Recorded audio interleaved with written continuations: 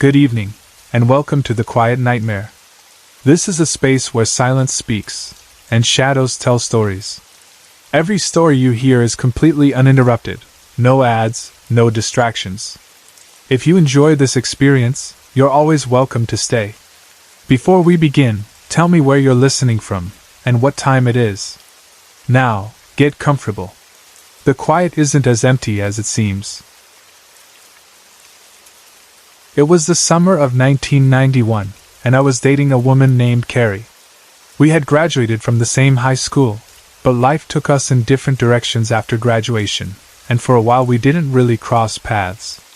Earlier that year we reconnected, the way people sometimes do in small towns or through mutual friends, and it didn't take long before we started spending a lot of time together. Carrie was living in her family home at the time. Her father owned it, and it sat out in the woods in a small town in upstate New York. When I say, in the woods, I don't mean a few trees behind a house.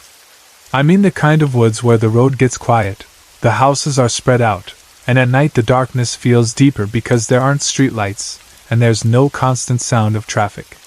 It was beautiful out there, especially in summer, when everything is green and alive during the day, and at night you can actually see the stars. The house itself was something you don't forget once you've seen it. It was a huge, 3-story A-frame structure. The design was dramatic, almost like a cabin you'd see in a magazine, except bigger and more complicated. The entire house was built around a massive, double-sided chimney in the center. That chimney wasn't just for looks. It opened into fireplaces in 2 rooms on each of the 3 floors. So on the first floor you'd have a fireplace on one side of the chimney and another fireplace on the other side, and the same thing on the second floor, and the same thing on the third. It made the chimney feel like the spine of the house, the main pillar everything else was built around. Even though it was a big home, it was not fully finished.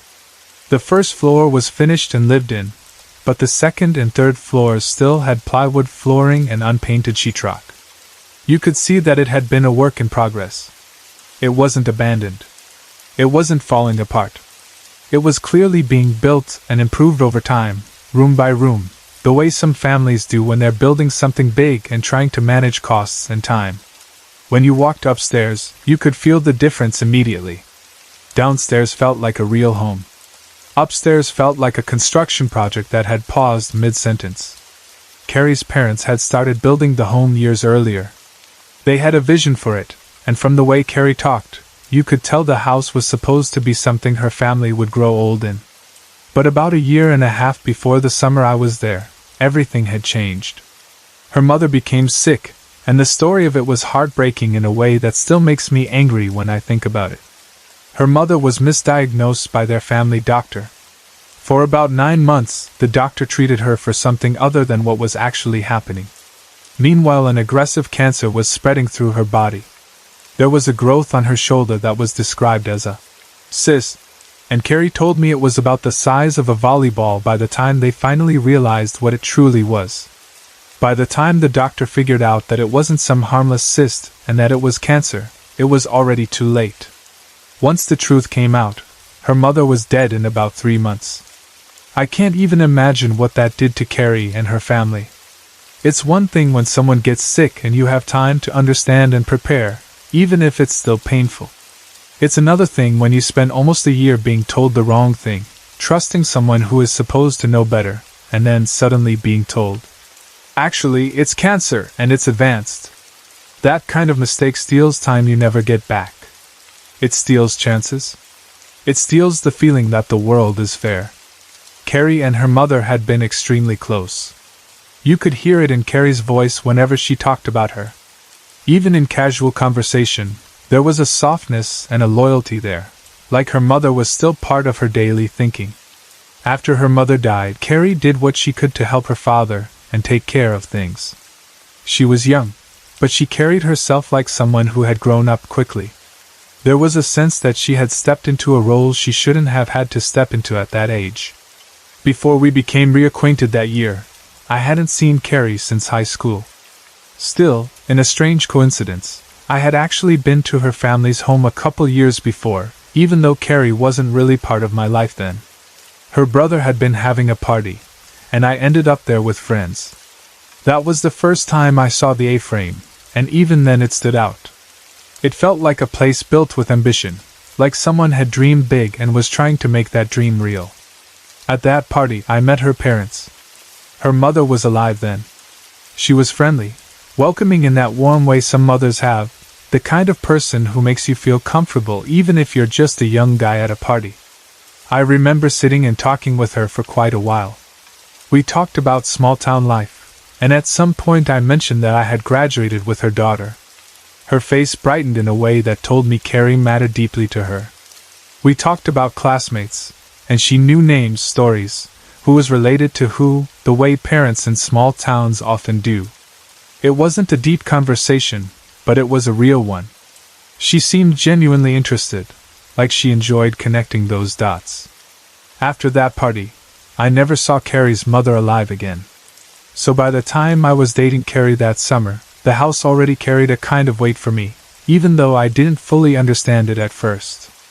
I had met her mother. I had talked to her. I had seen her smile and heard her voice. And then she was gone. There's a strange feeling that comes with that, like you've brushed shoulders with someone's life and then it disappears. Because only the first floor was finished, Carrie had set up her bedroom downstairs in the back of the house. It was behind the fireplace, and the central stairway that ran up through the middle of the home. The stairway wrapped around the chimney, so the structure of the house forced you to move in a circle as you climbed. It was an unusual layout, and at night, the center of the house felt like a dark column, with the stairs twisting upward around it. Carrie also loved animals. That wasn't a small detail about her. It was part of who she was. Her family had always had pets, and at that time there were 2 dogs and a rabbit. The rabbit was housebroken, which I had never seen before in my life. It wasn't kept in a cage all the time. It was allowed to move in and out of the house at will, like it was a small member of the family. Sometimes it would hop through the rooms and disappear around a corner. Sometimes it would be outside. Sometimes it would pop up unexpectedly near your feet. One of the dogs was younger and full of energy. His name was Butch. If you've ever had a dog that becomes something more than a pet, you'll understand what I mean when I say Butch was special. Some dogs are just there, part of the house. Others become part of your heart in a way you don't see coming. Butch was that kind of dog for me. It might sound strange because he wasn't even mine, but dogs don't care about paperwork. If you love them, they know it, and if they love you back, it's real. Butch had that personality that makes you laugh, that makes you feel welcome. He was young, energetic, and he loved attention, but he also had a certain sweetness about him, like he just wanted to be part of whatever was happening. The 3rd floor of the house was unfinished, and most of it was one big open space because it hadn't been divided into finished rooms yet. There were some construction materials stored up there, some personal items, boxes, things that hadn't found a place yet. But mostly it was open. Because the stairway and chimney ran through the center, that open space became like a track. Butch could run laps around the stairwell and the chimney, circling the middle of the house like a race car on a loop. On several occasions, Carrie and I both woke up in the middle of the night to the sound of Butch barking and running back and forth on the 3rd floor.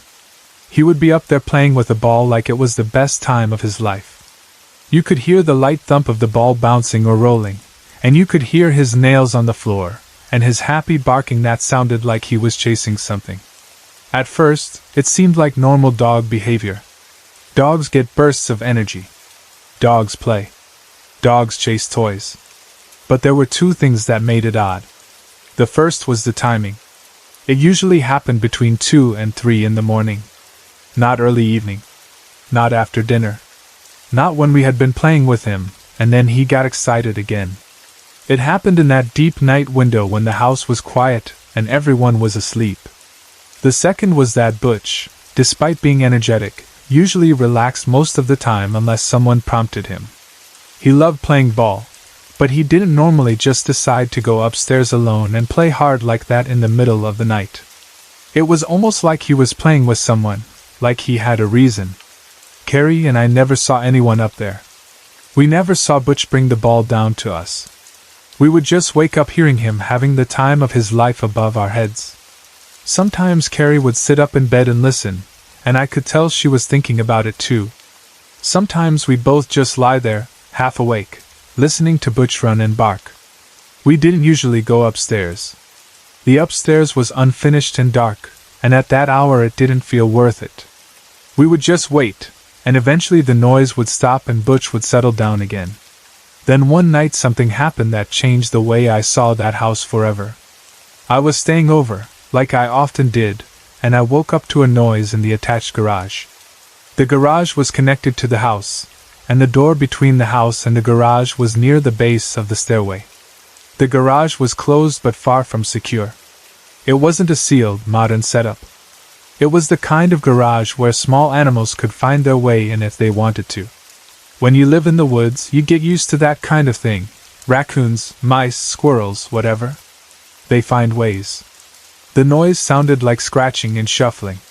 It was the kind of sound that makes you think of an animal moving around, maybe knocking something over lightly, maybe sniffing through a corner. My first thought was the rabbit. Since the rabbit could go in and out of the house, it made sense that it might have wandered into the garage and gotten into something. I got out of bed and checked the clock radio. It was just past 2 a.m. I remember the time clearly because it lined up with those strange Butch moments we had experienced. That thought didn't fully form in my head then, but later it did. At the time, I was just a guy half asleep, annoyed by noise, trying to solve a simple problem and go back to bed. I walked toward the door that led to the garage. There was a row of light switches on the wall near that door, something like 8 switches. The house had been wired in a way that made switching lights feel like a guessing game sometimes. The switches controlled different lights, and some were for areas that weren't used much. So I started flipping switches, trying to find the one that turned on the garage light. It took me 2 or 3 tries, but I finally hit the right one. The light in the garage came on. I opened the door and looked out. The doorway to the garage was positioned right at the base of the stairway that went up to the second floor. So when you opened the garage door, you could also see upward toward the stairs, even if the stairway itself was mostly dark. When the garage light came on, the noise stopped immediately. That's not unusual for an animal. If a raccoon or rabbit hears a door open and sees light, it might freeze or hide. So I stood there and waited, expecting to see the rabbit hop out, or at least move in the corner of my vision. I looked around carefully. The garage was cluttered in the normal way garages are, with tools, stored items, and leftover construction materials. There were plenty of places for a rabbit to hide. But nothing moved. I stood there for several minutes, listening. No scratching. No shuffling. No hopping. Nothing. Whatever had been making the noise had chosen not to reveal itself. Eventually I got tired of standing there, and I convinced myself it was probably the rabbit hiding behind something. I reached back to the switch plate, turned off the garage light using the same switch my hand had been resting on, and closed the door. Then I turned to go back to bed. And that's when I saw her. At the top of the stairs stood a human figure. The house was dark, but the moonlight was shining through the second-floor glass doorways that led out to a balcony.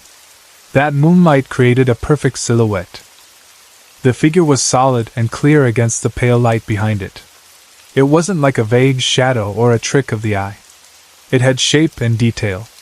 I could see the outline of the head, shoulders, and body.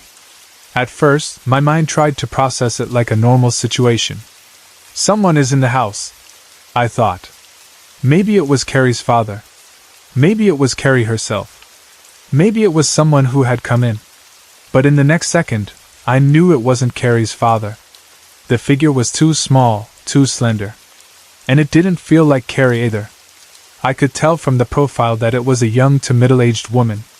As soon as that thought formed, the figure turned to face me. In that moment my blood went cold.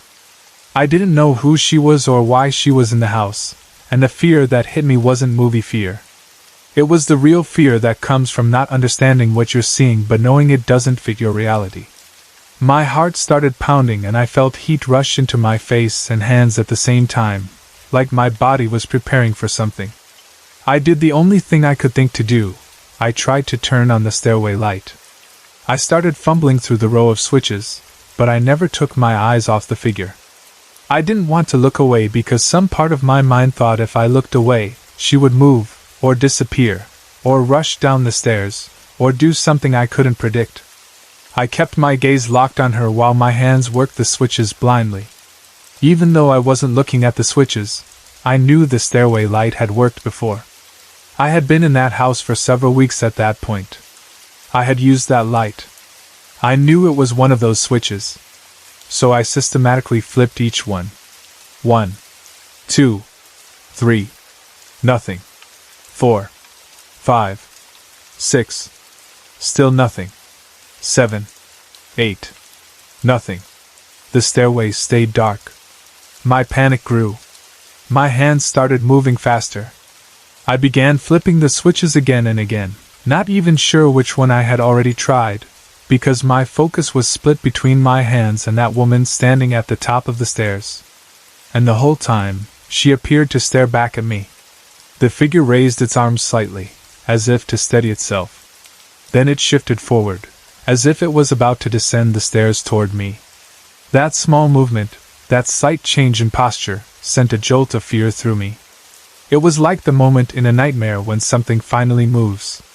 My mind screamed, "No, no, no!" without words. I felt trapped at the bottom of that stairway with nowhere to go fast enough. Then, finally, the hallway light came on. I had hit the right switch at last. The stairway lit up in a sudden, bright wash of light. And in that blinding light, on the stairway, at the top where she had been standing, there was nothing. Nothing at all. No woman. No shadow. No movement. Empty stairs and white walls and the central chimney structure. The house looked normal again, almost too normal, as if my mind had invented the entire thing. But I knew it hadn't. I stood at the bottom of the stairway staring upward like I was in a trance. My body felt frozen, not because I physically couldn't move, but because my brain couldn't decide what to do next. I had just watched a figure stand there and move, and now it was gone in an instant.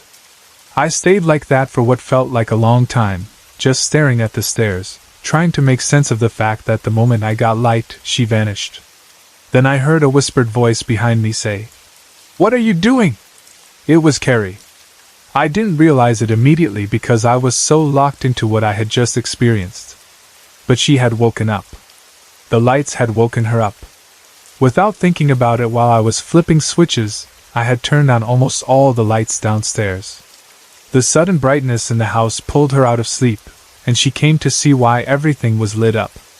I don't know how long it took me to respond. In my memory, it feels like my mouth didn't work right away.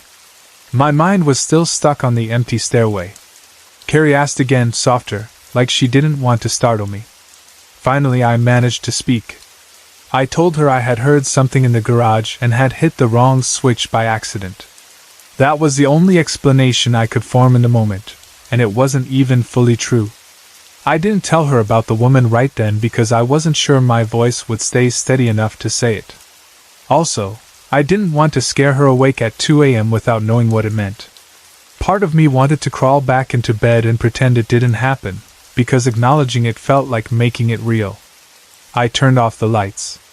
I left the stairway light on for a while, because I didn't want to stand in darkness near those stairs again. Then I returned to bed. I lay awake for the rest of the night watching and listening. I listened for the garage sounds again. I listened for Butch running upstairs. I listened for any movement on the stairs. The house settled into silence. Carrie fell back asleep. I didn't. My eyes stayed open even when they burned. I kept expecting to see that silhouette again, or hear a step on wood, or feel something change in the air. Nothing else happened that night. But the next morning, in daylight, I told Carrie what happened.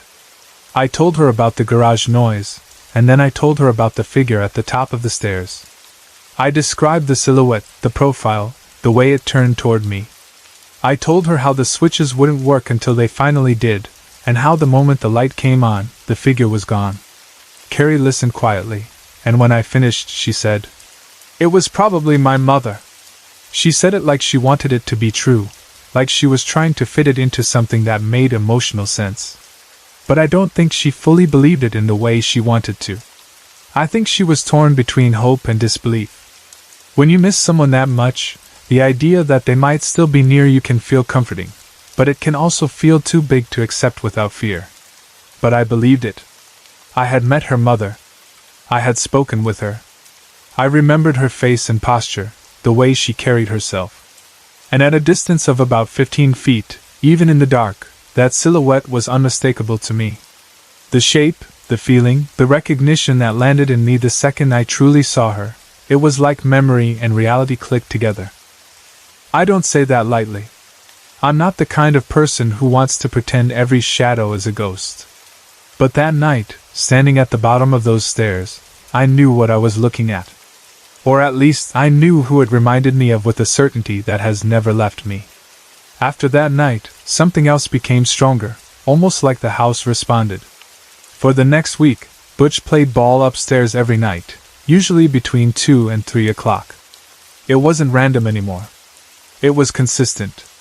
We would fall asleep, and then at some point we would wake up hearing him running and barking and chasing the ball like he was playing with someone. The sound would travel down through the stairwell, around the chimney, like the center of the house was acting like a speaker. Neither Carrie nor I ever suggested going upstairs when we heard him play. We didn't talk about it much in the moment. We would lie there in bed listening, wide awake, almost holding our breath. Sometimes I would glance at Carrie, and she would be staring at the ceiling. Sometimes she would close her eyes like she was trying not to cry. Sometimes she would whisper, "That's Butch," as if I didn't know. But I did know. It was him every time. There was never any doubt. The question wasn't whether it was Butch. The question was who he was playing with. The part that stays with me is that Butch sounded happy. Truly happy. His barking wasn't anxious. It wasn't defensive. It wasn't that "someone is outside" bark. It sounded playful, excited, like the best kind of dog joy.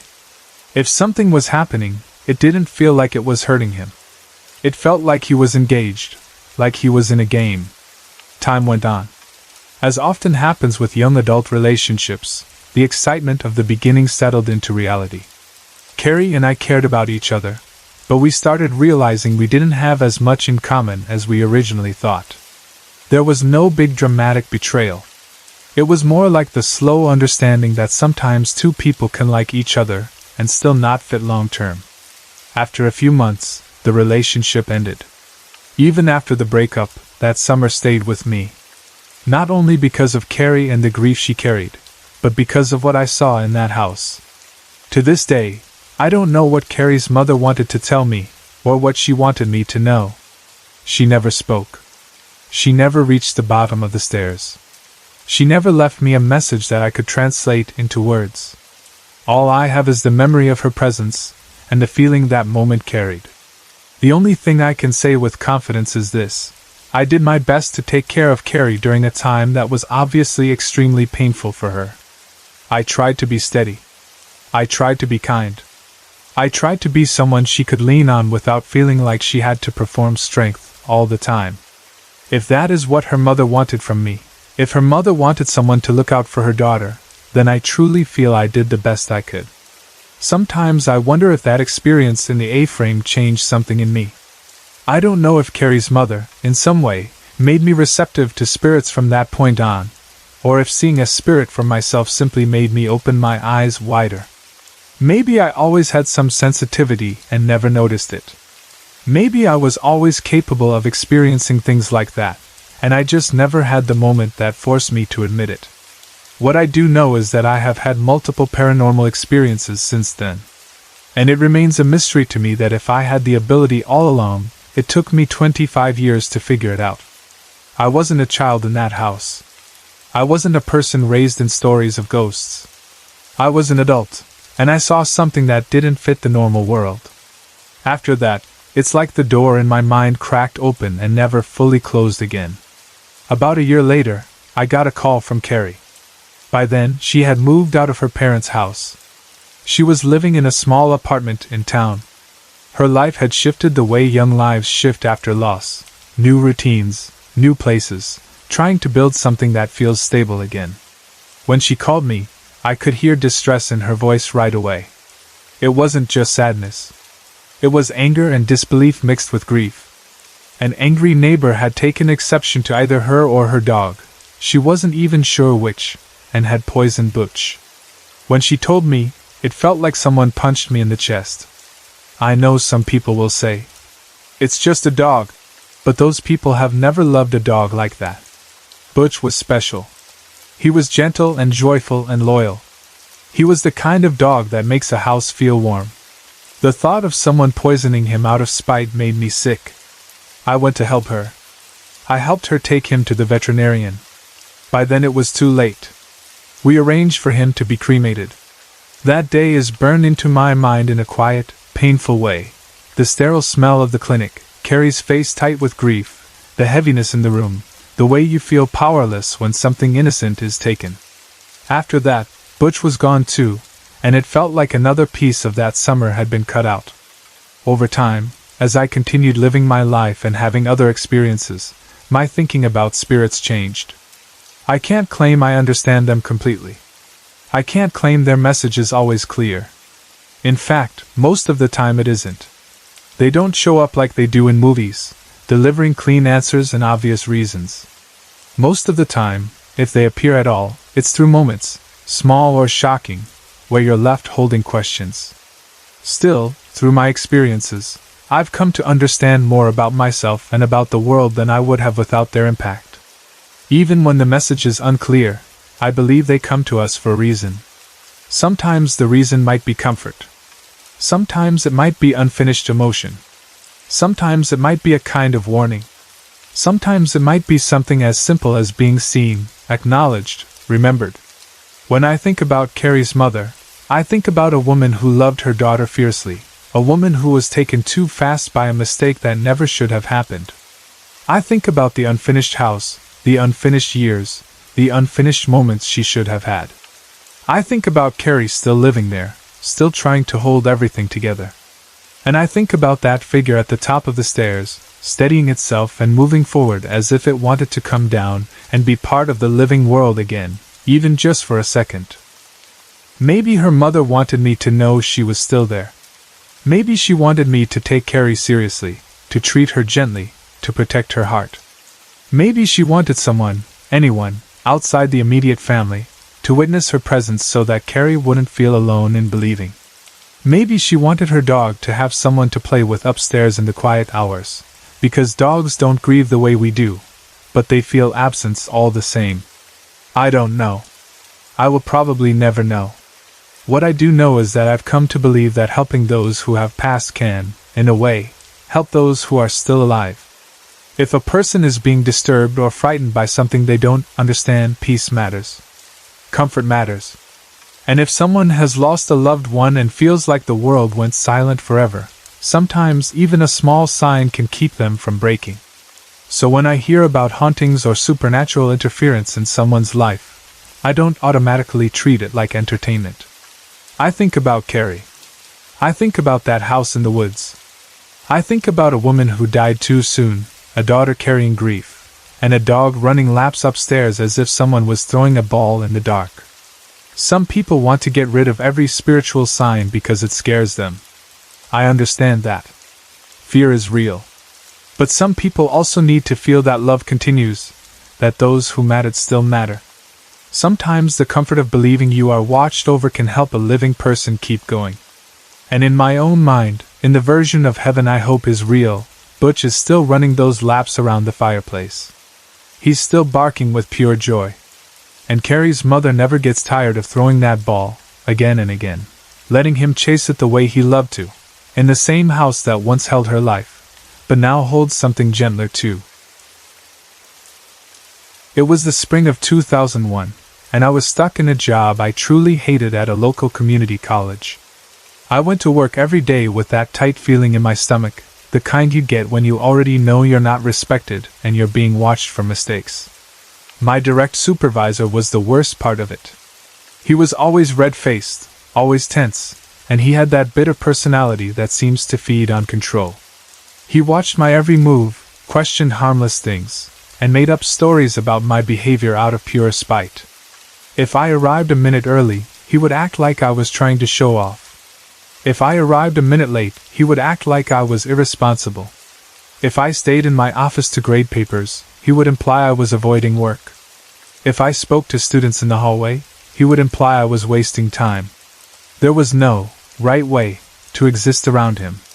At the time, I didn't know that within 5 years the entire place would fall apart in a public mess. Charges and scandals, corruption, favoritism, nepotism, money problems, all of it.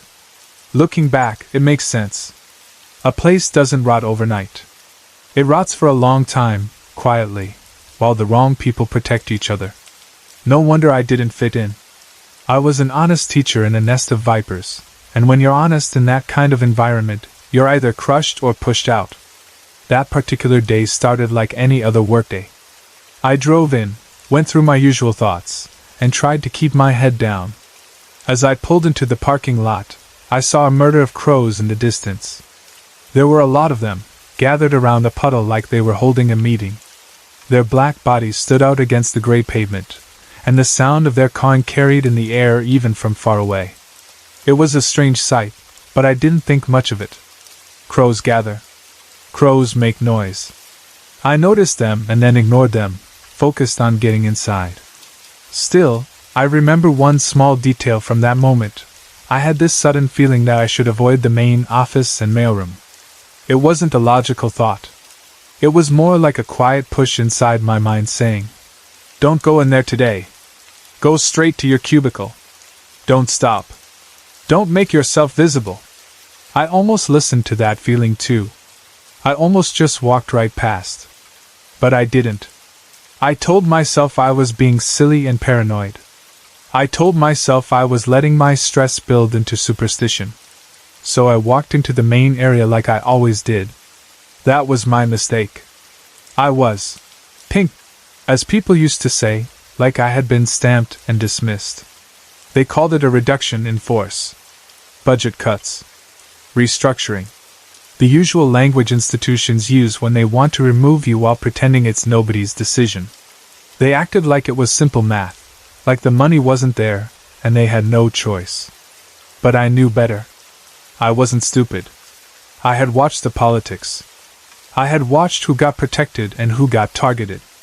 The man in the dean's office was practically excited to invoke the no-contest clause in my contract and send me out the door. They could hire a handful of part-time instructors for what I cost as a full-time employee, and part-timers are easier to control. You don't have to worry about them speaking up. You don't have to worry about them complaining about ethics or fairness. They're replaceable, and everyone knows it. It was Friday, which was almost insulting in its own way. Not because Friday is special, but because it's the kind of day people choose for bad news when they're too cowardly to deal with your reaction. They wanted to dump it on me and then let the weekend absorb the shock. They didn't want to see me processing it all week in the hallways. They didn't want to deal with the awkwardness. A Friday firing is a soft way of saying, "We want you gone, and we don't want your emotions in the building." I don't even remember every word that was spoken in the office. I remember the tone more than the sentences, the polite voice that wasn't actually polite, the careful phrasing that was meant to keep them safe, and the way they tried to make it sound like this was normal and impersonal. I remember the fake sympathy, the way someone said, "I'm sorry," while their eyes were already moving on. I remember nodding, signing something, holding myself together. Somehow, I made it through the rest of the day without breaking down in public. I don't know how. Maybe shock makes you calm. Maybe humiliation makes you controlled. Or maybe the reality of unemployment hadn't fully landed yet. I taught my classes. I smiled when I needed to. I answered questions. I moved through the hours like a person on autopilot, like my body was doing the routine while my mind hovered somewhere above it all. Finally, the day ended. I walked back out into the parking lot to go to my vehicle. The crows were still there. But now they weren't gathered around a puddle in the distance. They had relocated to my Suburban. That's the part that still feels strange to me even now. The parking lot was full of cars. rows and rows of vehicles. Yet the crows were gathered around mine like it was the only thing that existed. They perched on it. They perched near it. They circled around it. They cawed loudly and constantly. It didn't feel like random bird behavior anymore. It felt like a scene aimed at me. I stood there for a moment just staring because I couldn't believe it. It looked like they were waiting. It looked like they were claiming the car. And their sound was not a normal background sound. It was loud, sharp, and aggressive. They didn't scatter when they saw me the way birds often do. They held their positions and watched me like I was the intruder. I'll be honest, it took me a while to shoo them away. I didn't want to step closer because it felt like they might swarm. I waved my arms. I stomped. I yelled. I threw a small rock near them, not at them, just near them to scare them off. Slowly they moved, lifting into the air in small groups, landing again, then lifting again, as if they weren't sure they wanted to leave. What made it even more unsettling was that when they finally did leave, there wasn't a single drop of bird mess on my vehicle. Not one. Anyone who has ever had birds perch on their car knows what birds usually do. But my car was clean, as if they hadn't been there physically at all. Yet I had watched them sitting on it. I had heard them. I had fought to chase them off. I stood there beside my car feeling weirdly shaken. It gave me the heebie-jeebies in a way I can't fully explain. I hated them in that moment. I hated the way they made the parking lot feel like a stage. I hated the way it seemed like a message. I didn't want to believe in messages from animals, but I couldn't stop the thought from forming. This means something. I got into my vehicle and left the campus.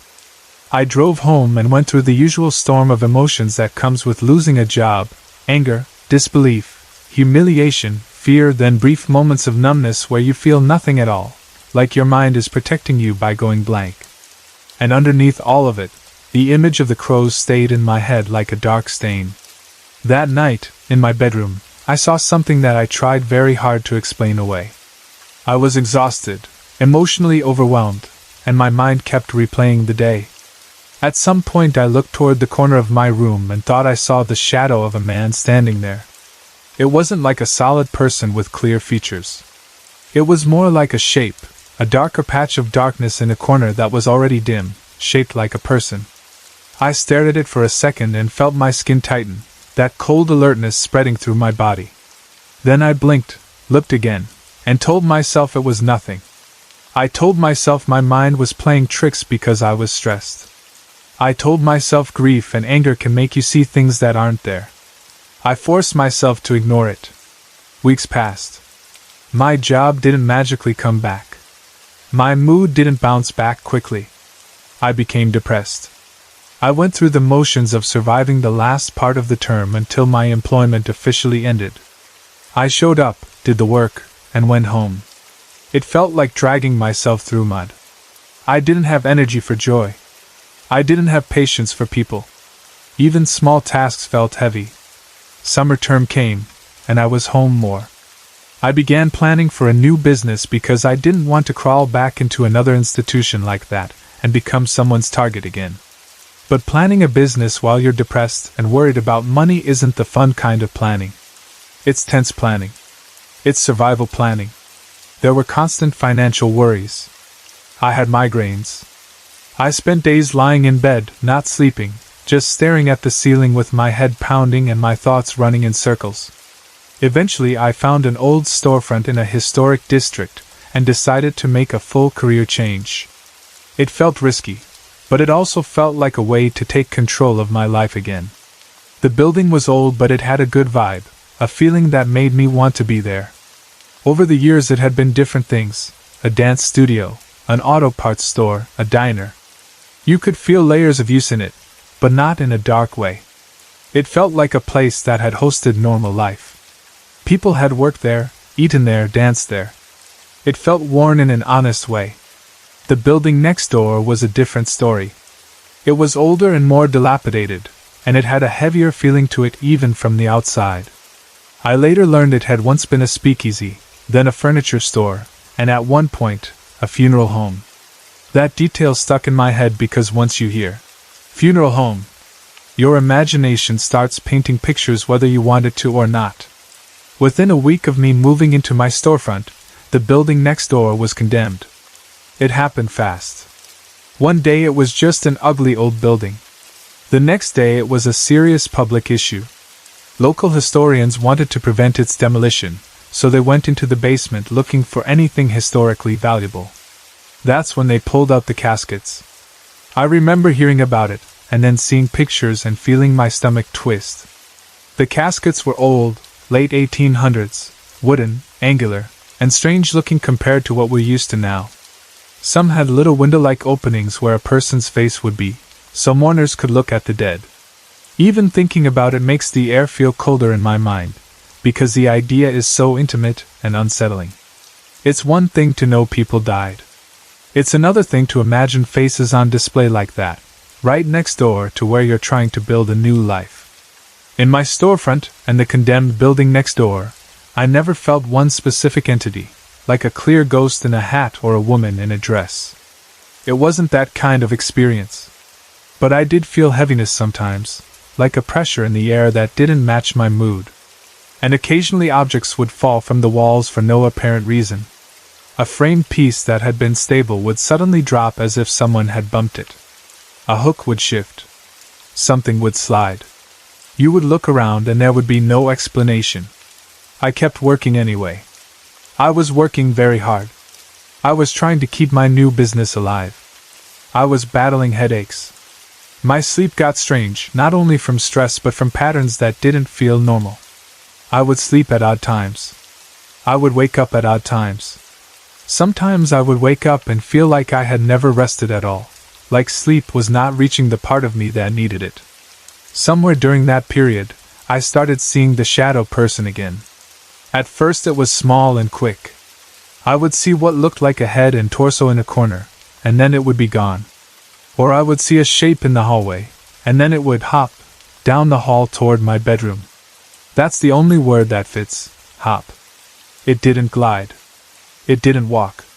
It was like it moved in jumps, appearing in one spot, then another spot closer, like a black shape skipping through space.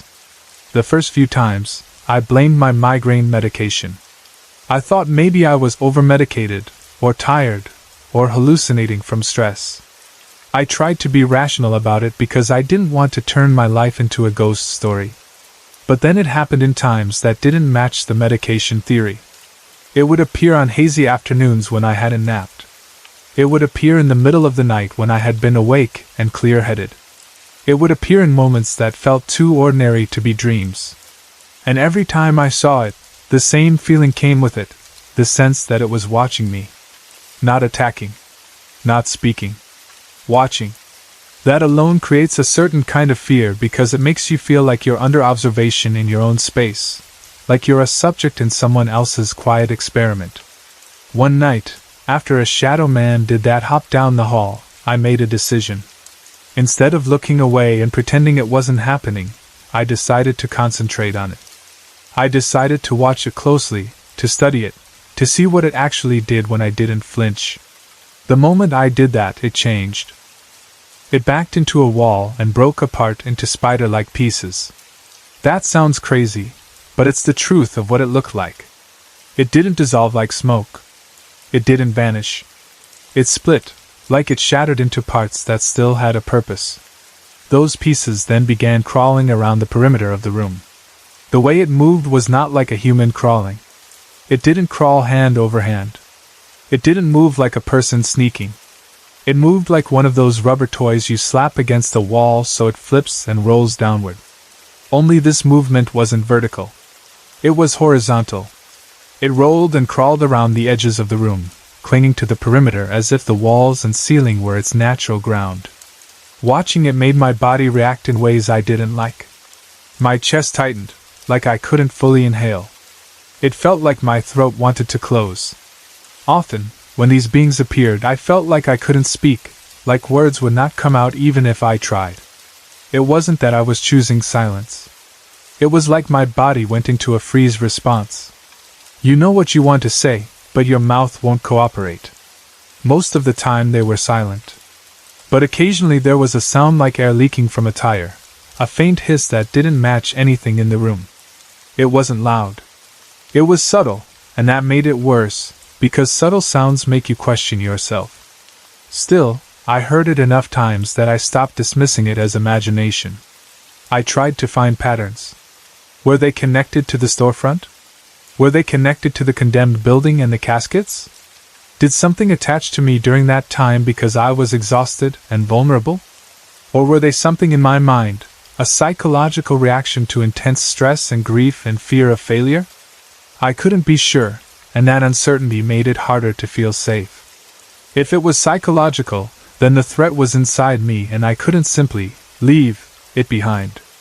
If it was external, then something was sharing space with me without permission. I also heard people suggest other theories, like time travelers or beings that slip between realities. I can't claim I know.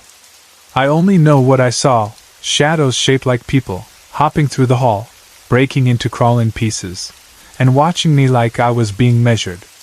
Eventually, life changed again. I moved away from the shop and from the home where these entities appeared. I needed a fresh environment, and I needed to get my nervous system out of that constant tension. I don't know if leaving helped because it removed me from a haunted place, or because it removed me from a period of my life when I was under extreme pressure. Maybe it was both. What I do know is this: the shadow beings did not follow me. I've been in my current place for 4 years now, and I haven't seen them here. I haven't experienced that same kind of hopping shadow in the hall. I haven't had the tight-chested silence and the perimeter crawling. On paper, that sounds like a good ending, like the problem stayed behind and the story is over. But it isn't fully over inside me. Because even now, whenever I see crows, I feel something sink in my stomach. Whenever I'm in a darkened room, especially a room with corners that hold heavy shadows, there's a part of me that expects to see that head and torso shape again. Whenever I'm under stress and my sleep gets weird, I half expect the shadow man to return, like it's waiting for the right moment to step back into view. I don't know if the crows in the parking lot were a warning or just a strange coincidence. I don't know if the shadow figure was connected to the job loss, the storefront, the condemned funeral home next door, or my own breaking point. I don't even know if I truly despised the crows because of what they are, or because they became the symbol my mind attached to one of the worst days of my life. All I know is that on the day I was pushed out of that college, a murder of crows chose my car out of an entire sea of vehicles, and that night I saw a man-shaped shadow in my bedroom. After that, during the hardest months that followed, depression, headaches, fear, financial pressure, those shadows became a repeated presence in my life, watching me, moving in impossible ways, and leaving me with a feeling that I was not as alone as I should have been. Even though I don't see them now, I carry the memory like a bruise. And whenever I pass a group of crows or step into a room where the light feels thin, I can't help but think, for a split second, that they might still be out there somewhere, waiting for me to look up. When I was 5 years old, my parents took me on a trip to Yosemite. We didn't go alone. We went with some family acquaintances who had a child my age named Sarah, and Sarah had an older brother who was also with us. I was excited about the trip in the way little kids get excited about anything that sounds like an adventure. Yosemite sounded huge and important, like one of those places adults talk about with a special tone. Even though I was too young to understand what made it famous, I understood that it was big, and that there would be trees, open spaces, and new things to see. I also knew we were going camping, which felt like a big deal because camping meant sleeping outside, being in a tent, and being away from normal routines. The problem was Sarah. I'll say it as kindly as I can, because even now, years later, I try not to exaggerate. Sarah was mischievous, and not the harmless kind of mischievous where a kid hides a toy and giggles. She was the kind of kid who liked having power over other people and enjoyed the reaction she got. She liked locking people out of their own rooms and then trashing everything inside. She liked slamming other kids' fingers in doors. She liked pretending she saw something scary, getting everyone worked up and frightened, and then laughing at them when she saw how scared they had become. Even at 5, I could feel the difference between a kid who plays jokes and a kid who enjoys hurting or humiliating someone. Sarah and I did not get along. We didn't have the kind of childhood, enemy, relationship where you fight and then become friends. I genuinely disliked her, and even at that age I tried to avoid her whenever I could. I didn't trust her, because she had already shown me she could lie easily, and she didn't care if someone got hurt.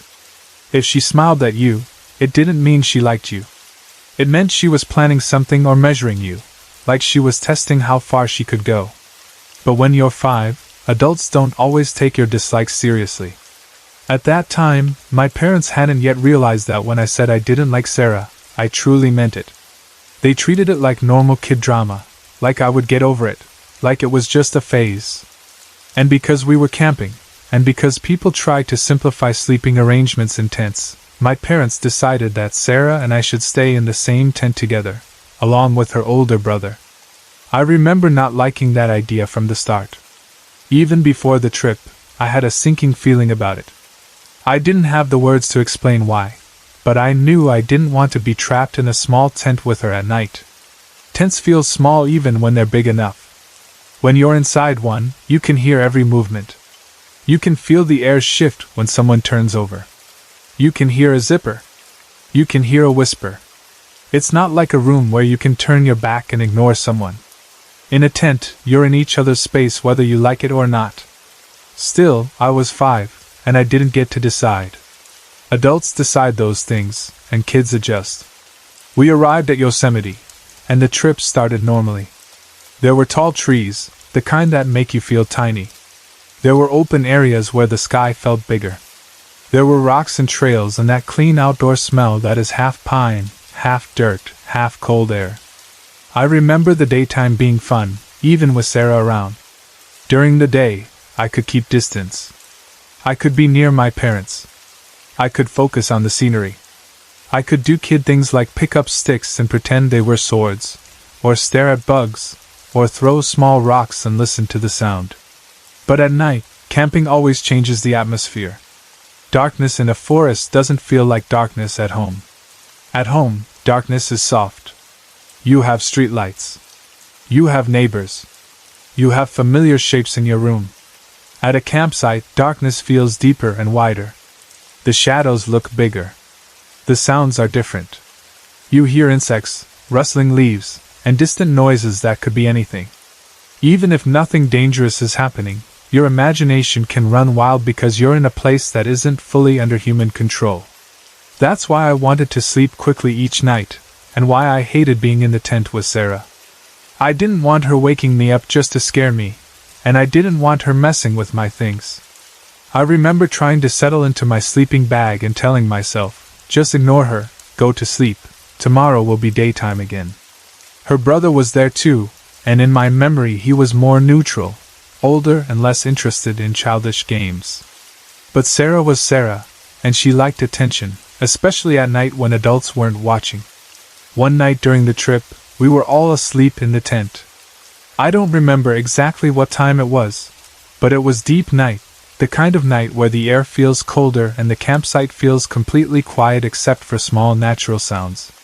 I was sleeping hard, the way kids sleep when they've been outdoors all day, when suddenly I felt someone shaking me. It was Sarah. She shook me awake with urgency, not gently like someone trying to be nice. I woke up irritated instantly because I was tired and I didn't want to deal with her. I remember the feeling of my eyes opening and my mind not fully catching up, just knowing I'd been pulled out of sleep by the one person I didn't trust. What? I yelled at her, loud and angry, because I was 5 and I didn't have a filter. I also didn't care about being polite to her. The middle of the night felt like my territory of peace, and she had invaded it. Sarah pointed toward the tent wall, toward the outside, and her eyes looked wide. She whispered urgently, "Lights! There are lights outside!" At first I didn't believe her at all. I had already learned that Sarah enjoyed scaring people for fun, and this sounded exactly like something she would do. She loved pretending she saw something terrifying, then watching people panic. So my immediate reaction was suspicion, not fear. I remember feeling annoyed more than anything, like, here we go again, she's doing her stupid trick. Even though she looked genuinely afraid, I had learned not to trust her face either. Sarah could pretend. She could act scared, act innocent, act shocked, all to manipulate someone. So I said something like, "So it's just a flashlight. Go away, I bet you're lying again." The more I dismissed her, the more agitated she became. She shook me again and whispered louder, "No! Go look!" I still hesitated. A part of me didn't want to give her what she wanted, because sometimes just reacting is how you lose with people like that. But Sarah didn't let me choose. She forcefully yanked me up out of my sleeping bag and dragged me toward the tent opening. Then she shoved me outside like she was pushing me into the roof. I stumbled out into the cold night air, half awake and annoyed, and then I froze. Because she wasn't lying. Out in a field a bit away from the tent, maybe 50 feet or so, there were lights floating above the grass. Not one light, not two. Lots of them. They were in all the colors of the rainbow. Bright orange, pink, blue, red, green, and colors in between that were hard to name. The lights didn't look like flashlights held by people. They didn't look like lanterns hanging from poles. They were floating. Some of the lights were round, like orbs. Others were longer, like bars or short glowing sticks. They weren't all the same size either. Some looked bigger and brighter, while others looked smaller and softer. But they all had one thing in common. They were clearly above the ground, moving through the air in ways that didn't make sense. They weren't high in the sky like stars. They were close to the grass, moving anywhere from about 10 feet above the ground down to less than a foot. Some looked like they were just barely hovering above the field, like they could have touched the grass if they dipped lower. Others drifted higher, and then came down again. And they moved in patterns. That's one of the most vivid parts of the memory for me, because the movement was the thing that made it feel alive. Some of the lights moved in figure eights, looping smoothly as if they were tracing invisible tracks. Some moved in jagged paths like lightning, quick sharp angles that didn't look like normal human motion. Some appeared to spin in place, rotating as they hovered, and they spun at different speeds, like each one had its own personality. There wasn't a lot of crashing or chaos among them, either. They didn't slam into each other. They didn't collide the way you might expect if a bunch of people were running around with glow sticks or flashlights. It felt organized, even if it wasn't organized in a way I could understand. Occasionally two lights would spiral around each other for a moment, like they were dancing, then separate again and continue their own movements. The whole scene was strange, but what surprised me was how I felt when I looked at them. I wasn't terrified. I wasn't shaking. I was fascinated. They looked pretty to me. They looked calming, like the kind of thing a child would want to chase. In my 5-year-old mind, they didn't feel like danger. They felt like something magical and playful. My first thought wasn't, "We should hide." My first thought was, "I want to go over there." I wanted to play with them. I wanted to run into the field and touch them and see what happened. I wanted to see if they were warm or cold. I wanted to see if they would come closer. They reminded me of fireflies in a way, except much bigger and brighter, and in colors fireflies don't have. They also reminded me of toys, like glowing toys that someone had thrown into the air and somehow kept floating. Sarah stood beside me, and for once she didn't laugh. She didn't tease me. She didn't say, "Boo." She looked tense, like she didn't know what she was seeing. I remember thinking that this was the first time I had ever seen her truly afraid. That alone made the moment feel even more real, because if Sarah wasn't enjoying it, then it wasn't her trick. Because I was a kid and didn't have the sense to stay put, I ran. I ran straight toward my parents' tent. I didn't even fully think it through. I just wanted my parents to see what I was seeing, and I wanted them to take me over there. In my mind, adults could take you places safely. Adults could explain things. Adults could make strange things normal. I reached my parents' tent and started tugging at it, calling for them, trying to wake them up. I was excited and out of breath, speaking fast. I remember saying something like, "There are pretty lights. Come see. Take me over there." My parents came out, confused and sleepy, probably assuming something was wrong, maybe an animal, maybe a problem at the campsite. They looked in the direction I pointed, toward the field. Here's where it gets even stranger. My parents could only see a few of the lights. I could still see many of them, just as clearly as before. The field in my eyes was full of moving color. But my parents looked at the same space and reacted like they were only seeing a small part of what I was describing. They squinted. They stepped forward a little. They scanned the area. Then they told me it was probably just teenagers playing with glow sticks. At 5 years old, I accepted that explanation at first because that's what kids do. Adults say something, and kids assume it's true. My parents didn't seem scared. They didn't seem amazed. They acted mildly annoyed, like they had been woken up for nothing. They said something like, "Go back to bed," and told me not to run around outside at night. But even then, part of me felt confused, because what I was seeing didn't look like teenagers with glow sticks. I didn't see any human silhouettes. I didn't see bodies holding the lights. I didn't see the lights swinging from arms. The lights were too independent. They moved like they didn't need hands. Still, I was 5. My parents were tired. They led me back to the tent, and the moment passed the way childhood moments sometimes do. The next day, the sun came up, and the world looked normal again. The field was just a field. The grass was just grass. And because no one talked about it much afterward, it became something I carried quietly. As I grew older, though, I kept thinking about it. The memory never fully faded. It stayed in my mind like a strange picture from a dream, except it didn't feel like a dream. It felt like a real moment. And when I got older and started understanding how things work, how light works, how glow sticks work, how far you can see a normal glow stick, what shapes they are, I started seeing problems with my parents' explanation. For one thing, in my experience, a regular glow stick isn't bright enough to be seen that clearly from about 50 feet away in total darkness, especially not in a field where there wasn't any other light helping it. Glow sticks have a soft glow. These lights were bright. They weren't blinding like spotlights, but they were vivid enough that each color looked strong and separate. Also, glow sticks aren't thick in the way those lights looked thick. The bar-shaped lights I saw didn't look like skinny plastic sticks. They looked bigger, like short glowing bars with substance. And the orb-shaped lights looked like real spheres of light, not just a stick waved in a circle. Then there was the movement. Teenagers can run fast, yes, but the movement I saw wasn't only fast. It was smooth and controlled in a way that didn't match human running. The lights moved in figure eights and spirals without wobbling like a person's arm would wobble. Some moved in jagged lightning-like paths that would have required a person to change direction instantly without slowing down.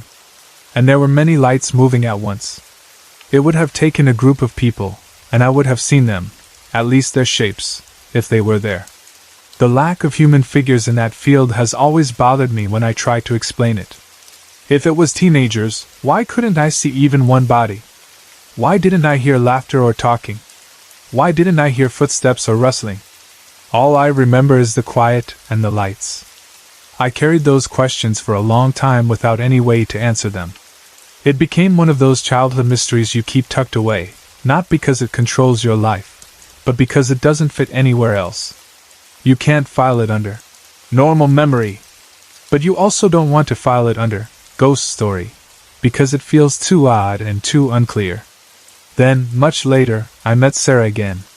We were older, and time had done what time does. We weren't close, but we were civil. Our relationship has stayed strained in a quiet way, like two people who have history but no warmth. We can talk politely, but it always feels careful, like we don't fully relax around each other. Still, I decided to ask her about Yosemite. I asked her if she remembered the trip, and if she remembered the lights. I didn't know what she would say. Part of me expected her to laugh and say, "Oh yeah, I made that up to scare you," because that would fit her personality as a kid. Another part of me expected her to say she didn't remember at all, because childhood memories fade. What she told me was strange, and it made the whole memory feel even more real. Sarah said she had been asleep and dreaming. She said it wasn't like she was awake first, and then decided to scare me. She said she was sleeping deeply, but then she began to feel warmer and warmer. Not the normal warmth of sleeping in a tent, but a growing heat or brightness near her face, like someone was shining a light at her through the tent wall. She said it felt as if a light was getting increasingly bright around her head, almost like the air near her face was glowing. That sensation is what woke her up. When she opened her eyes, she said she could see, through the thin material of the tent, a light floating right next to her head outside. She described it like it was waiting there, as if it wanted her to notice it. That detail made my skin prickle when she said it, because it sounded purposeful, not random. It sounded like something had approached the tent and hovered near her face until she woke. She said that when she got up to look, the light zoomed away from the tent into the field. Not drifted away, not slowly moved, but zoomed, fast and direct. And that was when she woke me up, because she saw more lights out there and didn't understand what was happening. Hearing her tell it that way changed the story in my mind. When I was 5, I thought she woke me up because she wanted to mess with me. But in her memory, she woke me up because she was genuinely disturbed by something that woke her first. It was the one time her fears seemed real, and her explanation matched that. After she told me this, I kept thinking about the way my parents could only see a few lights. I don't know what that means. I don't know if adults are less likely to notice certain things, or if fear and skepticism closes something off, or if I was simply more focused and therefore saw more. But I do remember clearly that I saw a field full of color, while my parents looked and acted like it was minor. The more I think about it now, the more I feel like those lights were not trying to harm us. They didn't feel threatening. They didn't rush at us. They didn't circle our tents aggressively. They didn't do anything that felt like an attack. If anything, they felt playful, like they were doing their own thing and didn't care about human rules. That's why I've sometimes wondered if they were children's spirits, or something childlike in nature. The way they moved reminded me of play. The way they spiraled around each other reminded me of kids running in circles, laughing, chasing. They seemed like they were having fun with each other, not hunting us. But of course, not everything that looks playful is harmless. That's the part that keeps the question alive. I still wonder what would have happened if I had walked into that field that night. At 5 years old, I wanted to. I would have run straight toward them if my parents had let me. I wanted to be near them. I wanted to touch them. I wanted to understand them the way kids want to understand everything by putting their hands on it. Would they have disappeared the moment I got close? Would they have scattered like fireflies? Would they have faded out like mist? Would they have changed shape into something else, into the children I imagined they might be? Or would I have seen something completely different up close, something that would have scared me instead of calming me? Sometimes I picture myself stepping into the field and the lights rising higher, just out of reach, like teasing. Sometimes I picture them dropping lower to meet me, the way a curious animal comes close to a child who isn't afraid. Sometimes I picture them vanishing instantly as if the whole thing was never meant to be approached, only watched. I don't know. That's the frustrating part of experiences like this. They don't come with explanations. They don't leave behind proof. They don't repeat on command. They happen once, and then you spend years turning them over in your mind, trying to decide what they meant, if they meant anything at all. But I do know a few things. I know Sarah didn't invent it that night, because even she, as a grown person, described being woken by a light near her face and seeing it move to the field. I know my reaction was not fear at first but fascination, because those lights looked beautiful to me. I know I saw many more than my parents seemed to see. And I know the movement and brightness of those lights didn't match what I've ever seen from normal glow sticks or flashlights. Even now, I still feel a kind of quiet curiosity when I think about that field in Yosemite, that patch of night grass 50 feet from a tent, filled with floating colors moving in strange, careful patterns. I don't think I'll ever have a final answer. All I have is the memory and the question that never goes away. Were those lights just a weird natural or human thing that I misunderstood at 5 years old, or did Sarah and I witness something that doesn't fit the normal world at all? And if we did witness something beyond the normal world, then the biggest question is the simplest one. Why did it show itself to two kids in the middle of the night, long enough for us to see it clearly, then vanish into a story we've carried ever since? I started seeing and feeling strange things when we were still living in Pangasinan, and sometimes when I look back, I feel like everything really began when my sister died, as if her death opened some kind of door in my life that I never asked to open but could never fully close again. Before she left us, we shared a room. It was our room, our shared little space where we laughed, fought over small things, told secrets, and stayed up late talking about nonsense and dreams. After she died, people would probably think it became my room, but in my heart it always stayed like it was ours, like she never completely left it. I could feel her there in ways that went beyond memory. The air did not feel empty.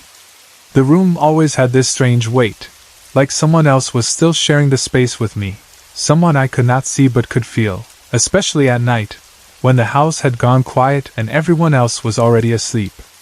Sometimes the lights would turn off by themselves, even when I knew I had just switched them on properly. At first, I thought it was just faulty wiring or a loose bulb, so I told myself not to panic.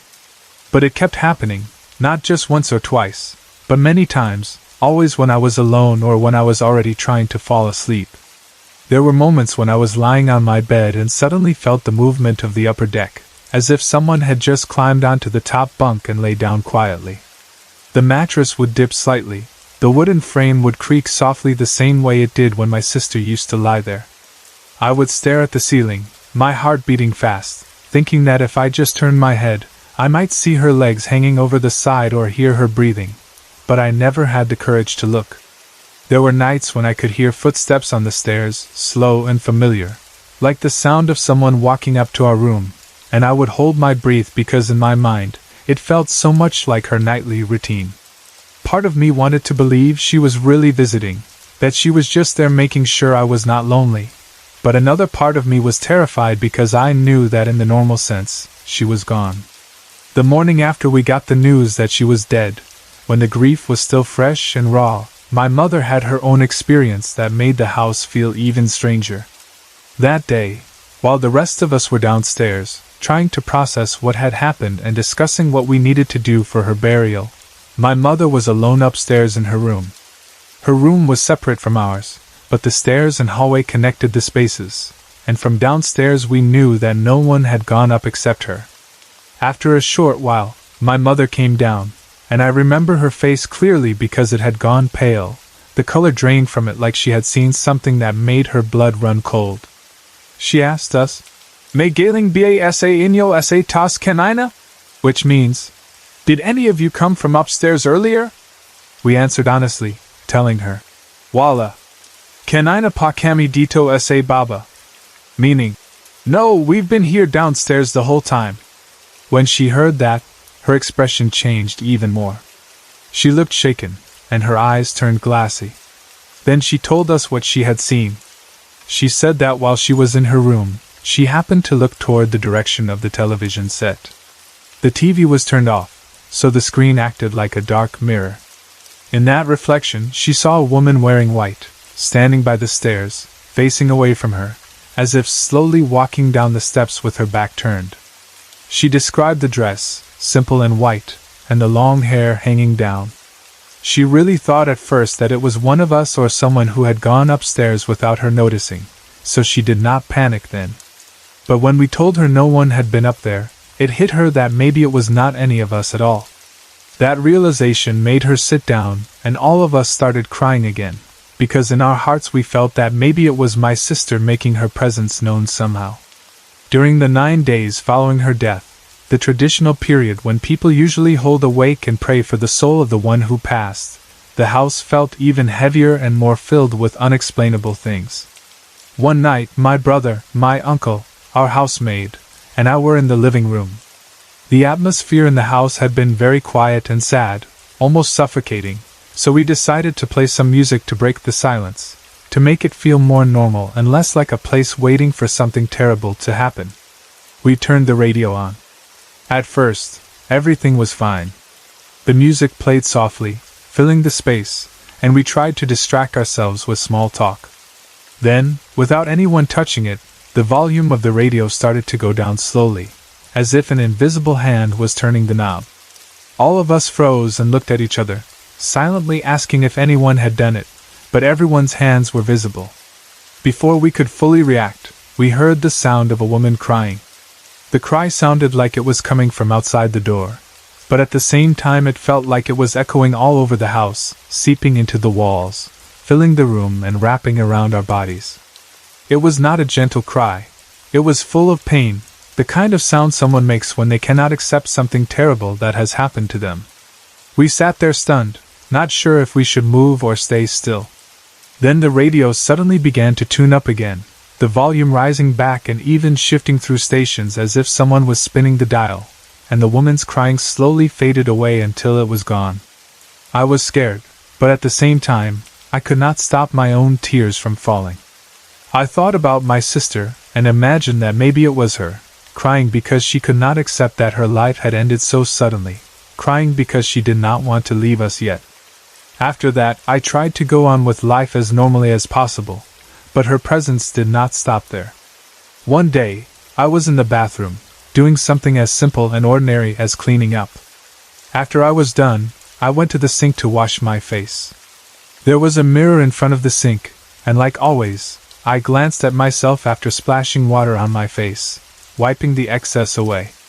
At first, I saw my own reflection looking back at me, my wet hair, my tired eyes, my familiar face.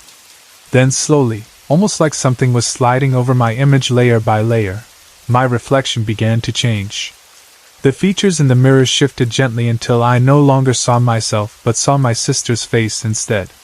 She was looking straight at me, her eyes meeting mine, as if she was truly standing on the other side of the glass, watching me with a quiet, steady gaze. In that moment, I felt like my head was swelling, like something was pressing outward from the inside. Goosebumps crawled up from my arms to my neck and then up my scalp. The whole thing lasted only for a few seconds, maybe around 5, but it felt much longer while it was happening. Then, just like that, the image changed back, and I saw myself again, my own face where hers had been. I could not move. I felt numb, and my legs felt weak. I slowly reached for the bathroom door, opened it carefully as if something else might be waiting outside, and walked out. As soon as I was in the hallway, away from the mirror, the shock gave way to emotion. And I just broke down and cried. Even after that, things continued to happen around me that kept my fear and sadness alive. There were nights when I would lie in bed and hear someone crying softly somewhere in the house, just before I fell asleep, like a faint background sound that tethered my thoughts to the memory of my sister. There were times when I heard the sound of chairs moving downstairs, dragging against the floor, as if someone was pushing them around without caring how much noise they made, even though everyone should have been sleeping. Once, I saw a man wearing white in the kitchen. I thought it might be my imagination playing tricks on me because of the things I had already experienced, but when I mentioned it to our housemaid, she said she had seen the same figure too. The realization that I was not the only one seeing these things made it harder to dismiss them. It made me feel like our house was truly somewhat haunted, not just by my sister but by other presences as well. Sometimes, when I sat in the living room, I would look toward the stairs and see children sitting there, just sitting quietly, their forms small and still. If I looked too long, they seemed to fade or disappear, but their images stayed in my mind. Our house was an apartment type, with 2 units.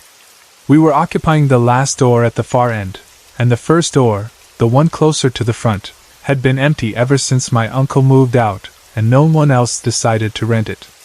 That empty apartment never felt truly empty though. Our neighbors sometimes made comments like, "Parang ang daming tao sa bahay niyo," which means, "It seems like there are a lot of people in your house." They would say it when they passed by, hearing sounds or seeing shadows through the window, but we knew that in reality, there were only a few of us living there. Every time I passed that first door, I could feel something heavy in the air, like a group of unseen eyes was staring at me from inside. The feeling was so strong that it made my chest feel tight. Even without seeing anything, I felt unwelcome, like I was walking in front of a crowd that did not want me near them. One particular moment with that empty unit left a strong mark on me and taught me a hard lesson. One day, my aunt was outside washing clothes. We were very close, and I did not like leaving her alone, so I stayed with her and kept her company while she worked. Near that area, inside the first door of the apartment, there was an old radio. The place felt extra quiet that day, and the silence made the heavy feeling from that unit seem even worse, so I decided to turn the radio on to make things feel lighter. I thought that playing some music would break the tension and lessen the heaviness I always felt coming from that house. I went inside, turned on the light, and walked toward the radio. Just before I switched it on, I said out loud, half joking and half trying to be brave, "Wala namang multo. Booty kung magparamdam," which roughly means, "There are no ghosts. It would be good if they showed themselves." I said it in a challenging tone, not fully believing anything would happen, trying to sound like I was not afraid. Looking back, I regret those words so much. It was as if something heard me. After I turned the radio on and started looking for a working station, I suddenly felt like I was not alone anymore. The air changed. I felt that someone was sitting on the stairs inside the apartment. The feeling was so real that my body reacted before my mind did.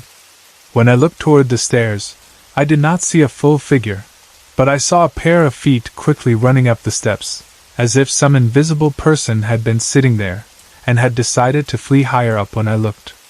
My entire body went cold, and I froze for a second, my heart pounding loudly in my ears. Then my legs kicked into motion, and I walked out as fast as I could, not daring to run in case running made things worse. When I stepped outside, I realized that my aunt, who had been washing clothes near the faucet, was no longer there. She had gone inside our house without telling me, as if she too had felt that something was wrong or did not want to stay outside anymore. I hurriedly followed her into the house, my fear now mixing with the need to tell someone what I had just seen. I told my parents what happened, tears rolling down my face as I tried to describe everything, but they did not believe me. Maybe they thought I was just scared because of all the stories and my grief, or maybe they did not want to accept that something unseen might be reacting to us. Whatever their reasons, they brushed it off, and I was left feeling alone with the memory of those feet running up the stairs. From that day onward, I made myself a promise. I would never again challenge something unseen, never again dare spirits or forces I do not understand to show themselves. That experience taught me that some things are better left alone. But the scariest part of my experiences came later, when I started my training in Eastwood. Around that time, I began to have a lot of bangangat, or sleep paralysis nightmares, but these were not just ordinary bad dreams. They felt deeper, darker, and more personal, like someone was deliberately trying to get to me when my body was most vulnerable. In those episodes, I would see myself lying in bed, almost as if I were floating outside my body, looking down at my own sleeping form and at the room around me. I could see the surroundings clearly, the walls, the furniture, the way the light from outside slipped in through the window, but I could not move at all. My chest felt heavy, like something was sitting on it, and it was so hard to breathe, like every breath was a small battle. I would try to scream or call out, but no sound would come. At first I thought it was just like the usual sleep paralysis other people talk about, scary but harmless, something that would pass if I just calmed down. But then it became worse. During these bangangat episodes, I started to hear voices in my head. They were not my thoughts, because they did not sound like me at all. They felt like something or someone was speaking to me from somewhere close but hidden. I also started seeing shadows, not just in the dreams but even in real life when I was awake. The shadows would appear in corners, near doors, at the edge of my vision, disappearing when I tried to focus on them. And in my nightmares, there was always one shadow that stood out. It was the figure of a man wearing a long black garment, like a robe or a dress, and he was a bit tall. He did not have a clearly visible face, but I could feel his eyes on me every time he appeared.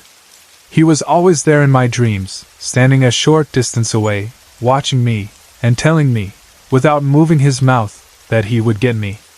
The message was always the same: he wanted me, and he would not stop until he had me. The more these dreams happened, the more afraid I became. There was a period when I had bangangot almost every day, even when I slept in the morning to try to avoid them.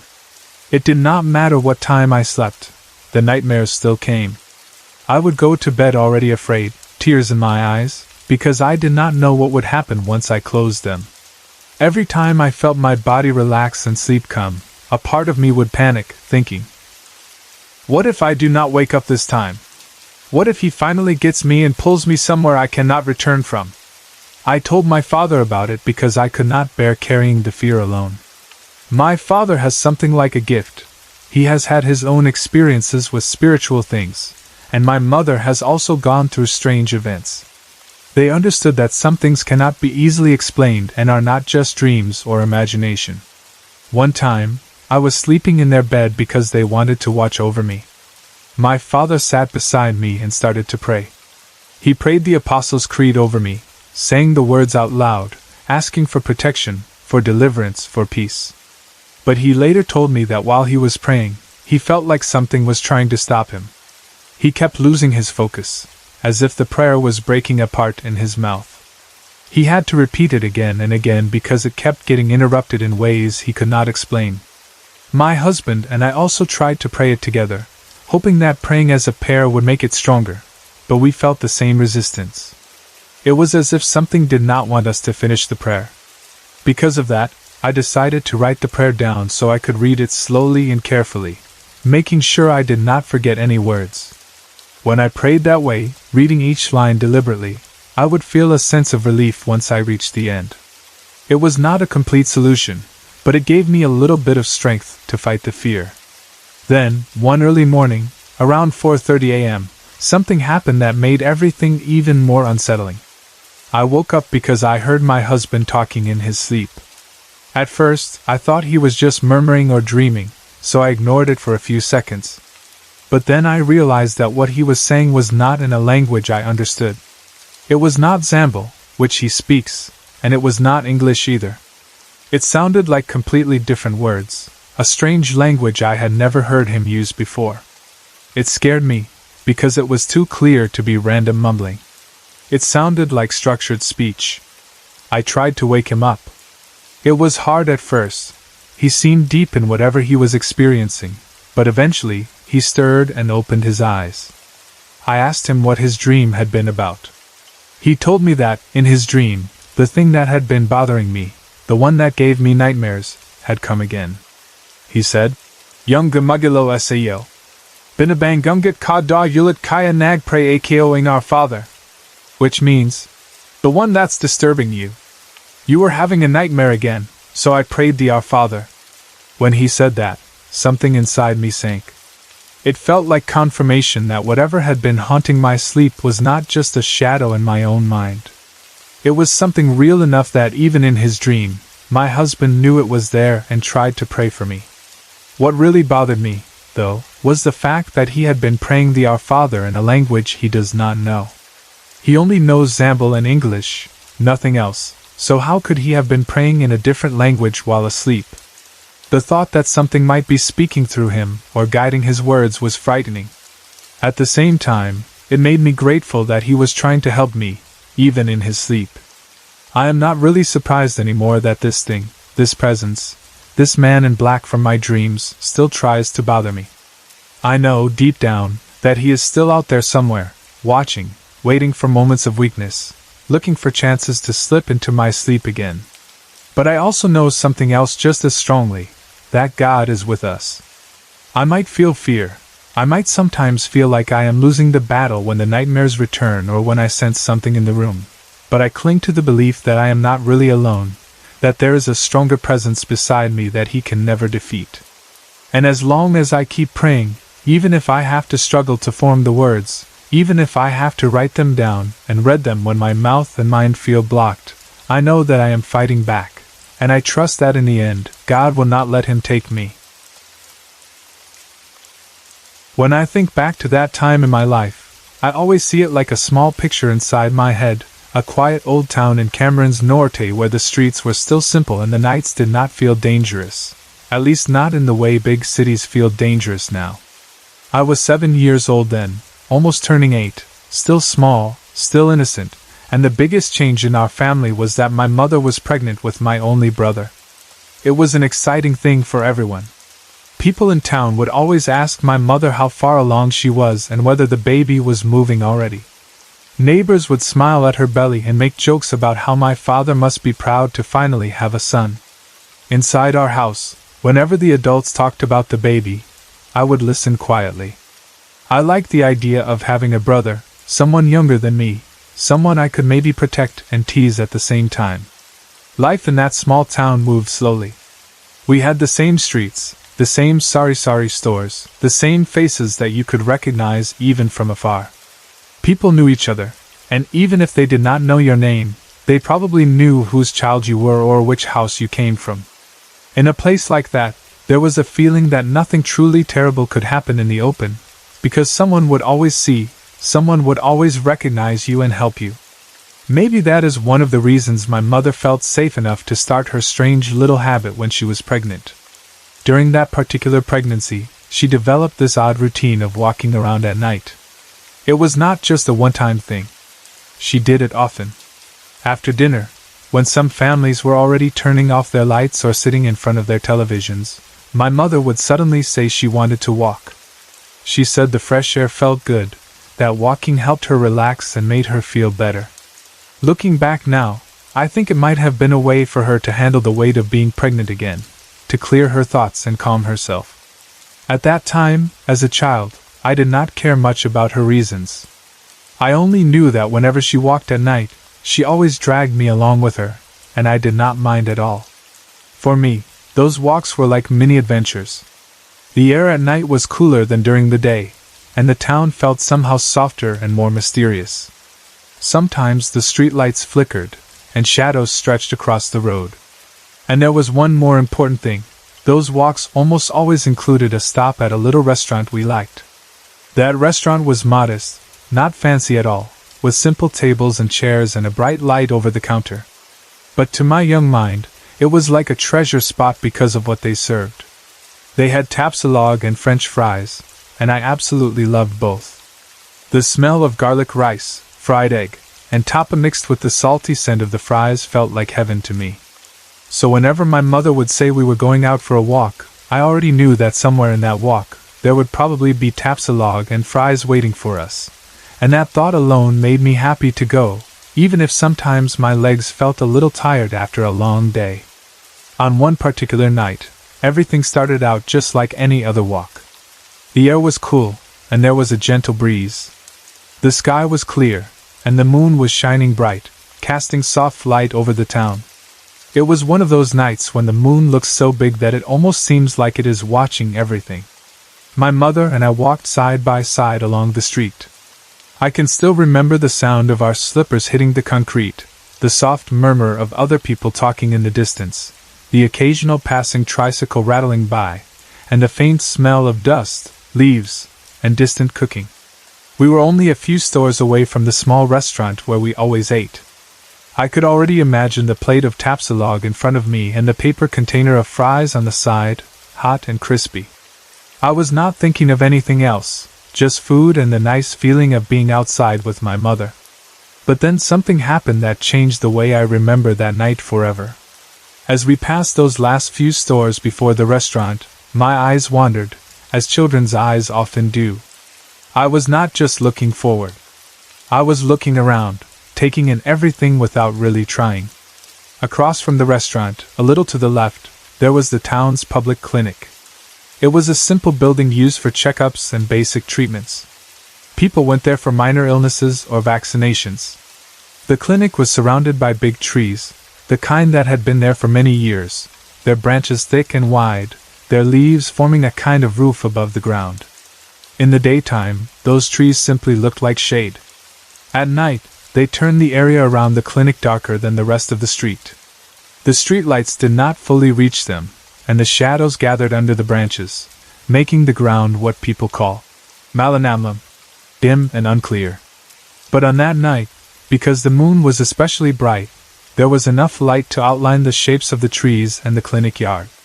The mix of darkness from the trees and the brightness from the moon created a strange contrast, like a scene from a dream where some parts are too clear and other parts are too hidden. My eyes were drawn to one particular tree in the clinic yard. It was tall, taller than the others, so much so that when I looked up at it, the top seemed close to the sky. The moon was right there beside the top of that tree, and from where I stood, it looked as if the moon was hanging next to the highest branches like a giant lamp. The way I remember it, the moon looked small compared to the tree's height, almost like a basketball floating next to something much bigger. That was when I saw it. At first, I did not understand what I was looking at. There, near the tip of the tree, just where the branches met the night sky and the moonlight, I saw the shape of a figure. My young mind tried to make sense of it. It looked like a man, or at least it had the outline of one. I could see what seemed like a head, arms, torso, and legs. It was perched there at the top of the tree in a way that did not seem natural, almost as if it was sitting or standing on a branch that should not be strong enough to hold its weight. I stared at it, my steps slowing down without me realizing it. The more I looked, the more details I began to see, and the more I understood that whatever it was not just a regular man standing in a tree. The creature looked naked, though from where I was, I could not see clear details of clothes or fabric. Its skin looked almost gray in the moonlight, a pale, unnatural shade that did not match the normal color of a person's skin. It was not just the grayness that bothered me, though. There was something else, something that made my stomach twist slowly with unease. On its head I thought I saw a horn, something protruding where only hair or a hat should be. And behind it, I saw the outline of a tail, long and thin, something no human should have. It was not moving fast or waving wildly. It was just there, part of the shape, but enough to make my heart begin to beat faster. In that moment, I knew two things clearly, even as a child. First, what I was seeing was not a normal man. No matter how much I tried to adjust my eyes or tell myself it might be a prank or someone climbing a tree, the shape was wrong. The horn and the tail alone told me that. Second, I was not the only one seeing it. The people around us, the other individuals walking near my mother and me, had also noticed. I heard voices, low at first, then a little louder as more people pointed. Some of them said, "Ano yun?" which means, "What's that?" Their confusion and unease matched what I was feeling inside. It was not just my imagination. There was something up there in that tree that did not belong to the ordinary world. I do not remember if my mother looked up or if she kept walking. I do not remember if I said anything to her at that exact moment because everything inside my head went quiet except for my own fear and curiosity. All I really remember clearly is that I saw that creature on top of the tree, with its gray skin, horn, and tail, framed by the bright round moon beside it, and that other people saw it too and reacted with confusion and astonishment. After that, the memory of the rest of the night is blurry. I am sure we still went to the restaurant. I am sure I still ate my tapsalog and fries because my mother would have wanted to keep things normal for me. But even if I did, it did not feel the same. The image of that creature stayed in my mind, sitting at the very top of everything that happened. What might seem strange to others is that I did not tell anyone my full story about that night for a very long time. I kept my mouth shut about what I saw for years. I did not share it with my friends, I did not talk about it during casual conversations, and I did not even try to ask my mother in detail whether she had seen it too or what she thought it was. Part of me does not fully understand why I stayed quiet, but I know some of the reasons. One big reason was fear of not being believed. I was still so young, and children are often told that their imaginations are too active, that they see monsters where there are none and make mountains out of small things. I was scared that if I told people, they would laugh at me or say I was just imagining things or dreaming. Another reason was that talking about it would make it more real. As long as the memory stayed in my head, like a secret picture that only I could see, I could still pretend that maybe it was something I had misunderstood, that maybe my eyes had played a trick on me. But if I said it out loud, in full detail, then I would have to accept that what I saw really happened, and that thought frightened me more than silence did. So I kept it inside. I went on with my life. We moved, time passed, I grew older, and if you had seen me then, you would have thought I had forgotten that night completely because I did not talk about it. But the image of that creature never completely left me. It was like an old photograph hidden at the bottom of a drawer in my mind. I did not look at it every day, but I knew it was there. Sometimes, late at night, or when I was alone and the world was quiet, the memory would come back and I would see that tree again, the bright moon, and the creature's gray body with its horn and tail. I would feel the same small shiver run down my spine, the same tightness in my chest that I felt when I was a child staring up at it. When I turned 14, something inside me changed. Maybe it was because I was a teenager already and wanted to understand myself better. Maybe it was because I was tired of carrying the memory alone. Or maybe I simply felt stronger and less afraid of being called crazy. Whatever the reason, at 14, I finally decided to share what I had seen. The first person I chose to tell was my mother. It felt right to start with her because she had been there that night, walking beside me.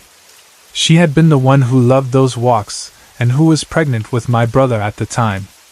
I thought maybe she had seen the creature too and had just been quiet like I was. Or maybe she would finally tell me something about that place, that tree, or about what other people had said after that night. So, one day, I gathered my courage and told her everything. I described the walk, the clinic, the tree, the bright moon, the gray figure, the horn, the tail, and the voices of people around us asking, "Ano yun?" I told her that I had been seeing it in my mind for years. When I finished, I watched her face, waiting for every reaction. I expected her to either clearly say she believed me or clearly say she did not. But her reaction was more quiet and complicated. My mother did not immediately say that she did not believe me. She did not call me crazy or tell me to stop imagining things. But she also did not offer a direct explanation for what I saw. She did not say, "Yes, I saw it too," and she did not say, "No, that was just your dream." She listened, she was calm, and then she changed the topic. It was like she allowed me to speak but did not want to go deeper into the subject. That reaction left me with mixed feelings. On one hand, I was a little relieved that she did not laugh at me or scold me. On the other hand, I had hoped she would give me a clear answer, and she did not. Her silence on the matter made the whole thing even more mysterious in my mind. As the years went by and I grew even older, almost 20, my feelings about that night changed again. The fear remained, but curiosity began to grow stronger. Instead of just being scared, I wanted to understand. I wanted to know what that creature could have been. I started thinking of different possibilities. Was it some kind of local spirit tied to the land or the clinic? Was it something from a story I had heard before but did not remember clearly? The shape of the creature, its gray skin, horn, and tail, made me think about demons. In so many stories, demons are described with horns and strange bodies, sometimes with tails. I started to wonder if what I saw at the top of that tree was a demon. I asked myself quiet questions in my head.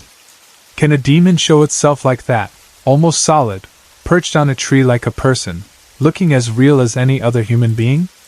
I always thought that demons would be more like shadows, dark shapes hanging around in the corners of rooms, hiding in the edges of the eye, or maybe just voices in someone's head. But this thing I saw looked almost solid, like a real body outlined by moonlight. It did not feel like smoke or illusion at the time. It felt like flesh, bone, and something unnatural mixed together. Those questions did not have easy answers. I knew that some people would say it was all in my imagination, that maybe I was a child with sharp eyes and an active mind, that I might have seen a man up in the tree and turned him into a monster in my head. But I also knew the reactions of the others that night, the "Ano yun?" that slipped from their lips. That part is what makes it hard for me to dismiss my experience as imagination. If I was the only one who saw it, I might be more willing to doubt myself. But I was not alone. People around my mother and me saw something up there too. They might not have seen all the details I saw, but they definitely saw something strange enough to make them talk. So now, as someone older, as someone who has had more time to think and who is brave enough to speak openly about that memory, I carry the questions with me. I do not have a final, complete answer about what that creature was. All I can say with certainty is that on a cool, bright night in a small town in Cameron's Norte, when I was a child walking with my pregnant mother toward a little restaurant for tapsilog and fries, I looked up and saw something at the top of a tree near the public clinic, something gray-skinned, almost naked, with what looked like a horn and a tail, sitting high in the branches beside the bright round moon. It was not a man. It was not normal. And even now, many years later, the memory of it sits inside me, clear and solid, like that figure once sat against the night sky, watching all of us below. Last December, our college block decided to do something different for our Christmas party, because we all knew deep down that it would be our last Christmas together as one complete class, and none of us wanted it to be just another ordinary party in some classroom or cheap rented function room with plastic chairs and weak air conditioning. We wanted a memory that would stand out when we looked back years later, something we could talk about when we were older and already working, something we could say was, "That time we were still in college and did something a little crazy." So instead of staying in Manila like we usually did, someone suggested we go out of town, even if only for a night, and rent a private pool where we could swim, sing, eat, and just be loud without worrying about disturbing neighbors. Since most of us were Manila kids, Bulacan came up quickly as the best choice. It was close enough that travel would not feel like a huge hassle, but far enough that it felt like an actual trip. Besides, we heard that the prices there for renting a pool were very reasonable, especially if the cost was split among the whole block. After a bit of talking and some playful arguing, almost everyone agreed. Only a few classmates could not come because of family reasons or other commitments, but the majority decided to join, and that alone filled me with excitement. We booked a pool in Bulacan from 6 p.m. to 6 a.m., a full 12 hours of access. To make sure we arrived in time to prepare and adjust, we planned to leave Manila around 4 p.m. When the day finally came, I remember the air having that mix of Christmas feeling and end-of-semester exhaustion. Some of us were still thinking about final requirements, but most just wanted to rest and have fun. We met up in the afternoon with our bags, some bringing extra food, others carrying speakers, cameras, drinks, and random things that they thought would be fun to have around. The ride going to Bulacan felt like a field trip. People were chatting loudly, laughing, taking photos, playing music from their phones, and joking about who would be the first to jump into the pool later. The traffic going out of the city was not as bad as usual, or maybe I was just too distracted by the noise and energy around me to notice. Through the windows, the tall buildings slowly turned into smaller structures, then houses, and then more open spaces, fields, and roadside trees. The sky was already starting to dim as we went farther away from the city. The sun was halfway gone when we finally reached our destination. I cannot remember the exact name of the place, but I recall that the area was called something like Sitio Gitna. Gitna, in Tagalog, means middle. So I joked to myself that we were indeed somewhere in the middle of Bulacan, in the middle of nowhere, and the middle of our last college Christmas together. The place itself had a quiet, tucked-away feel, like it was a small corner of the province that most people would only know about through word of mouth. When we got off the vehicle and stepped into the property, I took a moment to look around. There were nipa huts arranged around the pool, a few trees, and faint outlines of other houses or structures beyond the walls. The concrete pool lay at the center like a calm rectangle of water, reflecting the darkening sky. The air felt cooler than in Manila, and there was something about the silence of the surroundings that made even our loud voices seem softer, as if the place absorbed sound differently. It was a nice place, calm, almost peaceful. At the same time, it had a slightly eerie feel, not in a threatening way, but more like the feeling you get when you know you are far from the usual noise and movement of the city. Still, instead of being scared, I felt like the place was welcoming us. It was as if it was used to hosting people who came to have fun, to celebrate, but also to enter its quiet world for a short time. As soon as we arrived, our classmates started moving like bees in every direction. Some of the boys took charge of setting up the karaoke, dragging wires, plugging in mics, and testing songs. A group of more responsible classmates went straight to the cooking and preparation areas to start working on dinner, grilling, chopping, and organizing food. Others began arranging bags and clothes inside the huts, claiming sleeping spaces, taking photos, and posting quick updates online so their families and friends would know they had arrived safely and were already enjoying themselves.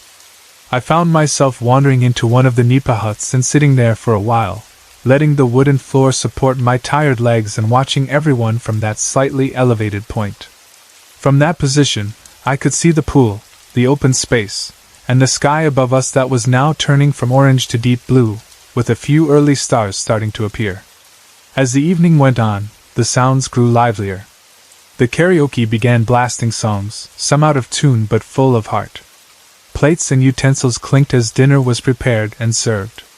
People ate, sang, took photos, and moved from one group to another, catching up, gossiping, joking, and sometimes just quietly sitting and taking in the cool air. The hours slipped by. Soon, it was well into the night, and the party had settled into that comfortable plateau where people had already eaten and were now scattered into smaller groups, doing whatever they felt like, some still singing, others talking in circles around food, while a few had already tried the pool and were laughing in their wet clothes. Around past 1 in the morning, after spending time talking with different friends and getting a bit chilly from the night air, I decided to go back to one of the huts and rest there. By then, the cold was starting to seep in through my clothes, and even if it was December, being near water while the air turned cooler made it feel even colder. Inside the hut, I could still hear distant singing and the occasional splash from the pool, but everything felt softened by the late hour and the long day. I wrapped my arms around myself and tried to relax for a bit. After around an hour or so, when the time was nearing 2 in the morning, some of my friends came into the hut and asked if I wanted to join them. They said they wanted to play in the pool one last time before heading to the showers and grabbing a quick nap before sunrise and going home. There was something childlike and sweet about their invitation. Even though it was beyond what most people would call godly hours, they wanted just one last round in the water to complete the night. I hesitated for a moment because I was already feeling cold, and I knew the water would be even colder at that time, but I also did not want to be a killjoy. It was our last Christmas party together. These were people I had spent years with in classrooms, hallways, canteens, and group projects. Saying no to one last silly swim felt wrong. So I pushed myself up, forced a smile, and said yes. We walked back toward the pool area together. The place looked very different compared to when we first arrived. The sky was now fully dark, and the only light came from the lamps around the resort, and maybe a bit of moonlight above. The karaoke had toned down, not as many people were singing anymore. Some of our classmates were already inside the huts, lying down or half asleep, while a few others were still awake but no longer as energetic as earlier. The pool itself was quiet, the surface of the water still except for a few ripples from whoever was still in it. When I finally stepped into the pool, the cold hit me like a sharp hand. It was exactly what I had expected and more. The water felt like it was wrapping my legs with ice. For a moment, I regretted saying yes, but then I looked at my friends' faces, full of that stubborn, playful energy, and I told myself I could endure it for a little while. After a few minutes, my body began to adapt. The cold did not feel as shocking anymore, and soon we were laughing and moving around, splashing each other lightly, trying to shake off the chill with our noise and movement. At one point, one of my friends, the one who was always full of ideas and games, suggested we try something playful. She said we should line up in the pool and she would dive underwater and pass between our legs, like some silly version of a swimming game. We all laughed at the idea. It was childish, but in that moment, childish was exactly what we wanted to be. One of our friends, though, who was probably even more sensitive to the cold or just tired, decided to move toward the warmer end of the pool instead of joining the game. So that left 3 of us directly participating, me, my close friend, and the girl who suggested the game. The 3 of us lined up. My close friend and I stood in the water with our legs slightly apart, side by side, giving enough space for our other friend to dive and pass through underneath. The water came up to about waist or chest level, depending on our heights, and our feet were firmly planted on the pool floor. Even with the lights around, the water below the surface was darker, and once someone went under, it was hard to see exactly what was happening until they came back up. Our friend took a breath, went under, and started swimming between our legs just as she said she would. We stayed still, waiting for her to pass us and come back up behind us. I remember feeling the water move slightly as she rushed past below, but that was it. She did not brush against me, and I did not feel any extra movement around my ankles or feet aside from the usual flow of water in a pool. A moment later, she surfaced behind us, her hair wet and her face breaking into a wide smile as if nothing unusual had happened. We were all laughing because the game itself was funny and ridiculous, and it seemed like just another harmless part of our night. Then, still smiling, she said something that made my laughter stop in my throat.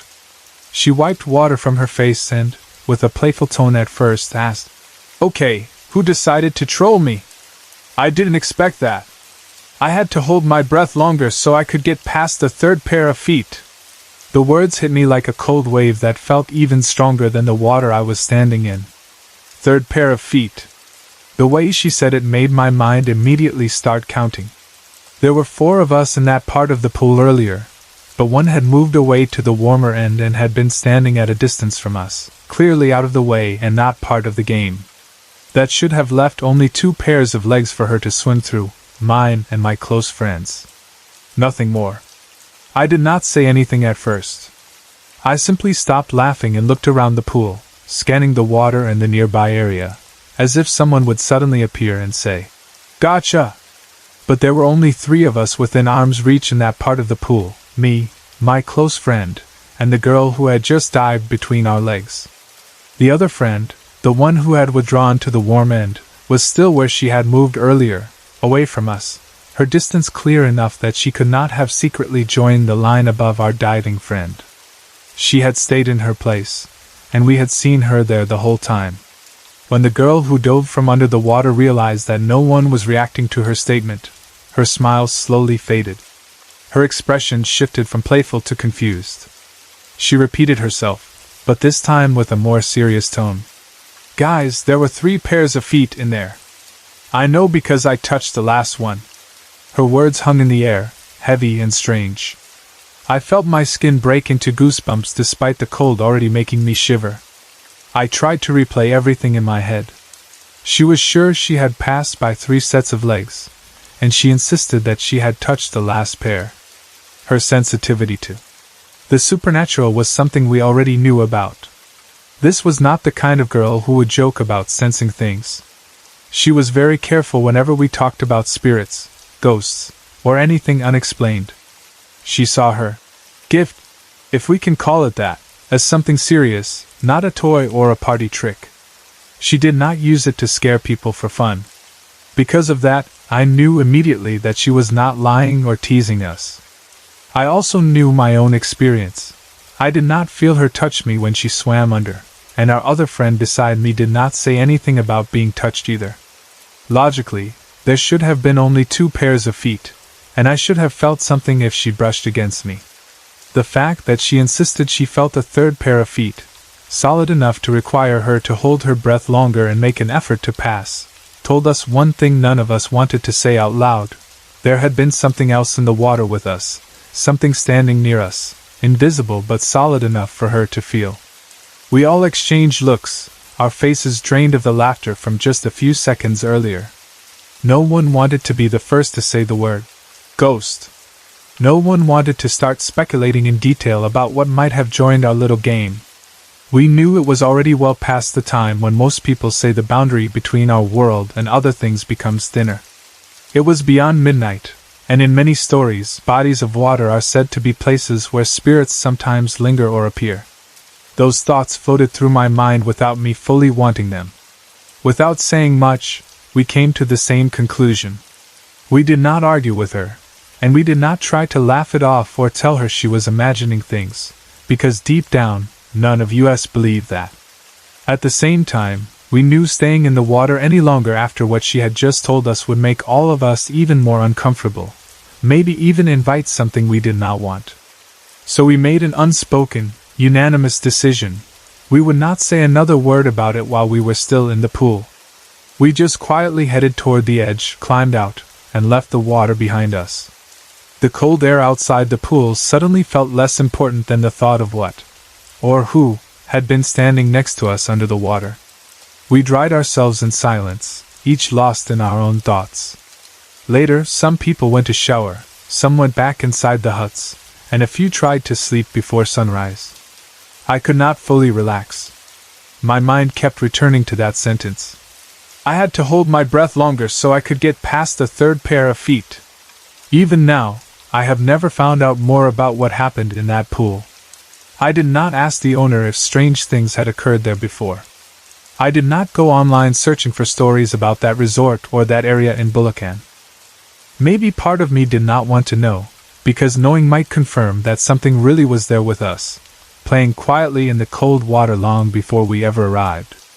Looking back now, I realized that we had gone swimming at an hour when most people are asleep, a time when the world feels thinner and quieter, when even loud voices seem to get swallowed by the night.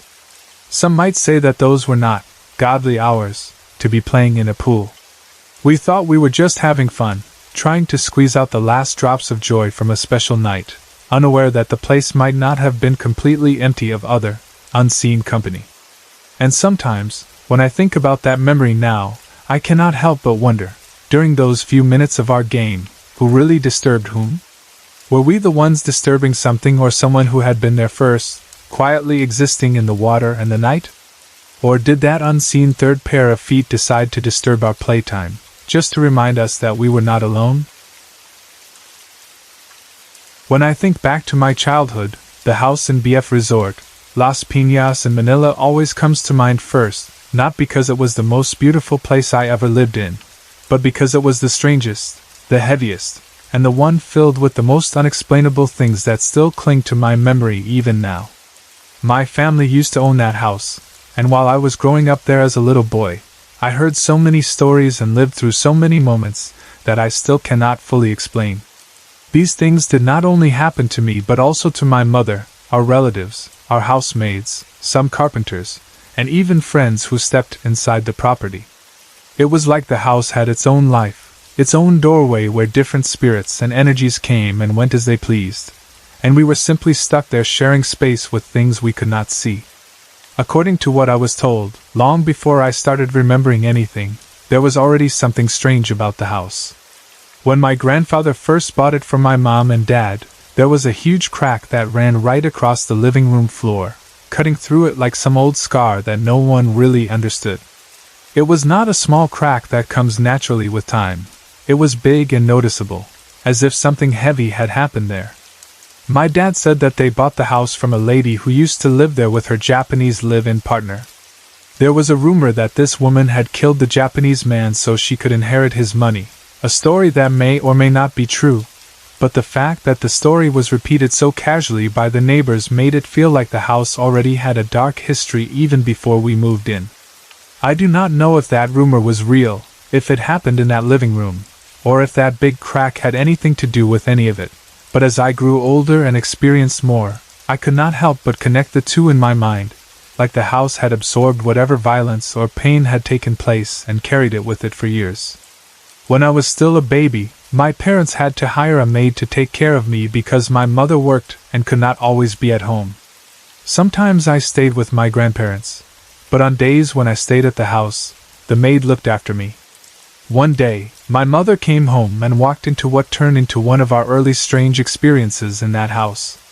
She entered and saw the maid speaking wildly, pacing and talking in a rush, as if arguing with something or terrified by something that no one else could see. She was speaking in her own native dialect, Cebuano. Under normal circumstances, that would not be strange at all, but what shook my mother to the core was that she suddenly understood every word, even though she only spoke Tagalog and English and did not know Cebuano at all. Imagine suddenly understanding a language you never learned, just because someone in your house is frantically speaking it. My mother said it was as if the meaning of the maid's words slid directly into her mind without any effort, and that realization terrified her even more than the sight of the frightened maid. She panicked and quickly looked around for me, worried that something might have happened to me while she was gone. It was only when she remembered that she had left me with my grandparents that she felt a bit of relief. So she focused on what the maid was saying. According to the maid, she had been ironing clothes quietly when suddenly the whole house appeared to go up in flames. She said she could see fire everywhere, licking the walls, the ceiling, even the floor, like everything was burning all at once. But the strange part was that although she saw flames everywhere, nothing was actually being consumed. Nothing was turning black. There was no smoke, no smell of burning wood or cloth, no heat singeing her skin, just the horrible sight of the entire house engulfed in fire. To her, it felt real. To anyone else standing there was nothing. Yet she panicked and screamed because in her mind, she and everything in the house were about to burn. When my mother realized that the maid was clearly experiencing something that the physical house was not showing, something she could not see but could strangely understand, she knew that something was wrong in a way that went beyond any normal explanation. Needless to say, by the next morning, my parents were already looking for a new maid. They did not want to risk leaving me there under the care of someone who might suddenly be thrown into a vision of fire while alone with a baby. And at the same time, I imagine they did not want to stay too close to that kind of experience either.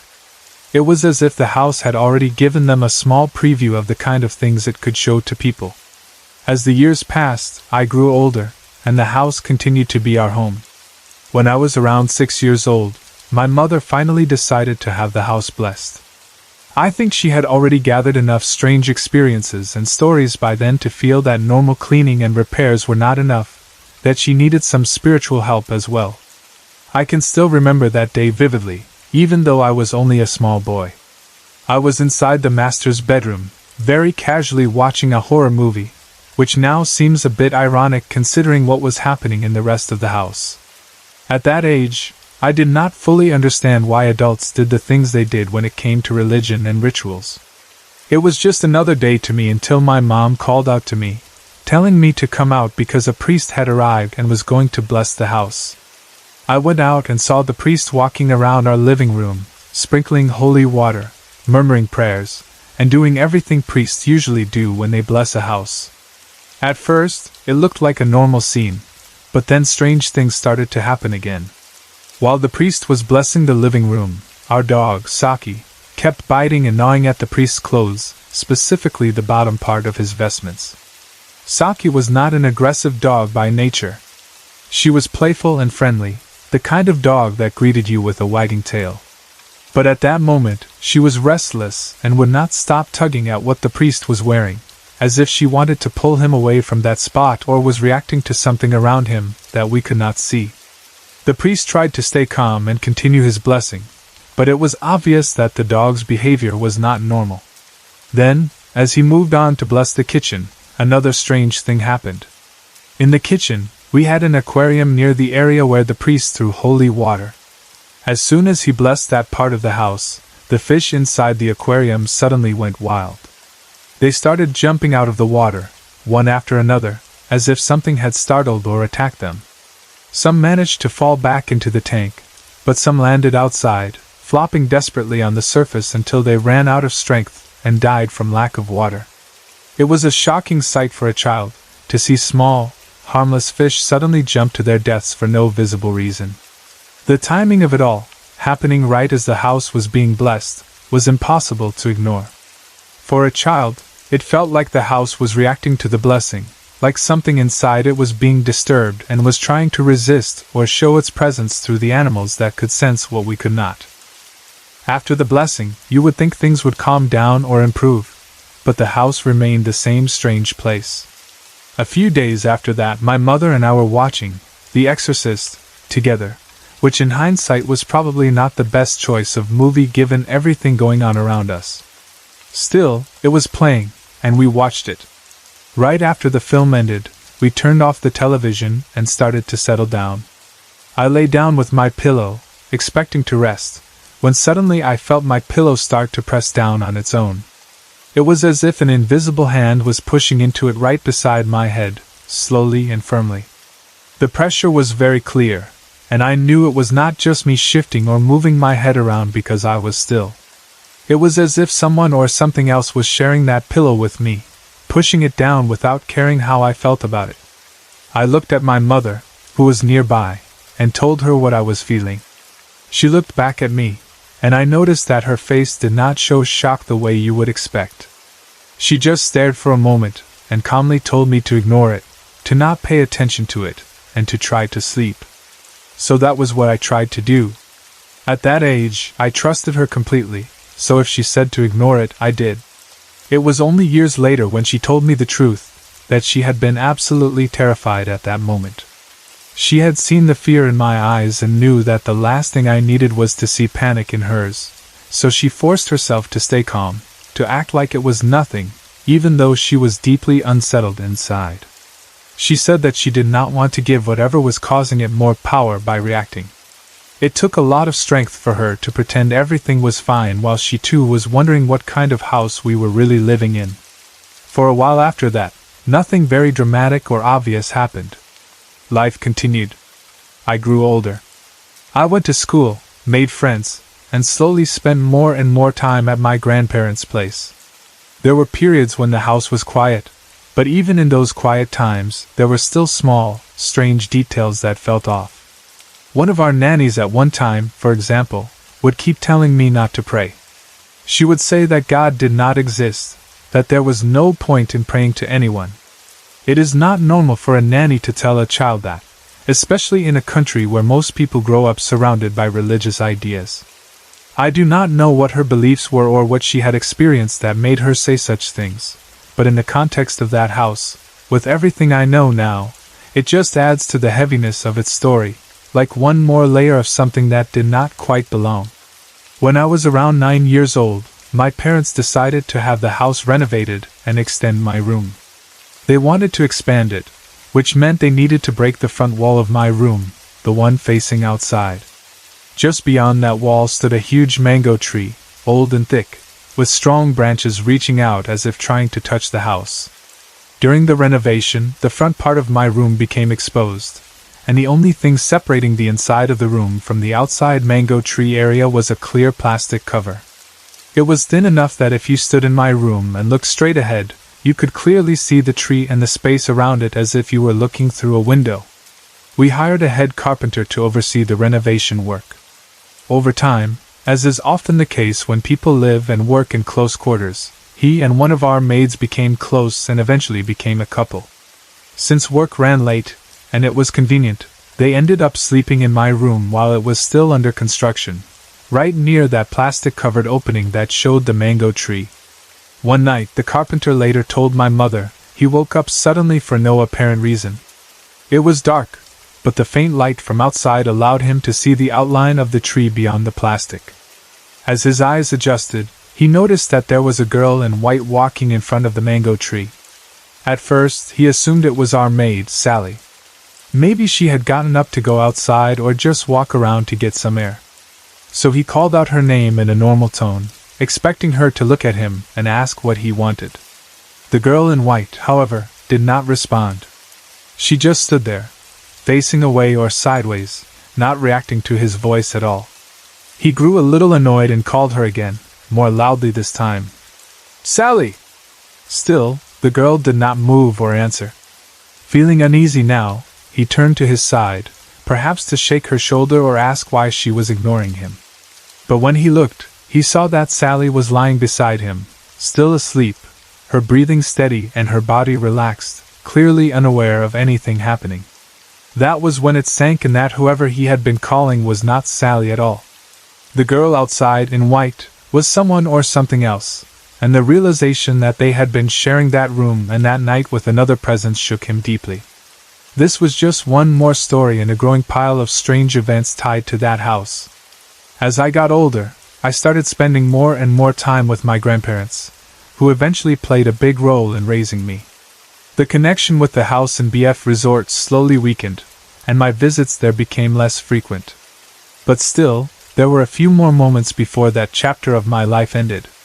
One of the last times I visited, when I was around 13 years old, I remember sitting at the dining table. It was an ordinary moment. The house was quiet. I was either eating or just sitting there thinking about nothing in particular, when suddenly the television, which had been turned off, switched on by itself. No one was holding the remote. No one had pressed any buttons. It just turned on and immediately flicked over to a blank channel, showing nothing but static, that gray, buzzing, moving pattern that fills the screen when no signal exists. The sound of static filled the room, loud and harsh, and the bright flickering of the screen cut through the calm. It felt like the house was reminding me that even if I tried to ignore it, it was still capable of moving things on its own. Later, as I grew even older, my mother shared with me a few things that I had apparently done as a kid but did not remember. She told me that when I was young, I would sometimes wake up at night and point to a window in her bedroom, the one that faced a big dehot tree outside. I would point at that window and say that there was a dark man calling me. I do not remember doing that, but I can imagine how frightening it must have been for her to hear her child say that someone outside in the darkness was calling to him. She said that it happened more than once, and each time, the feeling it brought into the room was chilling. She also told me that there were times when she would be quietly resting in her room, not sleeping yet, just lying there, when she would suddenly see a ballerina appear. This ballerina would enter by passing through one wall, as if the solid surface did not exist, then dance in front of her for a while, performing gentle, graceful movements, before exiting again through the next wall on the other side of the room. The ballerina did not attack or scream. She just danced quietly, but the fact that she passed through walls and chose my mother's room as her stage was unsettling, to say the least. It was as if the house did not only attract frightening images but also trapped random spirits in fixed routines that repeated again and again. Eventually, my mother moved away from that house entirely and relocated to Baguio, a city in the mountains, to take care of one of our businesses there. By then, I was already older and more independent. At one point I was asked if I wanted to take the house for myself, to live in it as my own place. The suggestion might have sounded reasonable on the surface because having your own house in Manila is not something to dismiss easily, but my answer was clear in my heart, even if I laughed it off outwardly. There was no way I wanted to stay in that house alone or even with other people. I knew its stories. I had felt its weight. I had seen the fear it brought to others. So instead of taking it as my home, I made the decision to sell it, and I did it quickly. I sold it to the first bidder who made an offer. Before the final sale, curiosity mixed with caution, and I brought along a friend of mine who had an open third eye, someone who was known to be sensitive to spirits and the unseen. I did not tell her any of the house's history beforehand. I wanted to see what she would feel if she walked into the place without any prior knowledge or suggestions. We visited the house together, and at first, everything seemed normal from the outside. But as soon as we were done and got back into the car, I saw that she was crying. She looked shaken, angry even, and she asked me why I had brought her there without any warning.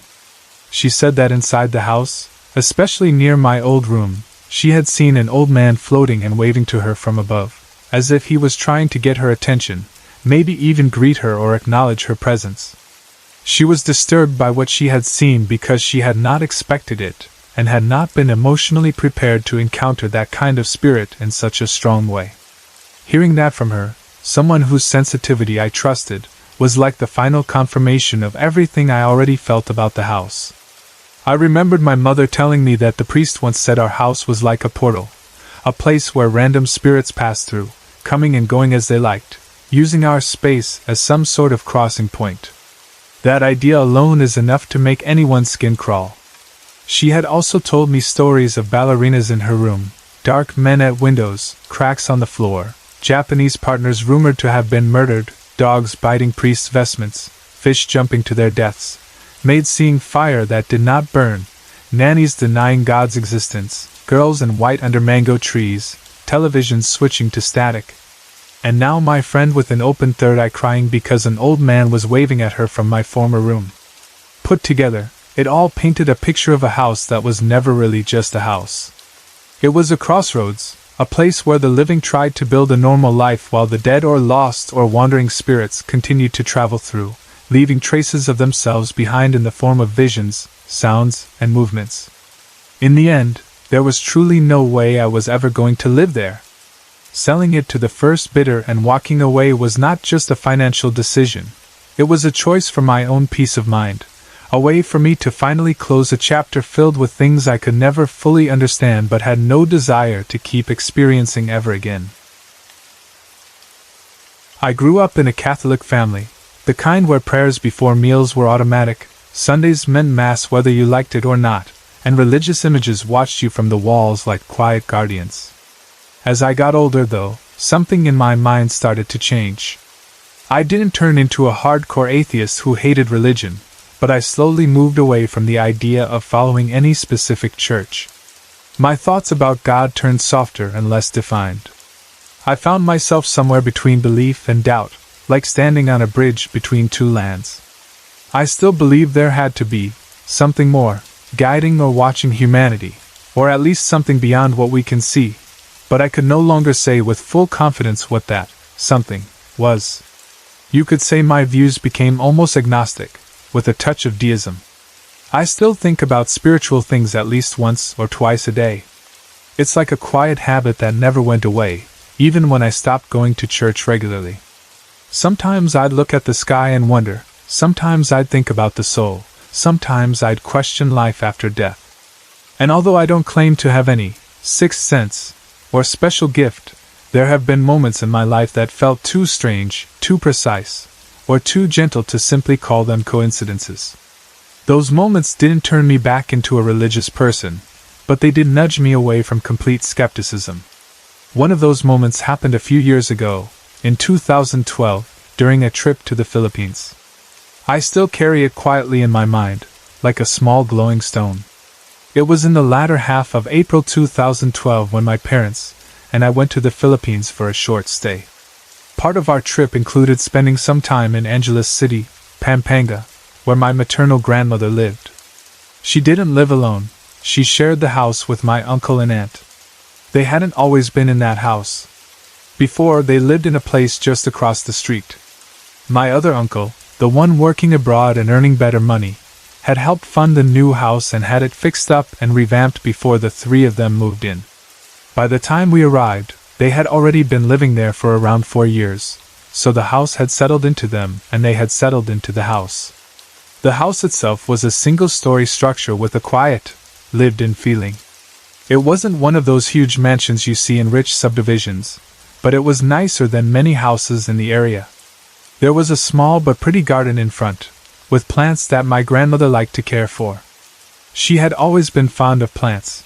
Even when she was tired or in a bad mood, her face would soften a bit when she talked about her flowers, the shape of the leaves, or whether this or that plant needed more water. The house had 4 bedrooms and 3 bathrooms. My grandma's room had its own bathroom, and so did my aunt's. The other rooms were more basic, but comfortable enough for guests or relatives who visited every now and then.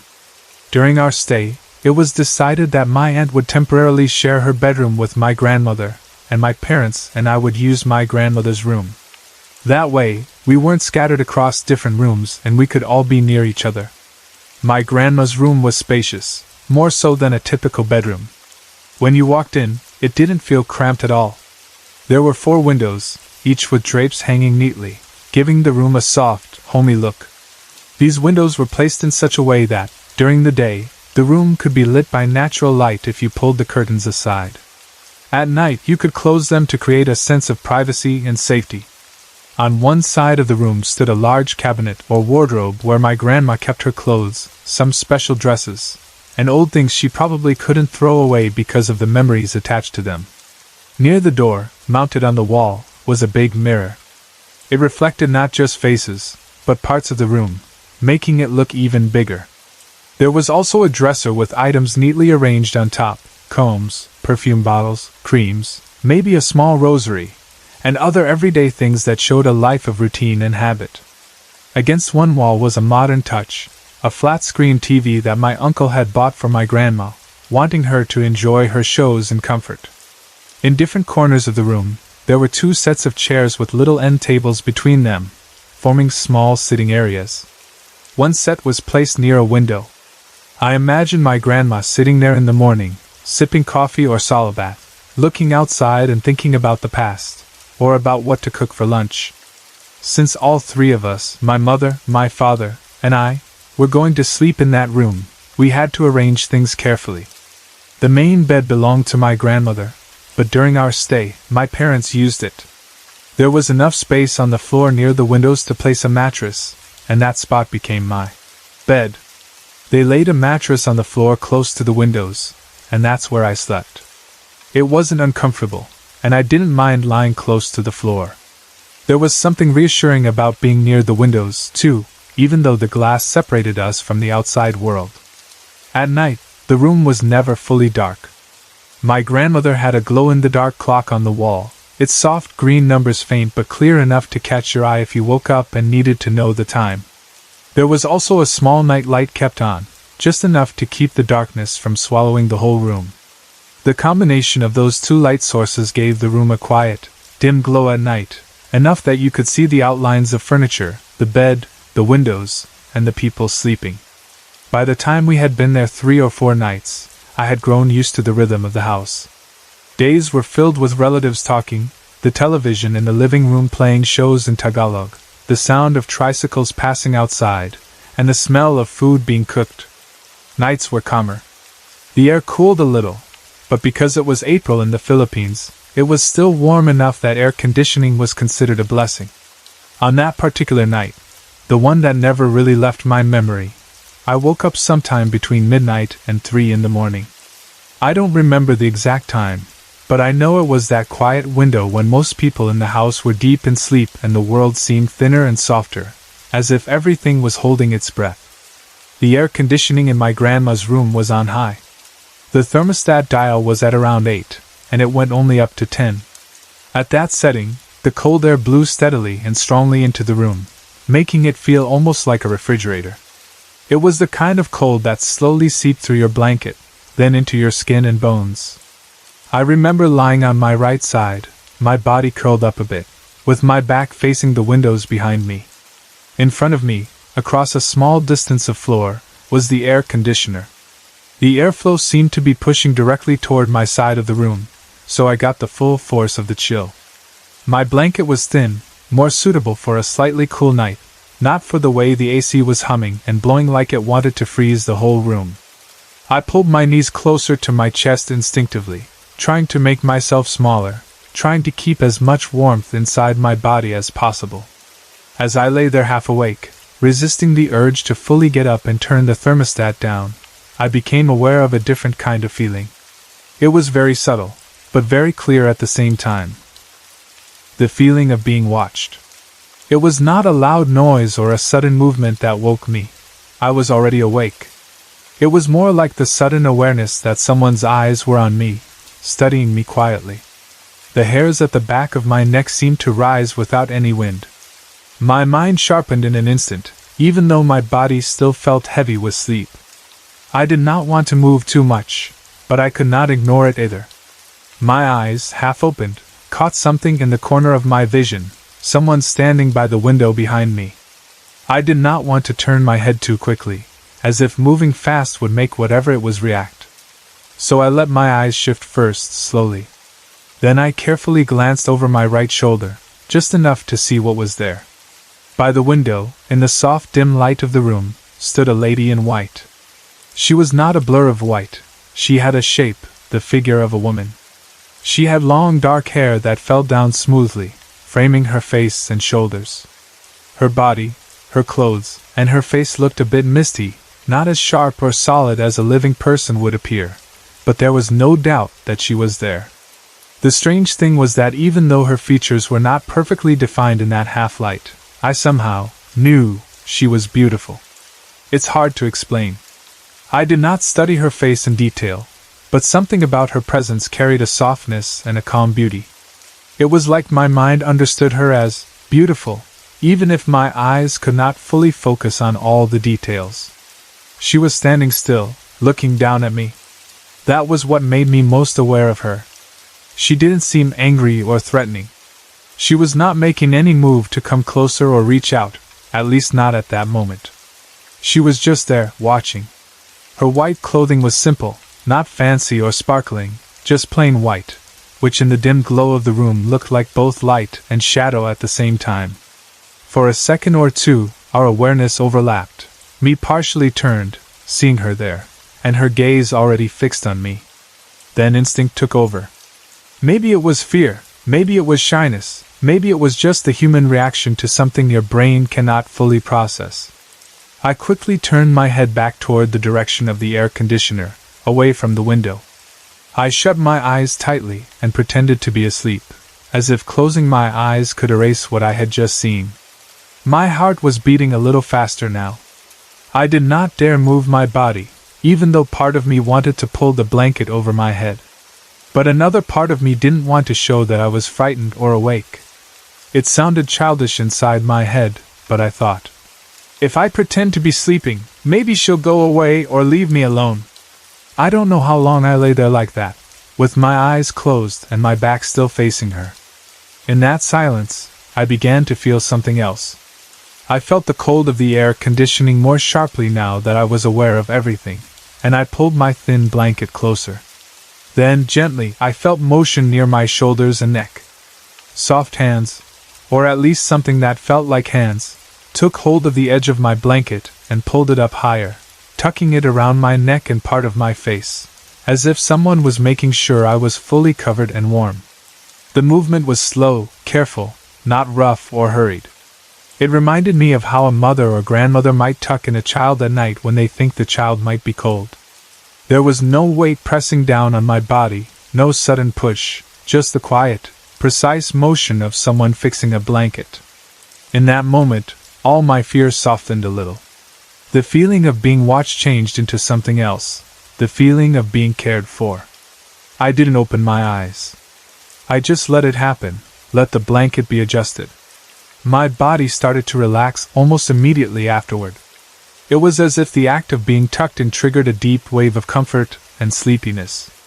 Within moments of feeling the blanket being fixed, I drifted off and fell back into sleep, almost as if I was being lulled into it by that gentle action. When morning came and I woke up in the daylight, the memory came back to me clearly. I remembered waking up in the night. I remembered the cold air, the AC at high, the position of my body facing the AC with my back to the windows. I remembered seeing the lady in white by the window, her blurred but beautiful presence, and I remembered the feeling of my blanket being pulled up to my neck. But I also knew that sometimes dreams can feel real, especially when you are half awake. So I lay there wondering, was it a dream or did it really happen? I did not jump up and panic. Instead, I quietly replayed the sequence in my mind. The difference was that I knew at one point I had clearly been awake.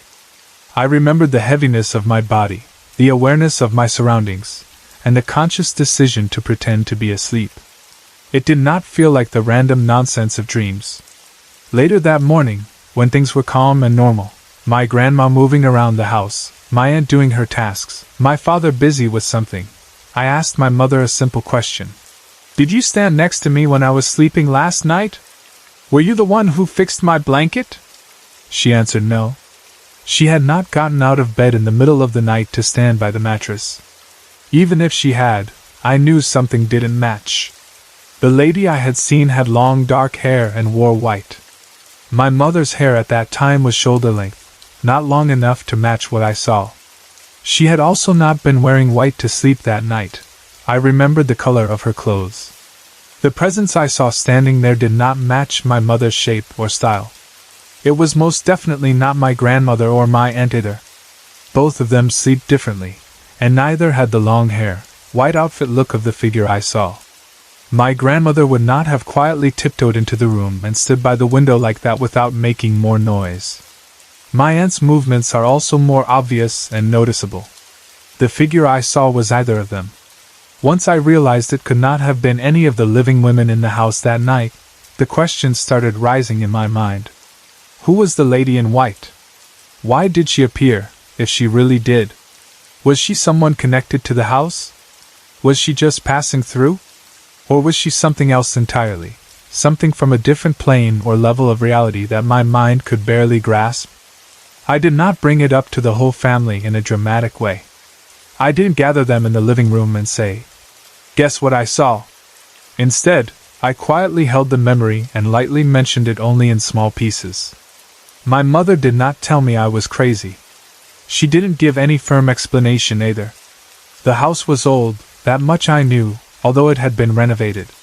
Old houses tend to gather stories, secrets, and sometimes quiet sadness. I won't go into the full details about my mother's side of the family, but I can say that things there are not perfectly peaceful. There is some dysfunction, some old wounds, some unspoken resentments. When you're a child visiting relatives, you don't always understand the reasons behind the sharp tones, the silent treatments, or the quick arguments, but you feel the heaviness in the air. Even as an adult, I can feel that my maternal family carries a kind of constant tension, a sadness that never fully dissolves. I have sometimes wondered if certain spirits, energies, or whatever you want to call them, visit houses like that. Maybe they are drawn to places where emotions are unsettled, where there are cracks in the harmony. Or maybe, on the other hand, some spirits come to bring balance, to bring small moments of care in the middle of the stiffness and pain. The lady I saw that night was dressed in white. In many cultures, white can symbolize peace, innocence, purification, or even mourning, depending on context. In spiritual stories, ladies in white can sometimes be restless ghosts, but in other stories, they are protective presences that watch over sleeping people, especially children or those who are suffering silently. I cannot say with certainty what she was. I do not know if she was a saint, a random spirit, an ancestor, or simply a trick of my half-awake brain. But when I think of her, I often choose to see her as a peaceful presence. She did not harm me. She did not try to scare me. She seemed to stand there, observing quietly, and when she moved, her action was one of kindness, tucking my blanket up to my neck because she knew I was cold. In a house that may have carried some emotional weight, where there was some quiet sadness that no one fully named, I like to think that she visited to bring a small moment of comfort and care, even if it was only for a short minute in the dark. During the rest of our stay in that house, I never saw her again. There were no more late-night visits, no more gentle hands adjusting my blanket, no white figure standing by the window when I turned my head. Life continued as usual for those remaining days: family conversations, meals, visits to other relatives, trips outside, then finally packing up and leaving. On the surface, everything went back to normal. Yet that one encounter stayed with me. It did not force me back into strict religion. It did not make me suddenly start going to church every Sunday again. But it softened something inside me. It reminded me that maybe the world is slightly wider and stranger than what we see with our daytime eyes. It made me feel that there might be gentle presences around us sometimes, especially when we are most vulnerable and cold, who quietly adjust our blankets and leave without expecting recognition or thanks.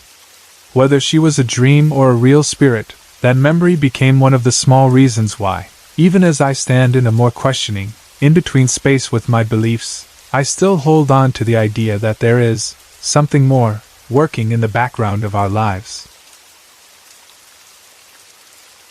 It was a cloudy afternoon, the kind of afternoon that makes the sky look low and heavy, but still bright enough to feel like the day could go on forever, and Christmas break had just begun in our village, so there was a special kind of excitement in the air that only children really understand.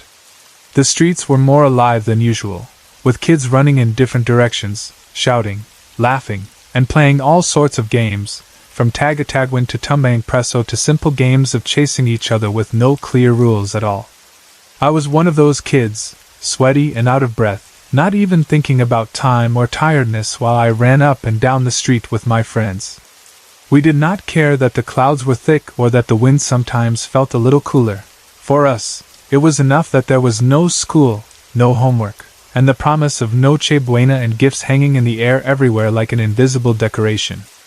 After a while, though, even the most excited kid feels his throat dry and his legs heavy, and I finally felt how tired I was from running around. My breath was starting to come out in short bursts, my shirt was clinging to my back, and my mouth felt sticky and thirsty.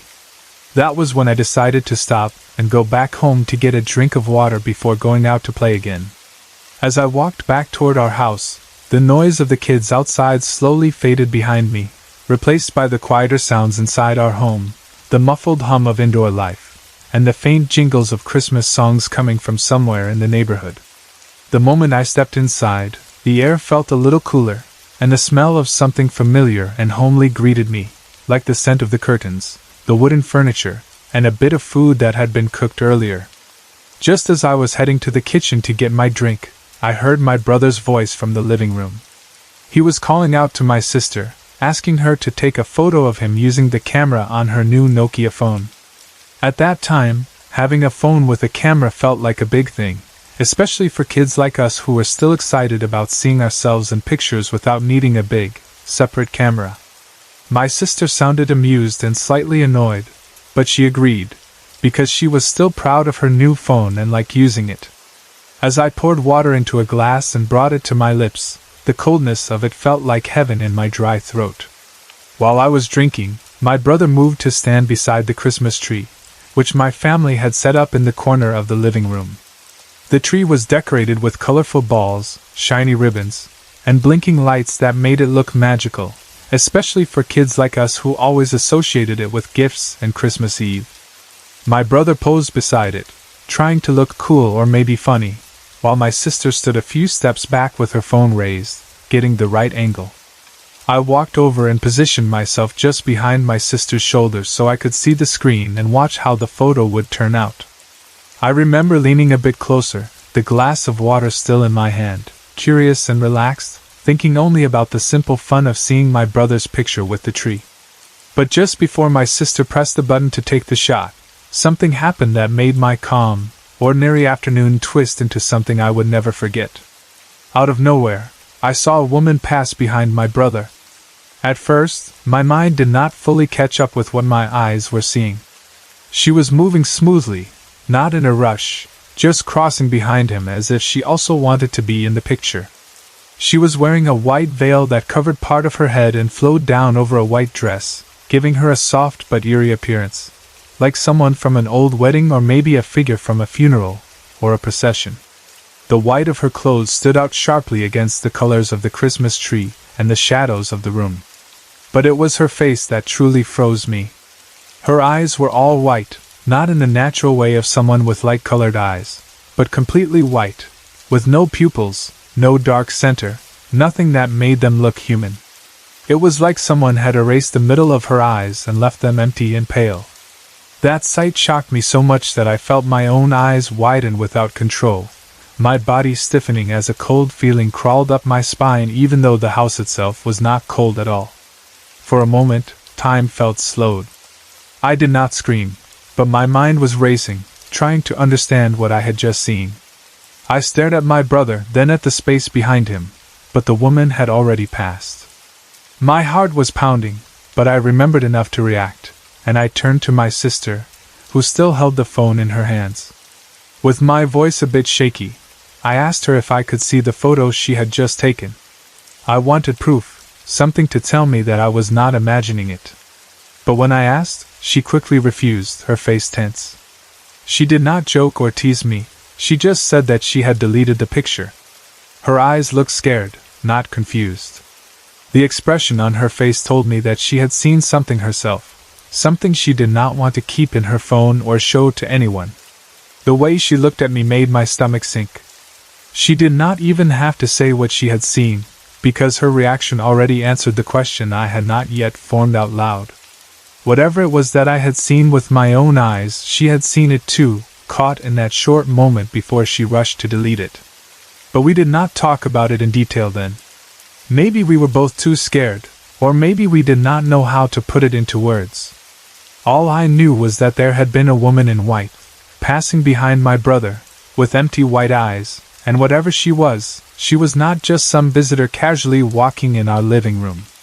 That was the first experience, the first time something truly strange slipped into my ordinary life at home and left a mark that stayed in my memory like a stain on glass that never goes away completely no matter how much you try to rub it off. Life went on after that. The days moved forward, school terms came and went, birthdays and holidays passed as usual, but that memory stayed at the back of my mind, sometimes growing faint, sometimes coming back sharply when I saw something white in my peripheral vision. And as I grew older, strange things did not stop happening. A few years after that first experience by the Christmas tree, something else happened, this time late at night, when the world is quiet and the darkness seems to open doors to things you cannot see in the day. By this time, I was already a bit older, and for Christmas my mother gave me a Walkman as a gift. It was the kind of small music player that could tune into FM radio and play songs through earphones. What made it special for me was that it had a built-in flashlight, a small one, but enough to light up dark corners. I was really fond of that Walkman. It felt like having a little world of my own, where I could listen to music and see in the dark at the same time. I had always had trouble sleeping, even as a kid. Insomnia was like an unwanted friend who would visit me almost every night and refuse to leave, while other kids could fall asleep before midnight. I often lay awake in bed, my mind still active, my eyes still open, watching shadows on the ceiling or thinking about random things.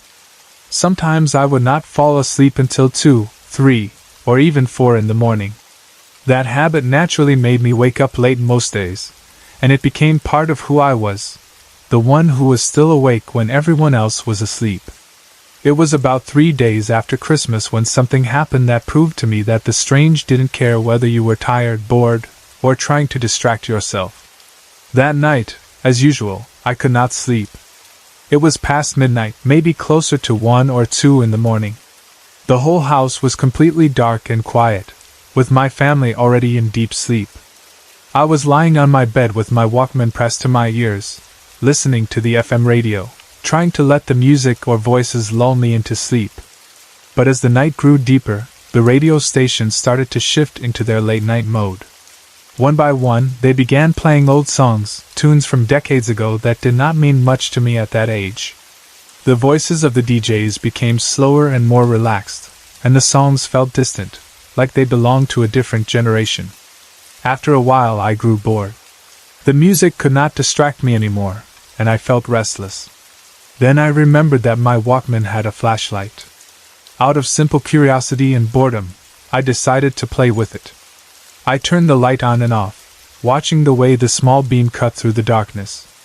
The faint circle of light felt comforting, something I could control in a house that was otherwise swallowed in black. The idea came to me to leave my bed and go to the bathroom, not because I needed to use it, but because it was one of the darkest parts of the house when the lights were off. I thought it would be fun to see the effect of the flashlight there, like playing with a toy in a dark cave. So I got up, still holding the Walkman, and padded quietly down the hallway, careful not to make noise that might wake anyone. The house felt different at that hour, like it was holding its breath, the familiar furniture now just shapes in the dark. When I reached the bathroom, I stepped inside, closed the door gently behind me, and pointed the flashlight around. Every surface reflected the light in a slightly different way: the tiles on the floor, the sink, the toilet, the walls. The small beam seemed more powerful in that confined space. I started flicking the flashlight on and off, waving my hand around, making the beam dance across the walls and ceiling. Because the whole house was dark and the bathroom had no other source of light, every flicker created moving shadows that stretched and shrank like living things. The effect was almost like being in a room with a disco ball, except the only ball was my hand and a little flashlight in it. I felt like a child again, amused by something so simple. It made the loneliness of being awake at that hour feel less heavy, turning it into a kind of private show. After a while of doing that, I started to feel the weight of tiredness settling into my body. My eyelids felt heavier, and my limbs began to feel sluggish. The boredom that had been nagging at me earlier was now turning into genuine sleepiness. I decided it was time to go back to my room and actually try to sleep. I turned off the flashlight, opened the bathroom door, walked back through the dark hallway, and slipped back into bed. I lay down facing the wall this time, with my back to the rest of the room, the Walkman still with me, the radio playing softly in my ears. The songs were still mostly old ones, but now I did not mind as much. I pulled my blanket up over my legs but not all the way to my head, feeling a mix of comfort and the last remaining energy of the little, light show I had done. Even though I had left the bathroom, I was still not done playing with the flashlight. Lying there in bed, facing the wall, I continued to flick the light on and off, watching its small reflection bounce off the shiny surface of the Walkman's button, using that tiny circle of light as my little toy. Then, in one of those moments when the flashlight was on, something made my fingers go stiff and my breath stop. In the reflection of the button, I saw someone standing behind me. In that tiny, curved reflection, which showed a miniature version of what was behind my back, there was a figure at the edge of my bed. It was not a trick of the light or a shadow shaped by furniture. It was clear enough for my mind to understand what it was seeing: someone, or something, standing there. It was a woman in a white dress, her hair cut to about shoulder length.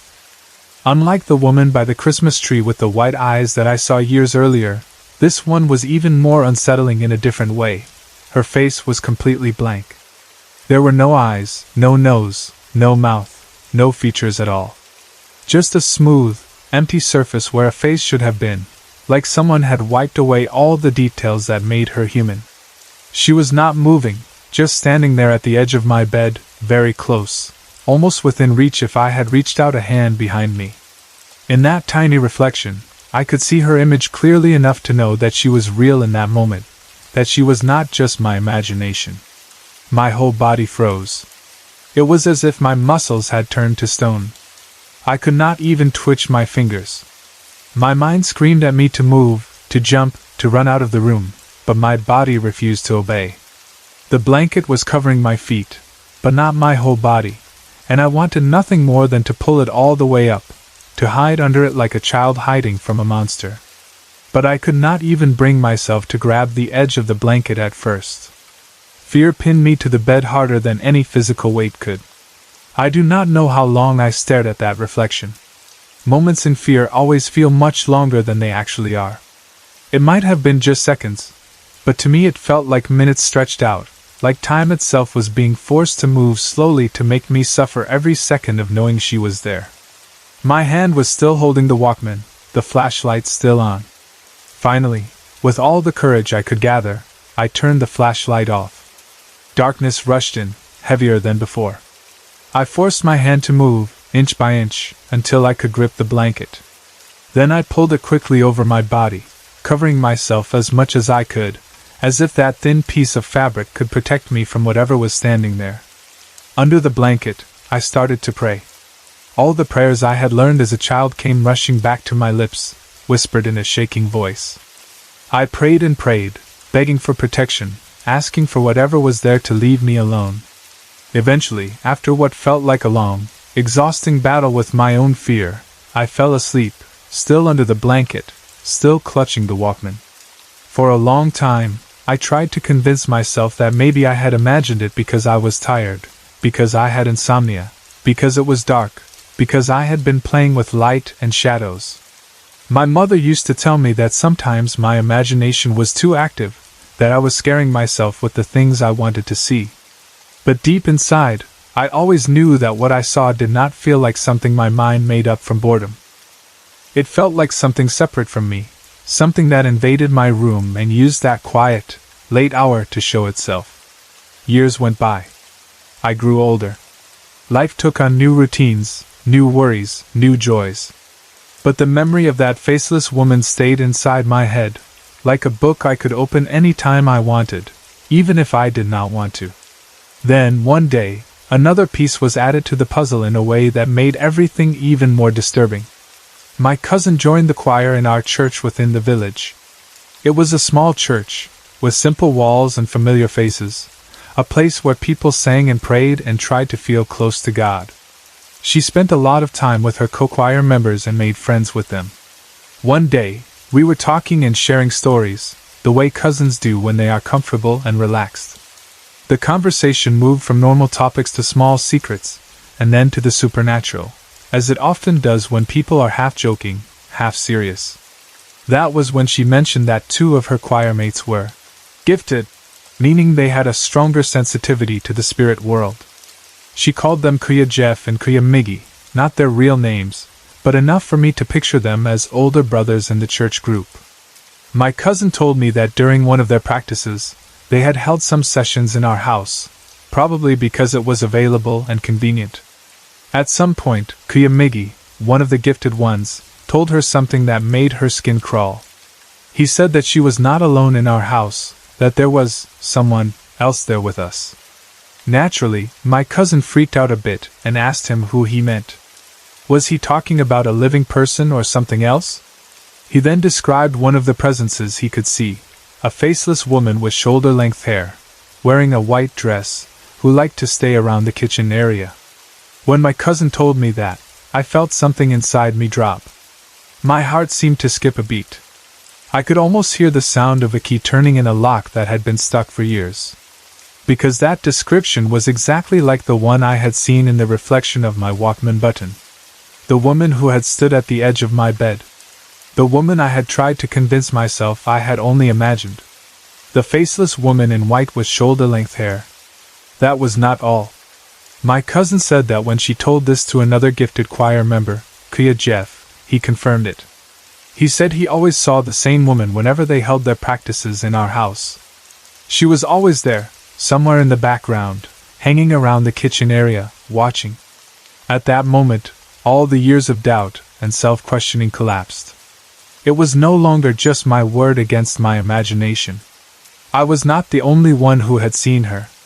People who did not know my story, who had never heard about that night when I played with my flashlight and saw someone standing at the edge of my bed, had described the same woman.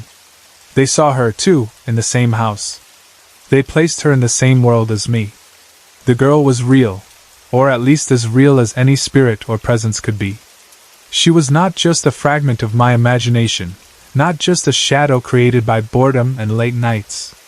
Hearing that confirmation changed the way I felt about my own experiences. It made me feel both validated and more afraid. Validated, because I was not crazy. Afraid because it meant that whatever it was, it truly existed and had chosen our house as one of its places to stay. From that moment on, I could not shake the feeling that I was being watched, especially in certain areas of the house. The bathroom, which I used to treat like a stage for my flashlight games, became a place where I moved more quickly, no longer lingering in the dark. The kitchen, where she was said to linger, began to feel heavier and quieter when I was alone in it, as if someone else was standing just outside my field of vision, watching me move, wash dishes, or get a glass of water. Even when I tried to live normally, those small, quiet moments brought back the image of a faceless woman in white, with shoulder-length hair, standing still, always watching. I was 11 years old when this happened, and even though I am 27 now, and so many years have passed, the memory of that day in our old family compound in Mandaluyong City is still as clear to me as if it happened just yesterday, playing again and again in my mind like a scene from a movie that refuses to fade. Our family owns a large compound there, and when I was younger I did not fully understand how unusual the place really was. To me it was simply home. But behind its concrete walls and aging paint was a history that adults whispered about when they thought children were not listening.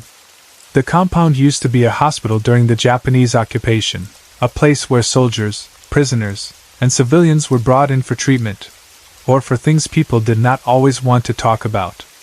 After the war, when the Japanese regime ended, the property was eventually sold, and it was my great-grandfather who bought it. Instead of tearing everything down and building something new, he kept most of the old structure.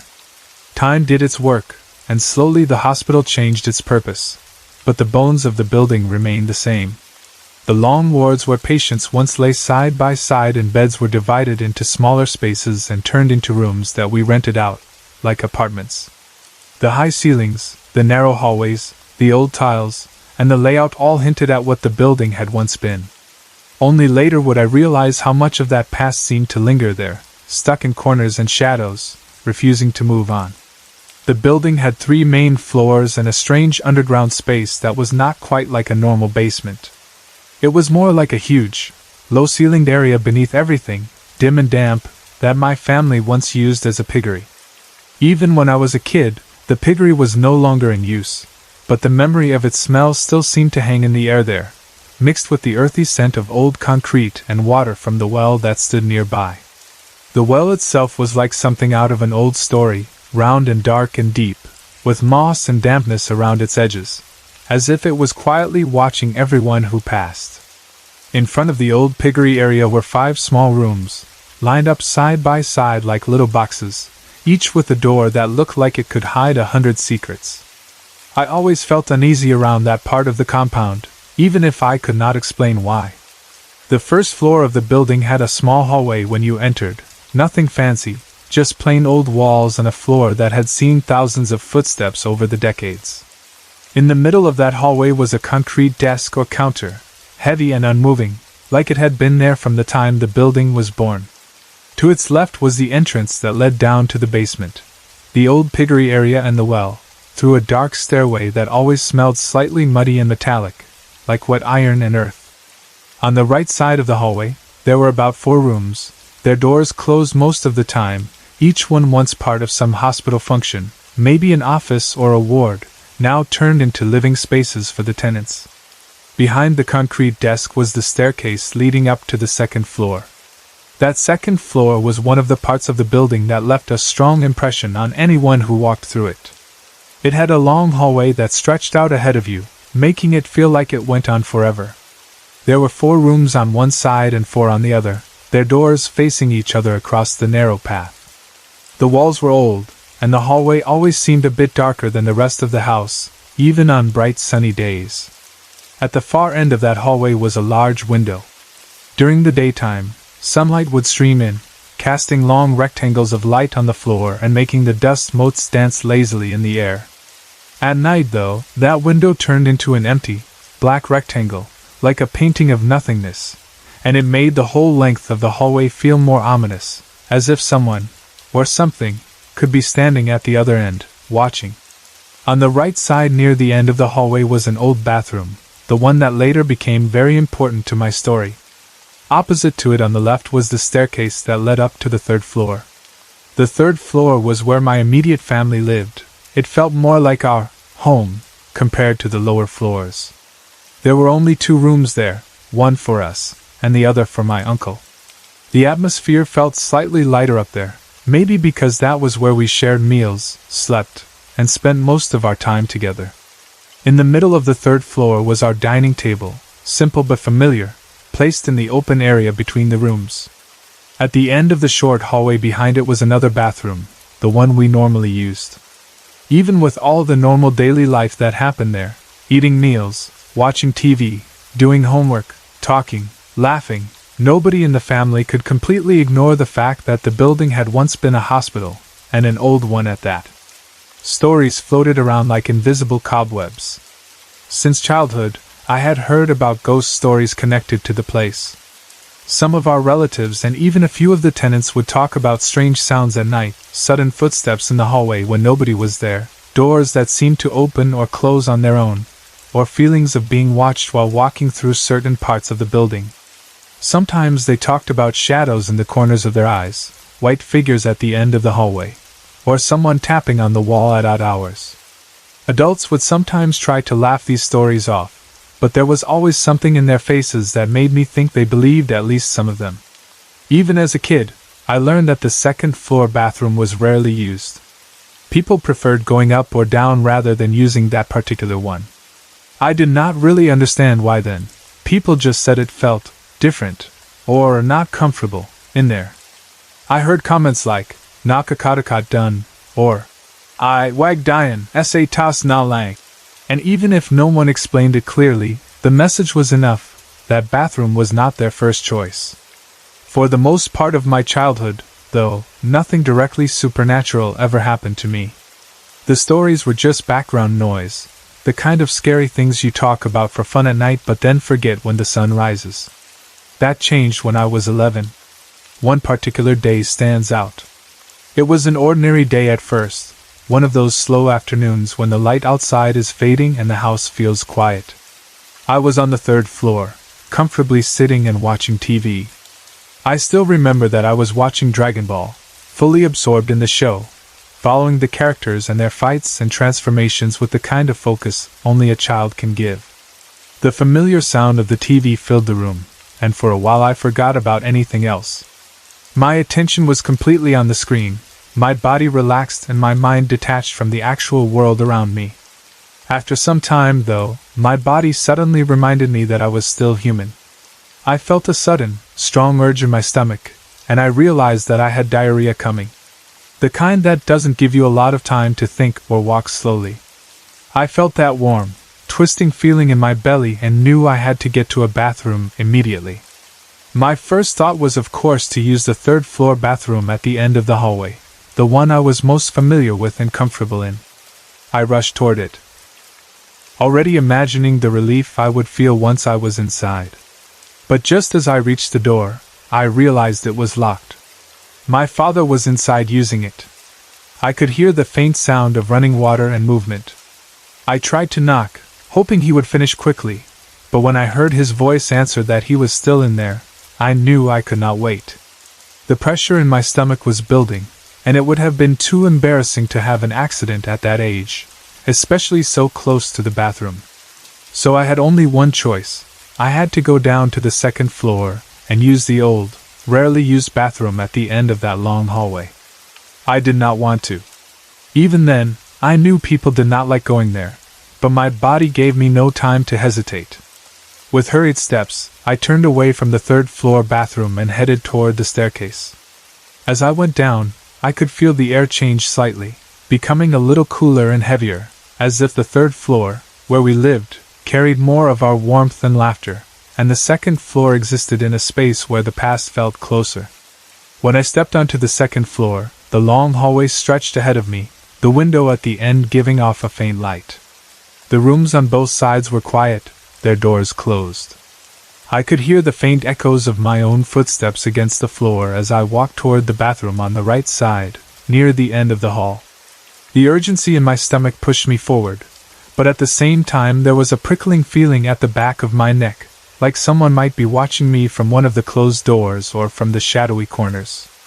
I tried to shake it off, telling myself I was just thinking too much because of all the ghost stories I'd heard over the years. I reached the bathroom and opened the door. Inside, it was a mid-sized restroom, not tiny but not big either. The walls looked old, the tiles worn and a bit stained from time. The biggest thing in the room, aside from the toilet itself, was a large steel drum full of water. It stood there like a silent guard, round and metallic, its surface reflecting the faint light in a dull, dark way.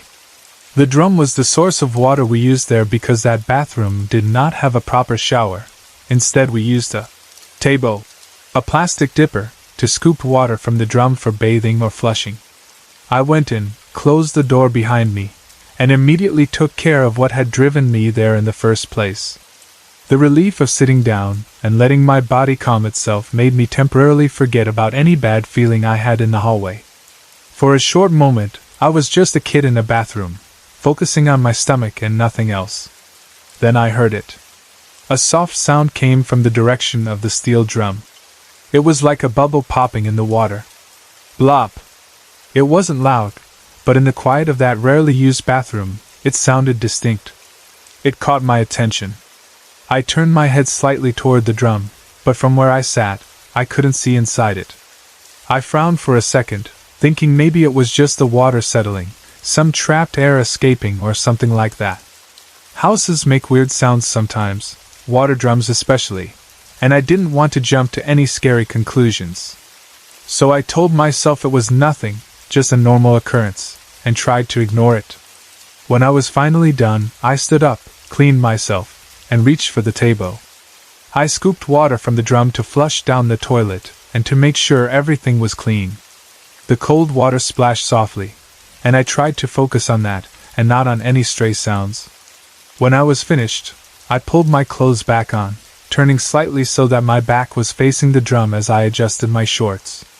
At that exact moment, I heard it again, except this time it was louder, deeper, like a bigger bubble had risen from the bottom and exploded at the surface. Bloop! The sound echoed in the small bathroom, and this time it sent a chill racing up my spine. Goosebumps erupted all over my arms and neck. I froze where I stood.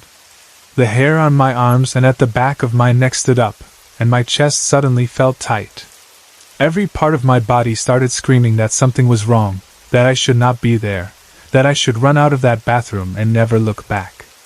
But at the same time, something else inside me was pushing in the opposite direction. It was a strange urge, curiosity mixed with fear, like the need to look at something even though you know it might scare you more. It felt as if, despite my terror, I had to see what had caused that sound. My mind kept trying to reason with me. Maybe it's just water bubbles. Maybe something fell in. Maybe it's nothing. But my heart was pounding hard and fast, as if it already knew that the explanation would not be simple. Even though I was shaking inside, I turned around slowly, step by step, until I was facing the steel drum. The top of the drum was open, and as I approached it, the air felt different, heavy and cold. I walked closer and then leaned in just enough to see the surface of the water inside. What I saw is a picture that has never left me, no matter how many years have gone by. It is still clear in my mind after 18 years, sharp and detailed, like a photograph burned into my memory. Inside the drum, where there should have been nothing but water, there was a woman. A nearly naked lady was in there, submerged, yet somehow visible to me as if the water was both holding her and revealing her at the same time. Her skin looked pale and wet, her hair clinging around her face and shoulders. She looked like she was trapped inside the water itself. It was not like someone simply swimming in a pool. It was as if the water had become a solid barrier, like thick glass or some kind of invisible lid that would not let her rise. She was struggling, trying with all her strength to push herself upward, but every time she tried, it looked like the water was pushing her back, refusing to let her escape. Her hands were hitting the surface from the inside, again and again, as if the water was something she needed to break through. She kept pounding at it like it was a cover she was locked under, her palms slapping against the invisible barrier that kept her prisoner. The expression on her face was desperate, like someone who was drowning but couldn't understand why the liquid around her had turned into something solid and unbreakable. For a few seconds, I was completely paralyzed. Terror held me in place so strongly that I could not even scream, move, or breathe properly. My mind was trying to make sense of what I was seeing, but there was no logic that could explain it. I was just a boy staring down into a water drum and seeing a trapped woman inside it, in a bathroom that people already avoided. The room felt like it had shrunk around me, the air thick and hard to swallow. The silence between each hit of her hands felt louder than any noise. Then she screamed. The sound that came out did not sound muffled by water at all. It was sharp and clear and horrifyingly loud, as if she were standing right next to me instead of being inside the drum. The scream echoed in my ears and in the room, tearing through the silence and ripping apart any last bit of doubt in my mind about whether this was real. It was not the distant, distorted cry of someone underwater. It was a full-bodied, raw scream of a woman who was terrified, in pain, or furious, or all three. That scream shattered my paralysis. My body finally obeyed my instinct to flee. I jerked backward, almost stumbling, my heart racing as if it wanted to burst out of my chest. Without even thinking, I turned and ran toward the door, my hands fumbling for the lock or handle, anything to get out. I flung the bathroom door open and sprinted down the hallway, my feet pounding against the floor, my breath coming out in sharp bursts. The long hallway that felt empty and ominous when I came in now felt like a tunnel I had to survive. Every part of me expected something, or someone, to grab me from behind, but I did not dare look back. I raced up the stairs to the third floor as fast as my legs could carry me, tears already burning in my eyes. When I reached our floor, I burst into the room, crying and shaking, and went straight to my father. I poured out everything to him between sobs, how I had gone down to the second-floor bathroom, how I heard the bubbles in the water, how I had seen the woman trapped inside the drum, hitting the surface like it was a lid, and how she had screamed like she was right beside me. My words tumbled over each other, as I tried to make him understand what I had just seen and felt. My father listened, but he was a skeptic by nature.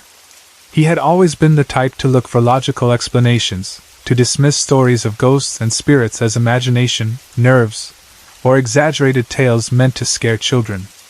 After I finished talking, he tried to calm me down, patting my shoulder and telling me that it was probably just my imagination. Maybe I was tired, maybe I had scared myself with thoughts of ghost stories people always told about the building. Maybe the sound I heard was just water and my mind had turned it into something else. That was what he believed, or at least what he chose to say. But no matter how much he tried to explain it away, no matter how many times he said it was just in my head, I knew in my deepest self that what I had seen in that drum was not something my mind had invented out of nowhere. The image of that pale, nearly naked woman trapped in the water, the way she hit the surface with desperate hands, and the way her scream rang out as if she stood right beside me, those are things that no simple imagination, especially from a child who just wanted to use the bathroom and go back to watching Dragon Ball, could create so vividly and so violently. My father's words did not erase what I had seen. The second-floor bathroom, which had already been rarely used, became a place I could not even walk past without feeling my skin crawl. Even now, many years later, when I think of that compound and that old Japanese-era hospital the way it stood when I was a child, the first image that comes to my mind is not the long hallways or the cracked walls or the old well near the piggery, but that steel drum of water and the woman I saw inside it, trapped and screaming, as if the past of that hospital had risen up through the water to make sure I never forgot. I have been living in an apartment in Pasig City for a while now, and over time it has come to feel like a second home to me, but it is also the place where I slowly realize that we are not exactly alone. I share the apartment with my 2 cousins, one male and one female, and sometimes my parents come over to visit whenever they want. The apartment is not isolated, it is part of a compound with other units and neighbors, which at first made me feel safe. There are a total of 6 other units aside from mine. 5 of those are occupied by other families or tenants, and 1 unit stands vacant directly in front of ours. At first, all of this just felt ordinary and normal, the kind of place where people rent, work, study, and go on with their lives. But as months passed and strange stories and experiences piled up, the compound stopped feeling like just a simple group of apartments. It started to feel like a place with another layer, something you only notice when you are quiet late at night, or when you feel a pair of eyes watching you even though there is no one visibly there. Early this year, my male cousin decided to spend his vacation with us in Pasig. He normally lives in the province, but he is already very used to Manila because he has been coming back and forth for years. It was nothing new for him to stay in the city, sleep in apartments, and adjust to different places. He is not the type to be easily scared or shocked by city life. At that time, my life followed a very specific routine because I work in the BPO industry. Our clients are from the US, so my schedule is almost always at night. I leave the house when most people are getting ready for bed, and I come home when the sky is already lightening for the morning. That means that during the time I am out working, whoever is left at home has the apartment mostly to themselves. That night, when my cousin had just arrived for his vacation, I left the house as usual to go to work. He stayed behind, waiting for my female cousin to arrive from school. Since we only have 1 bedroom inside the apartment, we had arranged our sleeping spaces in a way that worked for all of us. In the bedroom, there is a double-deck bed. I usually sleep there. But in the living room, we also have a mattress that we lay out on the floor at night. My cousins like sleeping in the living room a lot. They say it is more comfortable there because there is more open space, and the air feels cooler and less cramped compared to the bedroom. Sometimes they even joke that the living room feels like a mini dormitory or a simple lounge where you can watch TV until you fall asleep right beside it. When I got home from work the next morning, my cousin told me something that made me stop and really look at him. He said that the night before, he thought I had not gone to work at all. He honestly believed I was still in the apartment. I asked him why, and he explained that sometime during the night, before my female cousin arrived home from school, he had looked toward my room and saw a man sleeping on my bed. From where he stood, this man was lying on the bed with his back facing the room and his front facing the wall. At first glance, my cousin assumed it was me. After all, it was my bed, and the figure on it was in the place where I usually sleep. But as he kept looking, he noticed something strange. The person on the bed had long hair. My cousin knows very well that I do not have long hair. The body shape was similar enough to fool him at first, but that detail about the hair stood out strongly in his memory. He realized that whoever it was not me. Before he could really react or call out, the figure disappeared. It did not stand up, walk out, or move past him. It was just there 1 second, lying on my bed with long hair covering the back and the head turned toward the wall, and then in the next instant it was simply gone, as if it had never been there at all. He also mentioned that on that same night, he had seen a lady outside our screen door looking into the house. It did not happen just once. He saw her on 2 separate occasions. He would glance toward the door and see a woman standing there, looking in through the screen. Then when he would look again or try to focus more, she would no longer be there. The first time he saw her, he tried to brush it off and just ignore it. Maybe he thought he was only tired from traveling, or that his eyes were playing tricks on him. But when it happened again later that night, he realized that there was something very odd about our apartment. That was when he started to consider that there might be unseen entities inside and around our unit, not just random shadows or simple imagination. Curious and a bit shaken, he later decided to ask our neighbors about what he had seen. He wanted to know if anyone else had experienced similar things or if there was some history about the place that could explain the apparitions.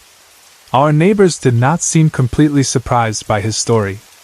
One of them told him that there used to be an old man who was found dead under the elevated part of our house. The structure of our unit is such that it is raised a bit from the ground, creating a hollow space under the bedroom floor where a person could actually crawl or stay if they wanted to.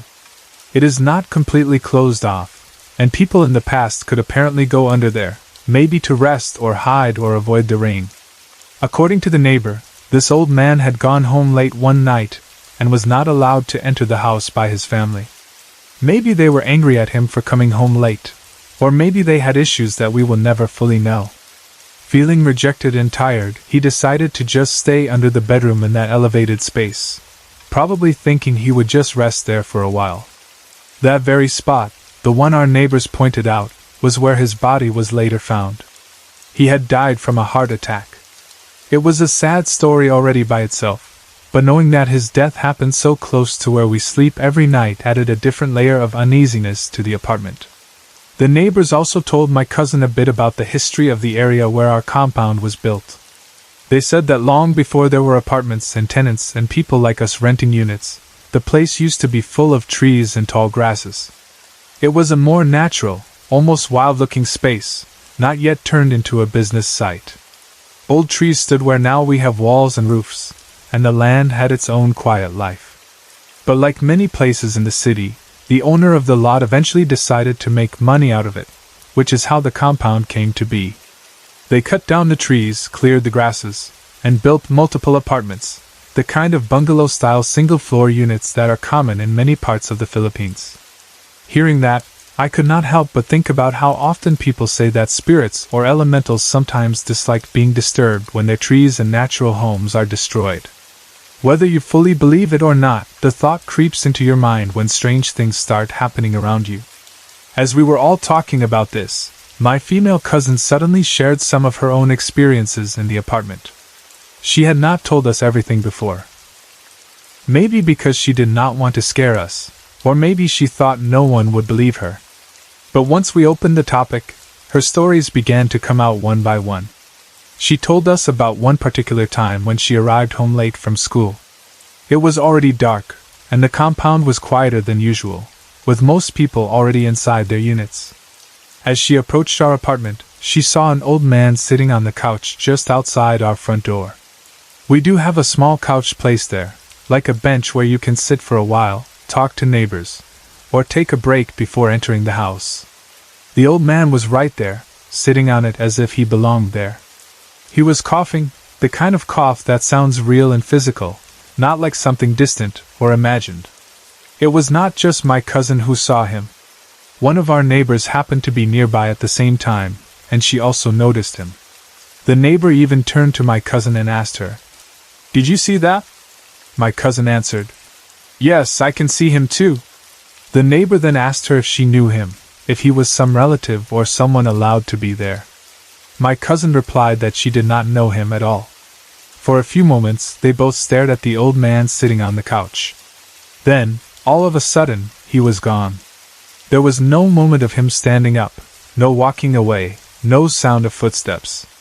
He simply vanished from the spot where he had been sitting, leaving behind only an empty couch and two women who knew he had definitely been there just seconds before. According to the neighbor, that was not the first time she had seen something strange either, which made the whole thing even more unsettling. My female cousin had other experiences too. There were times when she would be in the house alone, watching TV, just relaxing and enjoying her show. Then, without warning, the TV would suddenly turn off by itself. There was no one else around with her at those times. The remote control would be on the table, untouched. There was no timer set for the TV to automatically power off. It would simply shut down in the middle of whatever she was watching, leaving her staring at her own reflection on the dark screen. At first, she would check the remote, the plug, the outlet, anything that might explain it. But everything would be in place. The electricity in the rest of the house would be fine. It was just the TV that decided to go quiet, as if someone invisible had pressed the power button out of boredom or annoyance. The lot owner of the compound, the person who originally built the apartments and turned the land into a business, had already passed away. The one running things now is her daughter, but she does not live inside the compound with the rest of us. She lives somewhere nearby in the same area of Pasig but only comes over to check on things, collect rent, and handle business matters.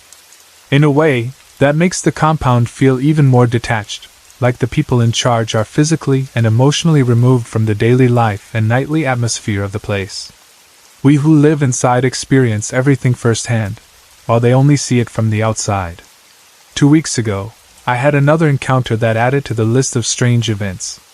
My best friend and I had decided to have a small drinking session at my place. It was nothing wild, just a casual plan to chat, relax, and drink some beer. In the Filipino way, we also prepared pilutan, which is the term we use for food or snacks that you eat while drinking. It can be anything: fried meat, chips, dried fish, sisig, or simple finger food. My best friend came over, and before we even opened the beers, he went to the kitchen to prepare something for us to eat while we drank. At that time, my female cousin and I were inside the bedroom, and my best friend was the only one moving around in the living room and kitchen area. He is the type of person who can see ghosts, something I already knew about him. He does not brag about it, but he has shared some of his experiences with me in the past. While he was busy getting the pilutan ready, he happened to glance toward the living room. That was when he saw something odd. In the living room, he saw a man positioned in a crouching or ducking stance, as if hiding or huddling near the floor. The man was facing away from him, showing only his back. My friend said it looked like the figure was laughing quietly because he could see the shoulders moving up and down, like the motion of someone trying to stifle laughter or shaking from amusement. My friend did not see its face, only the back and the movements. He knew that it was not any of us because he could clearly hear my voice and my female cousin's voice coming from inside the room. We were talking and had not come out yet. It was just the two of us in the bedroom and my best friend in the living room and kitchen. No one else was supposed to be there. Instead of being completely terrified, my best friend remained surprisingly calm and told me afterward that his first thought was simply that maybe this man, whoever or whatever he was, wanted to join our drinking session. When he told me this, I tried to make light of it by joking the same way, that maybe the spirit just wanted some company and a drink. But deep inside, I knew that there was something truly strange about having an unknown man crouching and laughing in the middle of our living room, visible only to someone who has the ability to see entities most of us cannot. Then, just last week, on a Sunday, another incident happened that involved me directly. My male cousin and I decided to sleep in the living room that night. It was not unusual. Sometimes we liked changing our sleeping arrangements for comfort. I laid a mattress on the floor and slept there, while my cousin lay down on the couch. Since we were both tired, my cousin fell asleep ahead of me. I, on the other hand, was still awake, lying on the mattress, trying to let my mind slow down so I could fall asleep too. The living room was quiet, and the only sounds were the faint noises from outside the compound and the soft breathing of my cousin on the couch. While I was in that half-awake, half-drowsy state, I suddenly felt something touch my waist. It was not just a light brush. It was a clear sensation, like a hand or fingers resting briefly on that part of my body. My immediate reaction was to assume that my cousin was messing with me. He has a playful personality, and likes to tease and make fun of me sometimes, especially if I am scared or too serious. So I quickly turned around to check if he had gotten off the couch and decided to poke or tickle me just to disturb my sleep. But when I looked toward the couch, he was still lying there, in the same position as before, clearly asleep. His breathing was steady, his eyes were closed, and there was no sign that he had moved at all. The couch cushion still held the shape of his body, undisturbed. In that moment, a cold realization went through me. If it was not my cousin who touched my waist, then it must have been something else. I tried to calm myself down and forced my eyes to close again, telling myself I would ask him in the morning just to be entirely sure. When morning came and we both woke up, I did not waste time. I asked him directly, "Was it you who touched my waist last night? Because sometimes you do that just to mess with me." He shook his head and answered firmly, "No." According to him, he had been sleeping the whole time and had not gotten down from the couch at all once he closed his eyes. His answer confirmed what I had already suspected deep down, that the touch did not come from any living person inside the apartment. Before we fell asleep that night, we had been watching TV together. While we were sitting there, my cousin had mentioned something else that made the incident even more connected to everything else that had been happening. He told me that he had seen a man pass by in the room and then move to stand behind him. He did not react strongly at the time, maybe because he did not want to scare me or because he has already seen so many things in his life that one more ghostly figure did not shock him as much anymore. But he told me about it, and that was the moment I understood that the presence in our apartment was very active, not just something that appeared once and then disappeared forever. At that point I accepted that the thing that touched my waist was not just my imagination or a random twitch of my muscles. It really was one of the entities in the house. This cousin of mine, like my best friend, also has the ability to see ghosts. He works as a nurse in one of the government hospitals in the Philippines, and in that job he has been exposed to many cases of death, sickness, and emotions. Hospitals themselves are known places where spirits can linger, and he has shared that he has seen his share of strange things there as well. The only time I really heard fear in his voice was when he told me about something he saw in the hospital where he works. He said that once he saw someone, a figure that first looked like a human, suddenly turn into a large dog right in front of him and stare directly at him with intense eyes. That was one of the experiences that truly shook him. Even though he has this gift, he does not like to use it or entertain it. He tries to ignore it as much as possible. He believes that if he opens himself up too much and shows interest in these spirits or entities, more and more of them will come to him, asking for help, attention, or some kind of favor, and they will not stop until they get what they need. He does not want to be overwhelmed by them, so he chooses to pretend not to see when he can, to avoid any direct interaction. All these different experiences, the man on my bed with long hair, the lady looking through the screen door, the old man coughing on the couch outside with the neighbor seeing him too, the TV turning off by itself, the crouching man laughing in the living room, the invisible hand touching my waist, and the figures that only my cousin and my best friend can fully see, have slowly built a picture in my mind of what life in our apartment is really like. It is not just a simple space made of walls, floors, and ceilings. It is a place where the living and the unseen share the same air, where the history of the land and the people who once lived here or died here mingle with our everyday routines. We still try to live normally as much as we can. We go to work, to school, we eat, we watch TV, we laugh, we have visitors, and we sleep. But there are always moments now when the hair on the back of my neck rises for no clear reason, when the quiet of the night feels too thick, when a shadow seems too solid for a second, or when a sudden touch makes me question who or what is beside me.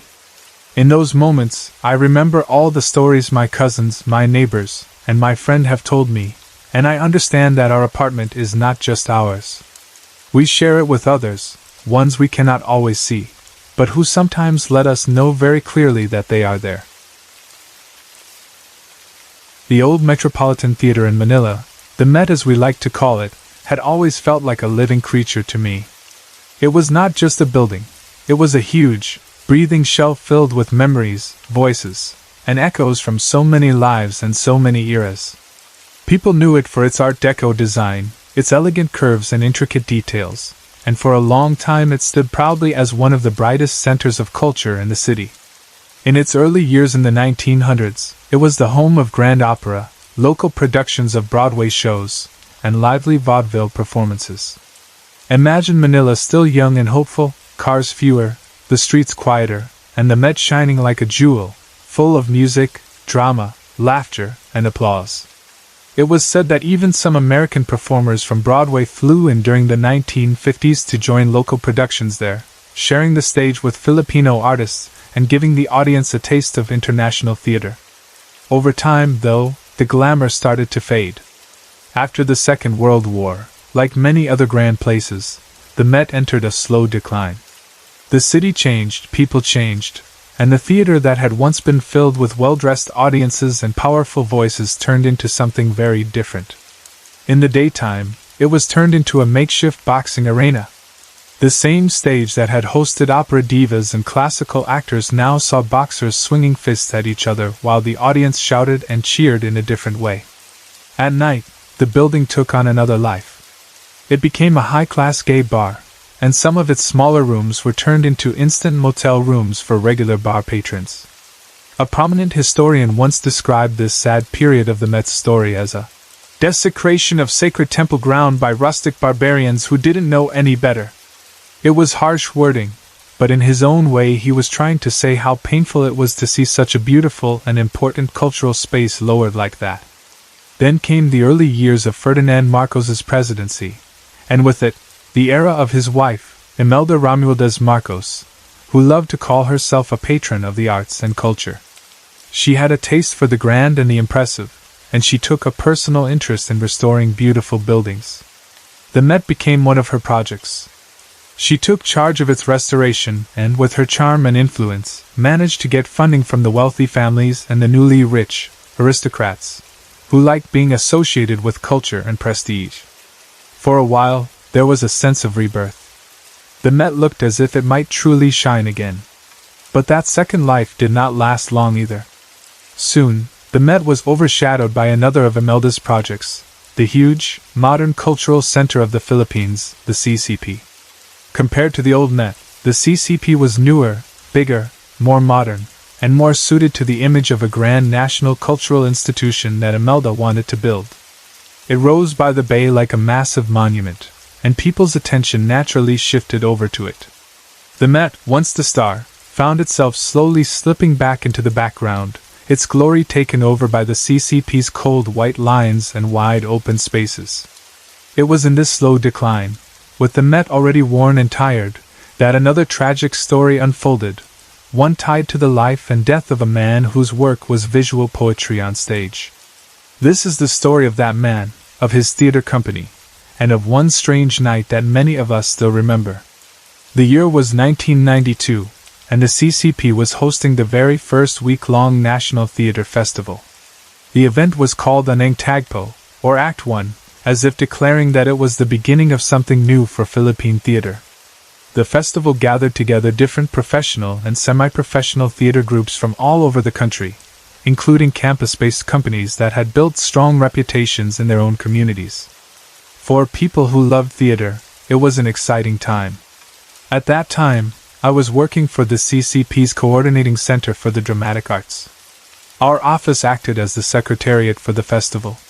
We were the ones who handled schedules, communication, coordination with the participating companies, and the many small details that keep an event like that running smoothly. It was stressful at times, but it also gave me the chance to see and meet so many people and groups that I admired. One of the theater companies joining the festival that year was Rolando Tinio's Teatro Pilipino. In its earlier years, Teatro Pilipino had been one of the two resident theater companies at the CCP, the other being the Bulwagang Gantimpala Company, which focused on new playwriting and experimental work. Teatro Pilipino specialized in translating world classics into Filipino and presenting them to local audiences in a way that was still true to the original but closer to the heart and language of the people. Their work was elegant, thoughtful, and deeply respected. I had a lot of personal admiration for them. But things had changed. In 1986, after the end of the Marcos regime, the CCP went through a transition. Many of the performing groups that had been closely associated with the old CCP under Imelda were suddenly removed or replaced. Only a few, like the Philippine Philharmonic Orchestra and Ballet Philippines, were allowed to remain as resident companies, and even then, their special privileges were reduced. New groups like the UST Philharmonic and the newly formed Philippine Ballet Theatre came in and shared the stage and resources. There were budget cuts and a redistribution of support. It was a painful time full of uncertainty, especially for those who had worked so hard to make the CCP a strong cultural center. Teatro Pilipino and Bulwagang Gantimpala did not survive that shake-up as resident companies. They were let go, in a way that felt cold and unceremonious. And to make things feel worse, the new CCP management formed a new resident theater group called Tanghalang Pilipino. If you think about it, the names Teatro Pilipino and Tanghalang Pilipino actually mean the same thing. Philippine theater. One name used an older, more Spanish-influenced Tagalog word, teatro, and the other used the more modern Filipino word, Tanghalan, but both pointed to the same idea. Even their initials, TP, were the same. It felt like a painful replacement, as if one was quietly pushed out and then copied with a fresh label. After losing their home at the CCP, Teatro Pilipino, led by director and playwright Rolando Tinio, retreated to the old Met. By then, the Met was already in a sad state again, neglected, with peeling paint, broken seats, and a structure badly in need of repair. It was far from the elegant cultural center it once was, but for Teatro Pilipino, it became a refuge. They continued their work there, staging plays for audiences who still followed them despite the distance and the decay. 5 years later, in 1992, when the invitation arrived from the CCP asking Teatro Pilipino to participate in the National Theatre Festival, Tinio accepted it gladly. He chose to see it as a gesture of goodwill, a sign that maybe the relationship could be healed, or at least that there was still respect for his company's work. For the festival, he decided to mount his Filipino translation of William Shakespeare's comedy The Twelfth Night, which he called Ikalabing Dalawang Gabi. In this play, he cast his wife, the legendary classical theater actress Ella Luansing Tinio, as Viola. Ella was more than just his wife. She was his main partner in art, his muse, and the leading lady of so many of Teatro Pilipino's finest productions. Her presence on stage was powerful and graceful, and she was deeply admired by actors, directors, and audiences alike. It made perfect sense for her to take on this central role in what was meant to be a special production for the festival. But 1 week before the start of the festival, tragedy struck. Ella died suddenly in a car accident. The news spread quickly through the small, tight-knit theater community, leaving everyone shocked and heartbroken. Many of us assumed that Tinio would cancel Teatro Pilipino's participation in the festival. It seemed almost impossible to imagine him pressing on with a production that had been built around Ella. We waited for the call that would formally withdraw them from the event. The call did come, but he did not withdraw. Instead, Tinio informed us that his daughter, Victoria, would be taking over the role of Viola. He asked us to update the official program to reflect the change in casting. His decision surprised many of us. Some thought that perhaps continuing with the production was his way of honoring Ella, a way to carry her last project forward even after her death. Others wondered if it was simply his way of keeping himself from being crushed by grief, by staying busy and focusing on the work he loved. Whatever his reasons were, we respected them. I knew many people in Teatro Pilipino, not just as names on paper but as friends and colleagues. I had worked backstage with them on at least 2 of their earlier productions, one of which was Tinio's Filipino translation of Hamlet, Ang Tragedia and I Hamlet, Principing Denmarka, back when they were already based at the Met. I remembered long nights in the wings, the sound of the actors' voices, the smell of dust and makeup and wood, the camaraderie that forms when people work together to bring a story to life. So when I learned that they were rehearsing Twelfth Night at the Met, just days before their technical dress rehearsal, I decided to visit. My trip to the Met that day had two purposes. One was official. I had to inform Director Tinio of the final venue for the lecture on stage management that he was scheduled to give to festival participants. The other was personal and emotional. I wanted to see him and the rest of the company, to show quiet support, and maybe to feel, even for a short time, that connection to the old days when Teatro Filipino was still glowing at the CCP. When I entered the Met that day, the building felt heavier than usual. I do not know how else to describe it. It was as if the theater itself knew that it was hosting a company in mourning. The stage design for Twelfth Night reflected that grief. Instead of the usual colorful or playful visual style that might suit a Shakespearean comedy, the set was filled with black and white veils hanging from the battens above and flowing down gently to the stage floor. These veils moved slightly with the air, like silent ghosts. The entire mood of the stage was muted, as if someone had put a veil of sorrow over a script that was originally meant to be joyful. There was also a special character added to the production, one that did not exist in the original Shakespeare play. It was a lady in black, dressed in a black lace evening gown with a thin black veil covering her face. This character would appear in certain scenes, not speaking, just moving quietly through the stage, like a shadow from another world. She was played by Teatro Filipino's resident actress, Divina Fabri Cavestany. Divina looked strikingly like the late Ella. She had similar facial features, the same intense eyes, and even the same posture and way of carrying herself, though she was about 10 years younger. Seeing her in that dress and veil, moving with slow elegance, already made my skin crawl a little. The lady in black was meant to appear during sequences where characters delivered soliloquies that Tinio had borrowed from other plays and inserted into the script. Each of these soliloquies came from roles that Ella herself had played in previous productions. In a way, the lady in black was like a living memory of her, walking quietly across the stage whenever a piece of her old work was spoken out loud. It was an artistic tribute, deeply emotional and cleverly woven into the structure of the show. But for those of us who knew Ella personally, it was also eerie. It felt like watching a ghost of her walk among the characters of Twelfth Night. As I sat and watched one of their rehearsals, I felt a heaviness in my chest. The show they were rehearsing was supposed to be a comedy of manners, something light and entertaining. But the atmosphere in the theater was the opposite of light. It was solemn, quiet, and sad, like a wake that just happened to be taking place on a stage. The cast did their best, and the story still moved forward, but the mood of mourning wrapped itself around every scene. In between, the lady in black would appear, reminding us of why the company's hearts were still broken. Even though the rehearsal felt unsettling and depressing, some of us who had worked with Teatro Filipino in the past decided that we wanted to watch the final performance. The play was scheduled to run for 3 weekends, not counting its festival schedule.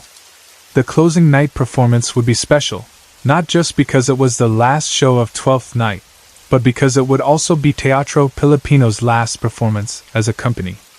Tinio had decided that after this production, he would finally close the company for good. He had been translating and producing classic plays for Filipino audiences for 17 years.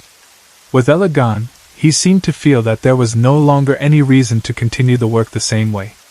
There was a quiet invitation for TP alumni, both actors and backstage crew, to attend the last show and join a simple dinner afterward. It was meant to be a farewell gathering. The night of the final performance arrived. The theater was full of familiar faces, fans of Teatro Filipino, lovers of world classics, friends, old colleagues, former members of the company. There was a feeling of anticipation mixed with sadness. Everyone knew this was the end of an era. We took our seats, and the lights went down. The show began. As expected, Divina's lady in black character appeared at certain moments, weaving in and out of scenes, walking slowly in her gown, her face hidden behind the thin veil. Her presence alone was enough to create a quiet shiver in the audience. But then, something happened that nobody had prepared for. At one point during the performance, another lady in black appeared on stage. She was dressed like Divina's character, her face also covered by a thin black veil. She appeared from the opposite side of the stage, moving with a calm, deliberate grace. Even though her face was hidden, the eyes behind the veil were clear and sharp.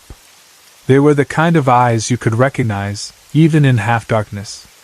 Many of us felt an immediate and disturbing sense of familiarity. Divina, who was supposed to enter from stage left at that moment, suddenly stopped in her tracks. She saw the other veiled figure standing at stage right, and then quietly turned around and walked back out without making her entrance. For a second, it was as if the air froze. But the other actors on stage, professionals that they were, continued the scene as if nothing odd had happened. The show must go on, as they say, and so it did. The actors delivered their lines, moved to their marks, and tried to carry on normally, even though something very abnormal had just happened in front of everyone. The audience, however, could not ignore it. Many of the people watching had been followers of Teatro Filipino for years. They had seen Ella perform on that very stage before. They knew her presence, her face, and yes, her eyes. And even though this new lady in black was veiled, there was no mistaking the feeling that those were Ella's eyes looking out through the fabric. If someone had been playing a cruel trick, it would have been a truly heartless one. But the mood in the theater did not feel like a prank. It felt like something else entirely. The second lady in black appeared several more times throughout the night. Sometimes she seemed to mirror Divina's movements. Sometimes she appeared alone. On more than one occasion, Divina would be about to go on stage and then stop as if blocked by an invisible wall, because the other veiled figure was already there, on the opposite side or near the area where she was meant to be. And then, in one particular moment that I will never forget, both of them were on stage at the same time. Divina's character was already part of the scene, moving and standing in her designated spot, when the other lady in black entered. For a few seconds the two figures shared the stage, both in long black gowns, both with veiled faces. Those of us watching could feel the tension in the room spike. The hair at the back of my neck stood up. I could hear whispers starting among some audience members, and then quickly fading into uneasy silence. While the actors continued with the play, a part of everyone's attention was fixed on those two women in black, trying to make sense of what we were seeing. Finally, the play reached its end. The actors gathered for their curtain call. The audience clapped, some perhaps more out of habit than genuine enthusiasm, still stunned and slightly shaken by what they had witnessed. When it was Divina's turn to come out, she did so in the same black gown, but this time without the veil. She stepped forward as herself, not as the mysterious lady in black, and bowed deeply to the audience. Not once during the curtain call did the second veiled figure appear. It was only Divina, the other actors, and the director. As the curtain fell for the last time on Teatro Filipino's final performance, there was a kind of rush toward the exits. People moved quickly, quietly, some with their heads down, some glancing back at the stage as if expecting to see someone standing there still. The atmosphere felt thick with fear and emotion. It was like the entire audience had just been part of something too intimate, too strange, and now everyone wanted to get outside and breathe different air. There was supposed to be a dinner afterward, a gathering of TP alumni and company members to celebrate and mourn at the same time. To this day, I do not know how many stayed for that dinner or how many just decided to go straight home. I know that I did not stay. I could not. My mind and heart were too unsettled. I slipped out of the theater and into the night, carrying with me the image of that veiled woman whose eyes looked so much like Ella's. In the months that followed, the people of Teatro Filipino scattered in different directions. Some of the company's former artists eventually joined the new CCP-based Tanghalang Filipino, continuing their craft under a new banner.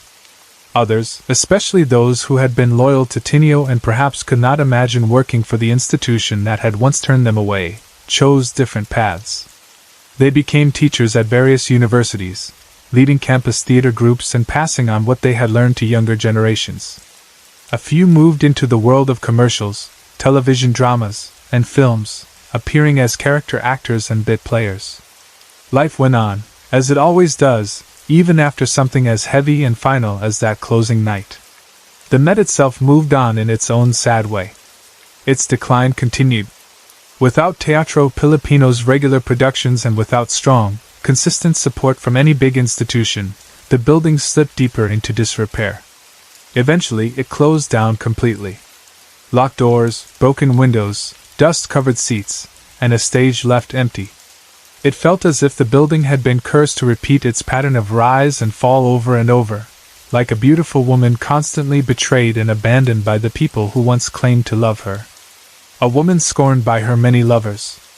When the Met was finally shut, people later found old treasures left behind in its storage rooms. Many of Teatro Pilipino's costumes from previous productions were still there. 17 years' worth of wardrobe pieces, robes, gowns, tights, hats, cloaks, shoes, sat in the dark, slowly collecting dust. Hand props, stage furniture, painted backdrops, and an entire library of translated works that Tinio had done were all left behind, waiting in silence. Even the complete set of Twelfth Night, that last production, stayed there in the Met warehouse, left to rot along with everything else. In two adjacent rooms, someone discovered another collection of items, costumes, props, furniture, musical instruments, and old posters and programs from all kinds of shows that had been staged at the Met since it first opened. It was like walking into a museum that had been forgotten, a place where theater history had been stacked and stored and then ignored. 2 years ago, a local TV network decided to feature the old Met for their Halloween special. When I saw the episode, I felt a sudden, strong ache in my chest. On screen, I saw the building as it was now, a hollow shell, broken and scarred, yet still carrying the skeleton of its former beauty. It hurt to see it in that state, knowing what it once meant to so many people. Still, there were signs that someone was trying again to bring it back. Rehabilitation work, it seemed, had started once more. Some of the construction workers assigned to work on the building agreed to be interviewed. These men, who mostly slept on site because of the distance between their homes and the theater, shared stories that sent chills down my spine. They said that at certain ungodly hours of the night, often around 2 in the morning, they would be awakened by strange sounds. They would hear dialogues being spoken on stage, lines delivered with emotion and clarity, as if actors were performing. They would also hear arias being sung, powerful voices drifting through the darkness of the empty opera house. But when they got up and looked around, the building would be dark, and no one would be on stage. The seats would be empty. Only the echoes, faint and fading, would remain. In those moments, I imagined the Met still alive in its own way, replaying fragments of its past on an endless loop. The actors and singers who once stood there, the companies that poured their souls into their work, the ghosts of old performances and old loves, maybe they never really left.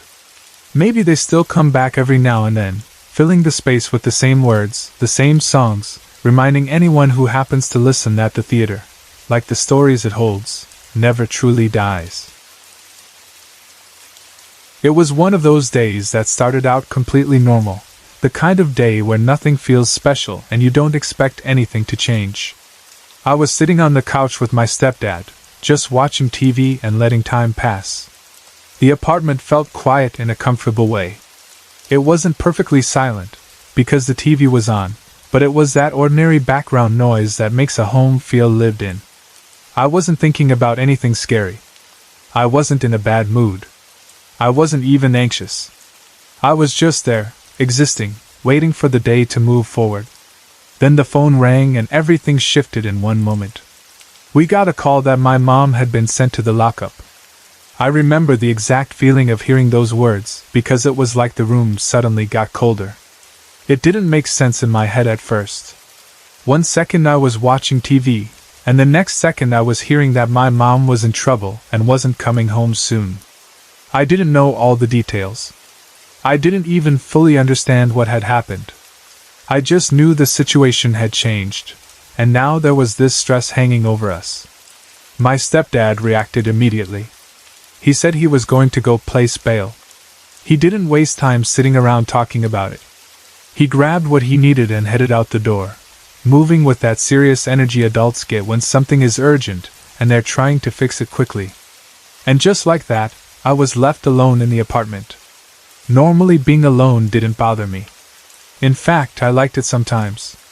Our place wasn't huge, but it still felt cramped when everyone was home.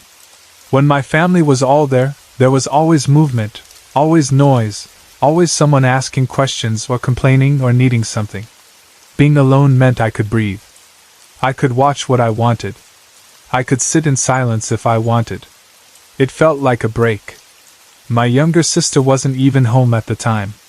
She was at a friend's house, which made the apartment feel even more empty. I remember feeling almost relieved, because at least I wouldn't have to explain anything to her or deal with her getting scared or upset about our mom. I told myself it would just be a few hours. My stepdad would handle things, my mom would come back, and life would go back to normal. That's what I thought. The first strange moment happened not long after my stepdad left. We only had one phone, a house phone, and it was in my room. That detail mattered later, because it meant every time the phone rang, I had to walk down the hallway to get it. I couldn't just grab a phone from the living room or kitchen. The phone was in my room, at the back, past the bathroom. So when I heard the phone ring, I got up and started walking toward it. The hallway was dim compared to the living room. The living room had the TV glow and whatever light was coming in through the windows, but the hallway always felt darker, like it didn't get enough light. It was one of those hallways where shadows sit in corners even during the day. Not because it's haunted or anything, but just because of the way the doors and walls are placed. As I walked, I felt a strange feeling creep up on me. It wasn't a full panic. It was more like my body became aware of the bathroom area. I don't know how else to say it. It was like my attention got pulled toward the bathroom doorway without me choosing it. I slowed slightly and glanced toward the bathroom. The bathroom door was wide open. That shouldn't have been a big deal. Doors are open all the time. But the way the bathroom was positioned, if the door was open, you could see the mirror from the hallway at certain angles. And for some reason, whenever I looked into that bathroom, I was always afraid I might see something in the mirror. I can't fully explain why I had that fear even before anything happened. Maybe it was because mirrors can look weird in dim light. Maybe it was because the bathroom is the one place that feels vulnerable, small space, hard surfaces, quiet, and your reflection staring back at you. Or maybe it was because I had watched too many scary movies when I was younger, and that idea got stuck in my mind. Either way, I didn't like looking into that mirror from the hallway. I didn't like the idea of catching some shape behind me, even if it was just my imagination. So I glanced at the open door, felt that nervous pinch in my stomach, and then forced myself to keep walking toward my room. I answered the phone. It was my older sister. She sounded worried and impatient, the way people sound when they're calling for information they think should already be clear. She asked if my mom was out yet. I told her no, my stepdad had gone to bail her out, and when she came back I would have my mom call her. I thought that would be the end of it. It wasn't. My sister didn't seem to accept the answer. Or maybe she was just anxious and kept calling because she didn't know what else to do. After we hung up, she called again. Then again. And again. It felt like every time I sat back down, the phone would ring. At first it was annoying.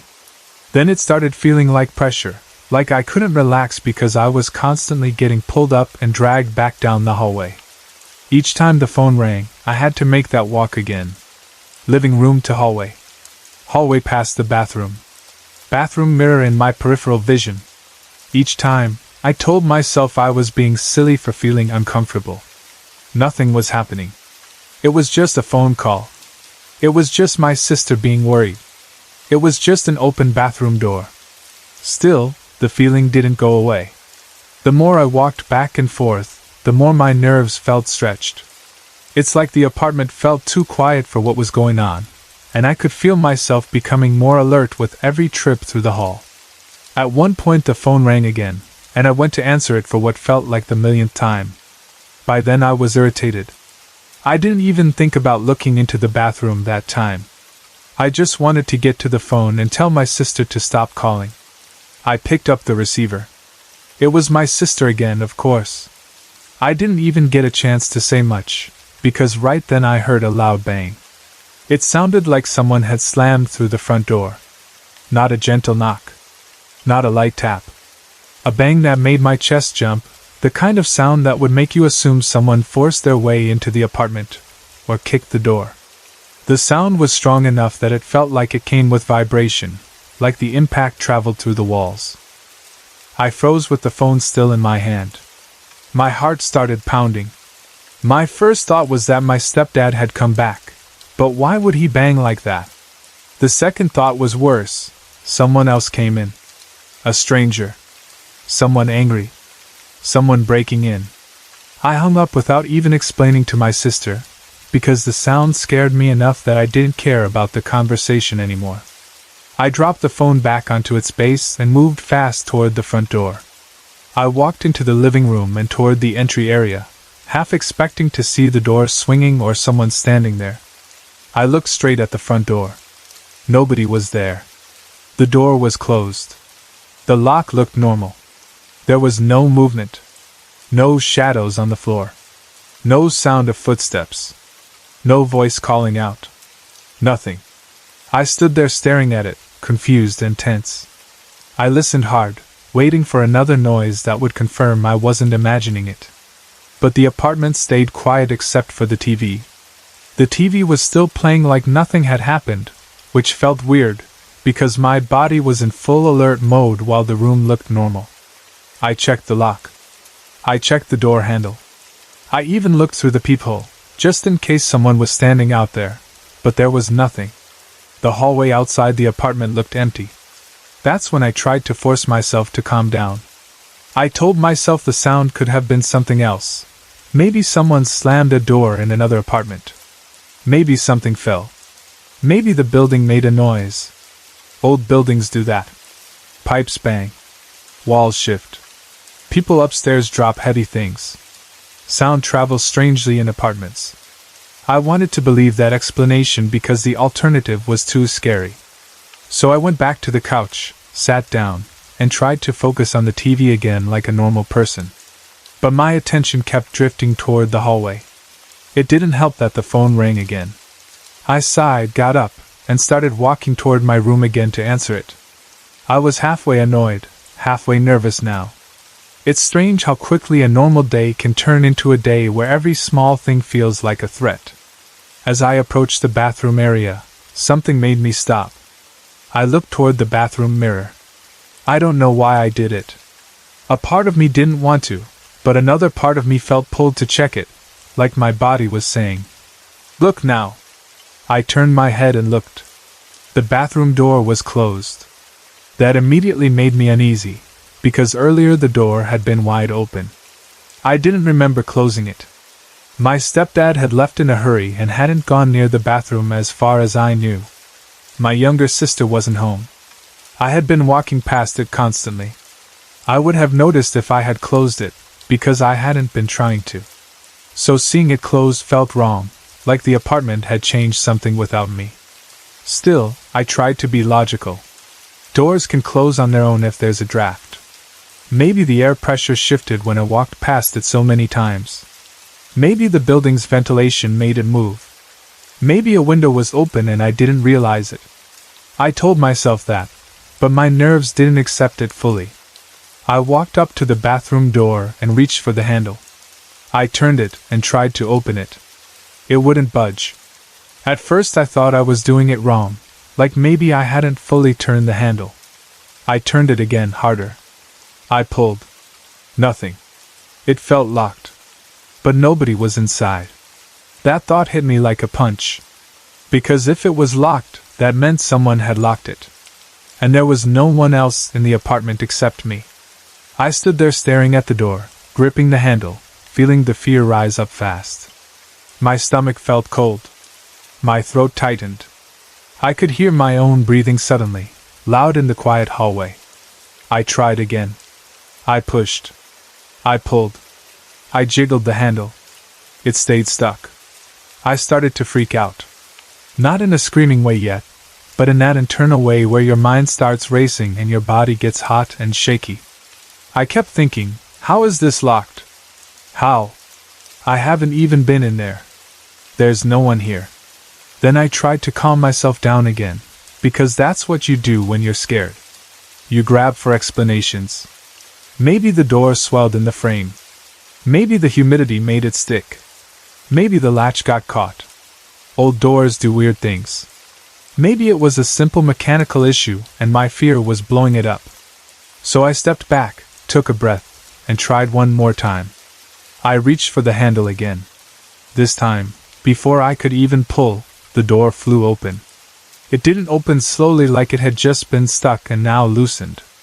It flew open suddenly, swinging wide with force, like someone yanked it from the inside. The motion was so fast that it startled me backward. I actually jumped, because my body reacted as if a person had just rushed out at me. But the bathroom was empty. I stood there staring into the bathroom, heart pounding, trying to convince myself I didn't just see the door explode open. The mirror reflected the empty room. The sink was there. The shower curtain was there. Everything looked normal. But the way the door had opened did not match. Normal.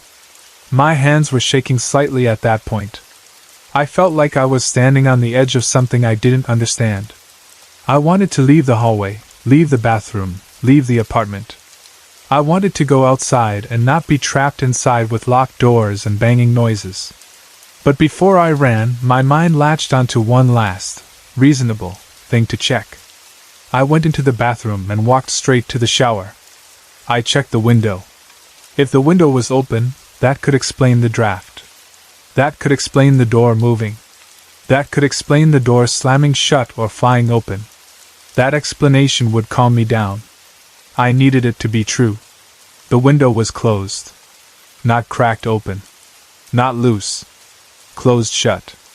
I stared at it for a second, and that's when I realized I didn't have an explanation anymore. The door being stuck felt like a lock. The door flying open felt like a pull.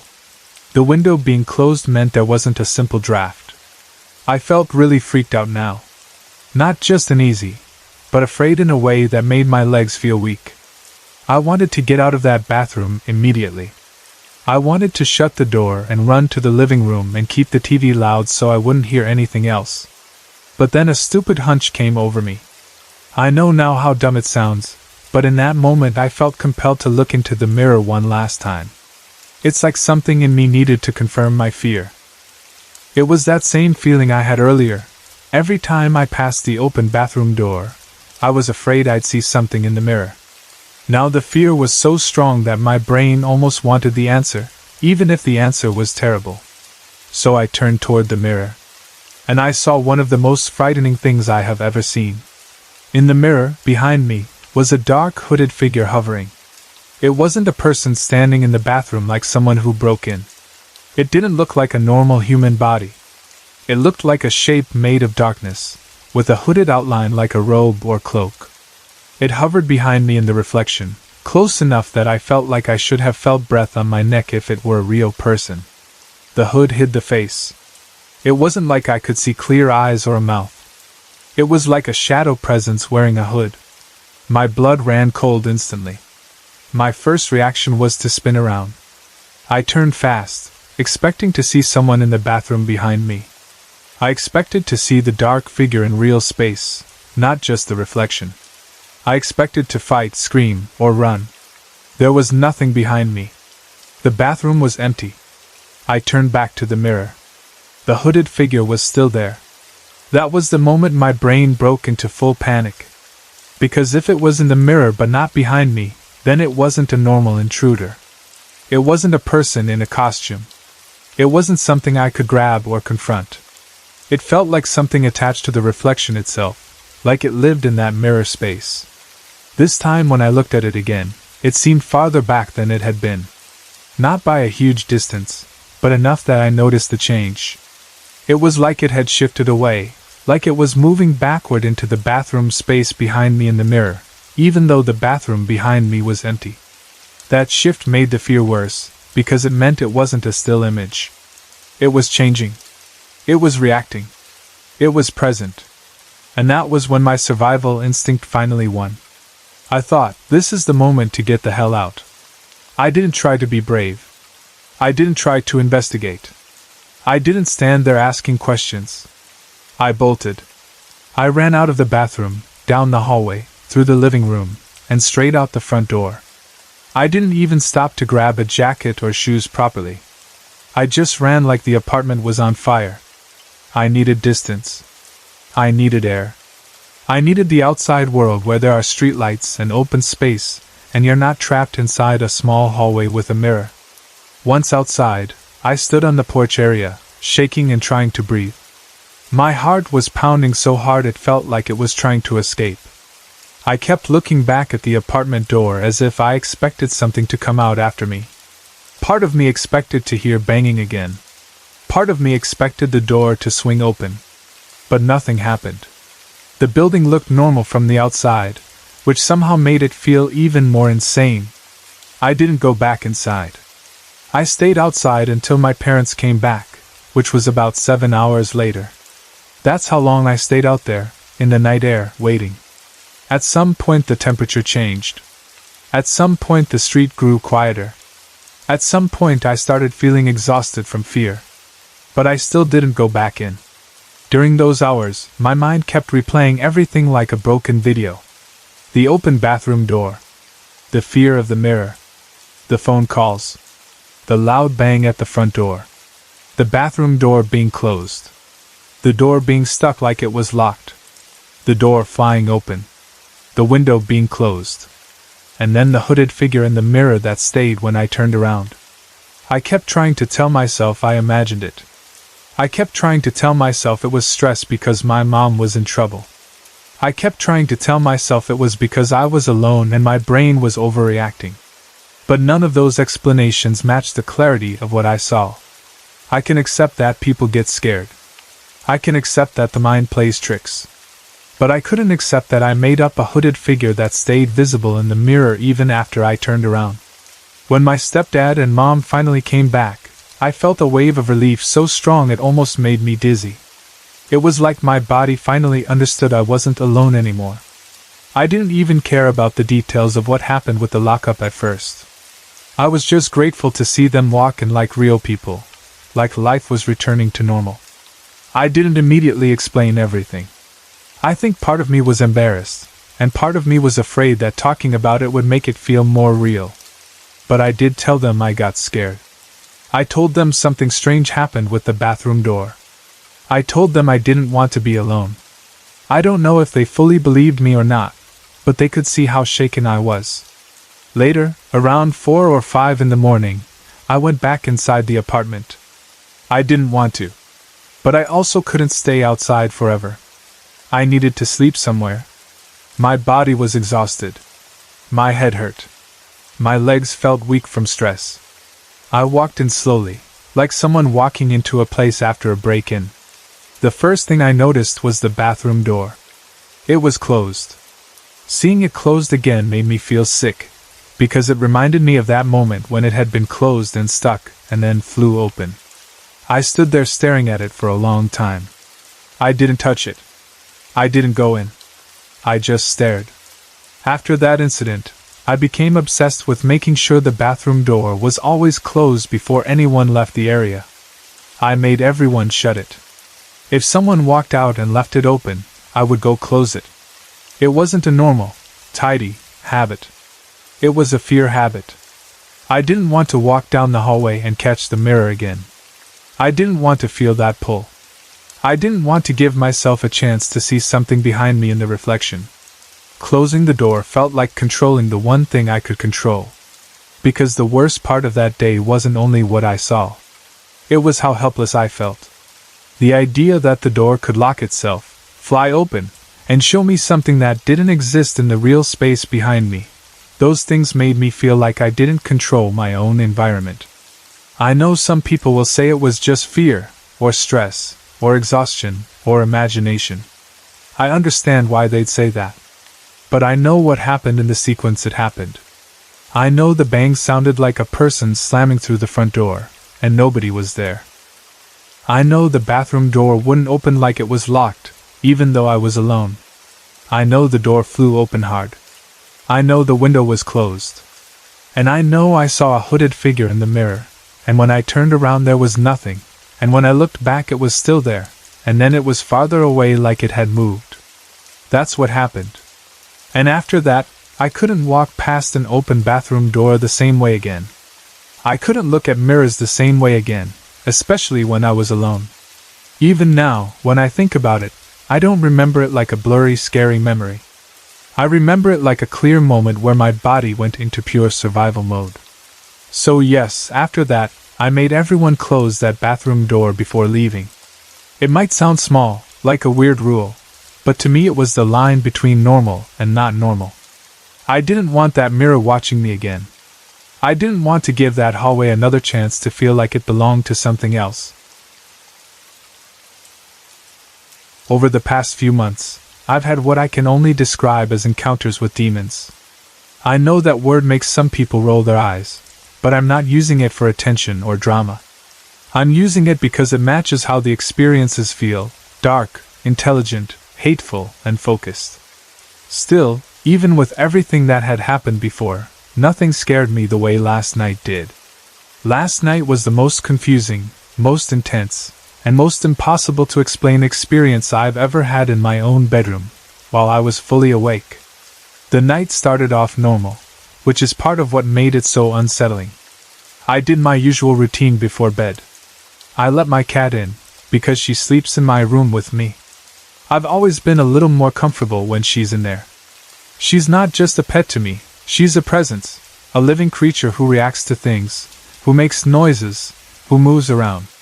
When you're afraid at night, having an animal close can make you feel less alone. It's like you have a small witness beside you, someone who can sense what you might not sense. Then I finished a book I'd been reading. I remember the quiet of the room, the soft light, the way everything felt normal and safe in a boring, everyday way. I wasn't thinking about demons at that moment. I wasn't trying to invite anything in. I wasn't challenging anything. I just wanted to sleep. I'll be honest, since my cat started sleeping in my room, I hadn't had a demonic experience. So in my mind I had started to believe, maybe foolishly, that her being there helped. I know how silly it sounds to imagine a small cat keeping something evil away, but fear makes you grab onto any pattern you can. If something stops happening after a change, you start believing the change has meaning. I enjoyed having her near me, and I liked the idea that maybe her presence made the room feel less open to whatever had been bothering me. Last night proved to me that if something wants to come close, it can come close anyway. At some point later, after getting in bed, I had to get up. I went to the bathroom and then got a drink of water. The house was quiet in that deep night way where it feels like the walls are listening. The air felt cool. The lights were mostly off, and everything had that muted nighttime look. When I was walking back toward my room, I saw my little brother come out of his room too, probably to get a drink of water as well. It was around 4 a.m. I remember because I glanced at the time and had that annoyed thought of, why am I awake at 4 in the morning? It was late enough that you expect your body to be exhausted, but my mind wouldn't settle. I got back into bed and tried to fall asleep again, but for some reason I couldn't. I turned onto my side, adjusted my blanket, listened to the silence, and waited for my brain to shut off. It didn't. That's when I heard a noise coming from my brother's bedroom. My room is right next to his room, and the walls between us are thin enough that you can hear a lot. Normally you hear things like a toy being knocked over, a child rolling in bed, quiet footsteps if he gets up. But this sound was different. It wasn't random. It wasn't soft. It sounded like knocking. It wasn't knocking on our bedroom doors like someone asking to be let in. It sounded like knocking from inside his room, down low. My brother has a loft-style bed with a trundle underneath. The top bunk is up high enough that he has a ladder. Under the top bunk, he has this little space, kind of a cubby, because the loft creates a small enclosed area under it. He uses it like a toy closet, a storage space, and also like a little hideout. He keeps things in there, and sometimes crawls in there during the day to play. But at night, that cubby turns into one of those dark spaces that feels extra creepy even if nothing is happening. That's where the knocking sounded like it was coming from, under his loft bed, inside that cubby space. At first, my mind tried to find the easiest explanation. I thought maybe my brother had crawled under there and was knocking just to scare me. Kids sometimes do that kind of thing. They hear you're awake, they want attention, they want to mess with you. But the more I thought about it, the less sense it made. My brother had just turned 7. He's had demonic experiences too. That's one of the reasons I don't dismiss these things easily anymore. He is scared of the dark most of the time. He doesn't like being alone at night. He'll call for my mom if he hears strange noises. He doesn't usually do bold pranks in the dark, especially not something that would require him to climb down from his bed and crawl into a tight cubby. Also, I kept thinking about the practical parts. If he climbed down the ladder, I would probably hear him. The ladder makes noise. The bed creaks. And if he crawled into that cubby, I would expect to hear movement, fabric sliding, toys shifting, his breathing, something. But what I heard was just knocking, and it didn't sound like a child tapping for fun. It sounded steady and deliberate, like someone knocking because they wanted something answered. I lay there listening. It went on for a long time. And the longer it went on, the more scared I became. Fear has a way of growing when you can't see the source. If I had been able to walk into his room, flip on a light, and see my brother playing around, it would have ended right there. But I didn't want to go into that room at 4 a.m. and confront whatever might be in that cubby. My imagination kept flashing pictures of things I didn't want to see. So I stayed in bed, listening, trying to convince myself it would stop. Instead, it kept going. My heart started beating faster. I tried to breathe slowly, but my breathing kept getting shallow. My body felt tense like I was bracing. I kept telling myself, "It's nothing. It's the house settling. It's a toy shifting. It's something small." But the knocking had a rhythm that didn't fit. House settling. It wasn't a single creak and then silence. It was repeat after repeat, like a hand. While I listened, I started hearing my brother cry out. He made a sound like he was scared. Not screaming like he was being hurt, but calling out, the way a child calls out when they're frightened. He cried out a couple times, and each time it made my stomach drop. A part of me wanted to jump out of bed and run into his room and scoop him up and bring him into my room. But another part of me was terrified of what I might walk into. And then there was the worst part. I couldn't move. I don't know if it was pure fear freezing me, or something else, but it felt like I was paralyzed. I lay there wanting to move and not being able to. I could hear, I could think, I could feel my heartbeat, but my body felt locked in place. I've heard people talk about being frozen in fear, and I always assumed it was just an expression. Last night, it didn't feel like an expression. It felt literal. My brother cried out again, and I felt sick with guilt that I wasn't getting up. But I honestly couldn't. Eventually, my mom woke up. I heard her voice, sleepy but alert, telling him to come upstairs. Her voice cut through the fear like a knife because it reminded me that we weren't alone in the house, and that an adult was awake now. I heard my brother climb down his ladder. That sound was real and familiar. The ladder creaked, his feet hit the floor, and I heard him moving. I heard him go upstairs and talk to my mom. Their voices were muffled through walls, but I could tell he was explaining something, or at least trying. My mom sounded like she was calming him. After a while, I heard him come back downstairs. I heard the ladder again as he climbed back up. Then everything went quiet. No more knocking. No more cries. No more movement. I assumed he went back to sleep. For a moment, I thought maybe the whole thing was over. My body started to loosen slightly. I felt my heart slow down just a little. The house returned to that quiet nighttime stillness, and I told myself maybe it was just one strange moment, and now the rest of the night would pass. I closed my eyes to try to sleep. But I couldn't shake a funny feeling. It wasn't the same fear as before. It was more like a warning.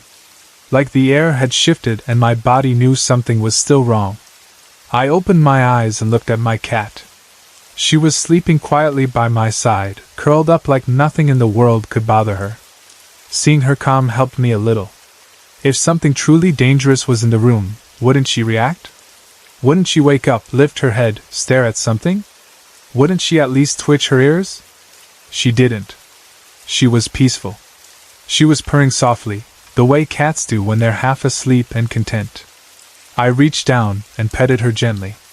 Her fur felt warm and real under my fingers. That touch grounded me in a way I needed. Then I closed my eyes again, trying to relax. The feeling returned instantly. It was like this. When my eyes were open, the bad feeling seemed far away, like a storm out on the horizon. I could sense it, but it wasn't right on me. When my eyes were closed, the feeling rushed close, like something leaning over me. It felt immediate and personal, like it was right at my face and chest. I tested it a couple times because I couldn't believe it. I closed my eyes, felt the bad feeling. I opened them, and it felt distant. I closed them again, and it came back. Open again, distant again. At that point it seemed like an obvious decision. If closing my eyes made the feeling worse, then I would keep my eyes open. I told myself I would just stay awake until the sun came up, because at least daylight makes you feel less vulnerable. I kept my eyes open. That worked for about 2 seconds. Then something closed my eyes for me. It didn't feel like I blinked. It felt like my eyelids were pushed shut. Like a heavy hand came over them. My eyes closed, and I couldn't open them. It was like being drugged, like that heavy, sinking sensation where your body wants to shut down whether you agree or not. But I wasn't falling asleep. That's what scared me. I wasn't drifting into a dream. I was still fully aware. I could hear the room. I could feel the mattress. I could sense my cat beside me. I was awake inside my head, but my eyes were forced shut and my body felt heavy. I reached over toward my cat, trying to touch her again because she was the one real thing I could focus on. I wanted to feel her fur and reassure myself that I was still in my bed. The moment I tried, a shock shot through my body. It wasn't like static electricity. It wasn't a small sting. It was a full-body jolt that made my muscles jump. The shock didn't only hit my hand. It rippled through me like a wave. My breath caught, and fear surged again because I realized something was preventing me from touching her. I forced my eyes open with effort, desperate to see my cat and make sure she was okay. I managed to see her for a split second, just enough to confirm she was still there, before whatever it was closed my eyes again. It happened fast, like a door slamming. I was shocked to hear her purring. She wasn't panicking. She wasn't hissing. She wasn't running. She was still quietly perched on my bed beside me, purring like nothing was wrong. And yet I couldn't touch her. Every time I tried, it felt like my body refused, or like something pushed back. When my eyes were closed again, everything changed. I wasn't simply lying in darkness behind my eyelids. It wasn't the normal black space you see when your eyes are shut. It was like my mind was transported instantly into another scene. There was fire. I could see flames and burning, like a building on fire. It felt like I was inside a burning house, or standing in the middle of one. I could see walls lit by orange light. I could see things catching and collapsing. I could see smoke and the glow of flames moving and licking at surfaces. The strangest part was that I could see it clearly, like I was there. It wasn't blurry like a dream. It was vivid. But I couldn't feel heat. That was another detail that confused me. Fire should feel hot. Even a dream fire has some sense of heat, some sense of threat. This was visual without physical heat. I could see flames, but my body wasn't burning. I wasn't sweating from heat. I wasn't coughing from smoke. It was like the scene was being projected into my awareness while my physical body stayed in bed. I immediately started praying. Prayer is my instinct when things like this happen. Even if my thoughts are messy, prayer is the one direction my mind knows how to move when fear gets too big. I tried to pray, but there was a horrible feeling that kept stopping me. It's hard to explain that feeling to someone who hasn't experienced it. It wasn't just distraction. It wasn't just. I couldn't focus. It felt like pressure on my mind and chest, like something pushing back against the act of praying itself, as if prayer was offensive to whatever was controlling the scene. Every time I tried to form words, I would feel sick. The feeling wasn't nausea exactly, but something like spiritual nausea, like my whole inside rejected the act of trying to speak to God. It was as if something was attempting to block the words before they could form. At the same time, shocks were running up and down my body again. Little jolts, then bigger jolts. It felt like electricity moving through my muscles. I couldn't control it. I couldn't stop it. Each shock made me tense, which made it harder to think, which made it harder to pray. Then I had an idea. I don't know where it came from. It just appeared in my mind like a tool being handed to me. Instead of trying to pray with my own words, I started singing Amazing Grace. I didn't sing it out loud at first, because I wasn't even sure I could open my mouth. I sang it in my mind, like I was forcing the words forward. But as soon as I began, I became aware of something important. Whoever brought me into that burning scene did not want me to sing. The resistance grew. The pressure in my mind tightened. It felt like the moment I started singing, I had done something that threatened the control over me. The fear tried to swell again, the sickness tried to rise, but I kept singing anyway. I clung to the song because it was familiar, solid, and already written. I didn't have to invent words. I didn't have to fight to create a prayer. The song carried the meaning without me having to build it. As I kept singing, I noticed something else. The shocks began to lessen. Not instantly, but gradually. The jolts became less intense. The feeling of being held down didn't feel as powerful. It was like the song was creating friction against whatever had grabbed me. Each line I sang felt like pulling myself an inch closer to my bed. While I sang, the burning scene began to shift. Every now and then the scene would get muddled, like a TV station going fuzzy. The flames would blur. The colors would smear. The edges of the scene would break apart as if the image couldn't hold steady. And in those fuzzy moments, I could see my real room again. I could see my cat on my bed. I could see my hand reaching toward her. Those flashes were brief, like someone flickering between channels. One moment I was in a burning building. The next moment, everything fuzzed and I saw my bed and my cat. Then it snapped back to flames again. It was like I was caught between two realities, my physical body in bed, and my mind being forced into something else. I kept singing because the flashes felt like progress. Each time I saw my cat and my bed, it felt like I was pulling back toward where I belong. I didn't care about understanding it in that moment. I cared about escaping it. The more I sang, the more unstable the burning scene became. It didn't disappear completely, but it kept breaking like it couldn't keep a firm grip. I focused on the words, line after line, holding onto the melody in my mind like a rope. Then I heard a man's voice singing with me. At first I thought it was my own voice echoing strangely, because fear can make you imagine things. But it didn't sound like me. It sounded like a different voice, clearly male, joining the hymn as if he had been waiting for the invitation. I couldn't see him. I couldn't turn and look for him in the burning scene. But I heard him singing the same words, in time with me. Right after the man's voice came a woman's voice. Then another. Then many voices. They joined one after another until it felt like a choir was singing with me. I still couldn't see faces. I didn't see bodies. I only heard voices, layered and steady, singing Amazing Grace, as if they were pushing back with me. The sound didn't feel threatening. It felt supportive. It felt like help. The burning scene flickered harder after that. The fuzzy transitions became more frequent. The shocks decreased even more. The heaviness in my body started lifting, not completely, but enough that I could feel myself returning. I kept singing. The voices kept singing. I don't know how long it lasted in real time. When you're trapped in something like that, minutes don't feel like minutes. They stretch and twist. But eventually, the burning scene collapsed like a picture fading out, and I was back. I was lying in my bed. My eyes were open.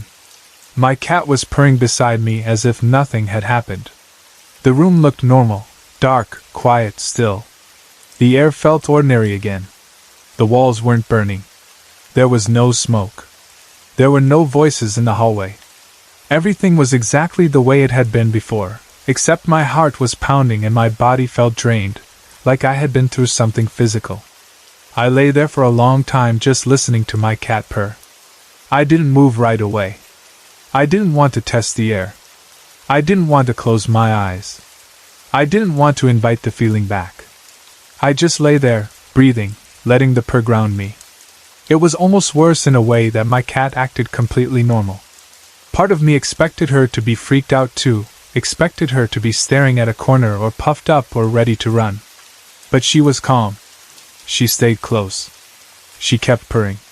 That made me feel comforted, but it also made me question myself in the way people always do after something impossible. Was it real? Was it a dream? Was it a hallucination? But the sequence of events felt too clear for me to dismiss. The knocking in my brother's room. My brother crying out. My mom waking and calling him. The way the fear changed when I closed my eyes. The sensation of my eyes being forced shut. The shocks when I tried to touch my cat.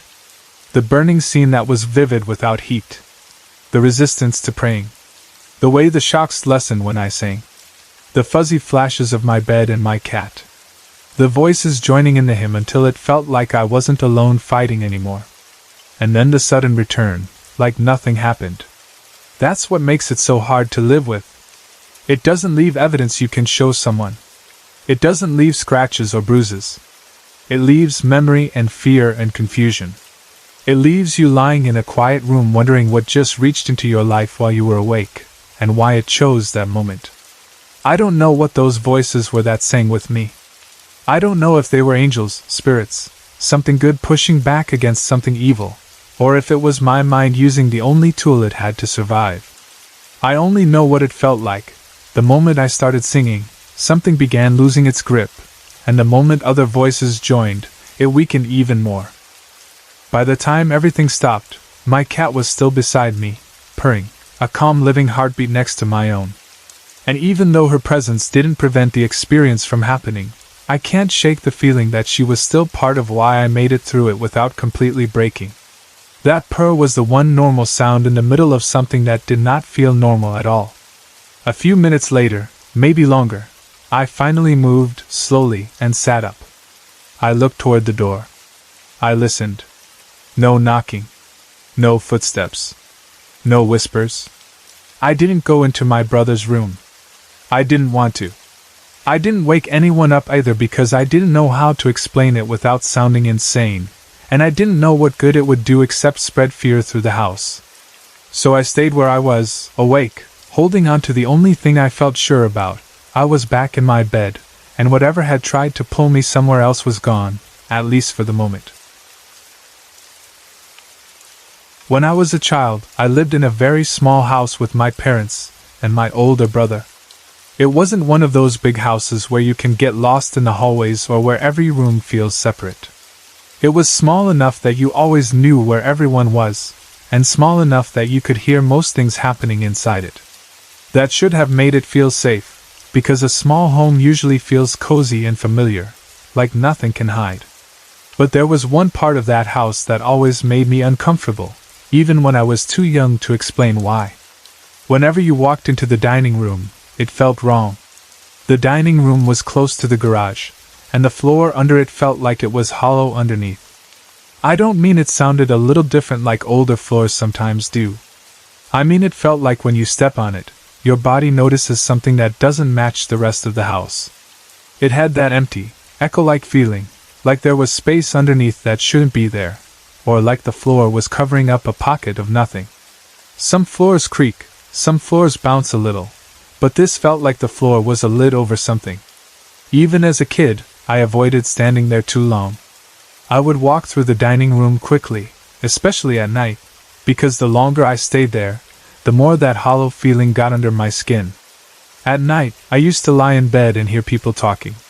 This happened enough times that I stopped thinking it was strange and started thinking it was just normal adult behavior. I assumed it was my parents. I would be in my room, the lights off, trying to fall asleep, and I'd hear quiet voices. Not yelling, not arguing, just conversation, murmuring, low talking, the kind you hear when people don't want to wake a child. Most kids get annoyed by it, but for me it was almost comforting at first, because it meant my parents were awake and the house wasn't completely silent. The only problem was how long it went on. Sometimes it felt like the voices lasted forever. I would lie there and listen, drifting in and out, hearing phrases I couldn't quite make out.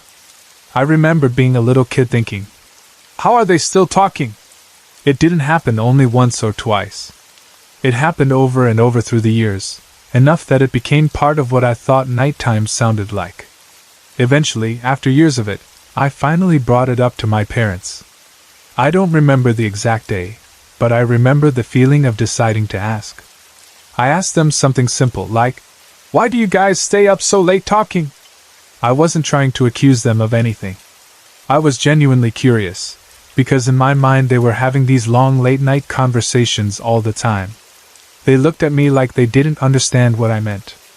My mom asked what I was talking about. My dad said something like, we don't. They thought I meant they were keeping me up, but that wasn't even what I meant. I told them I could hear people talking late at night. I told them I thought it was them. And they said it wasn't. They told me that when they went to bed, they went to bed. They weren't staying up for hours whispering. They weren't sitting in the living room talking in the middle of the night. They said if I heard voices, it wasn't them. I remember standing there feeling embarrassed for a second, because part of you doesn't want to admit you're hearing something that isn't real. As a kid, you don't want your parents to think you're imagining things. But I also remember feeling confused, because I knew what I had heard. It wasn't just one random noise. It was conversation, again and again. That's when my mom told me something that made everything feel even creepier, because it connected to a story from when I was a newborn. She told me that when I was a newborn baby, something happened in that same house that had frightened her badly. She said she had come home one day after taking my older brother to school.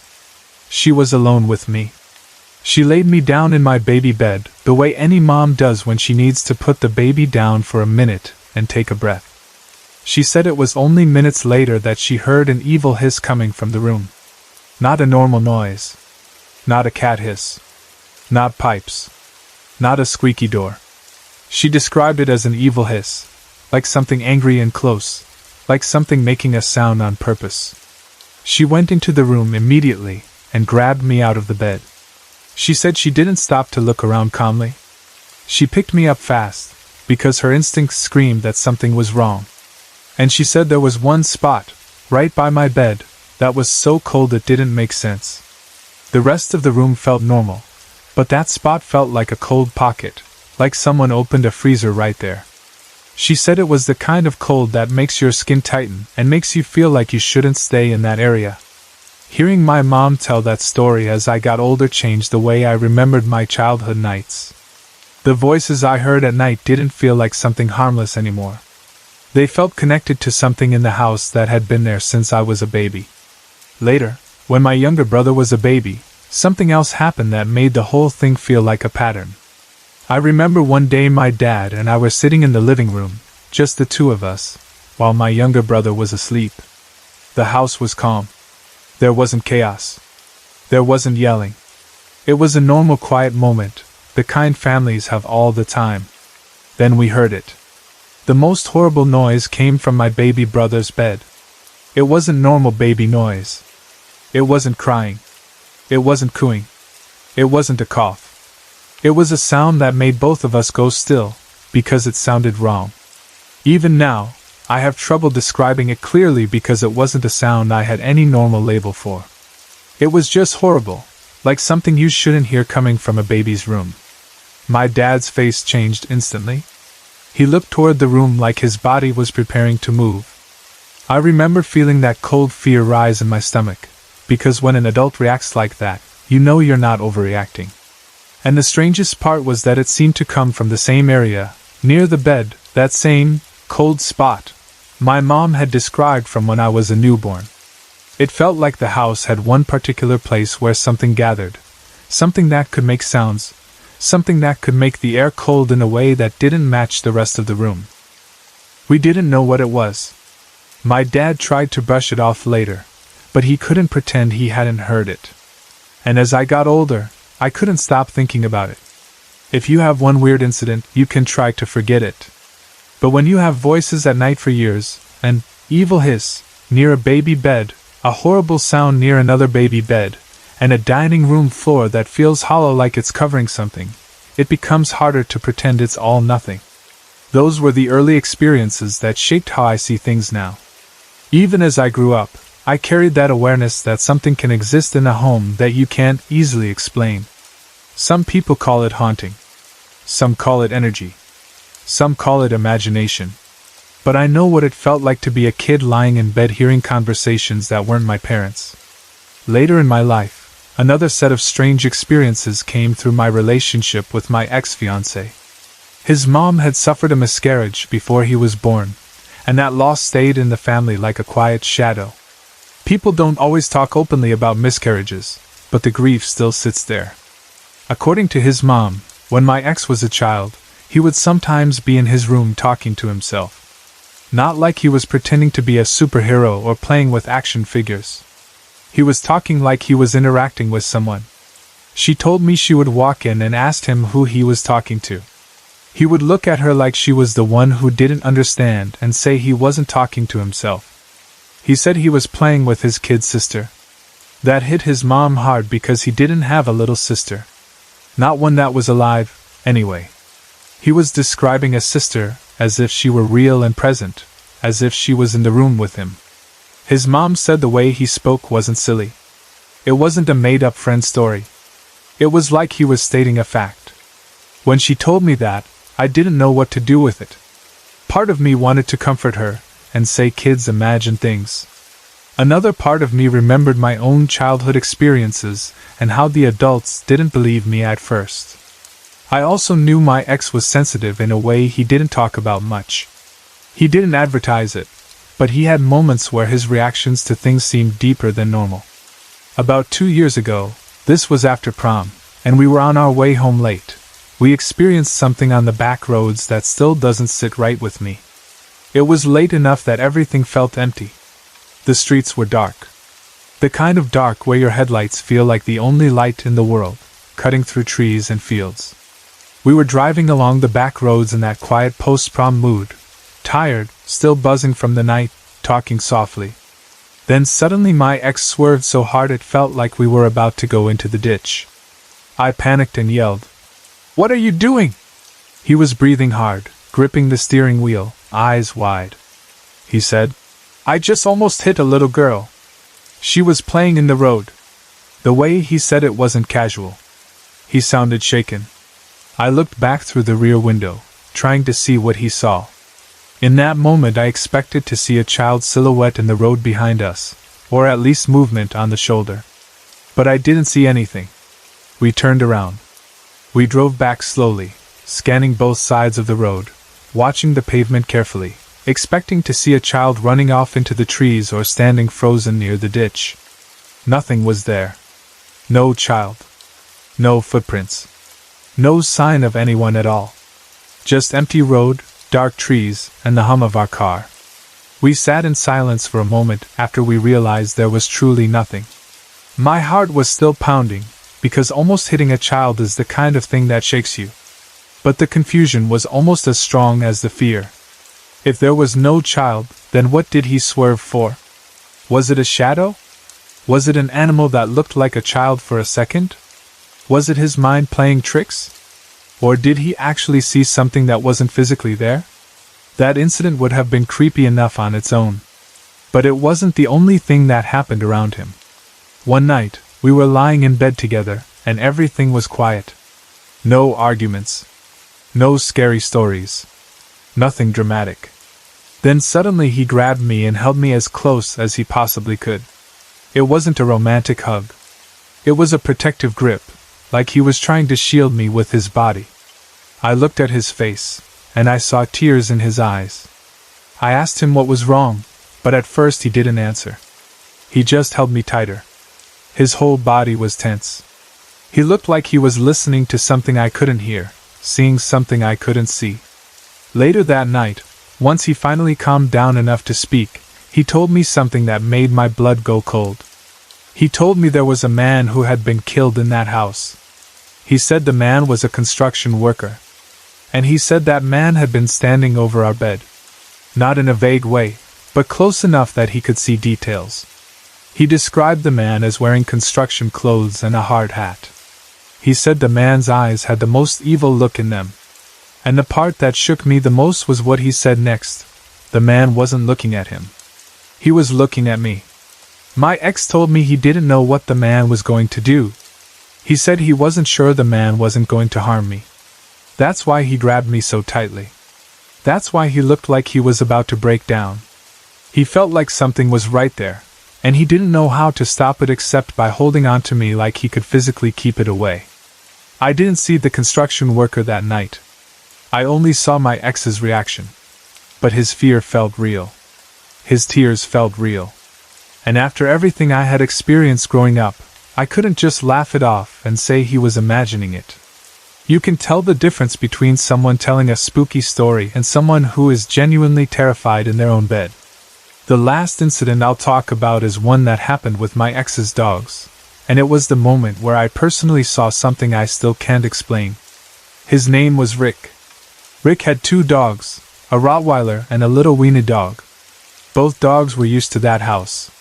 They knew their routines. They knew where they were allowed and where they weren't. And there wasn't really a way for them to get out on their own. The doors weren't left open. The fencing was normal. They weren't the kind of dogs that just magically disappear without someone noticing. That house had already proven to be creepy for multiple reasons, and after the night he described the construction worker, I didn't feel fully relaxed there anymore. Still, we kept living our normal lives. That's what people do. You try to pretend fear isn't controlling you. One day we walked outside and heard one of the dogs barking inside the garage.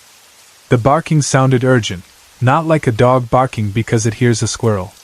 It was that deep, aggressive bark that says something is wrong. We rushed to the garage and went inside. The dog was standing there staring at a huge tool cabinet and barking like crazy. The tool cabinet was large, the kind you'd keep in a garage with drawers and doors, metal and heavy. It wasn't a flimsy piece of furniture. It was the kind of cabinet that belongs to someone who works with tools and needs storage.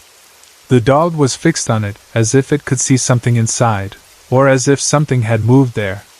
Rick grabbed the dog, trying to calm it down and pull it away, saying things like, "What is it?" and "Stop," and "Come on." The dog kept barking and pulling like it didn't want to stop. Rick decided to take the dog to the kennel, probably thinking it would calm down if it was contained. While he did that, I ended up sitting in his truck by myself for a minute. I was sitting there watching the garage door area, still unsettled by the dog's behavior.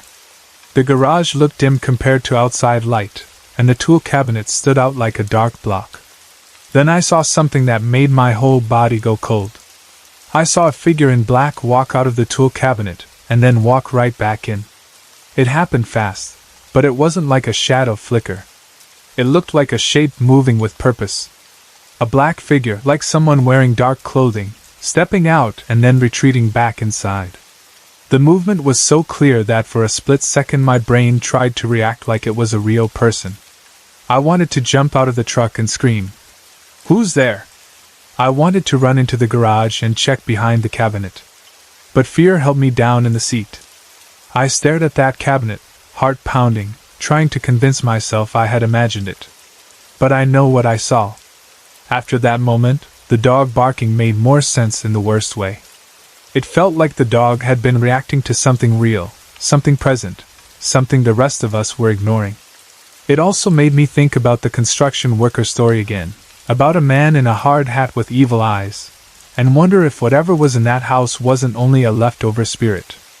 Maybe it was something darker that could hide, watch, and show itself only when it wanted to.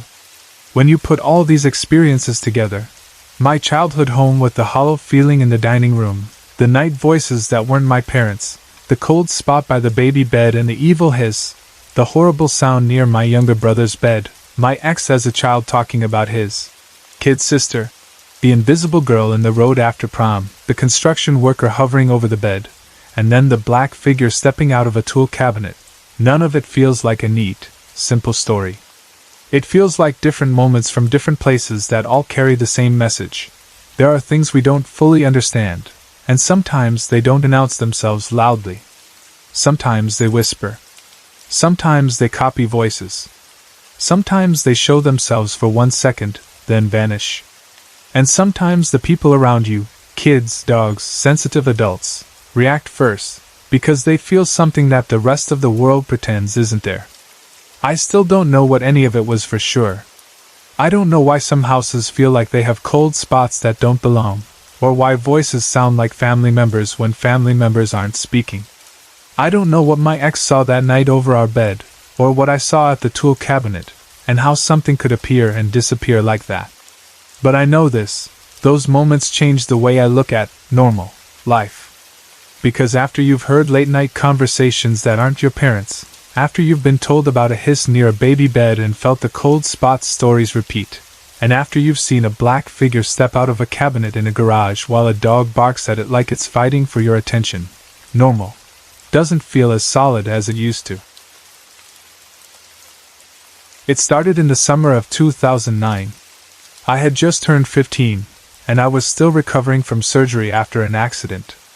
I don't like thinking about that whole time in my life, because everything felt fragile, like my body and my mind were both trying to catch up. I was sore, tired, and honestly kind of angry at the world. My family decided we needed a change, and not long after my surgery we moved into this cute little yellow house in Newbury.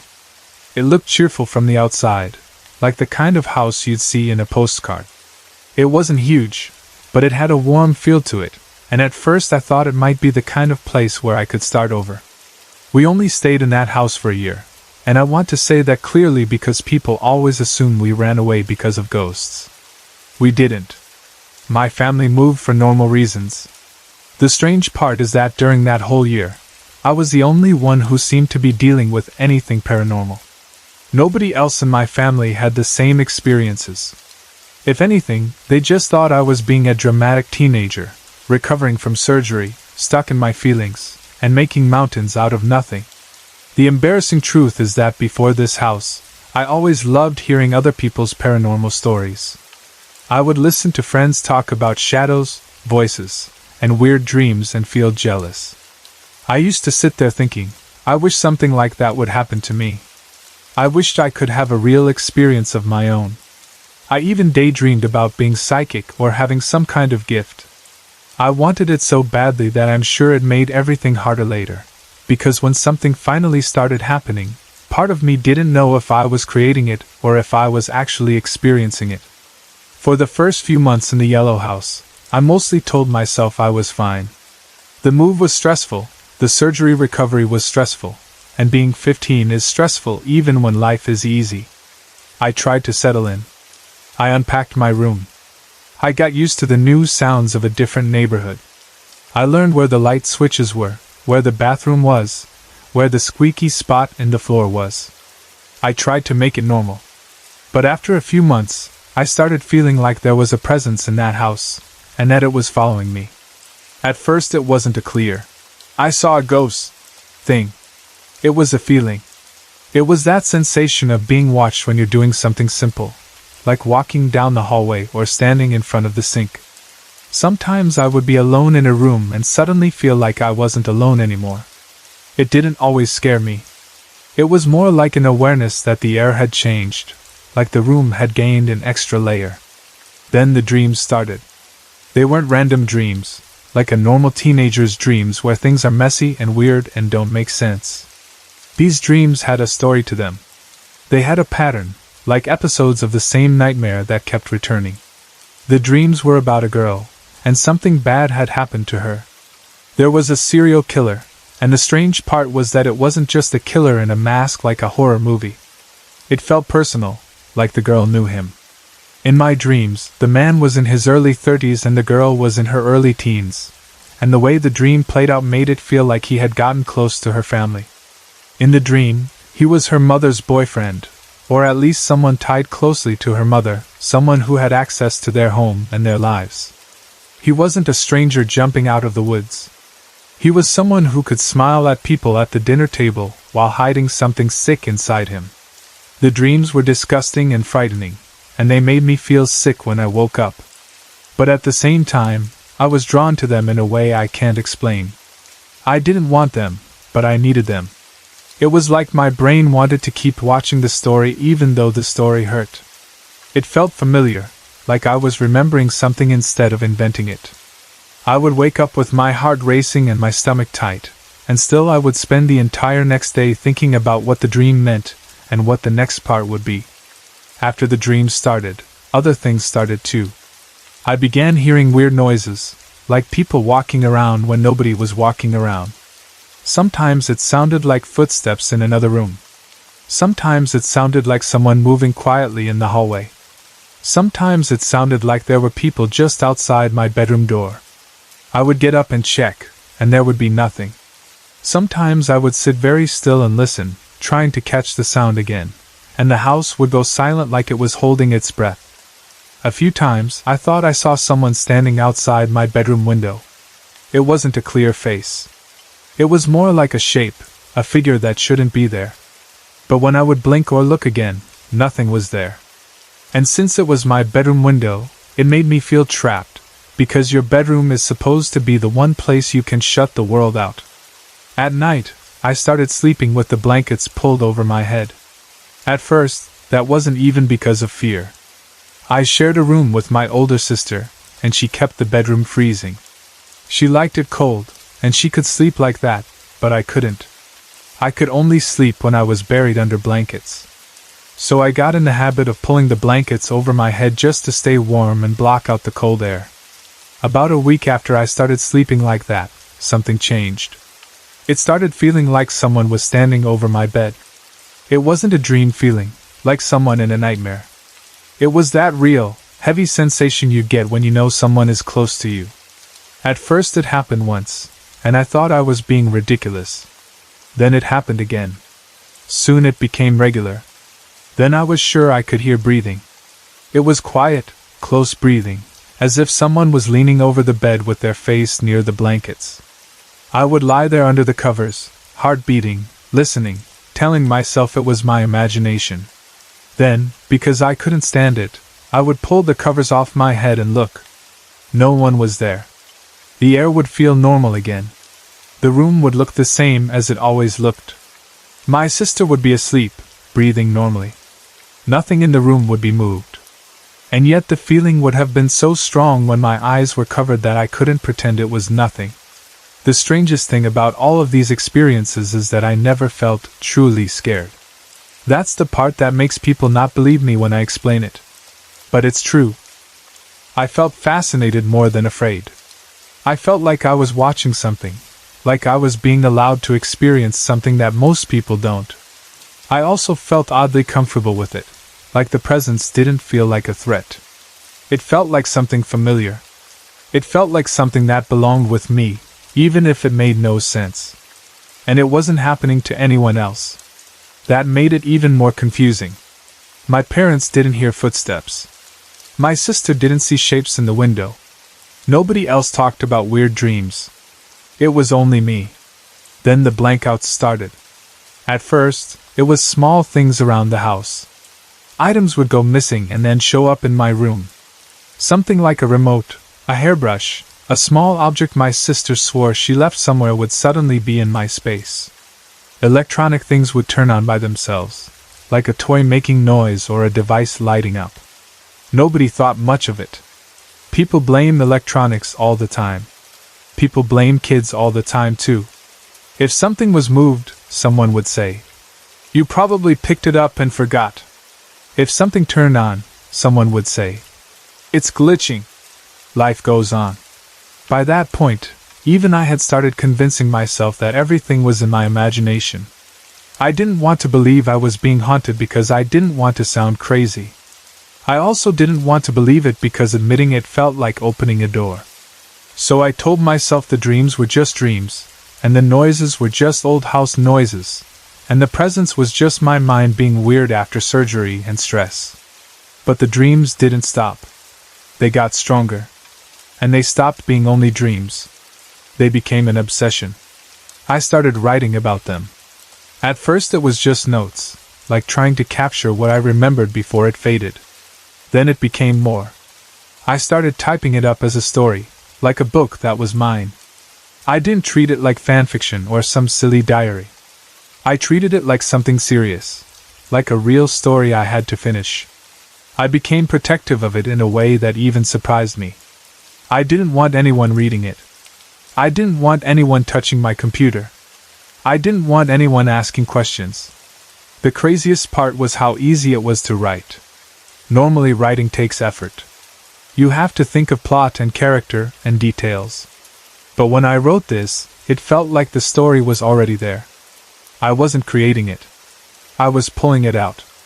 The missing pieces of the dreams would just fit into the writing like they were waiting for me.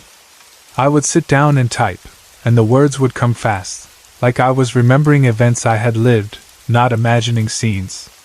As I wrote more, my mood started changing. I started having fits of rage.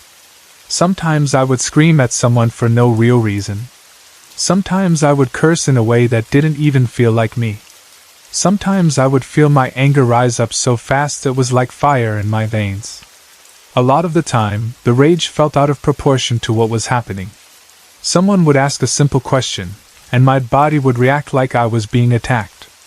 I would snap, lash out, slam a door, throw something small across the room. Most of the time it was only yelling and words, but a few times it came close to being dangerous. And in some of those moments, I would blank out. Not like fainting. More like my memory would skip. Like I would come back into myself and realize I had been yelling or doing something and not fully remember the beginning of it. Other times I would know what I was doing while I was doing it, but feel like I couldn't stop, like something had grabbed the steering wheel inside me. Then afterward I would feel ashamed, sick and embarrassed, like I had watched myself ruin something and couldn't change it. At first, I tried to label everything in a normal way. I told myself I was depressed. I told myself the rage was just a symptom. I told myself I was a teenager, so of course I had mood swings. I told myself my life was unstable and I was recovering from surgery and dealing with family stress and school and hormones, so it made sense. But then something darker happened inside me. I stopped caring. I stopped caring about myself. I stopped caring about what I did. I stopped caring if I hurt people with words. I stopped caring if I disappointed everyone. It wasn't that I wanted attention. I just felt empty. There were days where I genuinely wanted to die. I didn't tell anyone that. I kept it locked inside because I didn't want to be that girl. I didn't want pity. I didn't want therapy talks. I didn't want my parents watching me. So I kept it quiet and acted like I was fine. In my own mind I diagnosed myself with depression because it gave me a reason. It made it sound medical. It made it sound manageable. It made it sound like something that happens to lots of people. And my rage? I told myself it was normal too. I told myself it was just immaturity. I told myself, you're just a depressed, immature teen, what else is new? I used that thought like a shield to keep from asking harder questions. Then I got bored one day and started wondering if the house was haunted. Not because I truly believed it, but because everything felt strange and heavy and I wanted something to blame. I did a small investigation, but nothing came of it. No evidence. No clear sign. No dramatic proof. I wasn't surprised. A part of me wanted proof, but a bigger part of me expected nothing, because deep down I still believed I was making it all up. After that, I started getting strange pains. They grew over time, like my body was carrying its own secret. Sometimes it felt like back pain. Sometimes it felt like pain in my side. I went to doctors. They checked. They couldn't find a clear reason. They couldn't tell me exactly what it was. I didn't care much. To me, the pain was bad, but it also did something weird. It made me feel something other than anger. When pain hits, it forces you into the moment. It forces you out of your head. In a sick way, it felt like relief because at least it was something I could point to and say, "This is real. This is happening." Then, just as suddenly as things began, everything stopped. The presence feeling faded. The dreams slowed. The noises became normal house sounds again. The rage fits became less intense. The pains eased. It wasn't like a clean ending where I felt healed. It was more like the storm moved on and left me standing in a quiet place, still confused. Then my family moved. We left the yellow house. Nobody in my family knew what I had been going through. They didn't know about the dreams. They didn't know about the blankouts. They didn't know about the way I sometimes sat alone feeling like something was with me. They didn't know about the times I wanted to die. They saw a moody teenager, yes, but not the full picture. And when we moved, it was like that chapter closed without anyone reading it. At the time, I thought moving would be a relief. But here's the part that still shocks me when I admit it. I missed the yellow house. I missed it badly. Crazy enough, I missed it like you miss a person. I missed the feeling of that presence, the thing I thought I wanted to get rid of. The truth is, even though it confused me, even though it was tied to darker feelings, it also made me feel less alone in a strange way. It was like I had gotten used to the idea that something was near me, and the moment it was gone, the emptiness felt sharper. Not long after, I turned 16 and we moved into a small white house. It was quieter and calmer than the yellow one. It felt like a normal home. It didn't have the same heavy energy. For a while, I believed whatever was in the yellow house stayed there. But then I started to believe it followed me. The first few months in the White House, I tried to work on the story I had started writing in the Yellow House. I wanted to continue it. I wanted to finish it. But I couldn't. It was like the words dried up. The White House was too calm. My mind felt too flat. The story that had once poured out of me now felt distant, like a dream you can't remember properly. My depression was still there, quiet and heavy, but the paranormal feeling was gone. The rage fits went away for a while too. Everything felt normal, and yet I didn't feel happy. I felt numb. Then, slowly, everything began again. It didn't come back in exactly the same way, but it returned like a familiar song you haven't heard in months. My writing exploded again. The same story returned to my head in 100 different versions, like scenes replaying in different lighting. The familiar feeling came back too. I felt almost relieved, which sounds wrong, but it's true. It felt like something in me woke up again. Like I could breathe again because I had something to focus on. At the same time, I started feeling emotions that I knew were not mine. That's the best way I can describe it. When I wasn't writing, I was depressed and tired and normal. But when I wrote, I would suddenly feel deep sadness, fear, obsession, or rage that felt attached to the story itself. It felt like the emotions came from somewhere else and were passing through me. And I only felt them strongly when I was writing. It made me wonder if what I was doing was something like automatic writing, or if I was remembering a past life, or if I was just a teenager with a powerful imagination and a damaged mood. Even now, I still can't fully say what it is. The presence in the White House felt different too. I wasn't sure if it was the same as the Yellow House. Sometimes I thought it was. Sometimes I thought it was a new thing. Sometimes I thought it wasn't real at all, just a fantasy I created because I needed something to hold on to. But this time, I wasn't the only one experiencing strange things. The experiences still seemed to revolve around me, but now other people noticed things too. That made it harder to dismiss as my imagination. My sister and I still shared a bedroom, and we started waking up in the middle of the night, often between 2 and 4 a.m. We still do that today. It became a pattern.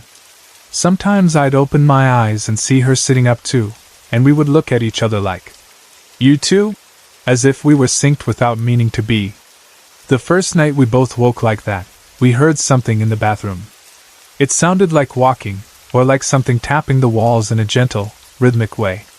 Not loud banging like a break-in. More like a steady pattern, soft but clear enough to hear through the night silence. My sister got terrified instantly. She sat up clutching her blanket like a shield. I felt the opposite. I felt fascinated. I felt that old curious feeling rise up again, like, here it is. Something is happening. We got up and checked the bathroom. The hall felt cold. The house felt too quiet. We looked around, turned lights on, checked behind the shower curtain, checked corners. Nothing was there. Everyone else in the house was sleeping. We knew it wasn't the animals because the bathroom door had been closed, and the animals were lying peacefully on the couch. We could hear them breathing normally. Nothing had gotten into the bathroom. After checking, we went back to bed. My sister was so scared that she slept with the TV on. She needed noise and light to calm down.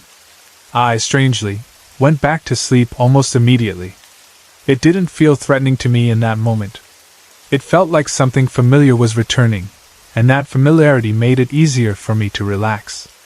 Not long after that, my mother started noticing things too. She told us she could hear voices outside when there would be no one out there. She described it like distant talking, like someone speaking just beyond the walls.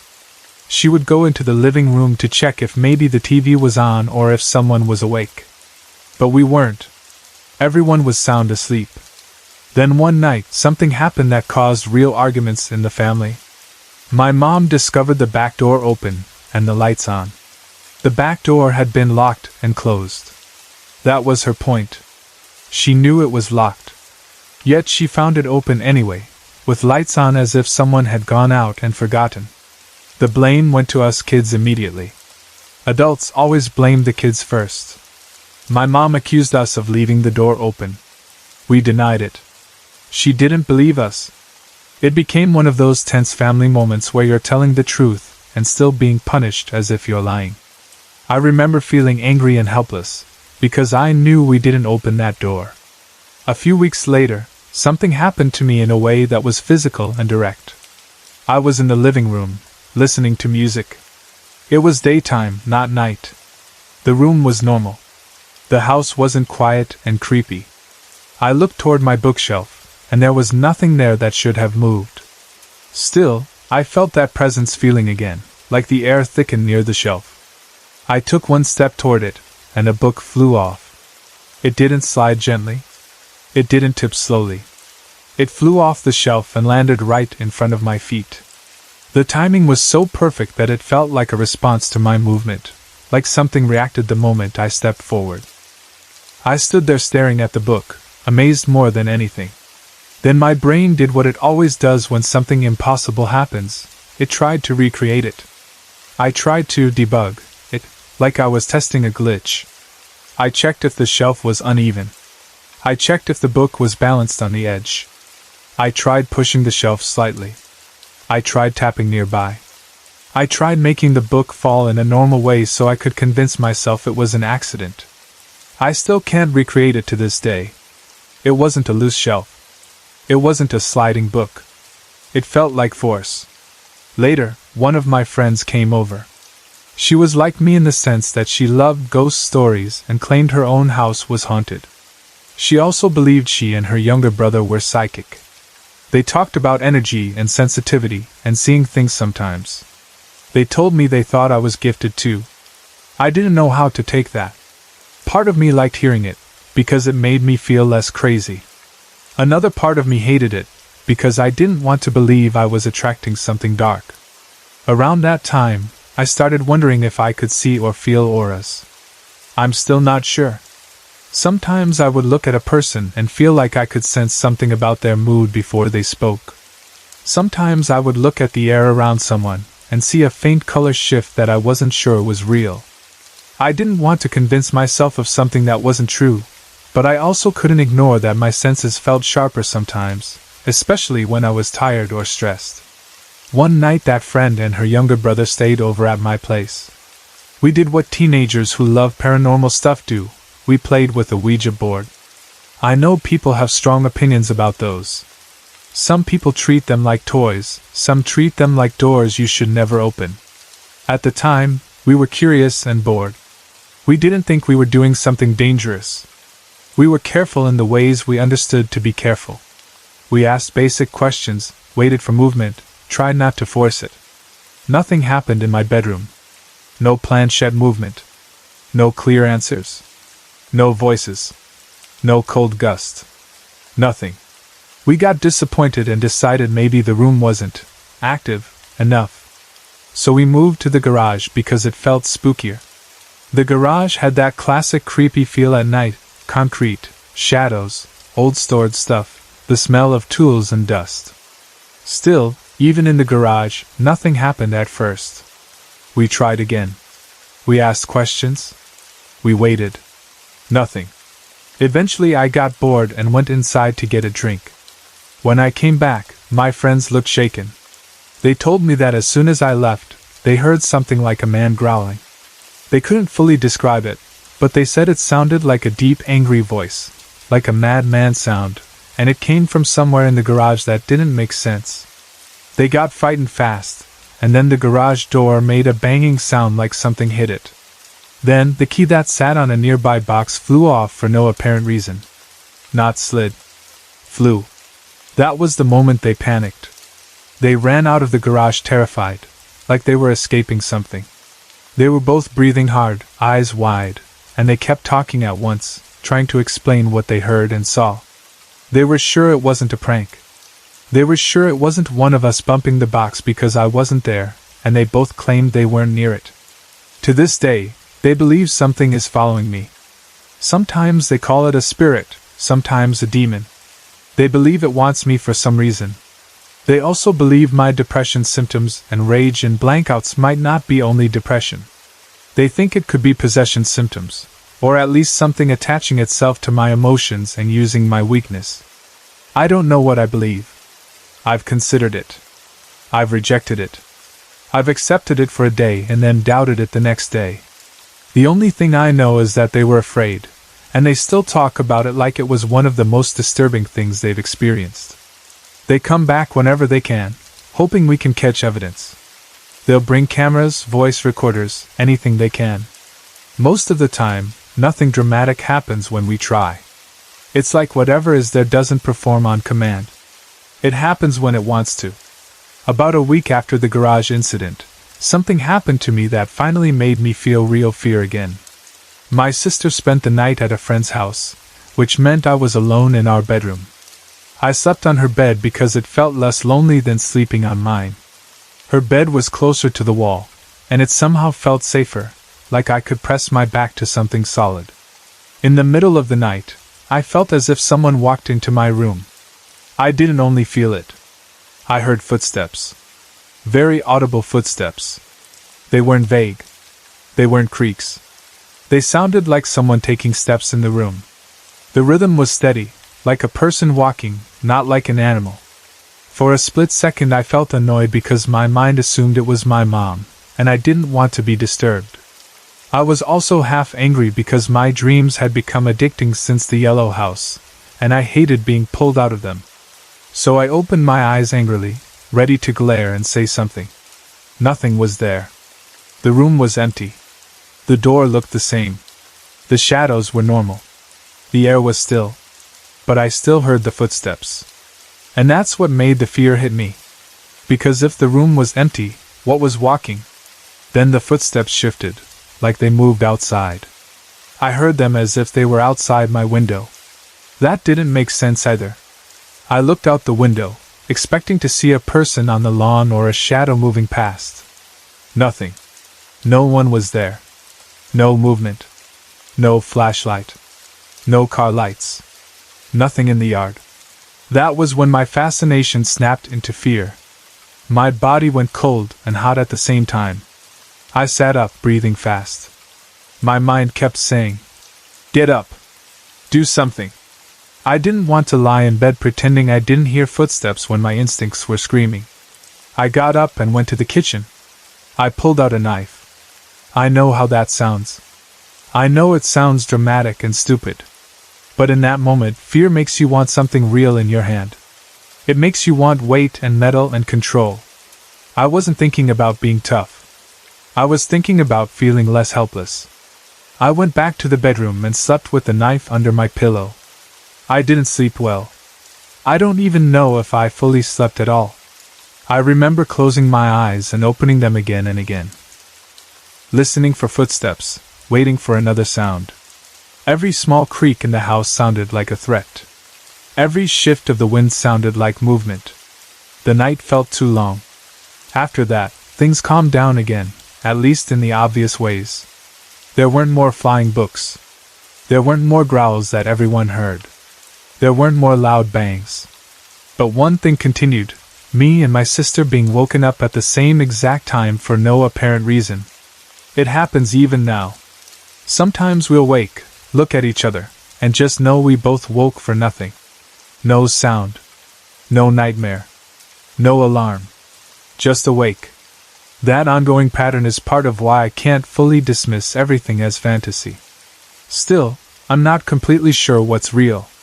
Sometimes I honestly wonder if these experiences are real, or if I've created them in my head because I'm a depressed teenage girl and I needed something to explain why I felt so empty and angry.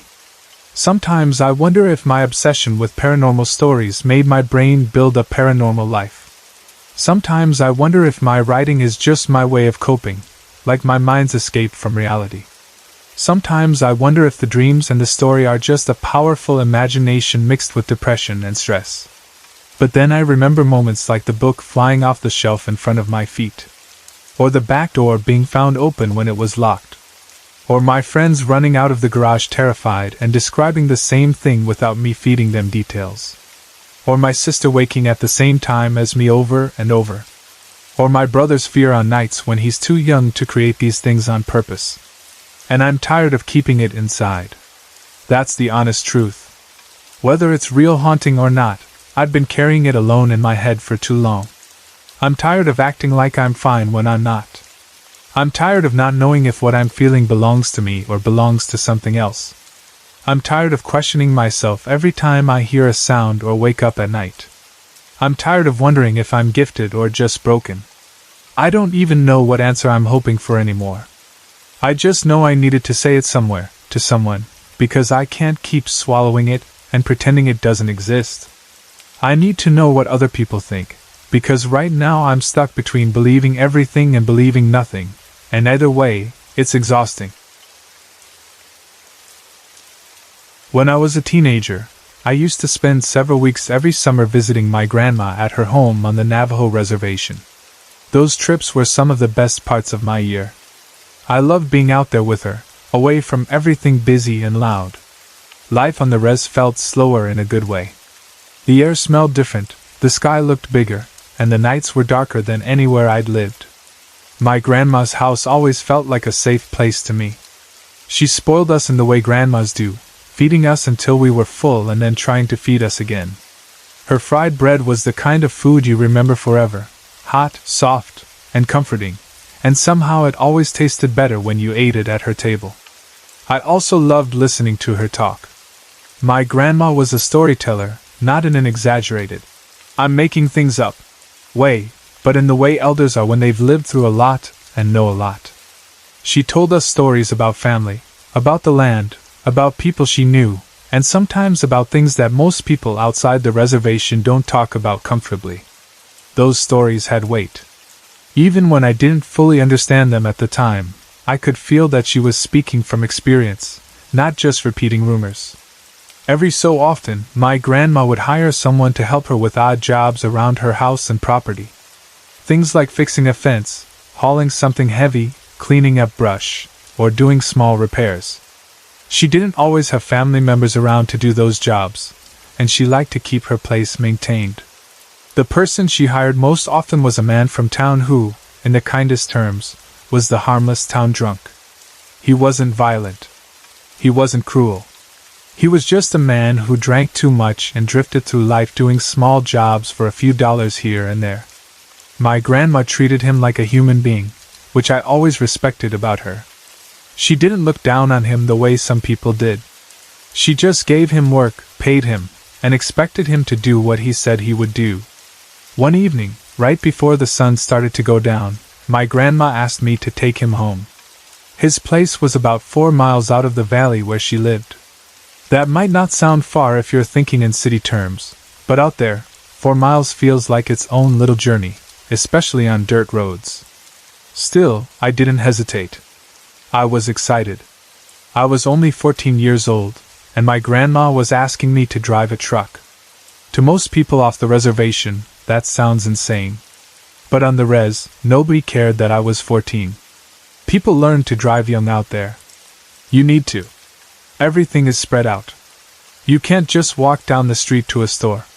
You can't rely on public transportation like in bigger towns. Out there, if you need to get somewhere, you drive. And besides, there's hardly anyone around to judge you anyway. No constant police presence, no neighbors watching, no traffic. Just open land and long roads. So when my grandma handed me the keys, I felt proud and thrilled, like I had been trusted with something big. My 9-year-old brother jumped into the truck cab with me. He was younger, smaller, always eager to be included in anything I did. The worker climbed into the back of the truck, and my dog did too. The dog sat back there with him, and for a moment it felt like a normal little adventure. 2 kids, a dog, a dusty road, and a job to do for Grandma. We took off down the dirt road. The truck kicked up dust immediately, leaving a trail behind us. The sun was lowering, and everything looked warm and reddish, like the land was glowing. The radio was on, playing music from the only station that could reach us from the nearest town, Holbrook, Arizona. The signal wasn't perfect. It would fade sometimes, and static would creep in around the edges of songs. But it was still music, and on those quiet roads, music makes you feel like you're not alone in the empty space. We drove to the worker's place and dropped him off. Calling it a house would be generous. It was more like a shack, the kind of rough structure people make when they're doing the best they can with what they have. He and his brothers lived there, and it looked like hard living. The ground around it was dusty. The area felt quiet and tired. He climbed down, said thanks, and disappeared into that life. Then it was just me, my brother, and my dog heading back toward my grandma's. The sky behind us was deepening into a heavy red as the sun went down. The kind of red that makes you stop and stare when you're not in a hurry. Out there, sunsets can look unreal because nothing blocks the horizon. The land stretches out, and the sky becomes a huge canvas. The truck bounced over the washboard dirt road, that rippled surface that makes your teeth rattle if you go too fast. We were still kicking up dust. The radio still played through static. Everything felt normal. There was nothing weird at first. Then, up ahead on the right side of the road, I saw movement in the bushes. It was small, quick movement, the kind that could be anything. Out there are free-roaming sheep. There are dogs. There are rabbits. There are things that dart across roads without warning. So my first thought wasn't fear. My first thought was practical. Something might run out in front of the truck. I slowed down slightly, watching the bushes. I expected to see a sheep step out, or a small animal sprint across the road. But nothing came out. As we passed the spot where I thought I saw it, I sped back up, shrugging it off. It wasn't unusual to see movement, and then see nothing. The land is full of life and shadows. Then, out of nowhere, I felt it. A dark feeling of fear and dread.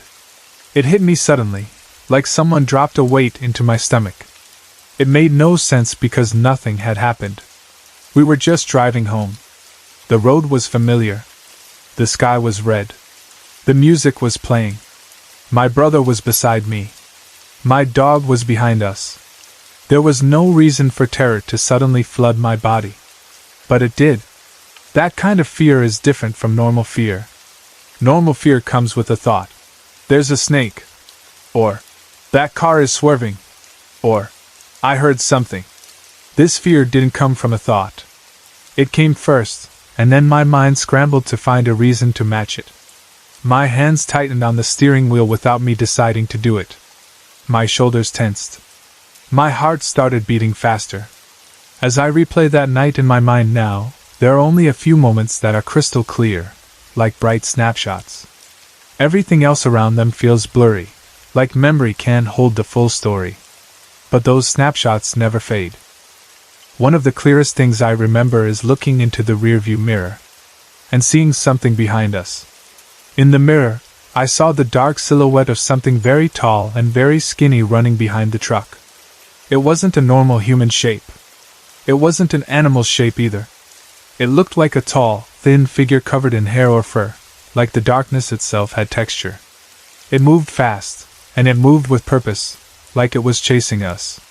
Whatever it was, it did not look like a person. It didn't look like a horse. It didn't look like a dog. It didn't look like anything I could name. It was too tall, too thin, and too wrong in proportion. Even in silhouette, you could tell it wasn't normal.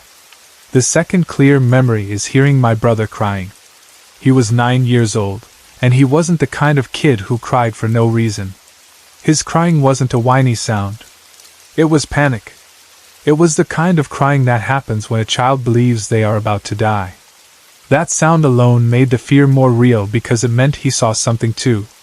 It meant I wasn't imagining it. The third clear memory is my dog barking. Not normal barking. Ferocious barking. The kind of barking a dog does when it thinks something is a threat, and it's willing to fight, even if it's terrified. My dog was losing it back there, barking like crazy at whatever was chasing us. Dogs don't bark like that at nothing. They don't bark like that at shadows. They bark like that when something is there, and they feel it. I remember speeding up. I remember gripping the steering wheel so tight my hands hurt. The truck bounced violently on the washboard road as I pushed it faster. The dust behind us thickened. My whole body shook, not only from the road but from fear. I felt like my bones were rattling.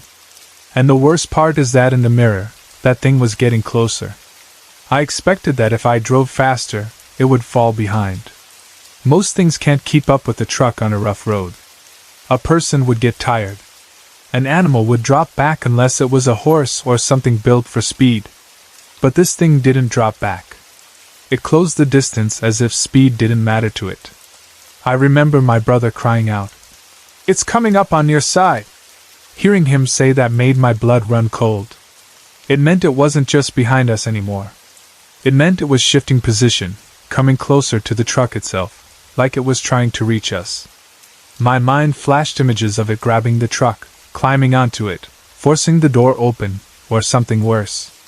None of it made sense, but fear doesn't care about logic. Fear paints the worst pictures instantly. I remember being terrified in the purest way. Not a little scared.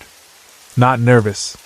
Terrified like I thought we were going to die right there on that road, with no one around, no help, nothing but red sky and dust.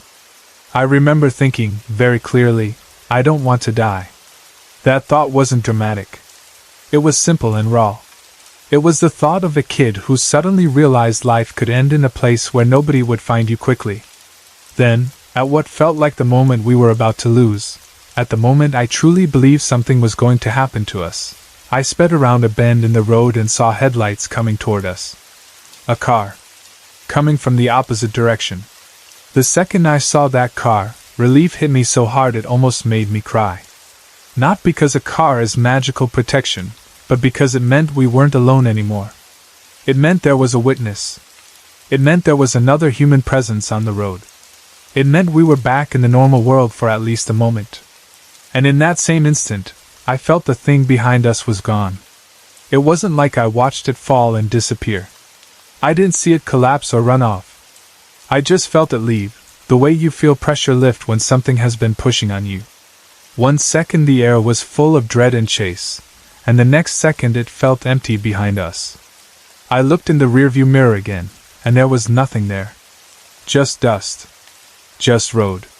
Just darkness gathering as the sun sank lower. Shaken and still breathing too fast, we continued driving and made it back to my grandma's house. The closer we got to her place, the more my body started to realize we were safe. But the fear didn't vanish quickly. It stayed in my muscles. My hands kept trembling on the steering wheel. My brother was still crying softly, trying to calm himself. My dog was restless, still alert, still barking occasionally like it was checking to make sure the thing wasn't coming back. When we pulled in, we didn't casually walk inside like nothing happened. We ran. We got out of the truck and rushed into the house without looking back, both of us convinced that if we stood outside too long, whatever had chased us could return. Inside, the house felt warm and real. The smell of my grandma's home, food, herbs, old wood, comfort, hit me. That smell was grounding, like a hand on my shoulder. For a second I just stood there breathing, letting the safety sink in. Then we told my grandma what happened. We tried to explain it in a rush, talking over each other, describing the fear, the shadow in the rearview mirror, how it chased us, how my brother saw it coming up on my side, how it only stopped when we saw another car. My grandma listened. And she didn't look surprised. That surprised me. I expected her to react like most adults would, to laugh, to dismiss it, to say we saw an animal, to say we were imagining things. But she didn't. She didn't look like she was hearing a ridiculous story. She looked like she was hearing something she already understood. She started repeating stories we had heard before, stories she had told us at different times. Stories about black magic. Stories about witches. Stories about things people do on the reservation that outsiders don't believe. And then she said the word that hit me like another cold wave, Inaldlishai. Skinwalkers. She didn't explain it like a fairy tale. She explained it like something real in the world, something dangerous that you don't mess with. She spoke with that serious tone that tells you this isn't a story meant to entertain children. It's a warning. Needless to say, I did not want to look out the windows for the rest of that night. I didn't want to see shadows in the yard. I didn't want to see movement between trees. I didn't want to see anything at all beyond the safety of my grandma's walls. I stayed inside like the outside world had teeth. And after that night, I didn't drive on the reservation at night again until I was 21 years old. That's not an exaggeration. I avoided it completely. If I needed to go somewhere, I went during daylight. If someone asked me to drive after dark, I found an excuse. I didn't care if people teased me. I didn't care if it made me look childish. I was not going to put myself back on a dark road on the res at sunset with nothing around except dust and silence. I know some people like explanations, and I'm not trying to write a full lesson here, but I also know what I experienced and what I believe. Skinwalkers, as they're described in Navajo tradition, are not harmless spirits. They're not friendly ghosts. They are evil men and evil spirits connected to black magic and harmful intent. They are not something you play around with. They are not something you challenge. They are not something you talk about lightly. I understand how far-fetched it sounds to someone who didn't grow up around these stories or around this land. I understand how easy it is for outsiders to say, "That's folklore," or "That's superstition," or "That's just fear." But I'm telling you that night felt real in a way that did not leave room for casual dismissal. My brother saw it. My dog reacted to it. My body felt terror so sudden and heavy it felt like it came from outside me, like something pushed fear into us as it chased us.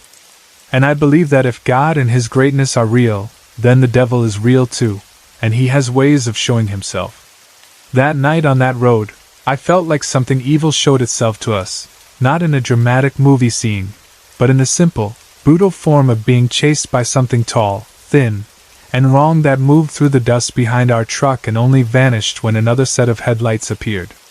We made it home alive, but I've never forgotten what it felt like to look in the rearview mirror and see something running behind us that wasn't human, wasn't animal, and didn't belong in the world I thought I understood. I'm 23 years old now and living in Las Vegas, but this happened when I was around 13 or 14, back when I lived in Virginia. I still remember it clearly, not because it was the most dramatic thing that's ever happened to anyone, but because it was so sudden, so physical, and so hard to explain with ordinary logic. It's one of those moments that keeps replaying in your head years later, especially late at night, because it didn't feel like a dream and it didn't feel like my imagination filling in the blanks. It felt like something real happened in a quiet house, and I just happened to be the one standing in the wrong place at the wrong time. At the time, my aunt hadn't built her current home yet. Before that, she and her husband lived on his mother's land. It was a huge farm, at least 100 acres, the kind of property where the distance between buildings makes everything feel separate and private. Even during the day, the land felt wide open and calm. At night, it got so dark that you could actually see the stars in a way you don't see near a city. The air smelled like grass, dirt, and trees, and there was always that faint farm smell that's hard to describe unless you've been around it, something natural and earthy that feels like it belongs outdoors. On that land there was a beautiful old mansion. It wasn't just a big house. It was the kind of older mansion that looked like it belonged in a different century, with charm and history in the structure itself. The main house sat there like it had stories trapped in the walls. Even if you knew nothing about who lived there before, you could feel that it had seen generations come and go. It had that grand look from a distance, and when you got close you noticed the details, old windows, old trim, the kind of design choices that people don't build into modern homes anymore.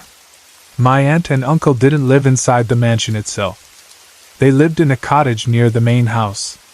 It was close enough that you could see the mansion from the cottage, and you could walk between them without needing a car, but it still felt like its own separate home. The cottage was where they raised their 2 kids, my cousins. It was where daily life happened: meals, toys, laundry, TV, bedtime routines. The mansion was more like the big, quiet presence on the property, always there in the background. I spent a lot of time at their place during those years. I was close with my aunt, and I liked being around my cousins. I also babysat for them often, because it was easy. They trusted me, and I was old enough to watch the kids for a few hours while my aunt and uncle went out. Babysitting there didn't feel like a stressful job. The kids were pretty easy, and the cottage felt familiar to me. Plus, as a teenager, getting paid for babysitting felt like real money, and it made me feel responsible in a way that was kind of exciting. The particular incident happened on one of those evenings when I was babysitting. It was around 6 p.m. The sun was still up, but it was starting to sink lower, and the light outside had that late-day softness to it. Everything felt calm. I had already given my cousins dinner, and they were settled in the living room watching TV. They were at that age where TV could hold their attention long enough for you to clean up and breathe for a minute. They were happy, not fighting, not running around making a mess.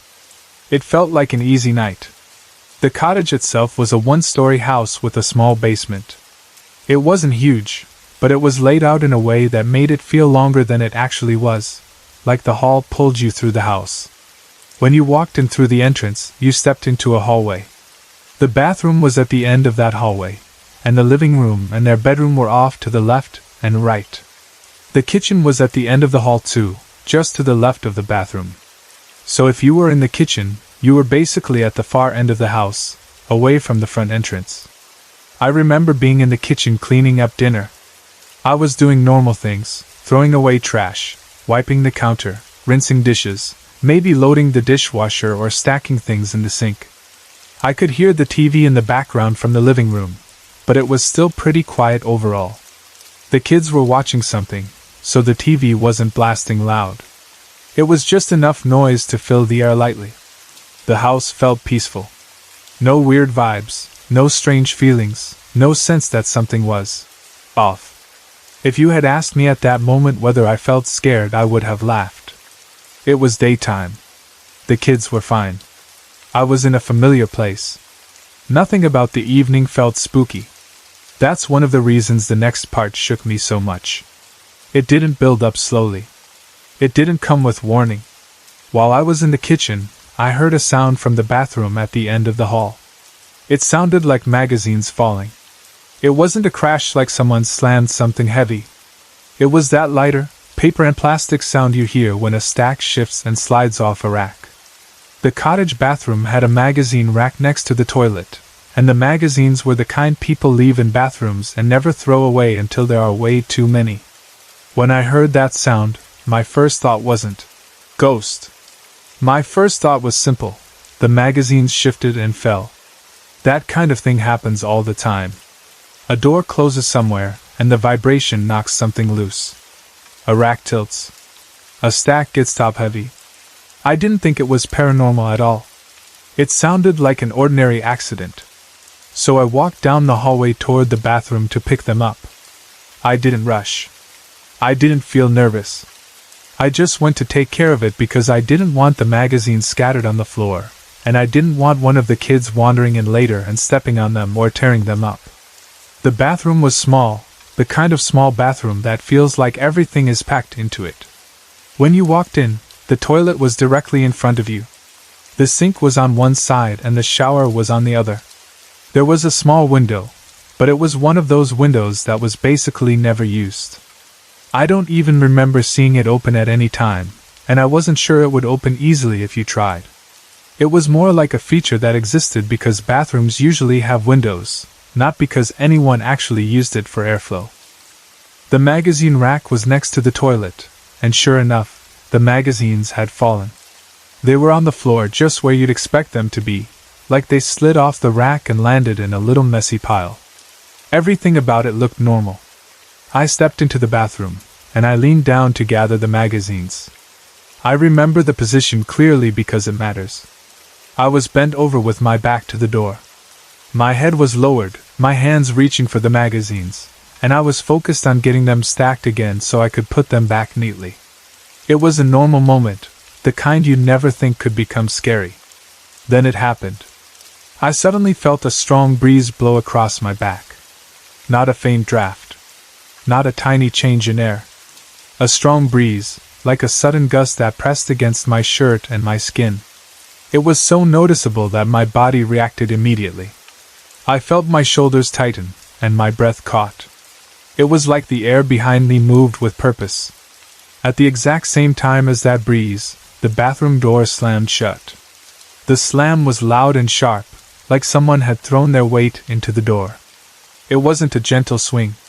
It wasn't the sound of a door slowly closing because of a draft.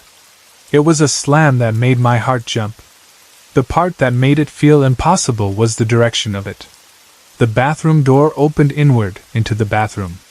If a breeze came from behind me toward the door, the natural result would be the door blowing open against the wall, not slamming shut. The breeze should have pushed the door farther open. Instead, the door slammed closed, as if the air moved in the opposite direction or as if something grabbed it and shut it. For a split second I couldn't even process it. My brain tried to make the physics work, and it couldn't. It was like my mind stalled, because it couldn't fit what I felt into a normal explanation. The breeze hit my back, and the door slammed shut the wrong way. Both things happened together like one event, like one intentional action. I bolted upright so fast I almost lost my balance. It felt like my whole body snapped into alert mode. I didn't stay bent over. I stood straight up immediately and turned slightly, staring at the door like it might move again. My heart was pounding. I felt a rush of heat in my face and a cold tightness in my stomach at the same time. I just stood there for a moment, frozen, trying to figure out what had happened. The bathroom felt suddenly smaller, like the closed door trapped me in there. The air felt different, not necessarily colder, but heavier. The sound of the TV in the background seemed farther away. For the first time that evening, I felt alone in a way that made me uncomfortable. It wasn't only that I was the only teen babysitter in the house. It was that the bathroom felt like it had become a separate little box where something had just happened that I didn't understand. I walked toward the door cautiously and put my hand on the knob. I remember half expecting it to resist, like it would be locked. But it opened normally. That made me feel even more confused. If something had slammed it shut, why did it open so easily now? Why did it act like nothing was wrong? I opened the door and stepped back out into the hallway, like I wanted space and light and distance. My first instinct was to look down the hallway toward the living room, where my cousins were watching TV. Their voices and the TV sound made me feel safer. I almost wanted to call out to them, just to hear another human voice respond. But I didn't want to scare them or start a problem. They were little. They were content. And the last thing I needed was two kids crying because I was acting freaked out. So I did the next best thing. I stood there and listened. The house was normal. The kids were still watching TV. Nothing else moved. I didn't hear footsteps. I didn't hear another door. I didn't hear the window rattle. The cottage didn't feel like it was falling apart. Everything looked exactly as it had before I went to pick up the magazines. That almost made it worse. Because if everything looked normal, then what was that breeze? What shut the door? Why did it happen right when my back was turned? Why did it happen in a way that didn't match normal drafts? I thought about my cousins in the living room. They were still focused on the show, not reacting to anything. They hadn't shouted. They hadn't run into the hall. They hadn't asked me what the loud slam was. That told me either they didn't hear it, or they heard it and didn't care. Kids sometimes don't react to a door slamming if they're locked into a cartoon. But I knew what I heard and felt. For me, it was impossible to shrug it off. I walked back into the kitchen, trying to act calm. I remember forcing myself to continue cleaning as if nothing happened, because I didn't want fear to take over. I didn't want to start imagining things. I kept telling myself, there has to be a reasonable explanation.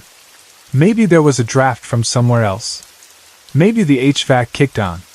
Maybe a window somewhere was open and the pressure changed. Maybe the door latch caught and snapped shut harder than normal. I ran through every possible explanation in my mind, trying to find one that fit the direction problem. But no explanation felt solid. The breeze had been strong and sudden. The door had slammed the wrong way. And the window in that bathroom, at least from what I remembered, was never open. I thought about checking the window again, but the idea of going back into that bathroom made my skin prickle. That alone bothered me. I didn't want to be scared of a bathroom. I didn't want to be scared in my aunt's cottage in the middle of the evening. Yet my body was reacting as if the bathroom had become a place to avoid. So I stayed out of it. For the rest of the evening I stayed close to the living room. I kept the TV louder than necessary. I checked on the kids more than I normally would. When they went to the kitchen for snacks, I watched them. When one of them walked toward the hallway, I found myself wanting to steer them away from the bathroom, even though nothing else happened after the door slammed. Eventually my aunt and uncle came home, and the babysitting ended like normal. I didn't immediately tell them what happened, partly because I didn't want to sound ridiculous, and partly because I didn't want them to start thinking their home had something wrong with it. It's hard to tell a family member, "Your bathroom door slammed on its own and a strong breeze hit my back," without expecting them to smile politely and think you're overreacting. Still, the moment stayed with me. It wasn't like I forgot it after a week. It stuck. I would think about it randomly, even months later, and feel that same small jolt in my stomach. Because it wasn't just a strange noise you could confuse with something else. It was a physical sensation and a loud, clear action at the same time. It felt directed at me, like it happened because I was there, bent over, with my back turned. That wasn't the only strange thing connected to that property, either. Even though I didn't personally experience as many other events as that one, my aunt had her own odd moment that made me think the place had history that still lingered. In that same old cottage, my aunt once told us she heard a strange noise coming through her kid's baby monitor. Baby monitors can pick up static, yes, and sometimes they pick up weird interference.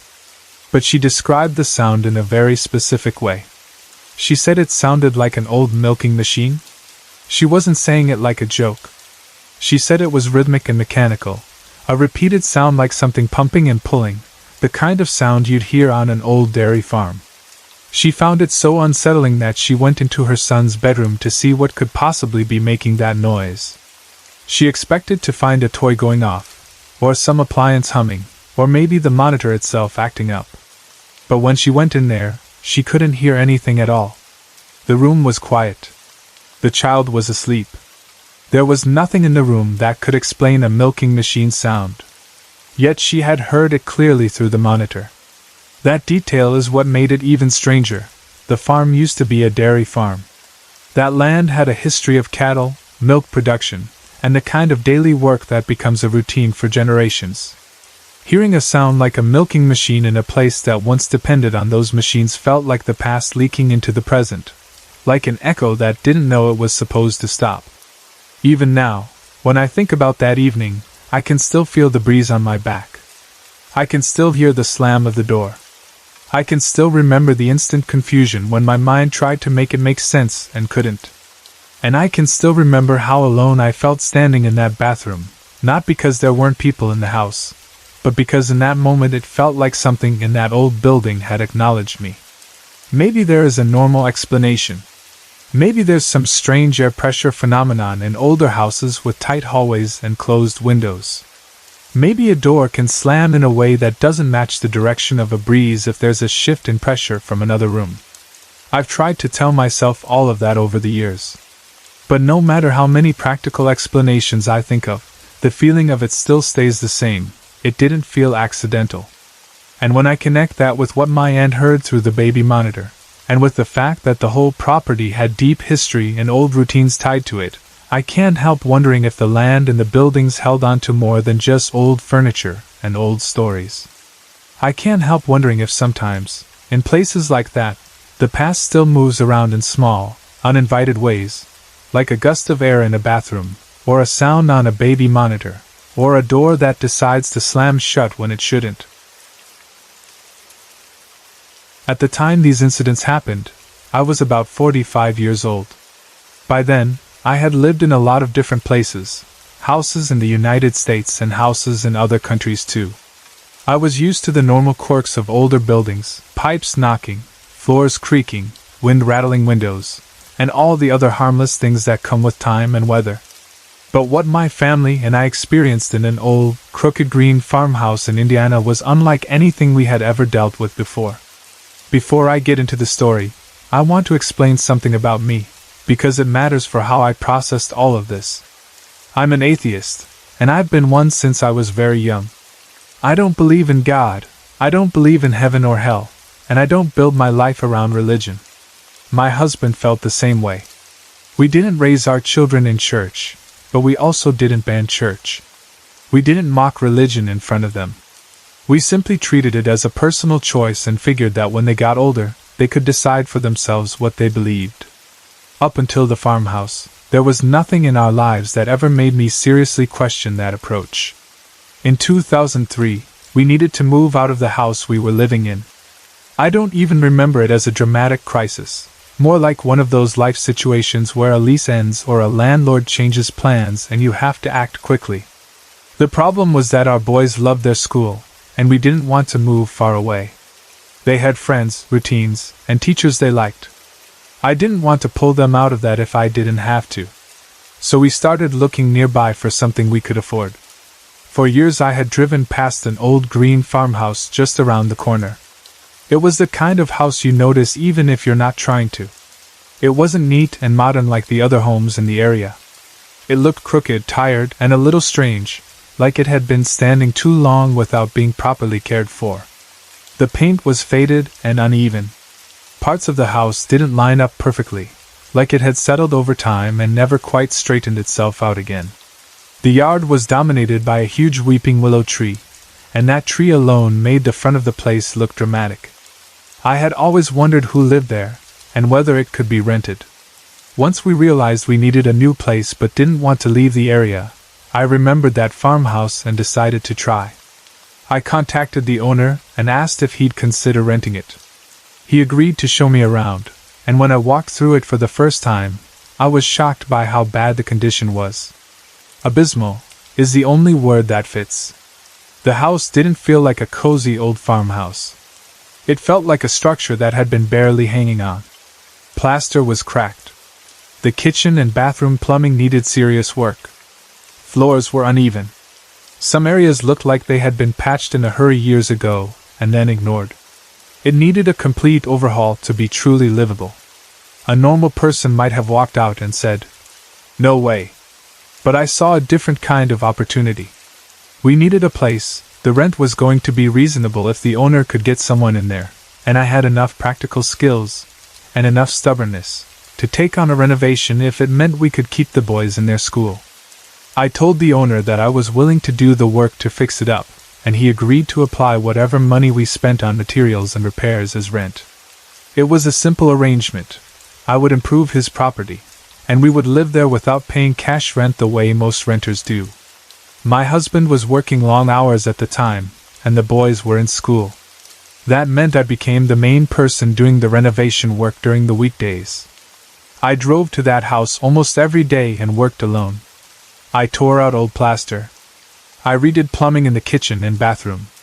I put down new floors.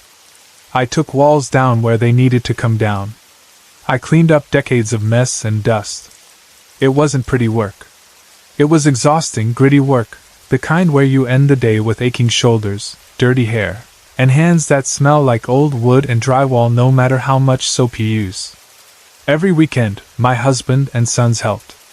They did the heavy lifting, hauling debris, carrying materials, and helping with the jobs that were too much for me alone.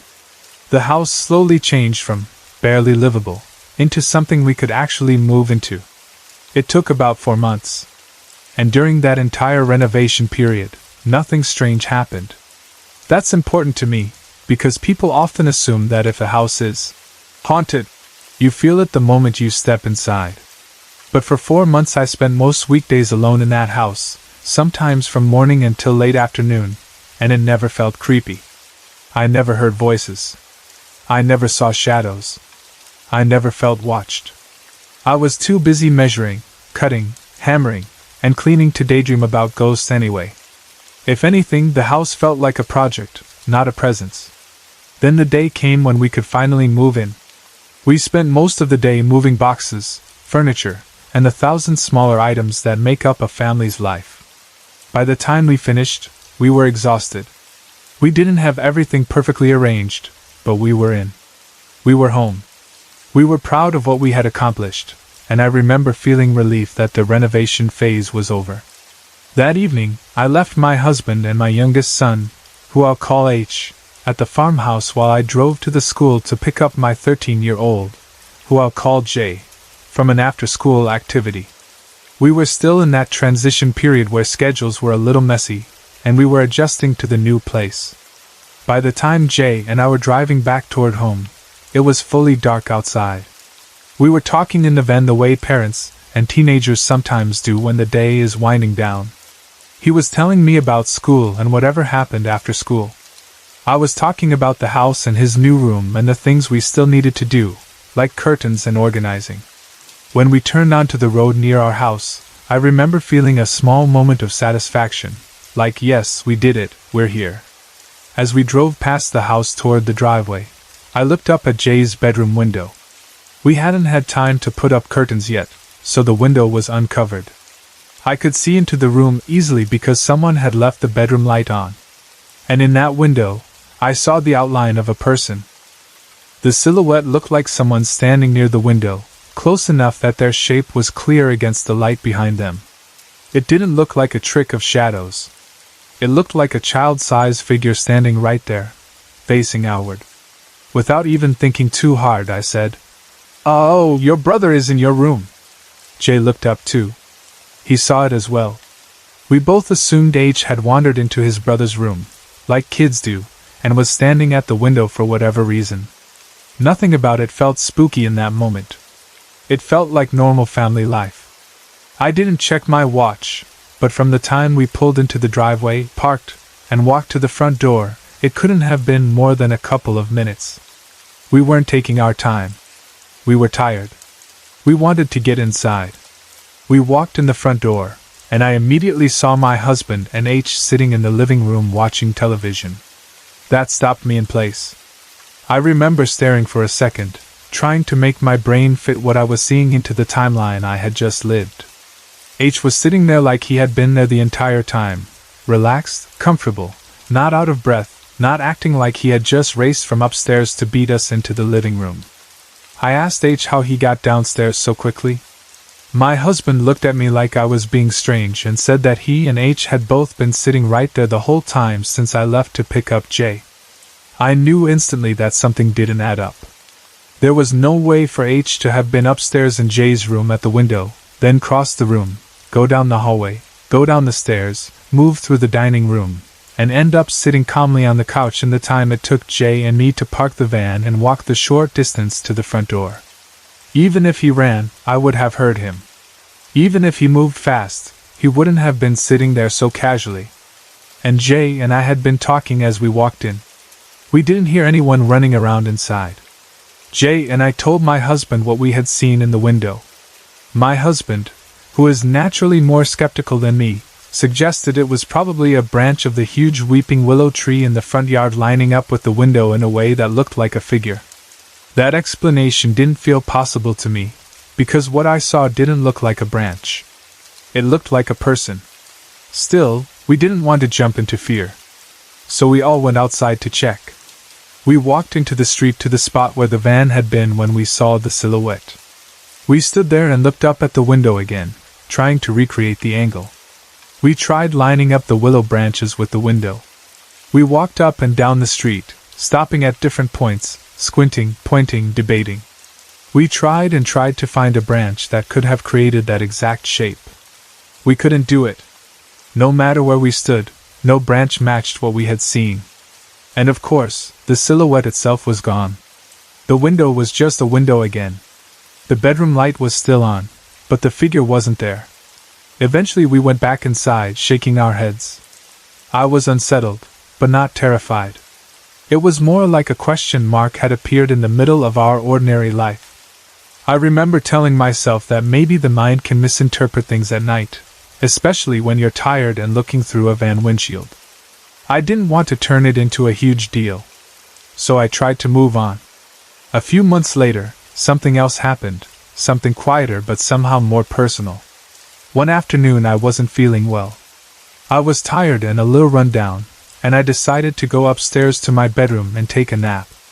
I'm a very light sleeper, and our cat and dog had a habit of jumping onto the bed and waking me up the moment I started to drift off. So I closed my bedroom door to keep them out. I lay down and started to fall asleep. I wasn't fully asleep yet, more like that floating stage right before sleep takes you. Then I felt something press down on the foot of the bed. It felt like the weight of an animal hopping up and settling.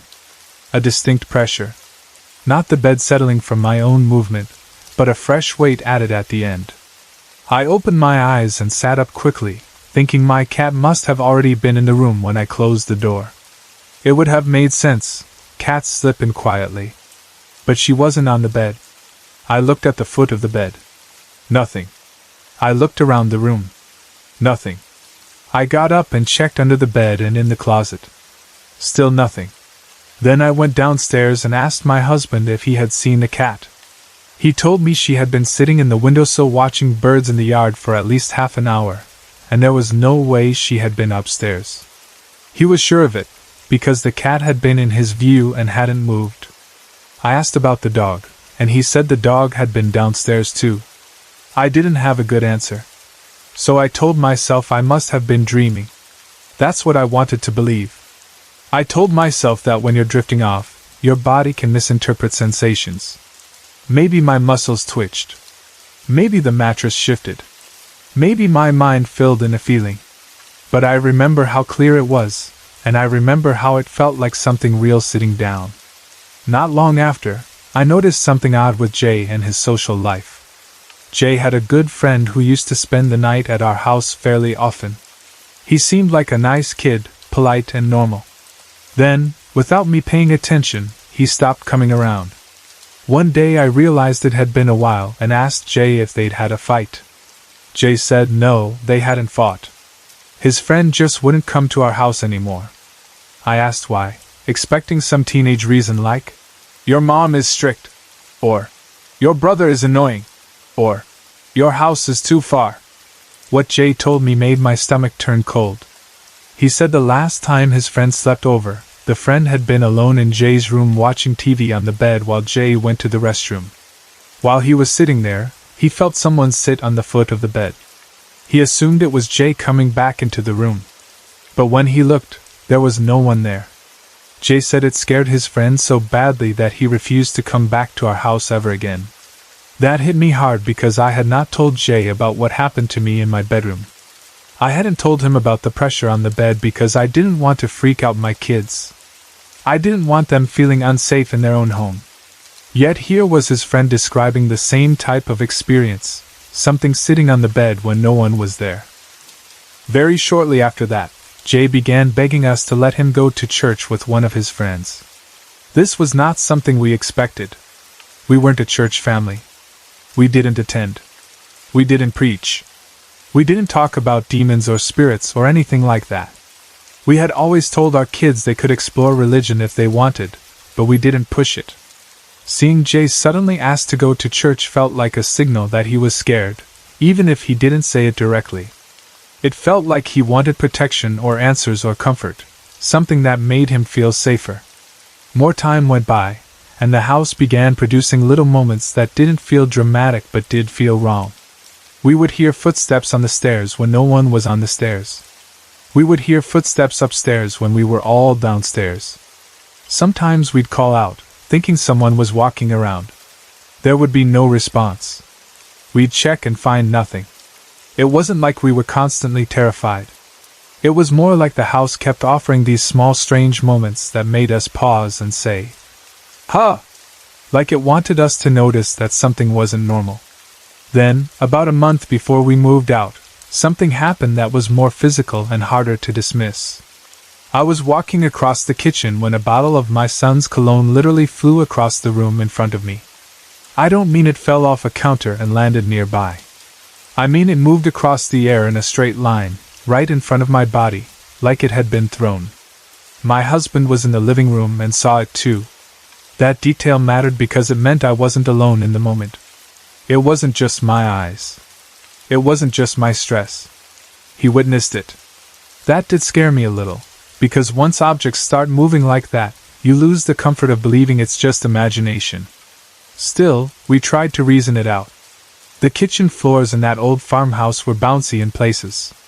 We told ourselves maybe my footsteps caused vibration, and the bottle slid or fell off somewhere. But it didn't behave like something falling. It didn't drop and bounce. It didn't tumble down. It traveled straight across, like a deliberate motion. Soon after that, we moved out. We didn't move because we were fleeing a haunting. We moved for normal reasons, like families do. But I can't deny that leaving the farmhouse felt like relief in a way I didn't fully admit at the time. The tension in the house had become part of our background, and you don't realize how much that affects you until you step into a space where it isn't there. We now live in a different house, and none of us have experienced anything similar here. The boys sleep normally. We don't hear footsteps at night. We don't see figures in windows that can't be explained. Nothing presses down on the bed. Nothing flies across rooms. Other people live in that old green farmhouse now. Sometimes I feel the urge to stop by and ask them if they've noticed anything strange. I want to know if the house behaves the same way with them, or if whatever happened was somehow tied to us. But I don't know them personally, and I don't want to show up like a weirdo asking, "Has your house been haunted lately?" I don't want to look like an idiot, and I don't want to invite awkwardness. So I've kept my curiosity to myself. As an atheist, it's still hard for me to explain what happened in that farmhouse. I'm not someone who can easily say, "It was a spirit," and feel satisfied. My mind wants reasons. It wants mechanisms. It wants something that fits inside what I believe about the world. And yet, I can't pretend those moments didn't happen. They weren't all in one person's head. More than one of us saw and heard things. My son's friend felt something and refused to come back. My husband watched a bottle fly across the kitchen. Over time, I've ended up accepting one idea, even if I don't fully understand it. I think we live in a world where we only perceive a small portion of what exists. The best comparison I've found is that we're like fish in a pond. Fish have no ability to perceive the world we humans inhabit outside the water. They can't imagine sidewalks, houses, cars, skies, or anything beyond the surface of their pond. Their entire reality is water. Yet we exist right above them, and our world is real, even though they can't understand it. That's how the farmhouse made me feel. Like there may be something real operating near us, something we can't perceive most of the time, something that occasionally crosses into our awareness, and we don't have the senses to fully understand it. We only get brief moments where it leaks through, and then we're left standing there trying to explain it using the limited tools our minds have. I still don't know what it was. But I know what happened in that old green farmhouse, and I know it happened enough times, and to enough of us, that I can't dismiss it as nothing. my grandma, the one we all called Mimi, died on September 27, 2005. It was only about a month and a few days after Hurricane Katrina hit. That whole time period still feels unreal to me when I think back on it, like the world was already shaken and then we lost her on top of everything else. She had been battling Alzheimer's for 8 years by then. At the end, it wasn't the kind of Alzheimer's where someone is forgetful but still present. By that point she didn't know who we were, and she didn't know who she was. She didn't really talk anymore. She was living in a nursing home in New Orleans where she had 24-hour care, because that was what she needed and what my family wanted for her: safety, supervision, and people around her who knew how to handle the hard parts. When Katrina happened, the nursing home evacuated her because they had to. Everybody had to. They moved the residents out because the storm was coming, and the city was in chaos, and no one knew what would be left afterward. My family always believed the stress of that evacuation and the changes around it were part of what finally pushed her body over the edge. It wasn't like she was doing well before and then suddenly got sick, because she had already been fading for years. But still, there was something about that timing that made it feel cruel, like she didn't even get to have a peaceful ending. The storm hit, they moved her, everything changed, and then she died. After she passed, her ashes were kept by my parents. The cemeteries in New Orleans weren't ready for burial the way they normally would have been. It's hard to explain to people who weren't there what Katrina did to the city and how long the aftermath lasted. It wasn't just a storm that passed, and then everything went back to normal. There was damage, flooding, broken systems, and many places weren't safe or usable. Even years later, certain things still weren't what they used to be. Because of that, my Mimi's ashes didn't get buried right away. They sat in my parents' house for 3 years.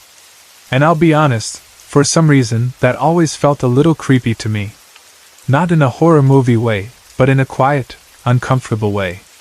It's strange to know someone's ashes are in the house, in an urn, and time keeps passing like normal. You eat dinner, you celebrate birthdays, you watch TV, you argue about little things, you fall asleep and wake up and go to work, while those ashes are still there. It didn't feel wrong in a disrespectful way. I never felt like my parents were doing something bad. I understood why it was that way. But I couldn't stop the feeling that death was sitting in the corner of the house like an object you don't know where to put yet. Her ashes were finally buried in November of 2008, after all that time. The delay wasn't because we didn't care. It was because the cemeteries still weren't fit, and then when they finally were, it took time to arrange everything. By then, so much time had passed that it almost felt like we were burying a memory from another life. Still, it mattered. She deserved to be laid to rest properly. So in November 2008, we finally buried her ashes in the crypt. Before Alzheimer's took her so badly, my Mimi lived in an apartment building for senior citizens. I stayed with her there often. I loved visiting her. To me, her apartment felt like a safe, special place. It wasn't big, but it was hers. It had her routines, her decorations, her little habits. She wasn't the kind of grandma who just sat quietly. Even when she was older, she had her ways, and her apartment showed that. One of the things I remember most clearly is that she always kept Kit Kats in the fridge. Not in a candy bowl, not in a cabinet. In the fridge. She swore they tasted better cold. And every time I visited, I would open the fridge and grab one because I knew they were there. I can still picture the simple moment, the fridge light, the cold air, the crinkle of the wrapper, and that first bite that really did taste different because it was cold. It's funny how small details like that stick in your mind longer than bigger ones. I also remember the smell of her place. It wasn't a bad smell at all. It wasn't like perfume that makes your nose burn. It was just her. It was her smell. Her clothes, her furniture, her soap, her hair products, her way of living. Some people's homes smell like cooking or pets or candles. Hers smelled like a mix of clean fabric, old apartment air, and the Avon products she used and sold. That smell became tied to her in my mind so strongly that even years later, if I catch a similar scent somewhere, it pulls me back instantly. Mimi sold Avon for many, many years. It was practically her life after her husband died. She took it seriously. She loved it. She liked the catalogs, the little samples, the social part of it, and the feeling of having something that was hers to do. Even when she was older, she still had that Avon identity. She was the woman you could call if you needed a certain shade of lipstick or a bottle of perfume. For a long time, Avon was part of her daily routine and part of how she connected to other women. It wasn't just selling. It was community for her. In April of 2006, I got married. Not long after that, I moved with my husband to Southern California. Leaving New Orleans and everything connected to my family felt strange, but marriage does that. Life shifts. You become a unit with your spouse. You start building your own home and your own routines. Then in October of 2007, my son was born. My son never met my grandmother, obviously. He was born after she died. And because Katrina had destroyed so much, I didn't have pictures of her to show him. All the photos were lost in the hurricane. That still hurts. It's one thing to lose objects. It's another thing to lose family photos, because those are pieces of history you can't replace. I also didn't talk about Mimi around him much, especially when he was little. Not because I wanted to hide her from him, but because he was a baby and then a toddler. He didn't understand stories about relatives who passed away, and I didn't want to fill his world with sadness when he was so young. I also want to be clear about something because it matters later. I never taught my son to say, Mimi. I never used the word Mimi around him. It wasn't a nickname that came up in daily conversation in our home. He had never heard anyone call someone Mimi. Nobody else taught it to him either.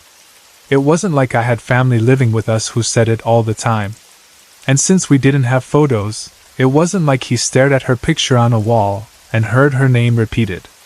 In November of 2008, my son was with me when we finally buried my grandmother's ashes in the crypt. He was little, but he was there. During the burial, her full name was used, because that's how those things go. The priest or whoever was speaking used her proper name, and family members spoke with that formal tone people use during ceremonies. Still, nothing strange happened that day. Nothing dramatic. It was sad, and it was emotional, but it was also quiet and normal. We did what we needed to do, we cried, we said goodbye, and then we went back to life. Months went by.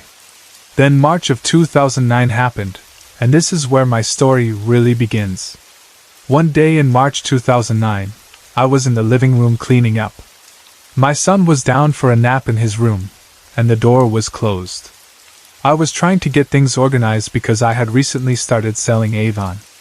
I know that probably sounds like a small detail, but it's actually a huge part of why this experience hit me so hard. I had started selling Avon, and there were boxes everywhere in the living room. Catalogs, packaging, order forms, bags, so many things. I was clearing them out, trying to stack them neatly, trying to make the room feel like a normal home again instead of a storage area. I also had candles burning, and the house smelled like apple cinnamon. It was that warm, sweet candle smell that makes a home feel cozy. I remember that detail clearly because it contrasts so sharply with what happened next. The candle smell should have been the only strong scent in the room. While I was sorting boxes, I suddenly smelled something else. It wasn't a general. Something smells different. It was specific. It was my Mimi's smell. The smell of her apartment. The smell of her clothes. That exact, her smell that I remembered so well from childhood visits. It hit me so strongly that I stopped moving and just stood there with my hands on a box, staring into space. It wasn't like I had opened a perfume bottle. It wasn't like I had dug out an old sweater that belonged to her. I had nothing out that belonged to her at all. For a second, I honestly thought I was losing my mind. I started looking around the room like the smell would have a source I could point to. I walked a few steps and sniffed the air like an idiot, trying to figure out where it was strongest. But it wasn't coming from a particular object. It was just in the air, like someone had walked through my living room wearing my Mimi's clothes and left a trail behind. I didn't have anything of hers in sight. The only things I have that belong to her are a hand mirror, a ring, and a necklace. And even those weren't out. The mirror was in a drawer in my bedroom, put away. And honestly, that mirror shouldn't smell like her anyway because it sat in hurricane water for some time. Whatever scent it might have had would have been washed away, and what was left afterward didn't smell like her. The ring and necklace were locked away. They weren't sitting out on a dresser. They weren't open to the air. I wasn't handling them. I hadn't even thought about them that day. The smell lasted only a short time, then it faded quickly. It didn't linger for minutes. It came, hit me, and then disappeared like someone had turned it off. I tried to be practical. I told myself maybe I connected the smell to my memories because I had been thinking about Avon, and Avon was tied to me in my mind. I told myself maybe one of the Avon products I had opened had a similar scent. To reassure myself, I started sniffing the Avon boxes, which probably sounds ridiculous, but I wanted to prove to my brain that I wasn't imagining things. The boxes smelled like cardboard. That was it. Plain cardboard and packaging. No smell like her. No perfume cloud. Nothing. Still, even though I tried to talk myself out of it, I couldn't stop myself from smiling a little. Because there was another part of me that thought, maybe she came to visit. Maybe, just for a second, she was close. And even if it was my imagination, the smell made me feel connected to her in a way I hadn't felt in a long time. About an hour later, my son woke up from his nap. I went into his room to get him. As I walked in, I noticed a faint hint of that smell again. Not as strong as before, and it vanished almost instantly, but it was there long enough that my mind recognized it, and my stomach did that weird flip it does when something emotional and unexpected happens. My son was standing in his crib smiling and laughing, like he had been awake for a minute and was happy about it. He looked bright and energetic. He held his arms out toward me like toddlers do when they want to be picked up. I lifted him, kissed him, and put him on his changing table to change his diaper. And then he pointed to the ceiling and said clearly, "Mimi." I froze. For a second I thought I misheard him. Toddlers make sounds that can sometimes resemble words. They copy syllables. They babble. They sometimes say things that sound like names, and adults hear what they want to hear. So my first reaction was to correct him gently the way you do when you think a child is trying to say, "Mama." I said, "No, baby. Mama." And I pointed to myself. He looked at me, pointed at me, and said, "Mama," perfectly, like he understood exactly what I meant. Then he pointed again, this time toward the corner over his crib, and said, "Mimi." The second time he said it, there was no doubt in my mind. He wasn't babbling. He wasn't guessing. He was naming something, like a person, like a presence in that corner. My throat tightened. I didn't know what to do with it. I didn't know if I should laugh, cry, or pretend it didn't happen. I had never taught him that word. He shouldn't have been able to say it, and he definitely shouldn't have been able to use it in a way that sounded like he meant someone specific. I didn't want to scare him. I also didn't want to react in a way that would create fear in myself. So I tried to keep my voice light, like it wasn't a big deal. I asked him, "Did Mimi come and play with you?" My son clapped. Not a small clap either. He clapped like he was excited, like he liked the question, like it matched what he was experiencing. He smiled even bigger and bounced slightly on the changing table, full of toddler happiness. I finished changing his diaper, still trying to act normal even though my heart was pounding. I carried him out of the room and went on with the day. But inside me, something had shifted. That smell, then that word, then his pointing. My mind kept circling it like it couldn't find a place to put it. That night, I put him to bed at around 9 p.m. like usual. I turned on his musical turtle, one of those toys that plays lullabies and helps kids settle down. I turned on his lava lamp, which gave his room a soft glow, and then I turned off the main lights and closed the door. My son didn't always fall asleep immediately. Sometimes I would hear him babbling to himself for a while. Sometimes he would kick the wall lightly from inside the crib, the way kids do when they're getting comfortable. but it usually lasted 30 minutes to an hour at most. After that, he'd be asleep. That night, I stayed up because I don't go to bed early. My husband was asleep, and I was lying in my bed reading. Our bedroom was next to my son's room, close enough that I could hear him if he cried or called out. I was reading quietly, enjoying the calm, thinking about nothing in particular. Then I heard my son talking loudly. Not crying, not whining, talking. Like he was excited, like he was speaking to someone. At first I didn't worry. I assumed he just wasn't asleep yet. But after a minute, I checked the clock, and my stomach dropped. It was 2 in the morning. I remember staring at the clock and thinking, why is he still awake? This doesn't make sense. He should have been asleep hours ago. I listened again, trying to decide if he was upset. He didn't sound upset. He sounded playful. He sounded like he was in a conversation, like he was enjoying something. So I got out of bed and walked toward his door. Just as I was about to open it, I heard him say, clearly and repeatedly, "Me me me me me me me me me." And then he would laugh. The way he said it was almost like singing it, like he was repeating it because it was fun. Then he would laugh like someone was responding to him. Not a nervous laugh. A happy laugh. For some reason, my cheeks started burning. I still don't know why. It might have been fear. It might have been adrenaline. It might have been the shock of hearing my child say a name he shouldn't even know. Or it might have had nothing to do with anything. But I remember that physical sensation so clearly. My face felt hot, like I was blushing hard, and it came on fast. I opened his door. The smell hit me immediately. My Mimi's smell. This time it wasn't faint. It was strong, so strong it felt like it could knock me backward. It was like walking into her apartment again. It wasn't mixed with apple cinnamon.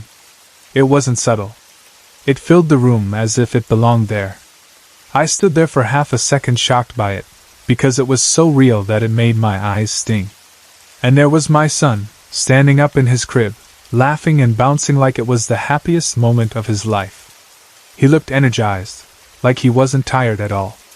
He looked toward that same general area, toward the corner, toward something I couldn't see, then looked toward me and laughed again. I walked over to him quickly, partly because I wanted to calm him and get him back to bed, and partly because I needed to be close to something real. I needed to touch my child, pick him up, feel his warmth, and remind myself this wasn't a nightmare. As I got closer, the smell started fading. It didn't vanish instantly, but it weakened, like the room was losing the scent as I moved through it. By the time I reached the crib, it was already less intense. I leaned over him, kissed his forehead, and spoke softly, trying to settle him down. He was still smiling and giggling. By the time I laid him back down, tucked his blanket around him, and soothed him in that quiet parent voice, the smell was gone. Gone like it had never been there. I stood there in the dark for a moment, staring at my child, listening to his breathing as he began to calm. The lava lamp made the room glow faintly, and the turtle toy sat there silently because it had finished playing its songs hours ago. Everything looked normal again. My son started to relax, and eventually he lay there quietly as if he might actually fall asleep. I left his room and went back to my own bedroom. I was too creeped out to sleep. That's the truth. I tried to tell myself it was comforting. I tried to tell myself it was sweet. But my body didn't respond with calm. It responded with alertness.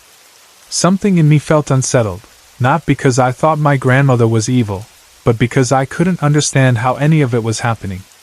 I sat in bed and read some more, trying to keep my mind busy. But I could still hear my son saying Mimi, now and then, softer this time, like he was repeating it as he drifted. It didn't sound like he was scared. It sounded like he was happy. At some point, I fell asleep without really knowing when. And I remember dreaming about her. In my dream, we were sitting in her living room, the one from my childhood memories. It felt warm and familiar. We were eating Kit Kats, cold from the fridge the way she liked them. The dream had that gentle, clear feeling that some dreams have, where it doesn't feel random. It feels like a moment. Mimi looked like she did before Alzheimer's took her away from us. She wasn't confused. She wasn't silent. She wasn't distant. She looked like herself. In the dream, she said to me, "I'm glad you're finally happy." That sentence hit me like a weight even in the dream. Because I didn't always feel happy. Becoming a mother changed my life in beautiful ways, but it also changed my identity, my stress, my fears, everything. I loved my family deeply, but life still had hard parts. Hearing her say that felt like she was seeing through all of it and choosing one thing that mattered. I woke up with tears in my eyes. The next day, something else happened, or rather, something didn't happen. From that day on, even up to this day, I have not smelled her smell again. Not even faintly. My son has not said Mimi again. Not once. It was like that whole little window opened and then closed. Like she came close for a moment, made herself known through scent and through my child's voice, and then stepped back again. If it had been only the smell, I might have dismissed it as memory, as my brain associating Avon with my grandmother. If it had been only my son saying a strange word, I might have dismissed it as toddler babble that happened to sound like something meaningful. But the combination of both, the smell, the timing, the fact that he pointed to a specific corner, the repeated, Mimi, at 2 a.m., the way the smell hit me so strongly in his room, and then the dream, made it feel like something more than coincidence. I am a firm believer that children can see things we adults can't see, or maybe things we choose not to see. Adults learn to shut doors in their minds. We learn to explain things quickly so we can keep functioning. Kids don't have those habits yet. Kids look at the world with open senses. They notice what they notice without immediately trying to label it as impossible. In my heart, I believe my Mimi wanted to meet her great-grandson. I believe she wanted to play with him for a moment, to be close to him even though she never got to hold him in life. And I also believe she came to check on me. Not to scare me. Not to haunt me. Just to show me she was still there in some way, still aware, still connected. The dream makes me feel that most of all. That line, "I'm glad you're finally happy," felt like something meant for me, not a random dream sentence. I can't prove any of it. I don't have photos of that night. I don't have recordings. I only have my memory and my son's voice and my own reactions. But when I look back on it, it doesn't feel like a horror story. It feels like a visit. Brief, intense, and then gone. And even though it scared me in the moment, I'm grateful for it now. Because for a few minutes in March 2009, I felt my Mimi close again, through a smell that belonged only to her, and through a toddler saying a name he had never been taught, smiling and laughing as if someone loving was standing right there beside him.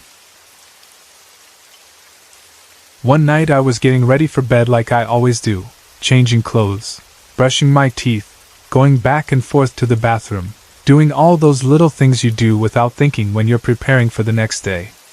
I remember running around trying to make sure I had everything together for the morning, laying out what I needed and double-checking my stuff so I wouldn't be rushing when I woke up. Once I finally felt organized, I made my way toward the living room. On the way, I teased my brothers, Devin and Cameron, the way siblings do when you're passing each other in a hallway and everyone is half bored, half tired. Nothing was tense. It was just a normal night in our house.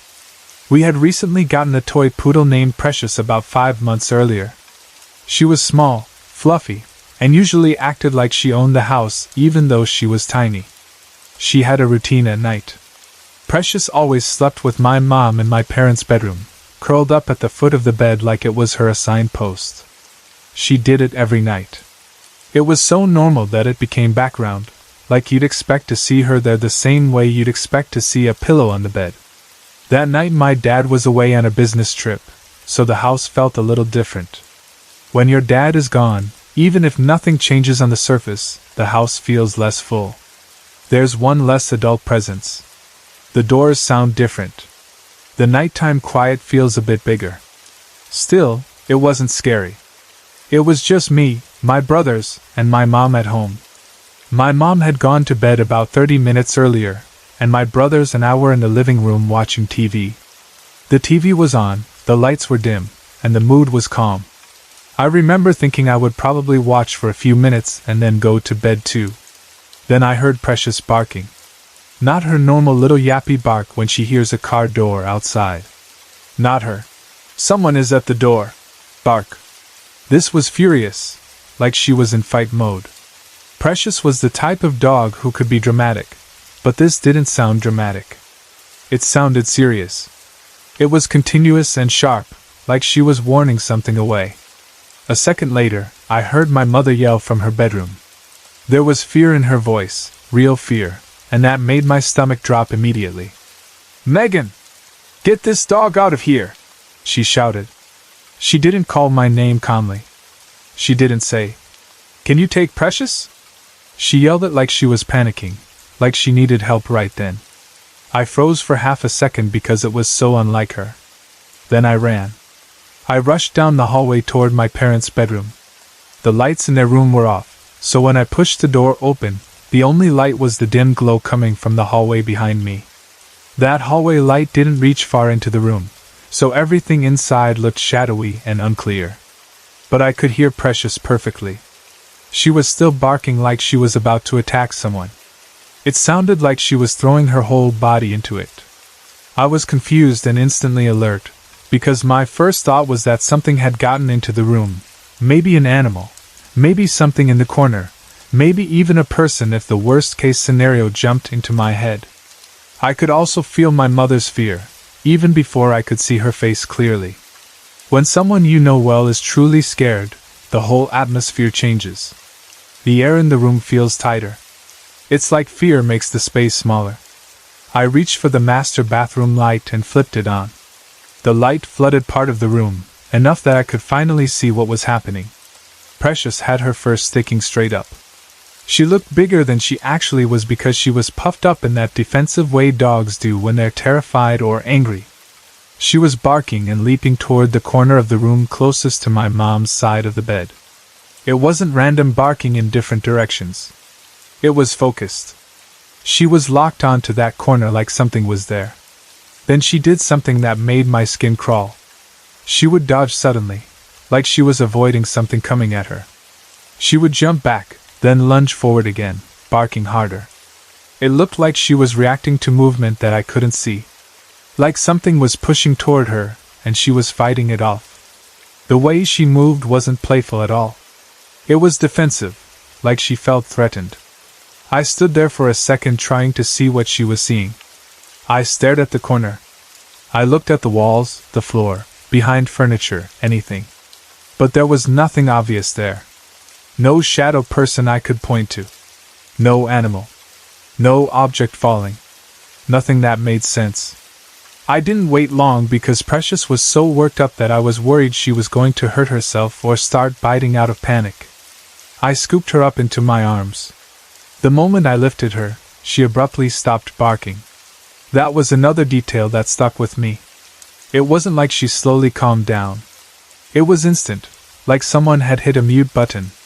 She stopped barking and just stiffened in my arms, still tense, still alert, but silent. I held her close and started talking to her softly, telling her it was okay, trying to soothe her, even though I didn't understand what had just set her off. Then I looked at my mother. She was pressed up against the headboard, sitting upright with her back tight to it like she didn't want to be lying down at all. Her eyes were wide. She looked terrified and confused, like she was trying to convince herself she wasn't seeing what she had just seen, or feeling what she had just felt. I had never seen my mom look like that. The only other time I can remember her looking truly scared was when my youngest brother almost choked to death on an everlasting gobstopper. That kind of fear is different. It's not, "I'm startled." It's not, "I'm nervous." It's raw panic. And that's what I saw in her face in that bedroom. Seeing my mom like that washed away any doubt I had that there was some simple explanation. Even if I couldn't see what Precious was barking at, my mom's expression told me something had happened. Something real enough to scare her deeply. My mom wasn't the type to be dramatic about shadows and corners. If she was that frightened, then whatever was happening wasn't just Precious being a weird little dog. I carried Precious out of the room and into the hallway. My mom told me again to take the dog out, and I could hear the shakiness in her voice. I kept Precious with me, and after that night, Precious never slept in my parents' room again. That was not a small change, because she loved sleeping at the foot of my mom's bed. She had claimed that spot like it was hers. But after that night, she refused it. And my mom didn't argue with her about it, because my mom didn't want her in there either. Afterward, when the house settled down and everyone was calmer, I started wondering if this incident connected to something else my mom had told me before. There was another experience she had, one time when she went to bed early. I don't think anyone else was home then, or at least she was alone enough in the house that it felt quiet and empty. She told me she fell asleep on her back. That's the position she was in when it happened.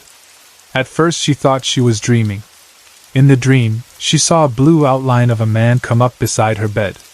Not a solid person, but like an outline made of blue light, the shape of a man without normal detail. In her dream, that blue outline man leaned over and reached down to her waist, then started squeezing the breath out of her. She described it like pressure, like her lungs couldn't expand properly, like the air was being forced out of her body, and she couldn't pull it back in. In the dream she tried to wiggle free, to fight against it, but she couldn't move the way she wanted to. It felt like she was being pinned. That feeling built into panic. Then she woke herself up. At least, she thought she did. She told me she woke up believing the dream was over, but the pressure was still there. The breath was still being squeezed out of her, even though she was awake. She opened her eyes, and the blue outline of the man was still there, beside her bed, exactly where it had been in the dream. That was the part that really terrified her, because dreams don't normally continue after you wake up. If you wake, the dream ends. But for her, the experience didn't end with waking. She said she looked up and saw it clearly, the blue outline of a man, close to the bed, like a presence that had moved from dream space into the room itself. Then, she said, it let go. The pressure stopped. She could breathe again. And the blue outlined man slowly disappeared, fading away like mist, until there was nothing. She told me how badly it scared her. She didn't tell it like a story meant to entertain. She told it like a memory that still made her stomach tighten.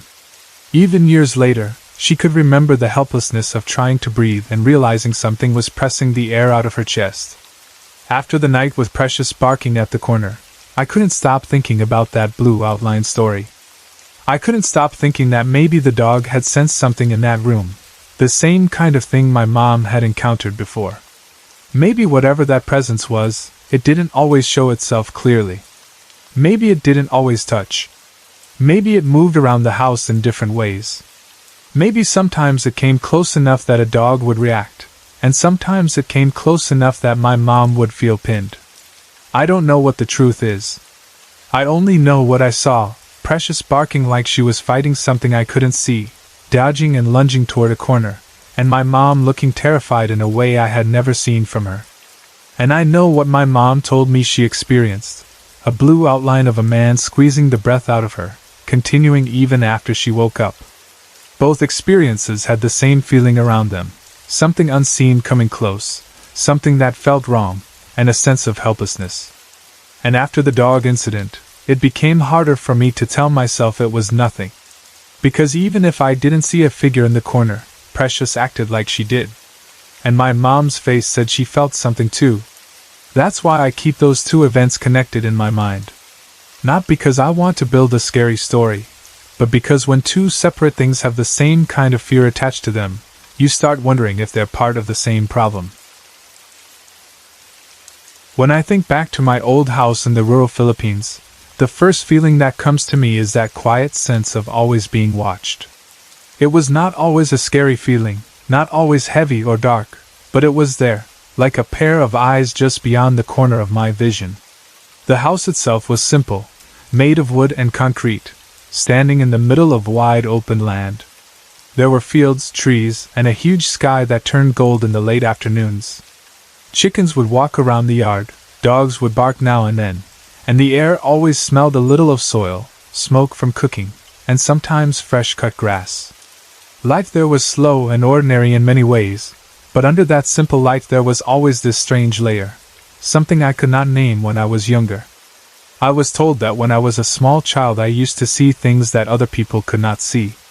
My family would laugh a little when they told me the stories, but there was always a seriousness in their eyes too, like they were not joking completely. They said I would stand at the edge of the open field and wave happily at something or someone that, to them, was just empty space. I would smile, wave my hand up and down, sometimes even shout as if calling to a friend. When they asked me who I was waving at, I would give simple answers like, that person, or, the kid over there, pointing to a place where they saw nothing but grass and wind. At that age, I did not think anything was wrong. For me it was normal, as natural as talking to a neighbor or playing with a cousin. Childhood is like that sometimes. You do not question what you see. You just accept it as part of your world. Back then that strange feeling of being watched did not bother me much. It was part of my everyday life, like the shadow of the big tree near the house or the sound of the rooster in the morning. There were times when I would be playing outside and I would suddenly stop and feel like someone was standing a few steps behind me, just beyond my reach. When I turned around, there would be no one there, just the silent open field, the wooden fence, and the slow movement of leaves in the breeze. But I would shrug and go back to whatever I was doing.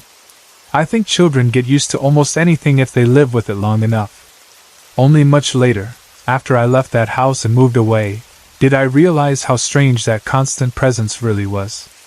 It was only when that feeling disappeared in other places that I understood how strong it had been back home. One afternoon stands out clearly in my memory, like a scene from a movie that I keep replaying in my head. I was inside the house, just walking around and not really doing anything special. The sunlight at that time of day would enter through the windows in long, soft lines, lighting up dust in the air and making everything look a little golden.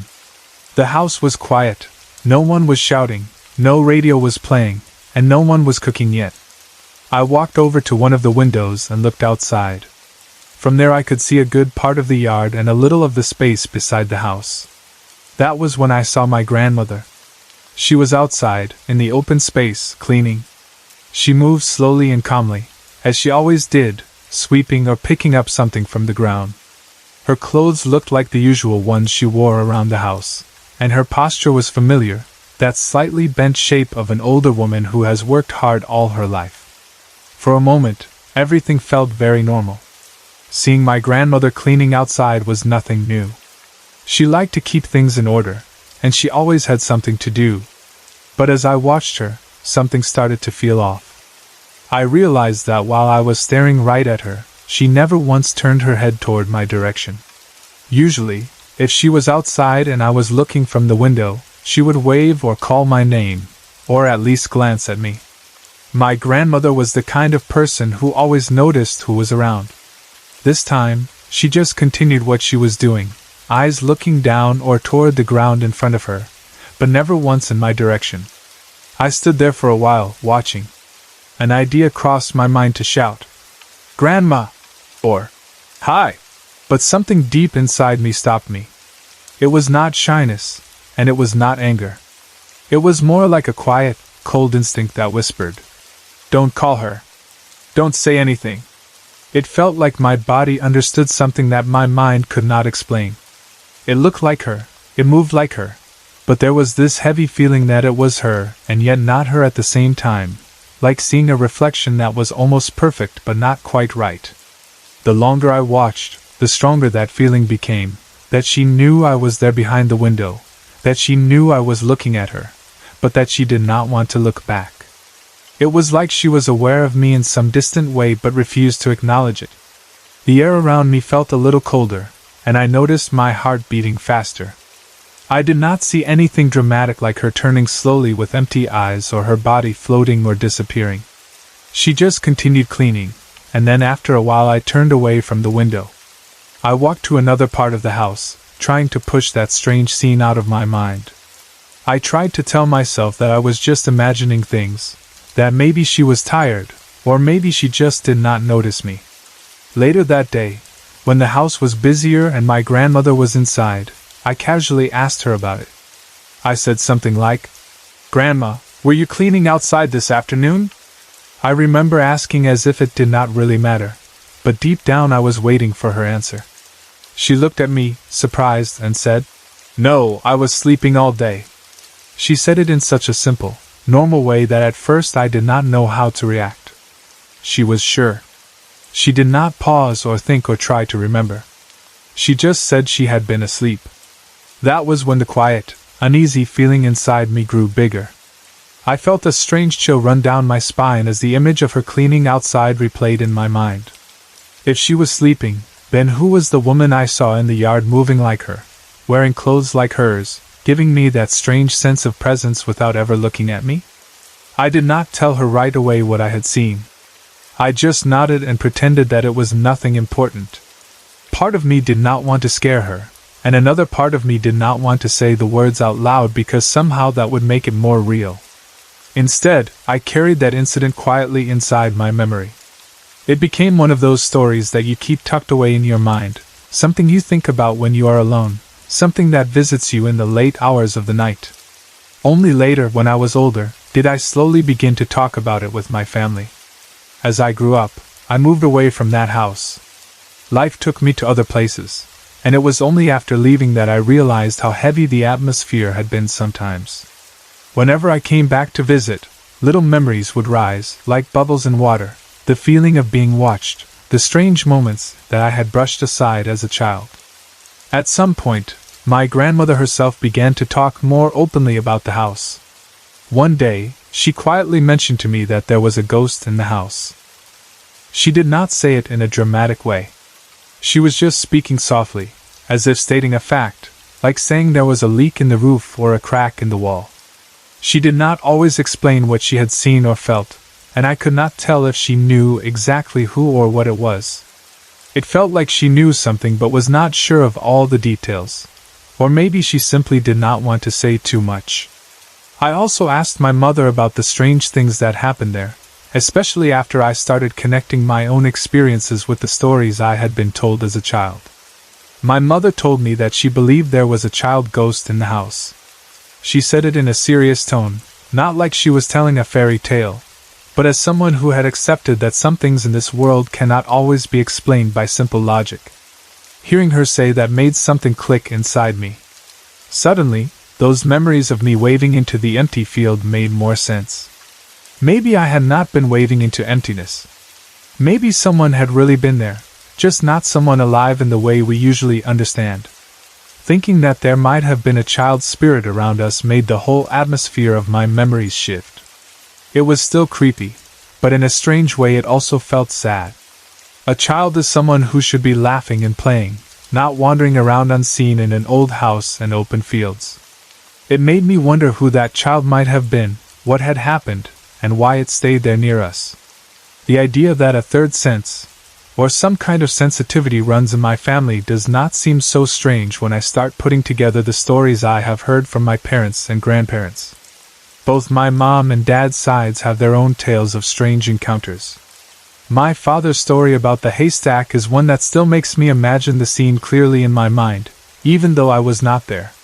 He told me that when he was younger, he used to hang out on top of a haystack, high up, maybe 20 or 30 feet above the ground. For him, it was probably a quiet place to rest or daydream. One time, he fell asleep up there, with the sun warm on his skin and the sound of the countryside around him. He said he woke up slowly, his eyes still hazy and not fully focused, that half-awake state where dreams feel like they are still clinging to you. When he opened his eyes properly, the first thing he saw, directly in front of him, was a large black figure. It was very close, too close for comfort. The figure was completely dark, like a shadow shaped into a human form, but denser, heavier, not just absence of light. Where eyes should have been, there was nothing, no white, no color, just more darkness. It was looking at him, or at least he felt that it was looking straight at him, even without visible eyes. He said his heart almost stopped from fear. The shock of seeing something like that when you have just woken up, high up on a haystack with nowhere easy to run, must have been incredible. As soon as he realized what he was seeing, he did not stay to think or examine it more closely. he ran. Somehow, even from that height, he got down and ran as fast as he could, not looking back, not caring about anything else. He only remembered that when he fully came to his senses, it was already sunset, the sky turning orange and purple. He never forgot that black, eyeless figure looking at him in silence. Then there is my grandmother's own story, the one about the ball of fire. This one happened in a small province with very few people, where the nights are darker and quieter, and the stars feel closer. She was walking alone through a forested path on her way back home. It must have been evening or night, with only the faint light of the moon to guide her. She was familiar with the path, having walked it many times before, but that did not stop the forest from feeling mysterious and full of hidden things.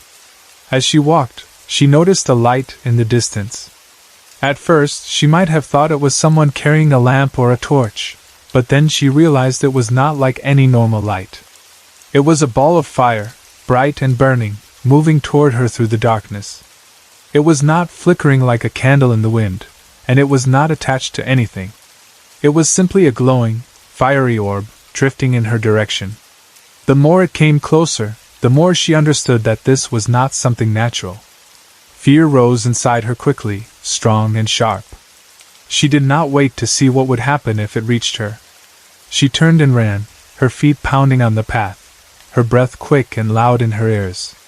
The trees around her must have seemed like tall shadows closing in, but she did not stop. For her, that ball of fire was nothing less than a sign of something supernatural. Some people in our culture might call it a mysterious light, or connect it to local stories about spirits and wandering souls. For her, it was enough to know it was something she did not want to get close to. She ran for her life and never forgot the sight of that light cutting through the darkness toward her. Another of my father's experiences is less dramatic in its beginning but just as unsettling in how it turned out. He was a teenager then, walking alone toward a bridge at night. This was long before there were electric posts and bright streetlights in that area. People traveled under the pale glow of the moon or with small lamps if they had them. The dark felt deeper then, and shapes were harder to recognize from far away. As my father walked, he saw something ahead of him, a small, cute puppy sitting or standing near the path. In the soft moonlight, it must have looked harmless, and maybe even inviting. He was young, and like many young people, he liked animals.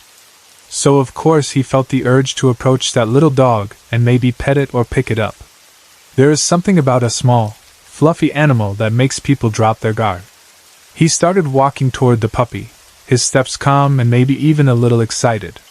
But as he got closer, something strange began to happen. The dog seemed to change. It started to grow, not in a natural, slow way, but in a way that made the hair on his arms stand up. The closer he came, the larger it appeared, as if his movement toward it was feeding its size. At first he tried to tell himself that it might just be his eyes adjusting to the light, or his imagination playing tricks in the dimness. But then it fully changed. It was no longer a cute, small puppy. It had become large, big enough to be frightening, with red eyes that shone unnaturally in the night. Those eyes seemed to burn right into him, and its barking was not the playful noise of a little dog but something deeper, more threatening, like an angry creature that did not belong to any normal category. That was the moment he realized he was not dealing with a regular animal. Fear took over, and just like with the black figure on the haystack, his reaction was simple and immediate. He ran as fast as he could, his heart racing, his body moving on pure instinct. Later, when he told the story, he would sometimes laugh a little and say that it was always about running in those situations, but beneath that laugh there was always a serious edge. Encounters like that leave a mark, a memory that stays deep inside you. Listening to all these stories together, the child me waving at something in an open field, the not quite my grandmother cleaning outside when she was supposedly asleep, the ghost child my mother said was in the house, the black eyeless figure my father saw on the haystack, the ball of fire chasing my grandmother on a forest path, and the puppy that grew into something monstrous with red eyes, makes it hard for me to simply dismiss everything as imagination or coincidence. It is true that not every strange sound or shadow means something supernatural, and it is easy for fear to make things worse, especially in the dark. But there is a thread that runs through all of these stories, a kind of pattern that suggests something else might be going on around us, something that most people do not see but that some in my family seem more sensitive to. When my mother says that a kid ghost was in the house, I think of that invisible friend I waved at as a child. When my grandmother quietly admits that there was a ghost in the house, I think of that day I saw her double outside, cleaning in silence, never turning to look at me. When my father talks about the black figure on the haystack or the changing puppy near the bridge, it feels connected somehow to that old strange mood that always hung around our old house and the land around it. Maybe there really is a third sense, running through our blood, some way of tuning into things that most people never notice. Or maybe it is part sensitivity, part culture, part stories passed down from one generation to another that shape how we see the world. Whatever the explanation is, those experiences are real to us. They are part of our family history, as real as birthdays, weddings, and ordinary days spent cooking and eating together. For some people, these stories might just be interesting tales to listen to at night. For me, they are pieces of a bigger picture, reminders that in that old rural house in the Philippines, and in the forests and fields around it, there were things moving and watching that were not always visible to the eye. Sometimes I think back to that afternoon when I looked out the window and saw my grandmother cleaning, and I still feel that strange, cold understanding that it was her, and yet it was not her. Sometimes I remember that, and I can almost feel again what it is like to live with the unseen, pretending it is normal because it is all you have ever known. My classmate, and not her real name, and I were in my dorm room at the university that night, both of us buried in our research papers, surrounded by books, notes, and the tired silence that only comes after a very long day. It was already past 2 in the morning, and the dorm was quiet except for the faint sounds coming from the hallway and the soft hum of the electric fan. My 3 roommates had gone home for the weekend, so it was just the 2 of us in that small room. The air smelled a bit of paper, ink, and instant coffee. I had been sitting at my desk for hours, my back aching, eyes dry and heavy from reading and typing. At some point I finally finished my paper and felt a big wave of relief wash over me, the kind of tired happiness you feel when you know you can finally stop working. Anne, however, was still typing, focused on her own research, so I decided to lie down for a while on my bed while I waited for her to finish. I was used to staying up late by then. Sleepless nights were normal in that phase of my life, but my body was still exhausted. I stretched out on my back, staring at the ceiling, listening to the soft clacking of Anne's fingers on the keyboard, feeling the pain in my back slowly relaxing against the thin mattress. I did not really plan to sleep. I just wanted to rest and talk for a bit before we both called it a night. After maybe 10 minutes, Anne finally finished her paper too. She saved her work, turned off her laptop, and crossed the small room to my side. She lay down on the bed beside me, not too close but near enough so we could talk comfortably. We started chatting about our research topics, complaining about deadlines, laughing a little at how stressed we both were, and then talking about the next papers we still had to do. It was the usual kind of conversation you have when you are tired but relieved, with your mind still buzzing from work and your body begging for rest. While we were talking, something strange began to happen inside my own mind, and it is hard to explain it clearly even now. There were 3 words, very clear but not yet spoken, that began to swim around in my thoughts. They did not appear suddenly like a loud shout. Instead, it was as if they were quietly circling in the back of my mind, trying to catch my attention, like fish moving under the surface of water. At first I tried to ignore them.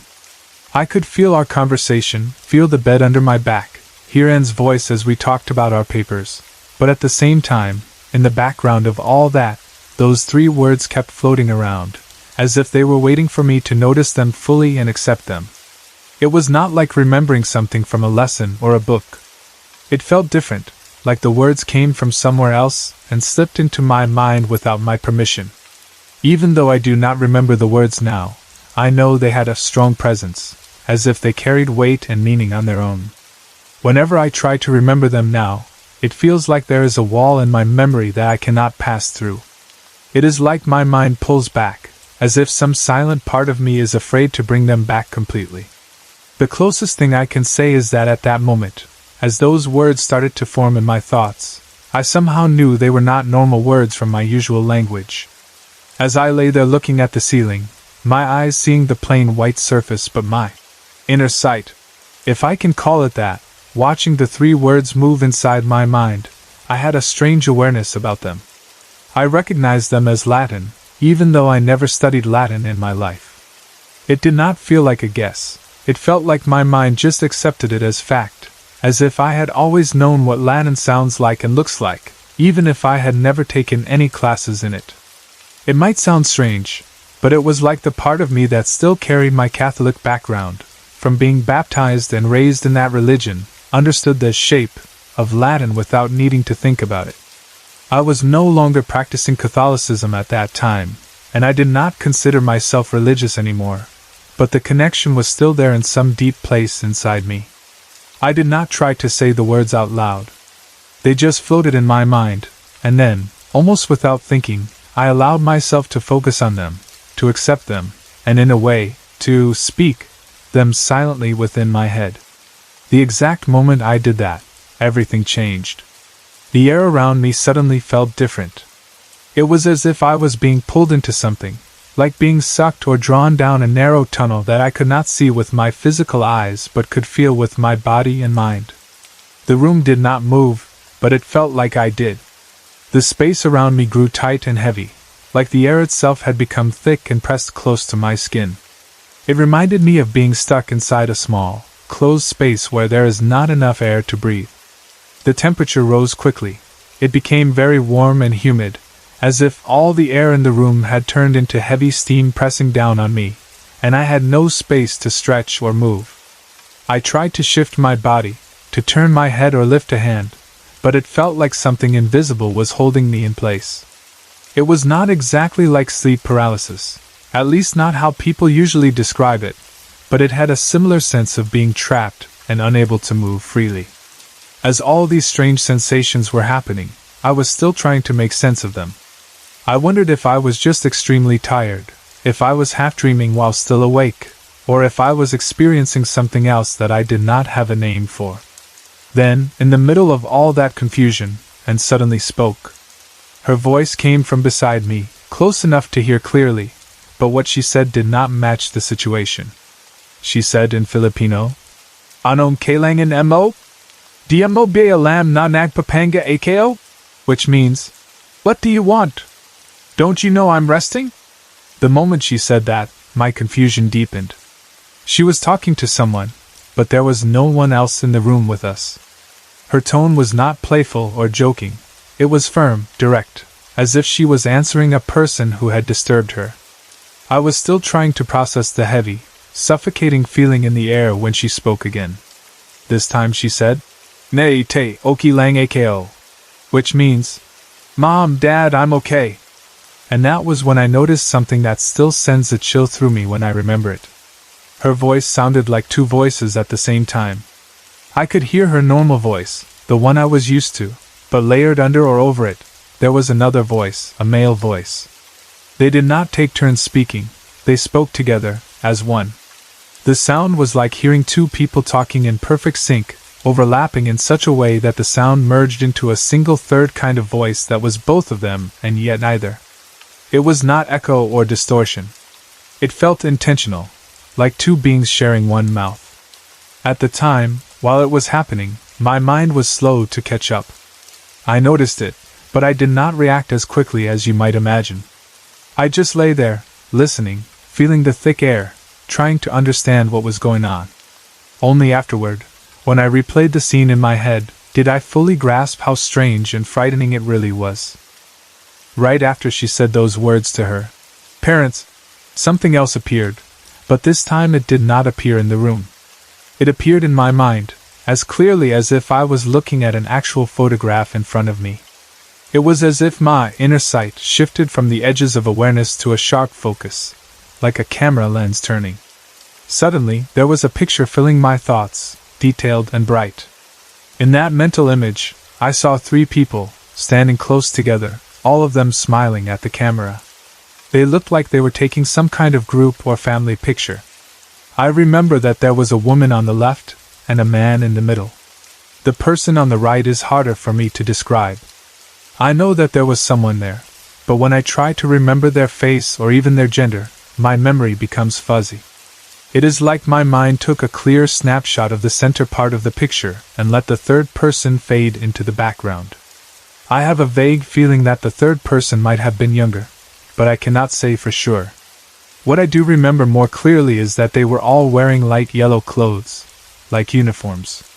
The shade of yellow was soft and pale, not too bright. I had the impression that they might be work uniforms, maybe from an office or a company that required everyone to dress the same. I also seem to recall that there was some small text on the photo, a time and date in the lower right corner, the way some cameras print the date when a picture was taken. But the numbers and exact details did not stay in my memory. When I think of that image now, it is like looking at a slightly faded photograph. 3 people, light yellow uniforms, smiling faces, the man in the middle drawing my attention more than the others. In that inner picture, my focus slowly moved closer to the man in the center, almost like my mental vision was zooming in on him. His smile, his face, the way he stood, it all became clearer and sharper while everything else stayed slightly blurred. I had the feeling that he was the most important person in that picture, or at least the one who wanted to be noticed. Then, just as suddenly as all of this had started, everything stopped. It was as if something had let go of me. The tight, heavy feeling in the air vanished. The warmth and humidity dropped away, and I felt cool air rush back in around me, filling my lungs, touching my skin. It felt like I had popped out of a small, dark tunnel into open space. I took a deep breath, and it felt like it was the first full breath I had taken in a long time, even though in reality only a short moment had passed. My body relaxed, and I could move again without feeling blocked or trapped. When I turned my attention back to the room, everything looked normal. The ceiling was the same plain ceiling. The fan was still turning. The door was closed. And was lying beside me and speaking normally again, as if nothing strange had just happened. She was talking about something ordinary, and her voice sounded like her own, with no trace of the overlapping male tone I had heard earlier. For a while after that, I kept very quiet. I did not say anything about what I had just experienced. I was trying to understand if I had fallen asleep and dreamed all of it in just a few minutes, or if I had actually remained awake the whole time. I wondered if I had simply been too tired from working on my paper and my mind had played a trick on me. It was easy to imagine that someone would say, "You were exhausted, maybe half asleep, and your brain mixed up sounds and images."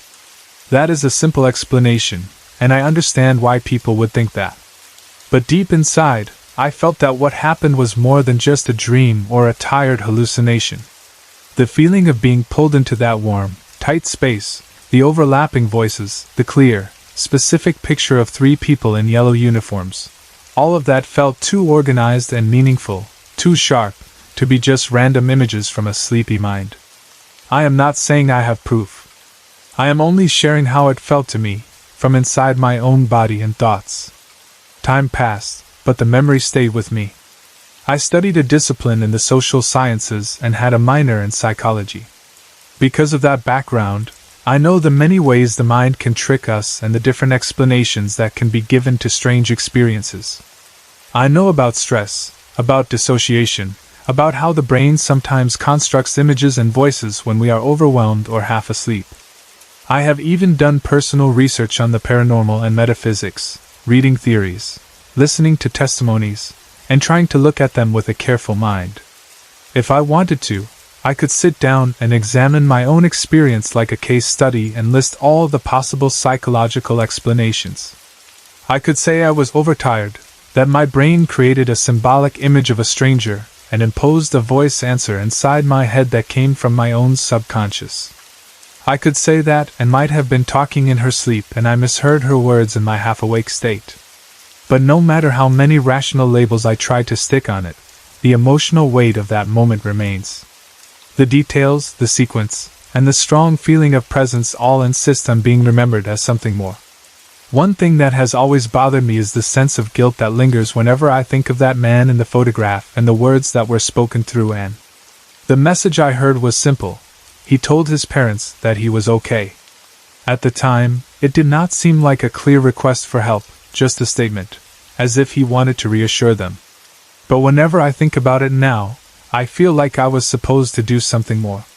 It is a strange feeling, because I do not even know who he was.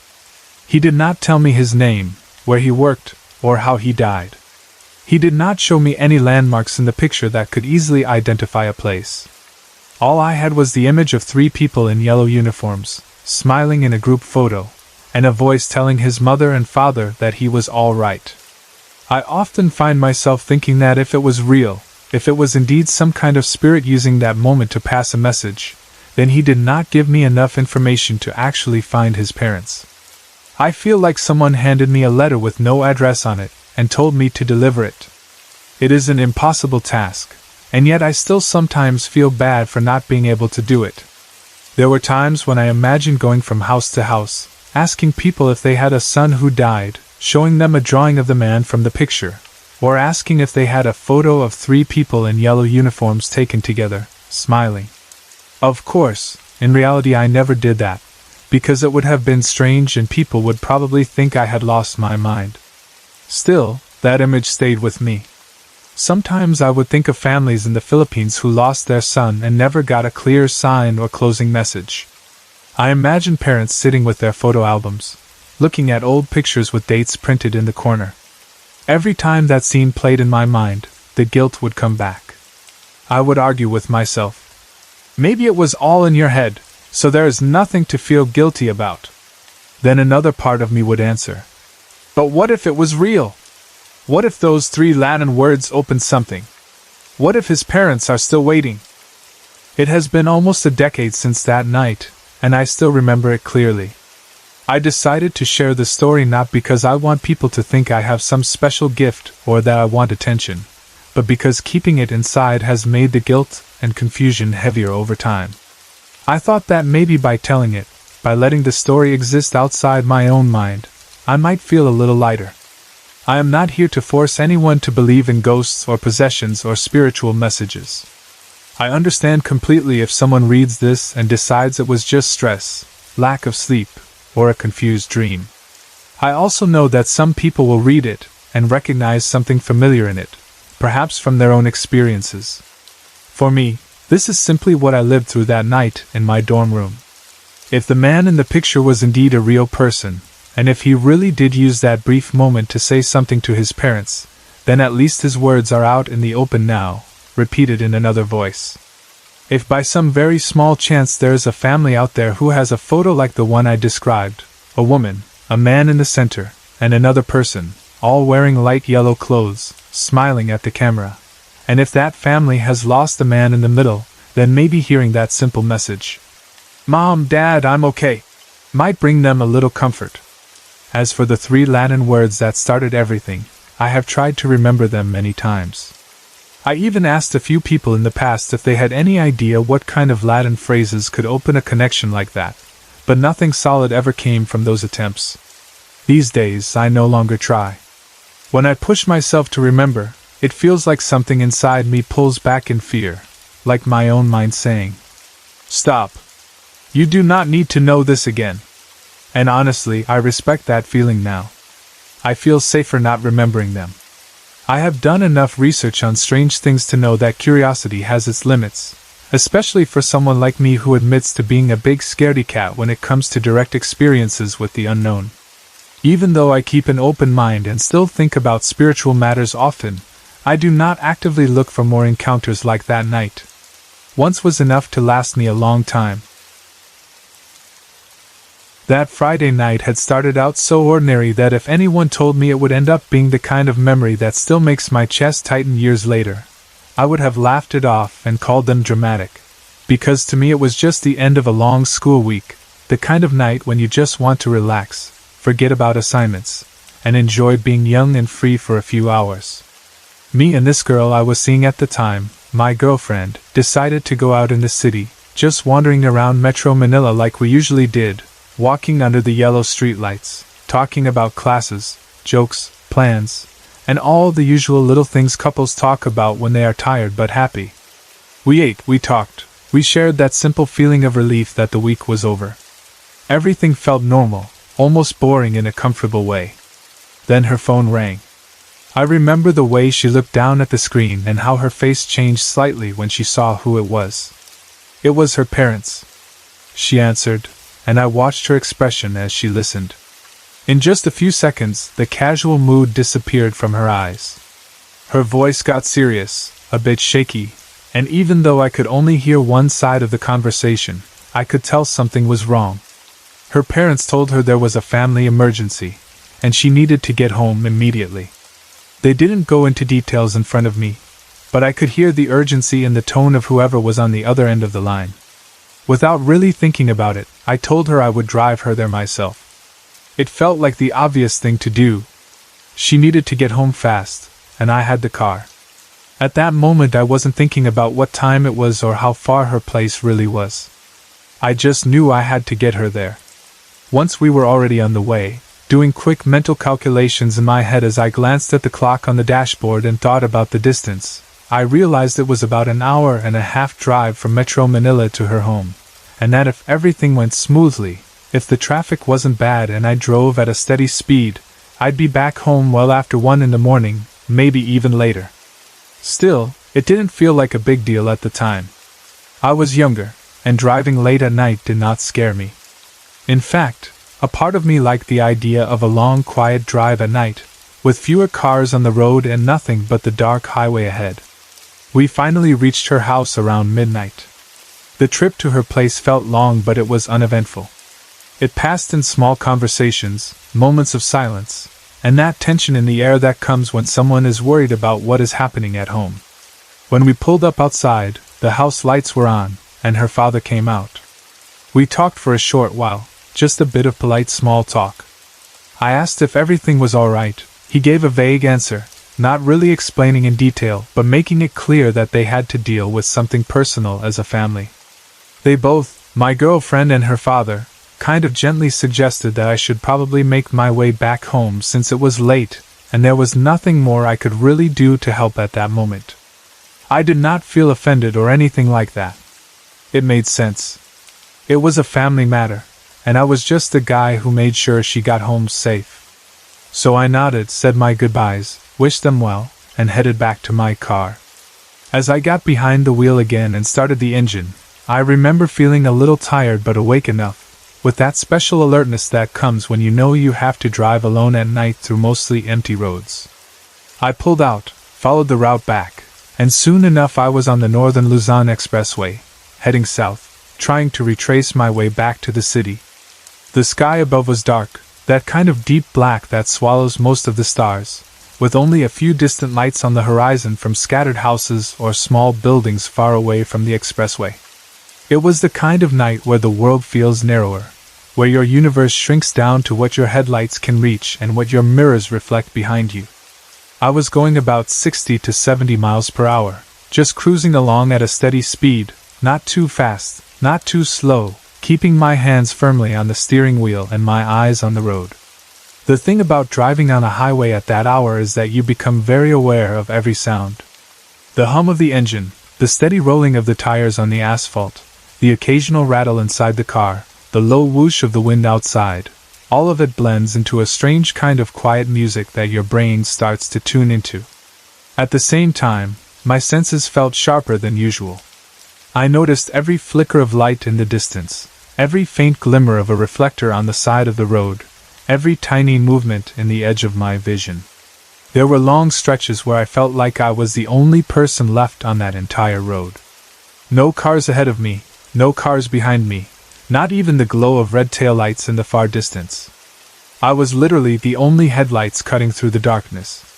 There was something eerie about that, like being in a tunnel of light surrounded on all sides by emptiness.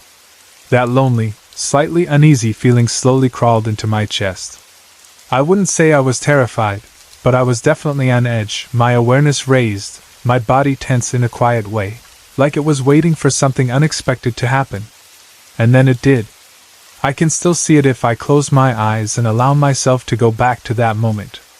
1 second, the road in front of me was empty, a flat gray ribbon lit by my headlights and edged by shadow.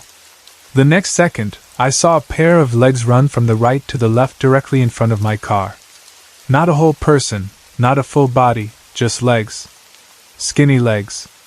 They were wearing red shorts and flip-flops, and they suddenly burst into view at the edge of my headlights and crossed my path, moving quickly, the way a person would run across a road if they were trying to beat a car before it passed. Without even having time to think, my body reacted on its own. I swerved slightly, my hands jerking the wheel, and I felt the car skid a little, tires scratching against the surface of the road as the weight shifted. And then I heard it. A bang. A loud, solid impact. The kind of sound that makes your stomach drop, sharp and heavy, the noise of something being hit hard by something going at high speed. In that instant, my mind screamed at me. You just hit someone. There was no question in my mind. I was sure I had just run into a person. I had seen the legs and watched them move in front of my car, and I had felt and heard the impact. The sound of my tires sliding and the car jolting only confirmed it in my head. My heart was pounding so hard I could feel it echoing in my ears. My breathing became shallow, and my hands were trembling on the steering wheel. Somehow, I managed to steer the car to the side of the road and pull over. I shifted into park and just sat there for a moment, frozen, gripping the wheel tightly, staring straight ahead while my mind spun in 100 directions. What do I do? What did I just do? There was a sick, heavy feeling in my chest as reality tried to settle in. I just killed a guy, I thought. That sentence formed clearly in my mind and sat there, choking me. I imagined a body lying crumpled on the road behind me, broken and still, maybe bleeding, maybe already dead or maybe barely alive and needing help. I imagined someone's son, someone's friend, someone who had simply tried to run across the highway and miscalculated the timing. The fear and guilt rushed in all at once. Seconds passed, but they felt like minutes. My brain ran in circles. If I get out, what will I see? What if he's still alive and I'm too late to help him? What if someone sees and blames me? What if I go to jail? But also, how can I just sit here and not check? How can I drive away and pretend nothing happened? That inner conflict lasted for what felt like an eternity, even though it was probably only a short moment. Finally, my conscience pushed me. I told myself that whatever happened, I had to go look. So with my heart racing, my hands still shaking, and my mouth dry, I forced myself to open the door. The moment I stepped out onto the road and felt the night air hit my skin, something inside me shifted. I cannot fully explain it, but it was like walking into a space that did not want me there.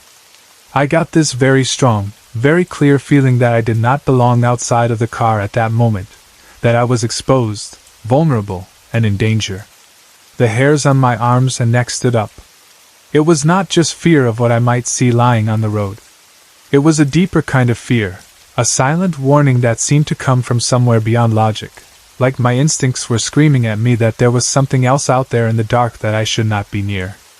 Immediately, that inner voice told me, "Get back in the car and get out of here."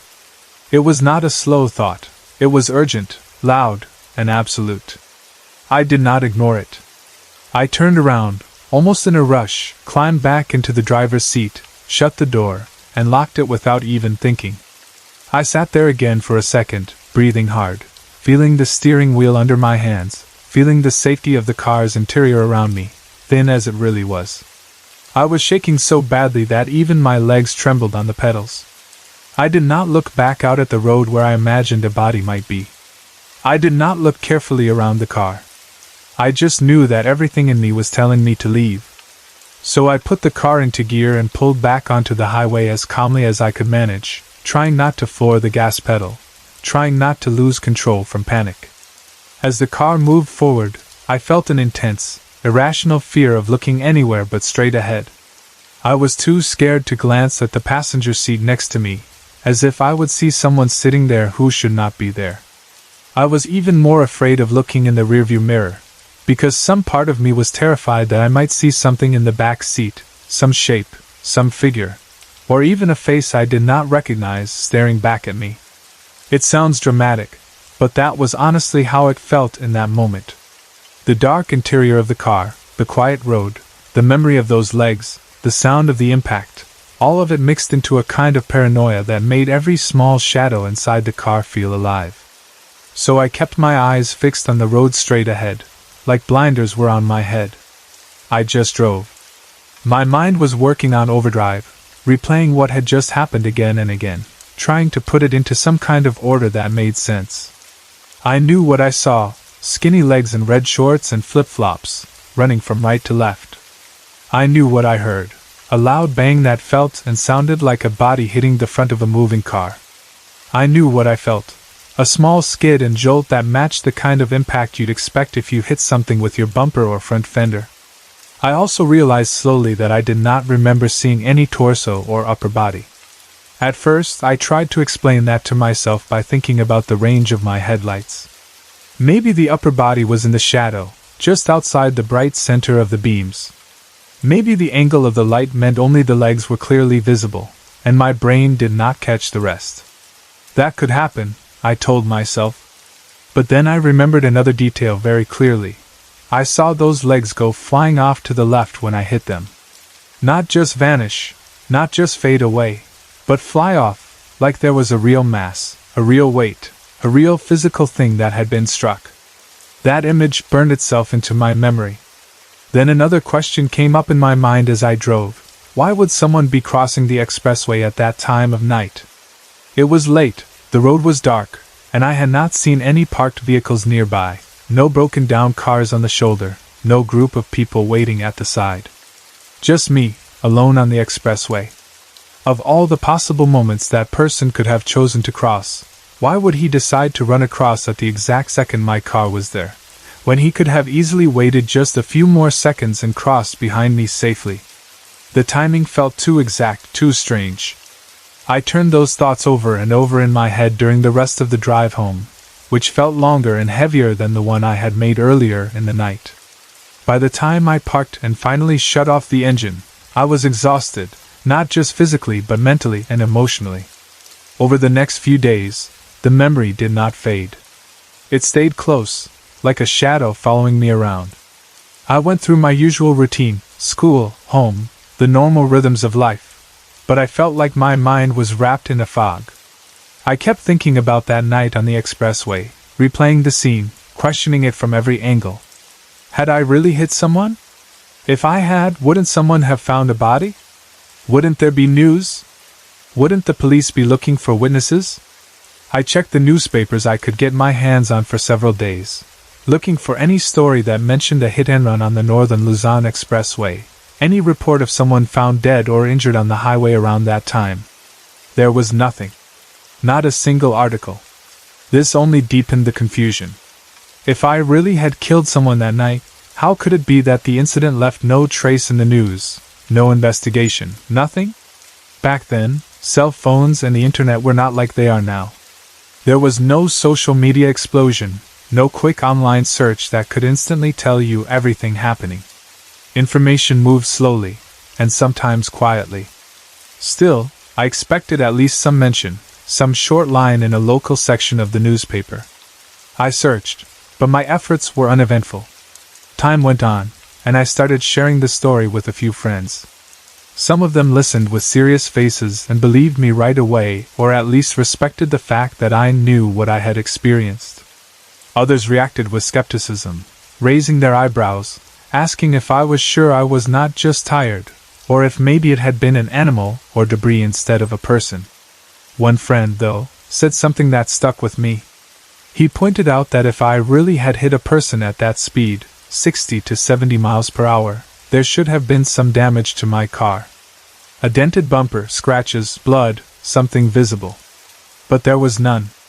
My car was completely fine. No new dents, no broken lights, no signs that it had collided with anything at all. That fact, combined with the silence in the news and the strange feeling of danger I got when I stepped out of the car, slowly pushed me toward another possibility that I had not wanted to think about in the beginning. Maybe it was not a living person I had hit. Maybe it was something else, Something that could move like a person, look like a person from the waist down, make a sound like a collision, and still leave no physical mark and no body behind. I do not claim to know for sure what I saw that night. I only know what I experienced: the empty road, the sudden appearance of those legs in red shorts and flip-flops, the impact, the intense fear, the strong feeling that I should not stay outside my car, the lack of damage afterward, and the complete absence of any news about a real accident. All of that together still leaves me with more questions than answers, and every time I remember that lonely drive on the Northern Luzon Expressway, I feel the same chill crawl up my spine and the same thought whisper in the back of my mind that maybe I had a brief, terrifying encounter with something that did not belong to the world of the living. It happened on a Sunday that was supposed to be simple and peaceful, the kind of day when families go to church together and then come home to rest, and maybe enjoy a nice dinner because it was also Mother's Day. Me and Aunt Jen had just gotten home from the evening mass, still carrying that quiet feeling you get after church, when we walked into the house and saw something that instantly told us the night was not going to be ordinary at all. My niece, my mom, and my sister were all dressed up as if they were about to go out again, even though it was already late. They were moving around with that hurried, restless energy you only see when something is wrong, not like they were preparing for a celebration but more like they were trying to leave as soon as possible. I remember I still had the smell of church incense in my nose and the sound of the choir in my head when I looked at them and asked, half curious and half confused, "Where are you going?" My niece answered casually at first, like it was nothing. "We're going to go visit Chom Thelma," using our usual short form for aunt, like it was just a normal visit. I frowned a little and checked the time in my head. "At this time of night? It's already 9:30 p.m., you know." "Why so sudden?" I asked again, because it did not make sense. Who suddenly decides to visit a relative that late, with everyone dressed up and serious? That was when I noticed my mom's face properly. She was holding back tears, trying to keep herself busy, and then she grabbed the iPad from the table as if she badly needed to see something. Her voice broke when she spoke, and she did not even look at me at first. "Your Aunt Thelma just passed away," she said, and those few words hit me like someone had suddenly thrown cold water over my whole body. For a second or so I was frozen in place, not because I saw or felt anything supernatural, but because grief has its own way of stopping time. Her smiles, her gentle laughter, the way she would talk softly and make us feel at home whenever we visited her, all of that suddenly rushed into my mind like a movie playing too fast. I remembered her as kind, as simple, as someone who never made her problems heavy for other people. Knowing she was gone, just like that, made everything around me feel heavier. We all felt desolated by her sudden death, and there was this quiet understanding between all of us that from now on, that was how we were going to remember her, not just as someone who died of colon cancer, but as a gentle presence who had once made our lives warmer. They left quickly after that, my mom, my sister, and my niece, driving off to Sampaloc, Manila, where my aunt's wake was going to be held. The car pulled away from the house, and suddenly the place felt too big and too quiet. It was just me, Aunt Jen, and my daughter left at home. The night outside felt still, but not in a peaceful way, more like everything was waiting for something. We were still processing the news, trying to make sense of how someone who had been alive and laughing with us not so long ago could suddenly be gone, when we decided to have our late dinner. It seemed like the simplest thing to do: eat, talk, try to calm ourselves down a bit while we waited for more news from my mom. We sat at the table like we always did, the familiar plates and glasses and food in front of us, and slowly started talking about my aunt.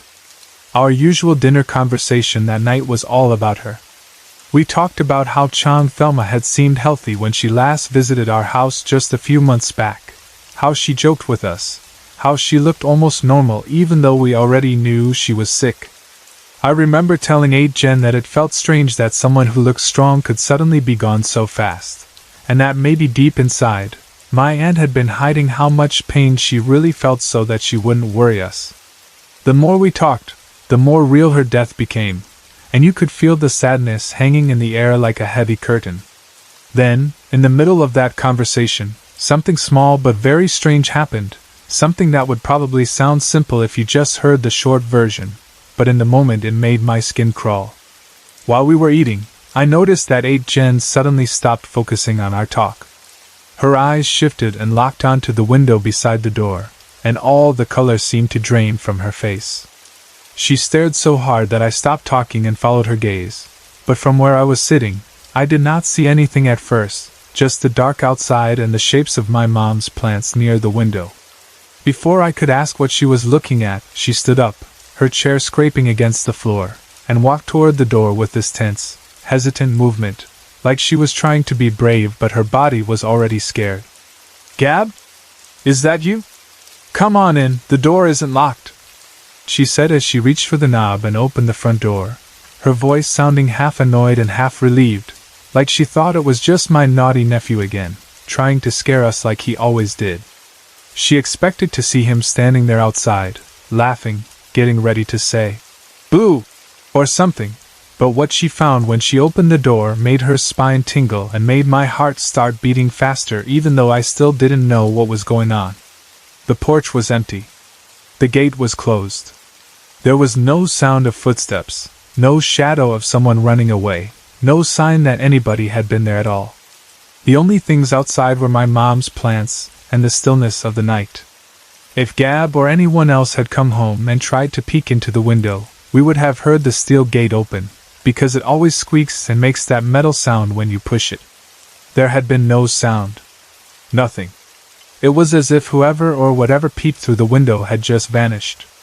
When she realized that there was no one there, I saw her shoulders slump slightly, and her knees almost give in, like she had to pull herself together just to walk back to the table. She looked genuinely shaken, not like someone who was just overreacting or joking. I noticed her hands trembling a bit, and when she sat down again, she looked pale, as if something had pulled all the warmth out of her. I asked her right away, "What? Who is it?" thinking maybe it was a neighbor or maybe she saw something else. She took a breath, still unsettled, and answered, "I saw someone peep through the window. I was only able to see half of its face. I thought it was Gab again trying to scare the hell out of us as he always does. It was still visible as I walked towards the door to check on it, and the creepiest part of it was actually looking back at me as I made my way to the front door." The way she described it made my stomach twist. That detail, that whatever it was did not just peek quickly and hide, but remained there, looking straight at her as she approached, like it knew it was being seen and did not care, was somehow worse than if it had just disappeared quickly. The image of half a face staring from the window, watching her walk closer, settled into my mind even though I had not seen it myself, and I could feel my heart racing. Still, I tried my best to stay calm and upbeat, partly to comfort myself and partly to comfort her. "Maybe it was just your imagination," I said lightly, trying to sound more confident than I felt. "You know, from watching too many horror movies." She snapped back almost immediately. "How can that be? We stopped watching those movies ages ago, remember?" And she was right. We had purposely avoided horror movies for a long time because they made us jumpy at night, and we did not want that kind of energy in the house, especially with a child around. We both fell quiet for a moment, and then, like people often do when they are scared and trying not to be, we laughed a little, forcing the laughter out just to push away the creeping fear. We told ourselves out loud that it was probably nothing, maybe a shadow, maybe a trick of the light, anything that sounded normal and safe. We tried to shrug it off, to treat it like one of those little jump scares that you joke about later. After dinner, the house felt somehow heavier and quieter, like all the normal sounds had softened. To distract ourselves, we decided to buy something for midnight snacks from a nearby store, just a few blocks away from our house. Going out into the open air, walking down the familiar street with lights from the neighbors' houses and the small Sorry store glowing at the corner, helped calm our nerves a little. Everything outside looked completely ordinary, tricycles passing by, a dog barking in the distance, the faint sound of a TV from someone's living room. We bought snacks and walked back home, talking about random things, trying not to bring up the window incident again so it would not sit in our minds too much. Once we reached home, we settled back in. I put my daughter to sleep as soon as we got back, brushing her hair gently away from her face, listening to her breathing slow down as she drifted into deep sleep, completely innocent and unaware of all the heavy emotions the adults around her were carrying that night. Watching her sleep always reminded me of how much I wanted the house to be a safe space, not just physically but spiritually too. The hours passed slowly after that. The kind of quiet that comes late at night settled over everything, that soft silence broken only by the occasional passing vehicle far away or the faint hum of a neighbor's electric fan if you listened hard enough. 8 Jen stayed downstairs for a while, sitting on one of the steps of the staircase, probably thinking about my aunt, about life and death, and maybe about what she saw out the window.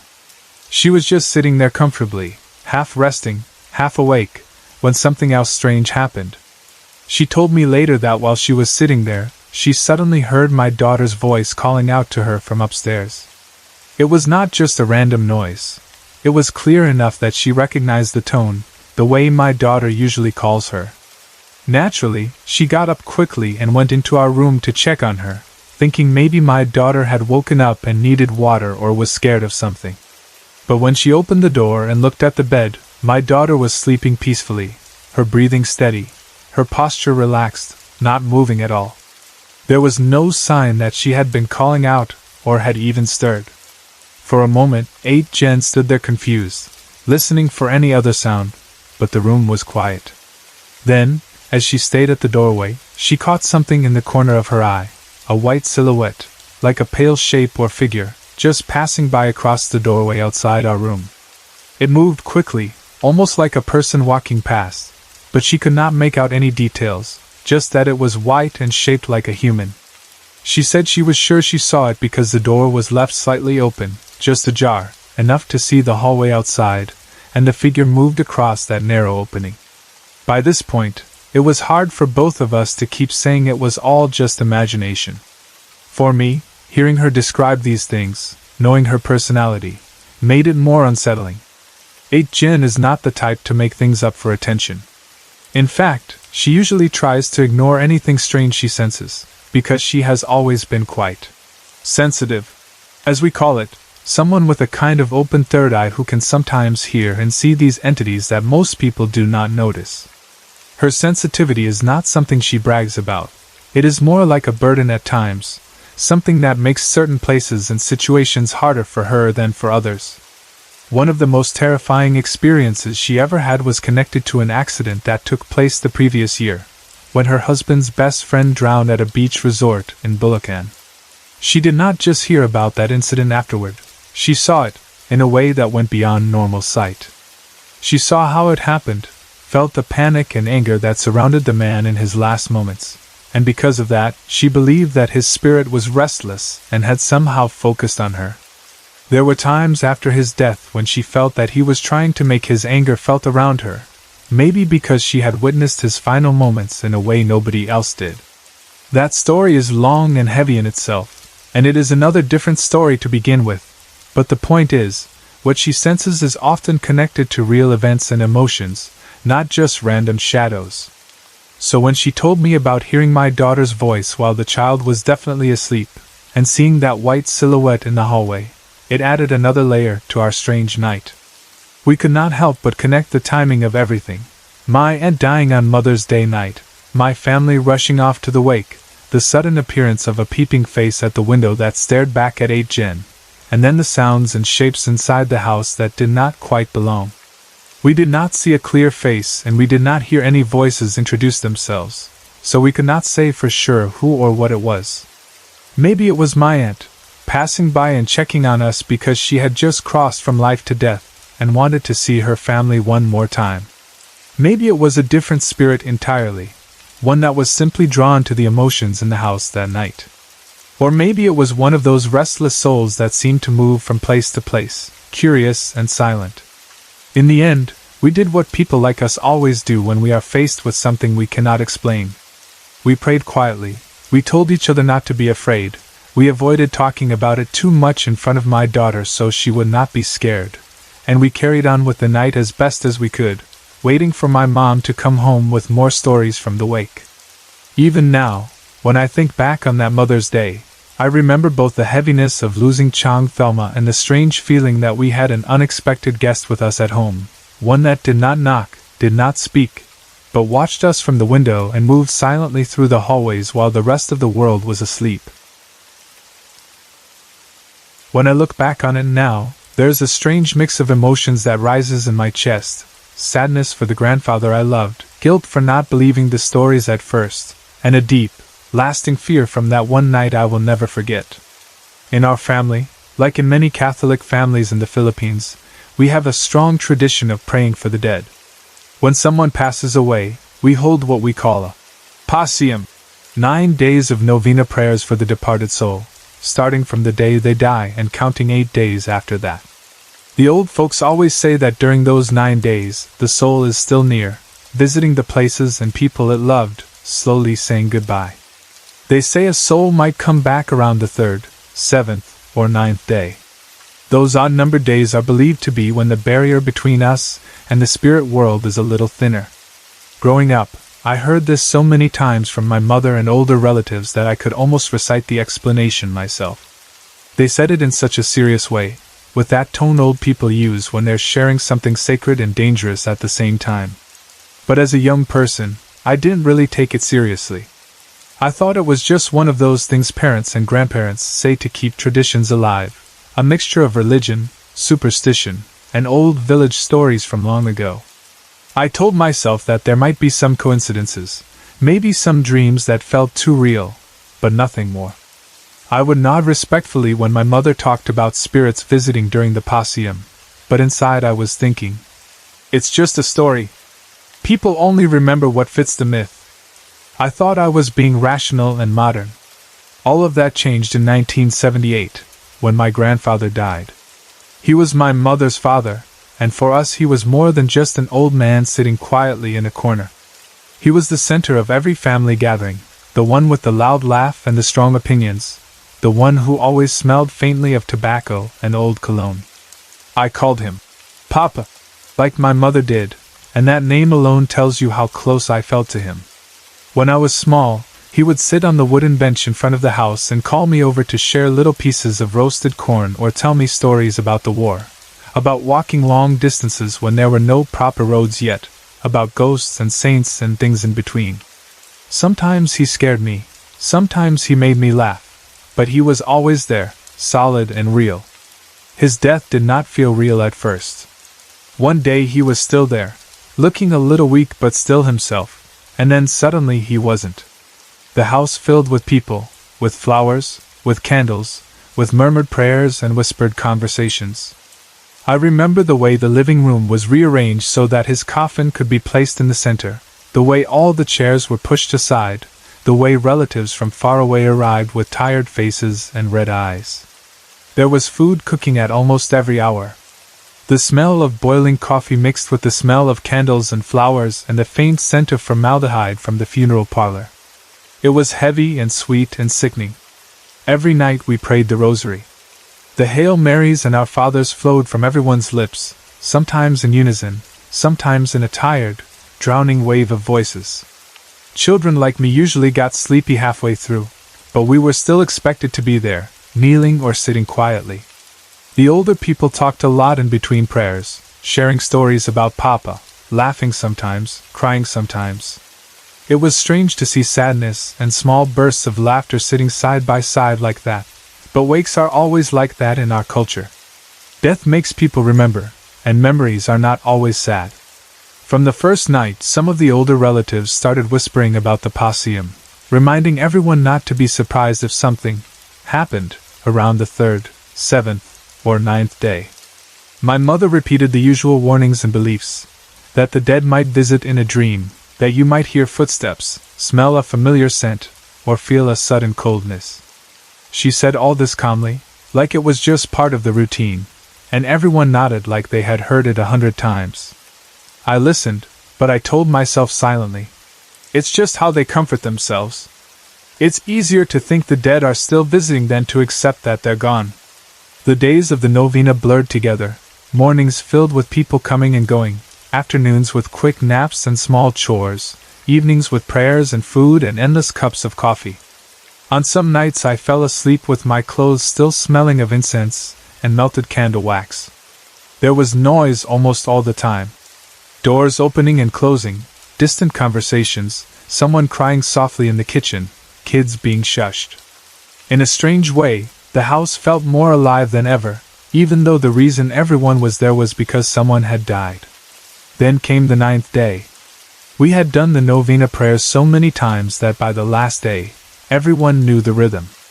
That night, our living room again became a sea of people sitting on plastic chairs and wooden stools, facing the small altar with Papa's photo and the crucifix. The flickering candles cast shadows on the wall, and the electric lights seemed too bright beside them. We prayed the rosary, and by then some people were already tired and yawning, their voices low and hoarse from 8 days of the same prayers.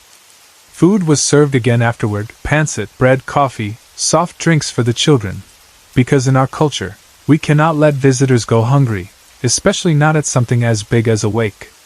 Slowly, people started going home. It was late and everyone had work or school the next day. The laughter and conversation that had filled the house earlier began to fade, like a radio being turned down.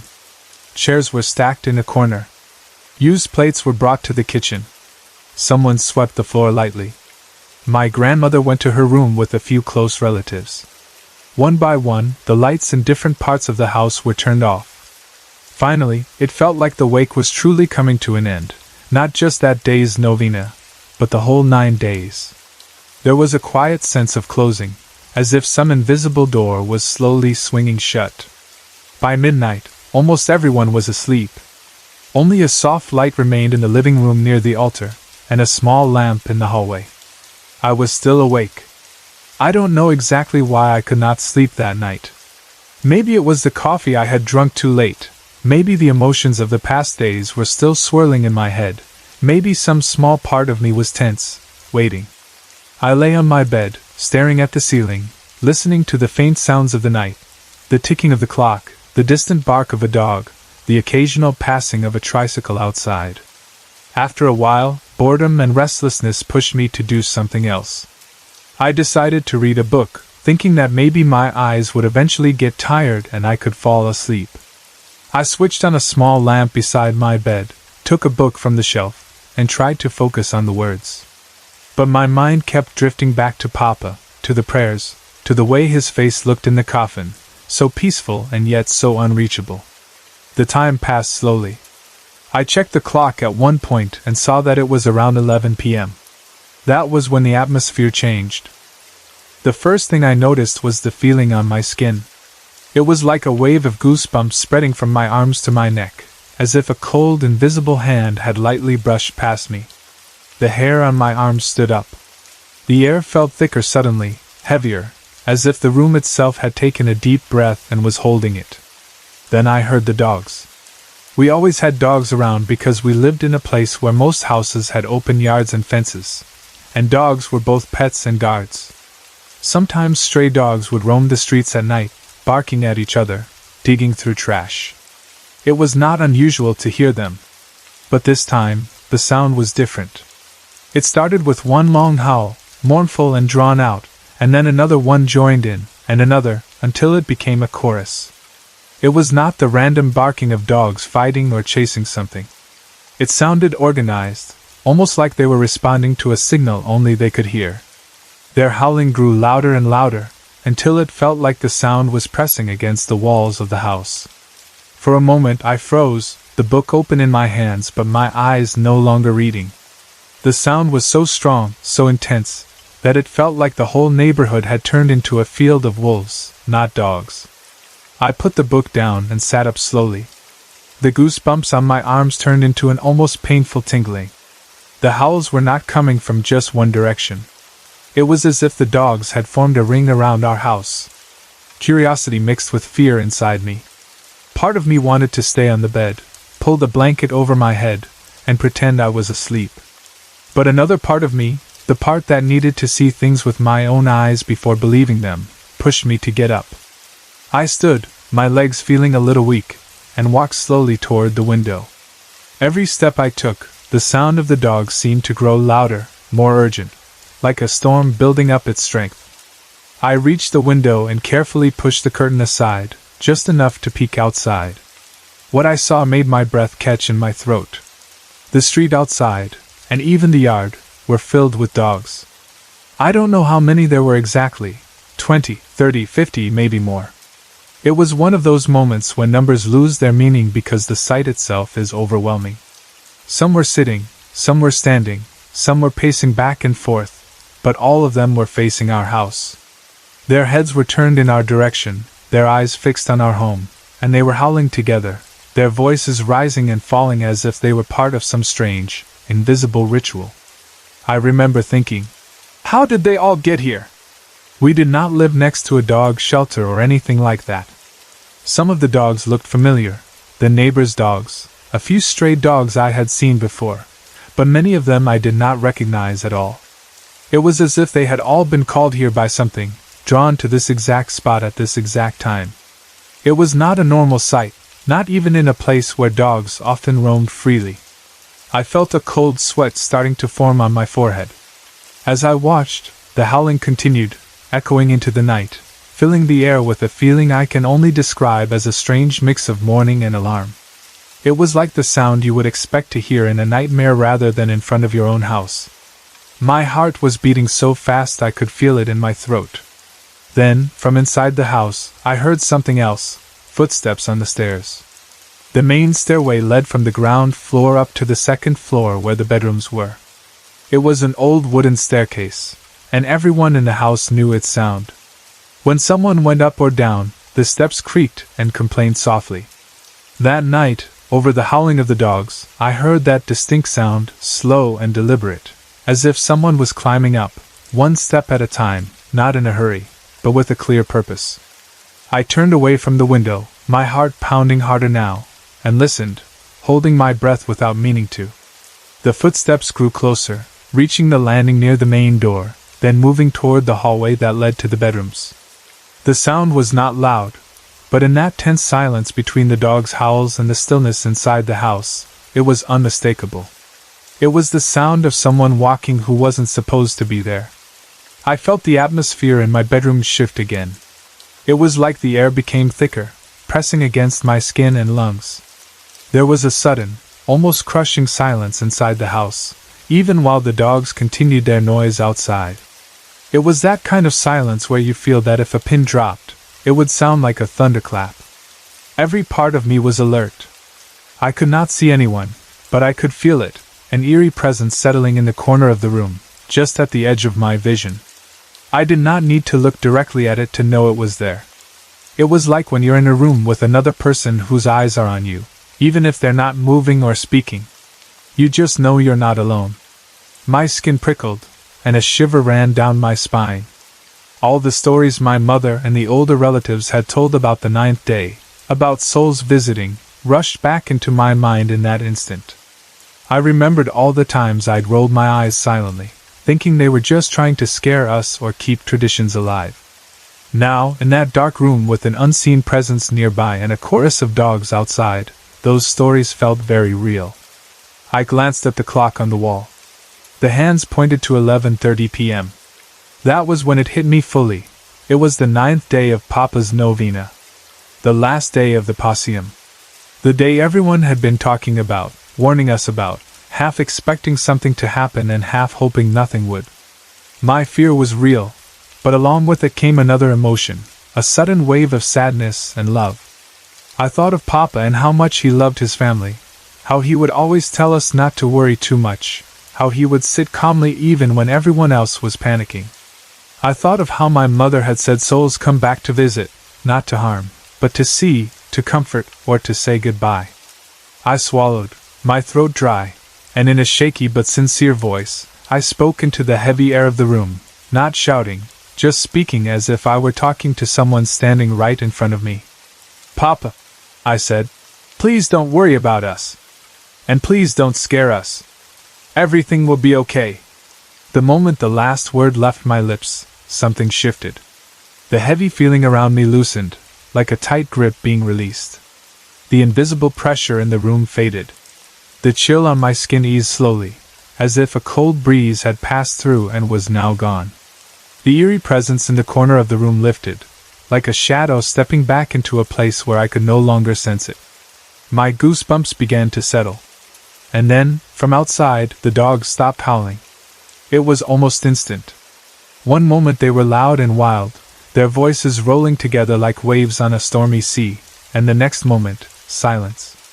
Maybe one or two gave a final soft bark or whine, but the chorus was gone, as if someone had given an invisible signal for them to stop.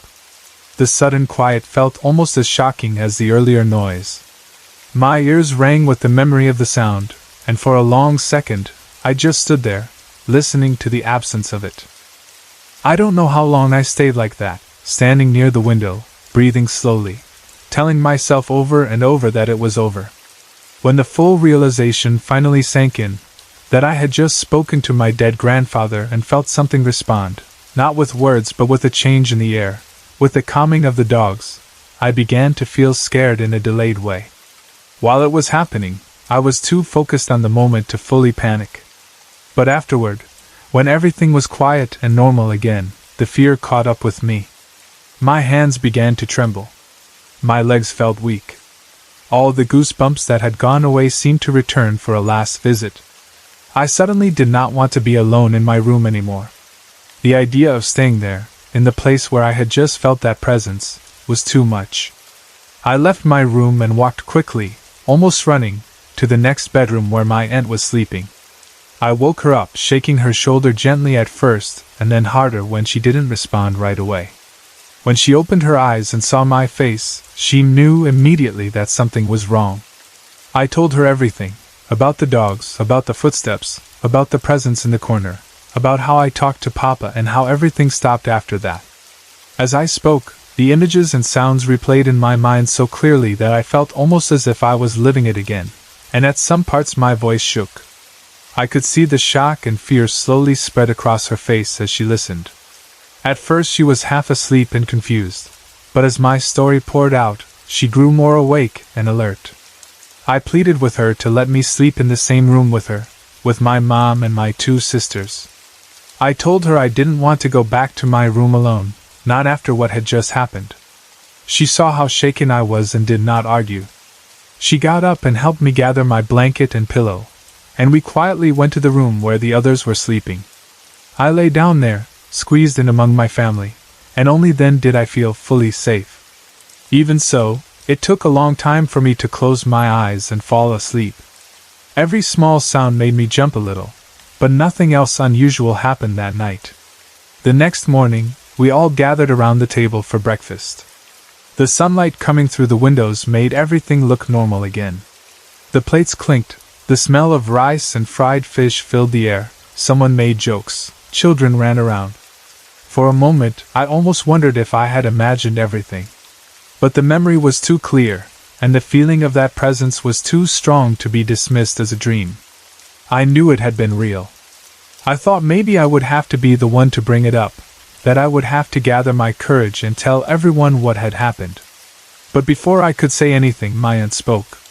In her straightforward way, she told everyone at the table what I had told her in the middle of the night.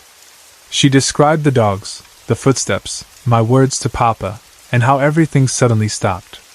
As she spoke, I watched the faces around the table. My mom's eyes widened slightly, then softened with understanding. My sisters froze and looked at each other. My cousins stopped eating, their spoons halfway to their mouths. My uncle's expressions grew serious. A strange silence settled over us again, not eerie like the night before, but heavy, like everyone had been holding something in and was now letting it out.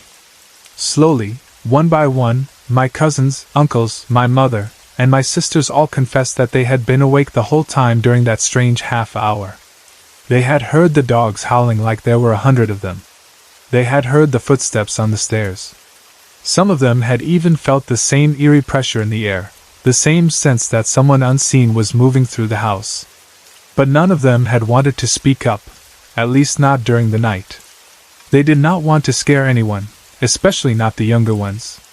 So they decided quietly, each one on their own, that they would wait and see if somebody else would share the experience first.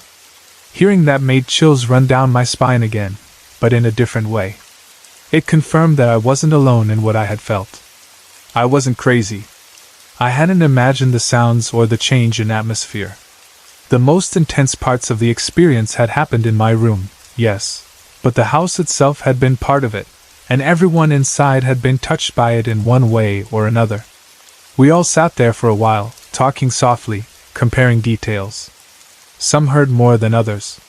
Some had prayed silently in their rooms when the dogs began howling, clutching rosaries under their blankets. Some had wanted to get up and check on the others but were too frightened to move. My mother admitted that she had almost called out Papa's name in her room but stopped herself, not knowing how she would feel if he actually answered. In the end, she just prayed in her heart, asking God to guide his soul and protect us.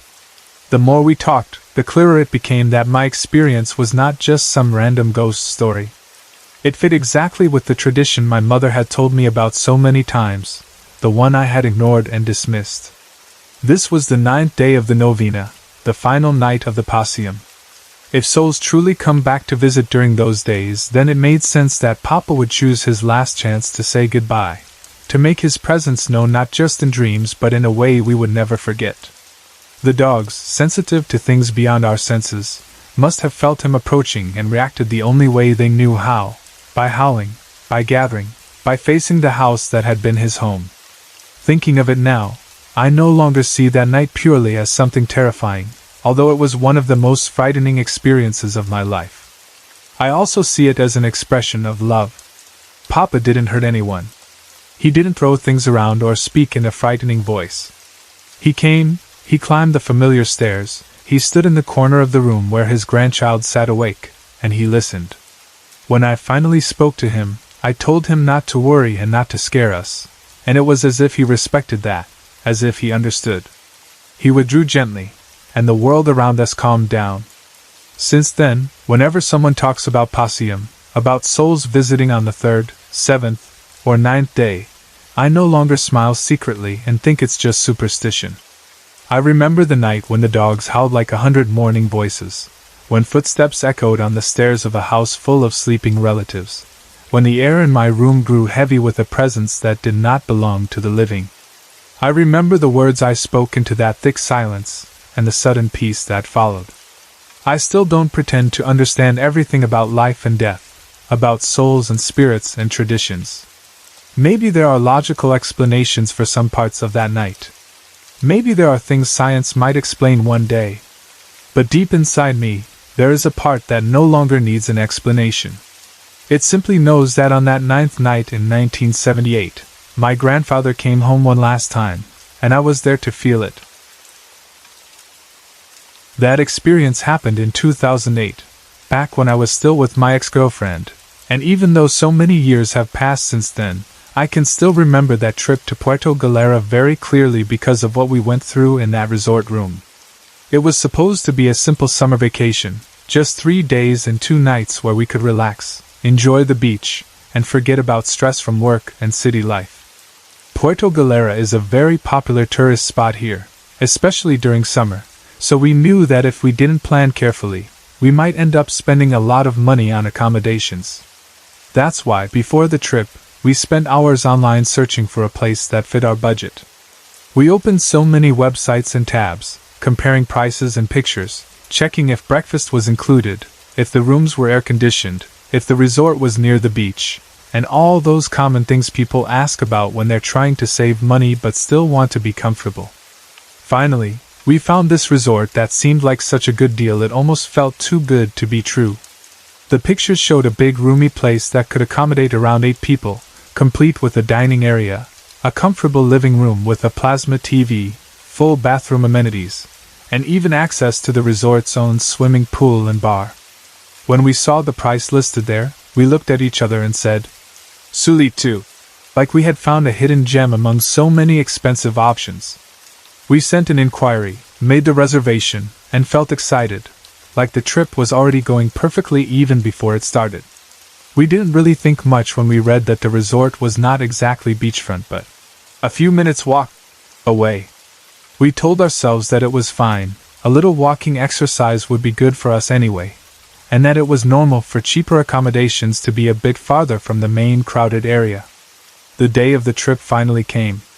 We packed our bags with clothes, toiletries, some snacks, and basic things like a small flashlight and, in my girlfriend's bag, a small pocket Bible she always carried around, not because she was super religious, but because she said it made her feel safe. We rode the bus, then the boat, and the usual route to Puerto Galera that many people take. On the way, we were talking about what we wanted to do there: swim, try snorkeling, drink by the beach at night, maybe rent a banana boat or just walk around and explore. The weather was bright, the sea was calm, tourists were laughing and taking pictures, and everything felt light, fun, and normal. When we arrived at the port, we were approached by people offering tricycle rides and tour packages. We told one of the drivers the name of our resort, and even he paused a bit, like he had to think where it was. Then he nodded and said he knew it. The ride going there was not too long, but as we went deeper away from the busy beachfront area, the road became quieter, with more trees and fewer people. We arrived at the resort and checked in at the reception area. The staff were polite enough, though not very warm or talkative. We were given our key and were led to our room on the second floor. When we first entered the room, we were impressed. It really was big, much bigger than what two people alone needed. There was a dining table where a group could sit and eat, a living area with a sofa facing a big plasma TV mounted on the wall, and the bathroom was spacious with complete basic amenities: shower, toilet, sink, towels, and a small mirror. There were big windows that allowed a bit of sunlight in, though the curtains were drawn when we arrived. It almost felt like we had rented a small apartment just for ourselves. We looked around, put our bags on the bed, and joked about inviting imaginary friends just to fill the extra space. But one thing we noticed early on was that the place felt oddly quiet. It was summer, peak season, so we expected the resort to be full of guests, kids running around, people swimming in the pool, loud music playing at the bar, and staff going back and forth serving orders or cleaning. Instead, when we asked, we were told that only a few rooms were occupied. On the first floor, there was a couple staying in one room and a family in another.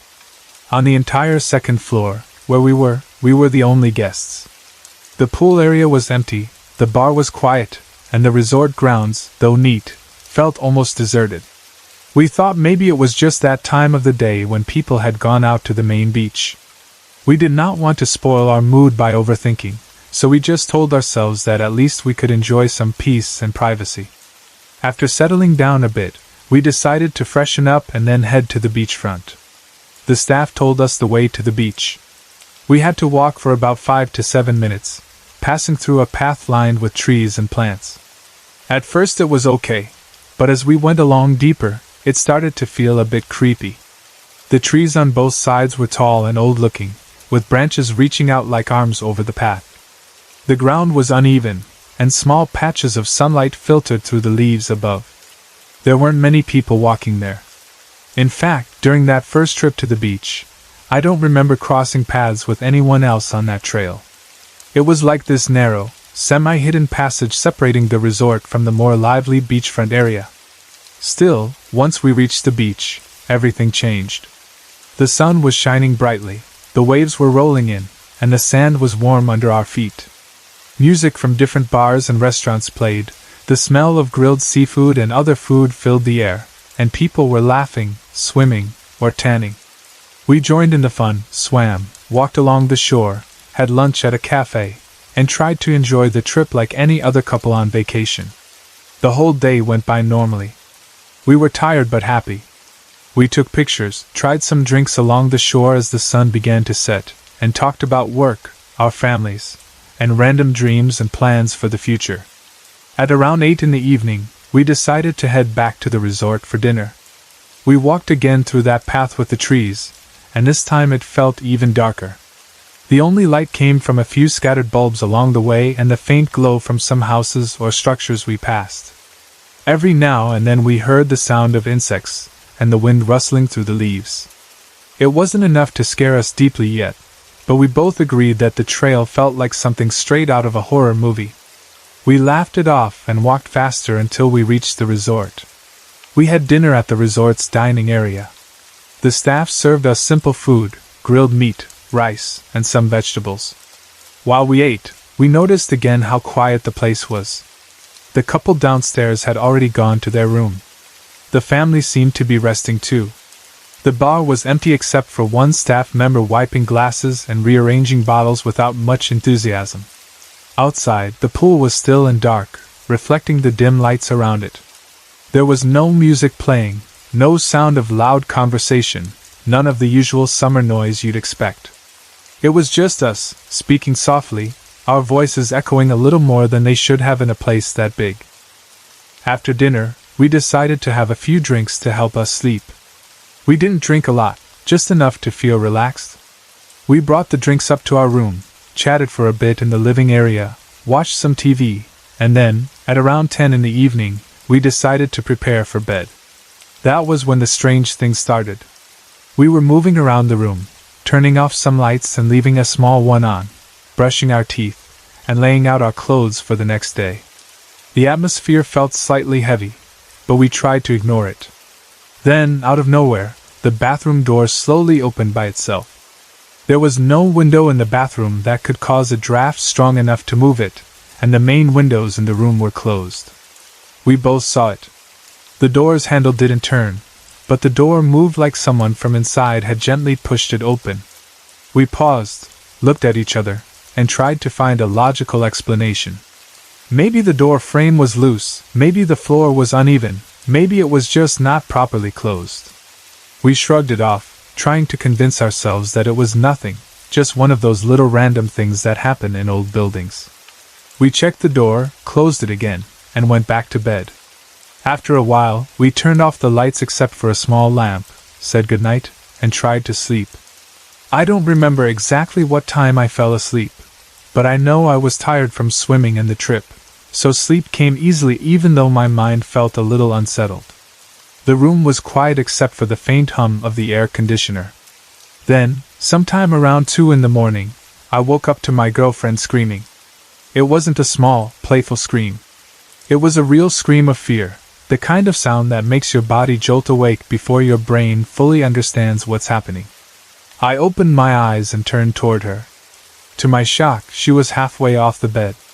It was as if something or someone had grabbed her legs and was pulling her off, and the top half of her body was still on the mattress.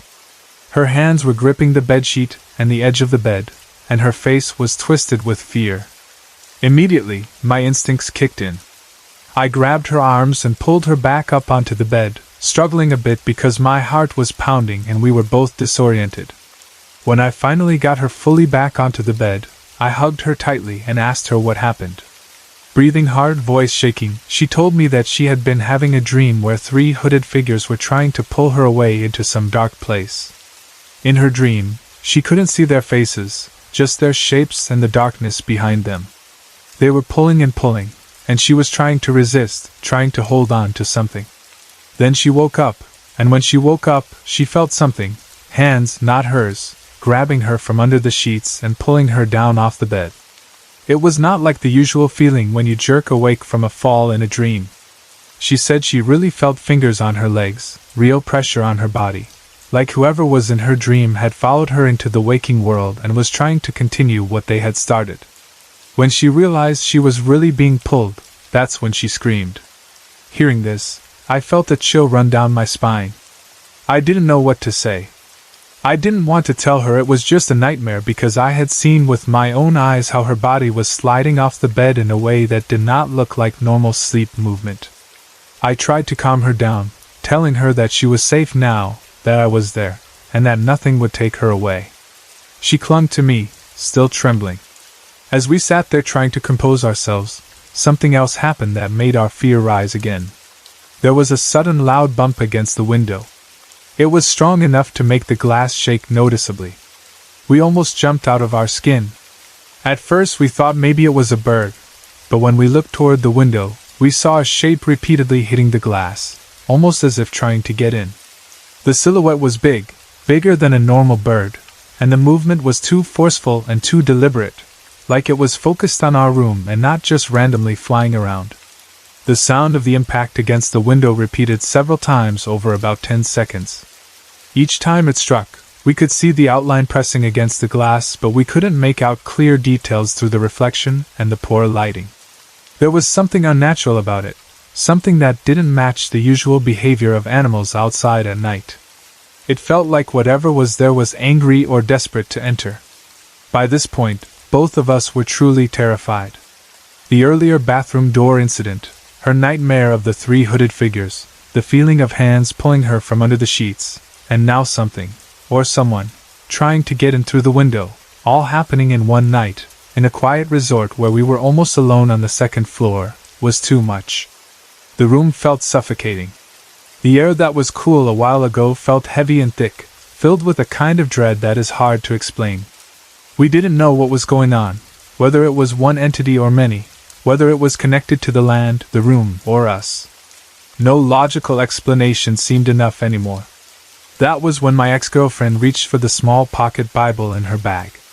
Her hands were shaking as she took it out, but she held it firmly once it was in her grip.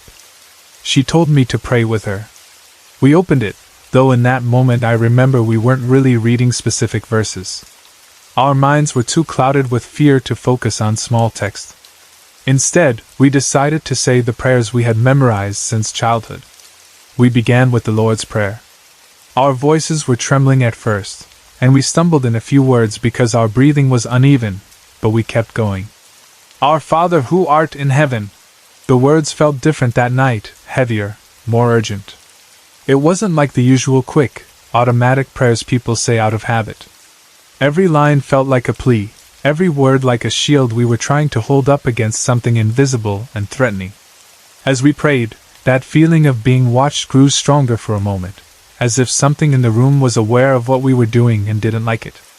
While we were in the middle of the prayer, the bathroom door, which we had closed earlier, suddenly opened again and then shut by itself. The sound of it swinging and then closing echoed in the room in a way that made the hair on my arms stand up. It felt like some kind of response, like whatever was there was trying to show us that we weren't the ones in control. For a second, the dread inside me almost made me want to stop praying because I was afraid that saying those words would anger it more. But we both knew there was nothing else to hold on to at that moment. We were alone in that room, isolated from the other guests, with no one else to call. The night was deep, and the path to the beach was too dark and creepy for us to even consider running out blindly. So we kept praying, clinging tightly to each other and to the words we were reciting. We reached the end of the Lord's Prayer, our voices a little stronger now. For thine is the kingdom, and the power, and the glory, forever and ever. Amen. The moment we finished that, Amen, something shifted in the atmosphere. It was as if a heavy blanket had been lifted off our shoulders. The thick dread that had pressed on our chests started to loosen. The feeling of being watched faded slowly, like a pair of eyes looking away. The room still looked the same furniture, same dim light, same closed curtain, but the energy inside it was different. It felt lighter, calmer. The invisible weight that had been sitting with us on the bed seemed to step back or disappear completely. For the first time since our quiet dinner, the air felt breathable again. We sat there in silence for a while, listening. The room was quiet, the window no longer being hit by anything, the bathroom door staying still. Somewhere outside, we could hear faint noises from far-off crickets, and maybe a dog barking in the distance, normal night sounds that suddenly felt comforting compared to what we had just experienced. We looked at each other, and shared a look of exhausted relief. We did not talk much about it in that moment because our minds were too tired and our bodies were drained from the fear. Eventually, we decided to keep a small light on and try to rest. It wasn't easy. Every small sound made us flinch. Every slight creak of the building made our hearts race again. But slowly, as time passed, our eyelids grew heavy, and finally we managed to fall asleep, our bodies giving in to fatigue. When dawn broke, the sunlight coming in through the curtains painted the room with a soft glow. Everything looked normal again, almost as if the previous night had been a bad dream. But we knew it had not been just a dream. We remembered the bathroom door opening and closing, the strange way her body had been dragged off the bed, the bumping on the window that felt too deliberate, and the way the whole atmosphere changed when we prayed. We did not even want to shower in that bathroom right away. We just grabbed our things and hurried outside, leaving the room as soon as we could. The moment we stepped out and walked back to the beach, feeling the warmth of the morning sun and seeing other tourists already up and moving around, we both felt safer. We spent most of that day at the beach, almost avoiding the resort itself. We swam, walked, ate, talked, and tried to act normal, but the memory of the previous night hung in the back of our minds like a shadow. We agreed not to tell the resort staff about it because we felt they either wouldn't believe us or would give some half-hearted explanation. Maybe we also didn't want to hear if they confirmed that strange things really did happen there. For the rest of our stay, we made sure to pray before sleeping, to keep lights on, and to not think too hard about the silent hallways and empty pool area. On the surface, it was just another short summer trip to Puerto Galera, but for us, that room in that quiet resort became one of those places that you never forget, not because of how cheap or spacious it was, but because of what you felt when the sun went down, the lights were off, and something unseen decided to make its presence known. I've lived in New Mexico my entire life and I've never moved. Because of where I live, right in the middle of the Southwest, I grew up hearing certain stories the way other kids grow up hearing urban legends. One of the biggest ones, and the one everyone seems to know in some form, is the story of La Llorona. I've heard it told a lot of different ways, depending on who is telling it. Sometimes she's described one way, sometimes another, but the core of it is always the same, a grieving woman connected to water, crying and searching, and the sound of her mourning is what you're supposed to fear most. I live close to 2 rivers, and when I was little I heard a version of the story where she drowned her children in a river that I could easily walk to. That detail got into my head when I was a kid because it made the story feel too close. It wasn't a legend tied to some faraway place. It was tied to a river that existed in my real world. Still, even with those stories, I never thought I would actually pay them much attention as I got older. It was just something people talked about, something older relatives mentioned, something you'd hear teenagers repeat to scare each other. I definitely never thought I would ever see anything connected to it. But recently, that changed. This happened during the summer of 2008. I had 3 close friends who were siblings, brother and sister to each other, so whenever we hung out it was usually the group of them and me. That summer we planned a sleepover, and it wasn't a last-minute thing. We had been looking forward to it for about a month. We were excited in the simple way kids get excited about staying up late, eating junk food, and acting like nighttime is its own little world that belongs to you. Earlier that day we went out and bought snacks, everything we could think of. Candy, chips, drinks, stuff to grill, and anything else that felt like sleepover food. We planned the night out like it was an event. We decided we'd fire up the grill and make s'mores at around 8 o'clock and hang out outside for a while, just talking and being loud and silly without worrying about school or schedules. There's also something weird about our sleepovers that I never questioned much until later.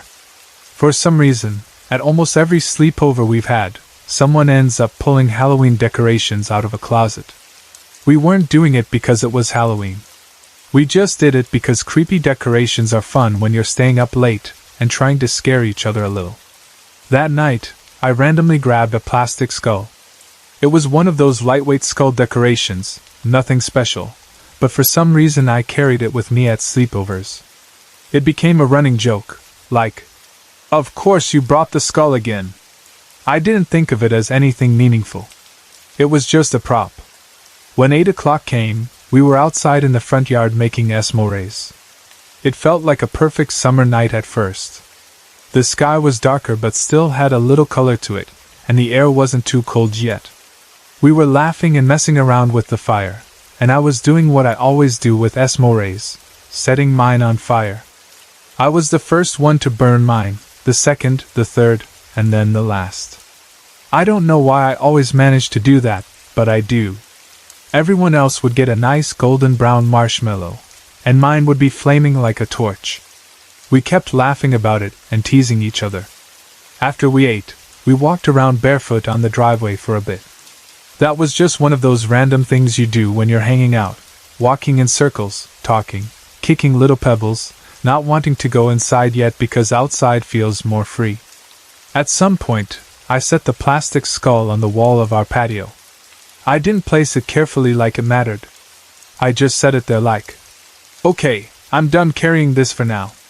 After a while, we ended up sitting near the front door, talking quietly. Not whispering like we were trying to summon something, just talking lower because the night had settled and we didn't want to be loud outside. Eventually we hit one of those moments where everyone gets quiet at once because the conversation runs out. The kind of silence where you're all just sitting there, listening to the neighborhood, hearing distant cars, insects, maybe a dog barking far away. That's when we heard it. A moan. It came from up the hill. The sound wasn't right next to us like someone standing behind a bush. It felt outside and close enough to be real, but also far enough that you couldn't pinpoint exactly where it came from. It carried in the night air, and it sounded like a woman in pain or grief. Not a short moan like someone stubbed their toe. A long, low moan that made your skin tighten. The second we heard it, all of us reacted at once. We ran inside. We didn't slowly stand up and debate what it could be. We bolted. The fear came instantly, the way fear does when something hits a nerve you didn't know was exposed. In the rush, I almost got shut out. Someone slammed the door too fast, and I had that split-second panic of, I'm going to be stuck outside. But I made it in just in time. We locked the door and immediately started counting heads. All of us were there. Nobody was left outside. The relief of being inside hit, but it didn't erase the fear. We ran straight to my room, like that was the safest place, like closing a bedroom door would somehow make the house feel more protected. What made it worse was the way the sound seemed to behave. When we first heard it, it sounded like it was coming from up the hill. But after we ran inside, it felt like it was coming closer, like it was moving in our direction fast. Not like a person walking quickly, but like the sound itself was traveling toward us. That could have been our imagination. Fear does that. But in the moment it felt real enough that we all looked at each other with wide eyes and whispered things like, "Did you hear it again?" And, "It's coming this way." Of course we immediately thought of La Llorona. We didn't say it at first because it felt too dramatic, like saying her name would make it worse. But the thought was there. We'd grown up hearing the stories. Hearing that sound of a crying woman is what people are afraid of. That moan matched the way people describe it. And the fact that we were near rivers made the story feel closer than it should have. Still, after the first wave of panic, we tried to talk ourselves down. We told ourselves it was probably one of the neighbors messing with us. We lived on 2 streets where there were people with rough histories, ex-criminals, people with mental disorders, people who liked to start trouble. That's the kind of neighborhood where you might hear weird yelling or see someone acting strange at night. So we said it had to be that. Someone trying to scare kids. Someone making noises up the hill. We tried to laugh about it and act tough, even though we were still shaken. As the night went on, the fear calmed a little, mostly because nothing else happened right away. We stayed in my room, kept the lights on, watched TV, ate more snacks. We tried to go back to normal sleepover energy. At some point, though, I realized I didn't have the plastic skull. I thought about it, and remembered I had set it on the patio wall. In the panic of running inside, I didn't grab it. It was still out there. That thought bothered me more than it should have, probably because it was a Halloween object, and leaving it outside after hearing a moan felt like leaving a symbol behind, like it belonged to the outside now. I told myself it was stupid to care about a plastic skull, but I couldn't stop thinking about it. 2 hours went by, maybe a little more, and I finally decided I was going to go get it. I didn't tell the others how nervous I was because I didn't want them to freak out again. I just said I forgot something and I needed to check. I walked through the house down the hallway. The hallway felt darker than it normally does at night, even though it was my own home. I flipped on as many lights as I could as I moved, not because I was trying to waste electricity, but because light feels like control. Light makes you feel like you can see what's around you. Darkness makes your brain create shapes and threats. When I reached the entryway, I hesitated. The front door has a narrow window next to it. Not a big picture window, just a slim vertical window where you can glance outside without opening the door. I don't even know why I looked out it. It was like my eyes were pulled to it. Maybe I wanted to check the patio before I stepped outside. Maybe I was hoping to see nothing so I could relax. I looked. And I saw something. Outside, right near the door area, was a misty shape. It looked like a person, hovering. It wasn't solid like a regular person standing there. It was pale and light, like fog gathered into the outline of a body. It looked kind of like a woman, but I couldn't see details clearly enough to swear to it. It was too faint, too light, too unreal. I didn't stay to study it. The second I registered that it looked like a person, my body reacted with pure panic. I didn't open the door. I didn't call out. I didn't tell myself to be brave. I turned and ran. I ran back toward my room as fast as I could, heart pounding, breath sharp in my throat. It felt like the safest thing to do was to get away from the front door and get back to the others. But right before I fully committed to running, I glanced down. And there was the plastic skull. It was sitting right next to the door on the floor. That detail still confuses me. Because I had left the skull outside on the patio wall. I know I did. I remember setting it there. And yet, when I looked down in that entryway, there it was inside the house, right beside the front door. I didn't pick it up. None of my friends had left my room and gone out to get it. No one had opened the door and brought it in, at least not that I knew. I didn't stop to think about it at the time because fear doesn't allow calm reasoning. I just saw it and felt another jolt of dread, like it was proof that something wasn't right. I grabbed the skull quickly and ran back to my room. When I got back, my friends immediately asked what was wrong because my face must have looked terrified. I told them what I thought I saw, something misty, like a person near the door. I didn't want to say La Llorona out loud, but I could tell they were thinking the same thing. I still don't know if what we heard and what I saw was actually her. I can't prove it. I can't say with certainty. Yes, that was La Llorona. But one of the friends at the sleepover, the older sister, told me she had heard her once before. She said the moaning we heard sounded the same as what she had heard in the past. That scared me more than anything, because it meant the sound wasn't only creepy to her. It was recognizable. That night didn't end neatly either. The fear didn't just stop because we stayed in my room. The other sister, the younger one, said she kept hearing bells for the rest of the night. Not loud church bells, but bell sounds like faint ringing. She kept asking if anyone else heard it, and sometimes we thought we did, but it was hard to tell because when you're scared, you second-guess everything. We eventually fell asleep because our bodies were exhausted, but the mood never fully returned to normal. The fun of the sleepover got swallowed by that one moment of hearing a moan from the hill and then the feeling that it moved toward us. Even now, when I think about it, I can't decide what was worse, the moan itself, or the misty figure I saw in that narrow window. The moan could have been a person, a neighbor, someone messing around. But the misty shape didn't look like a person standing on the porch. It looked like something that didn't have weight. And the skull being inside by the door after I left it outside, whether it was moved by someone and I didn't realize, or whether something else happened, still sits in my mind like an unanswered question. All I can say is that I grew up hearing stories about La Llorona and never thought I'd have a night where a sound and a shape made those stories feel too close to home. And I understand why people keep telling those stories around rivers, because once you've heard a moan in the dark that makes you run inside without thinking, you don't laugh at the legend the same way again.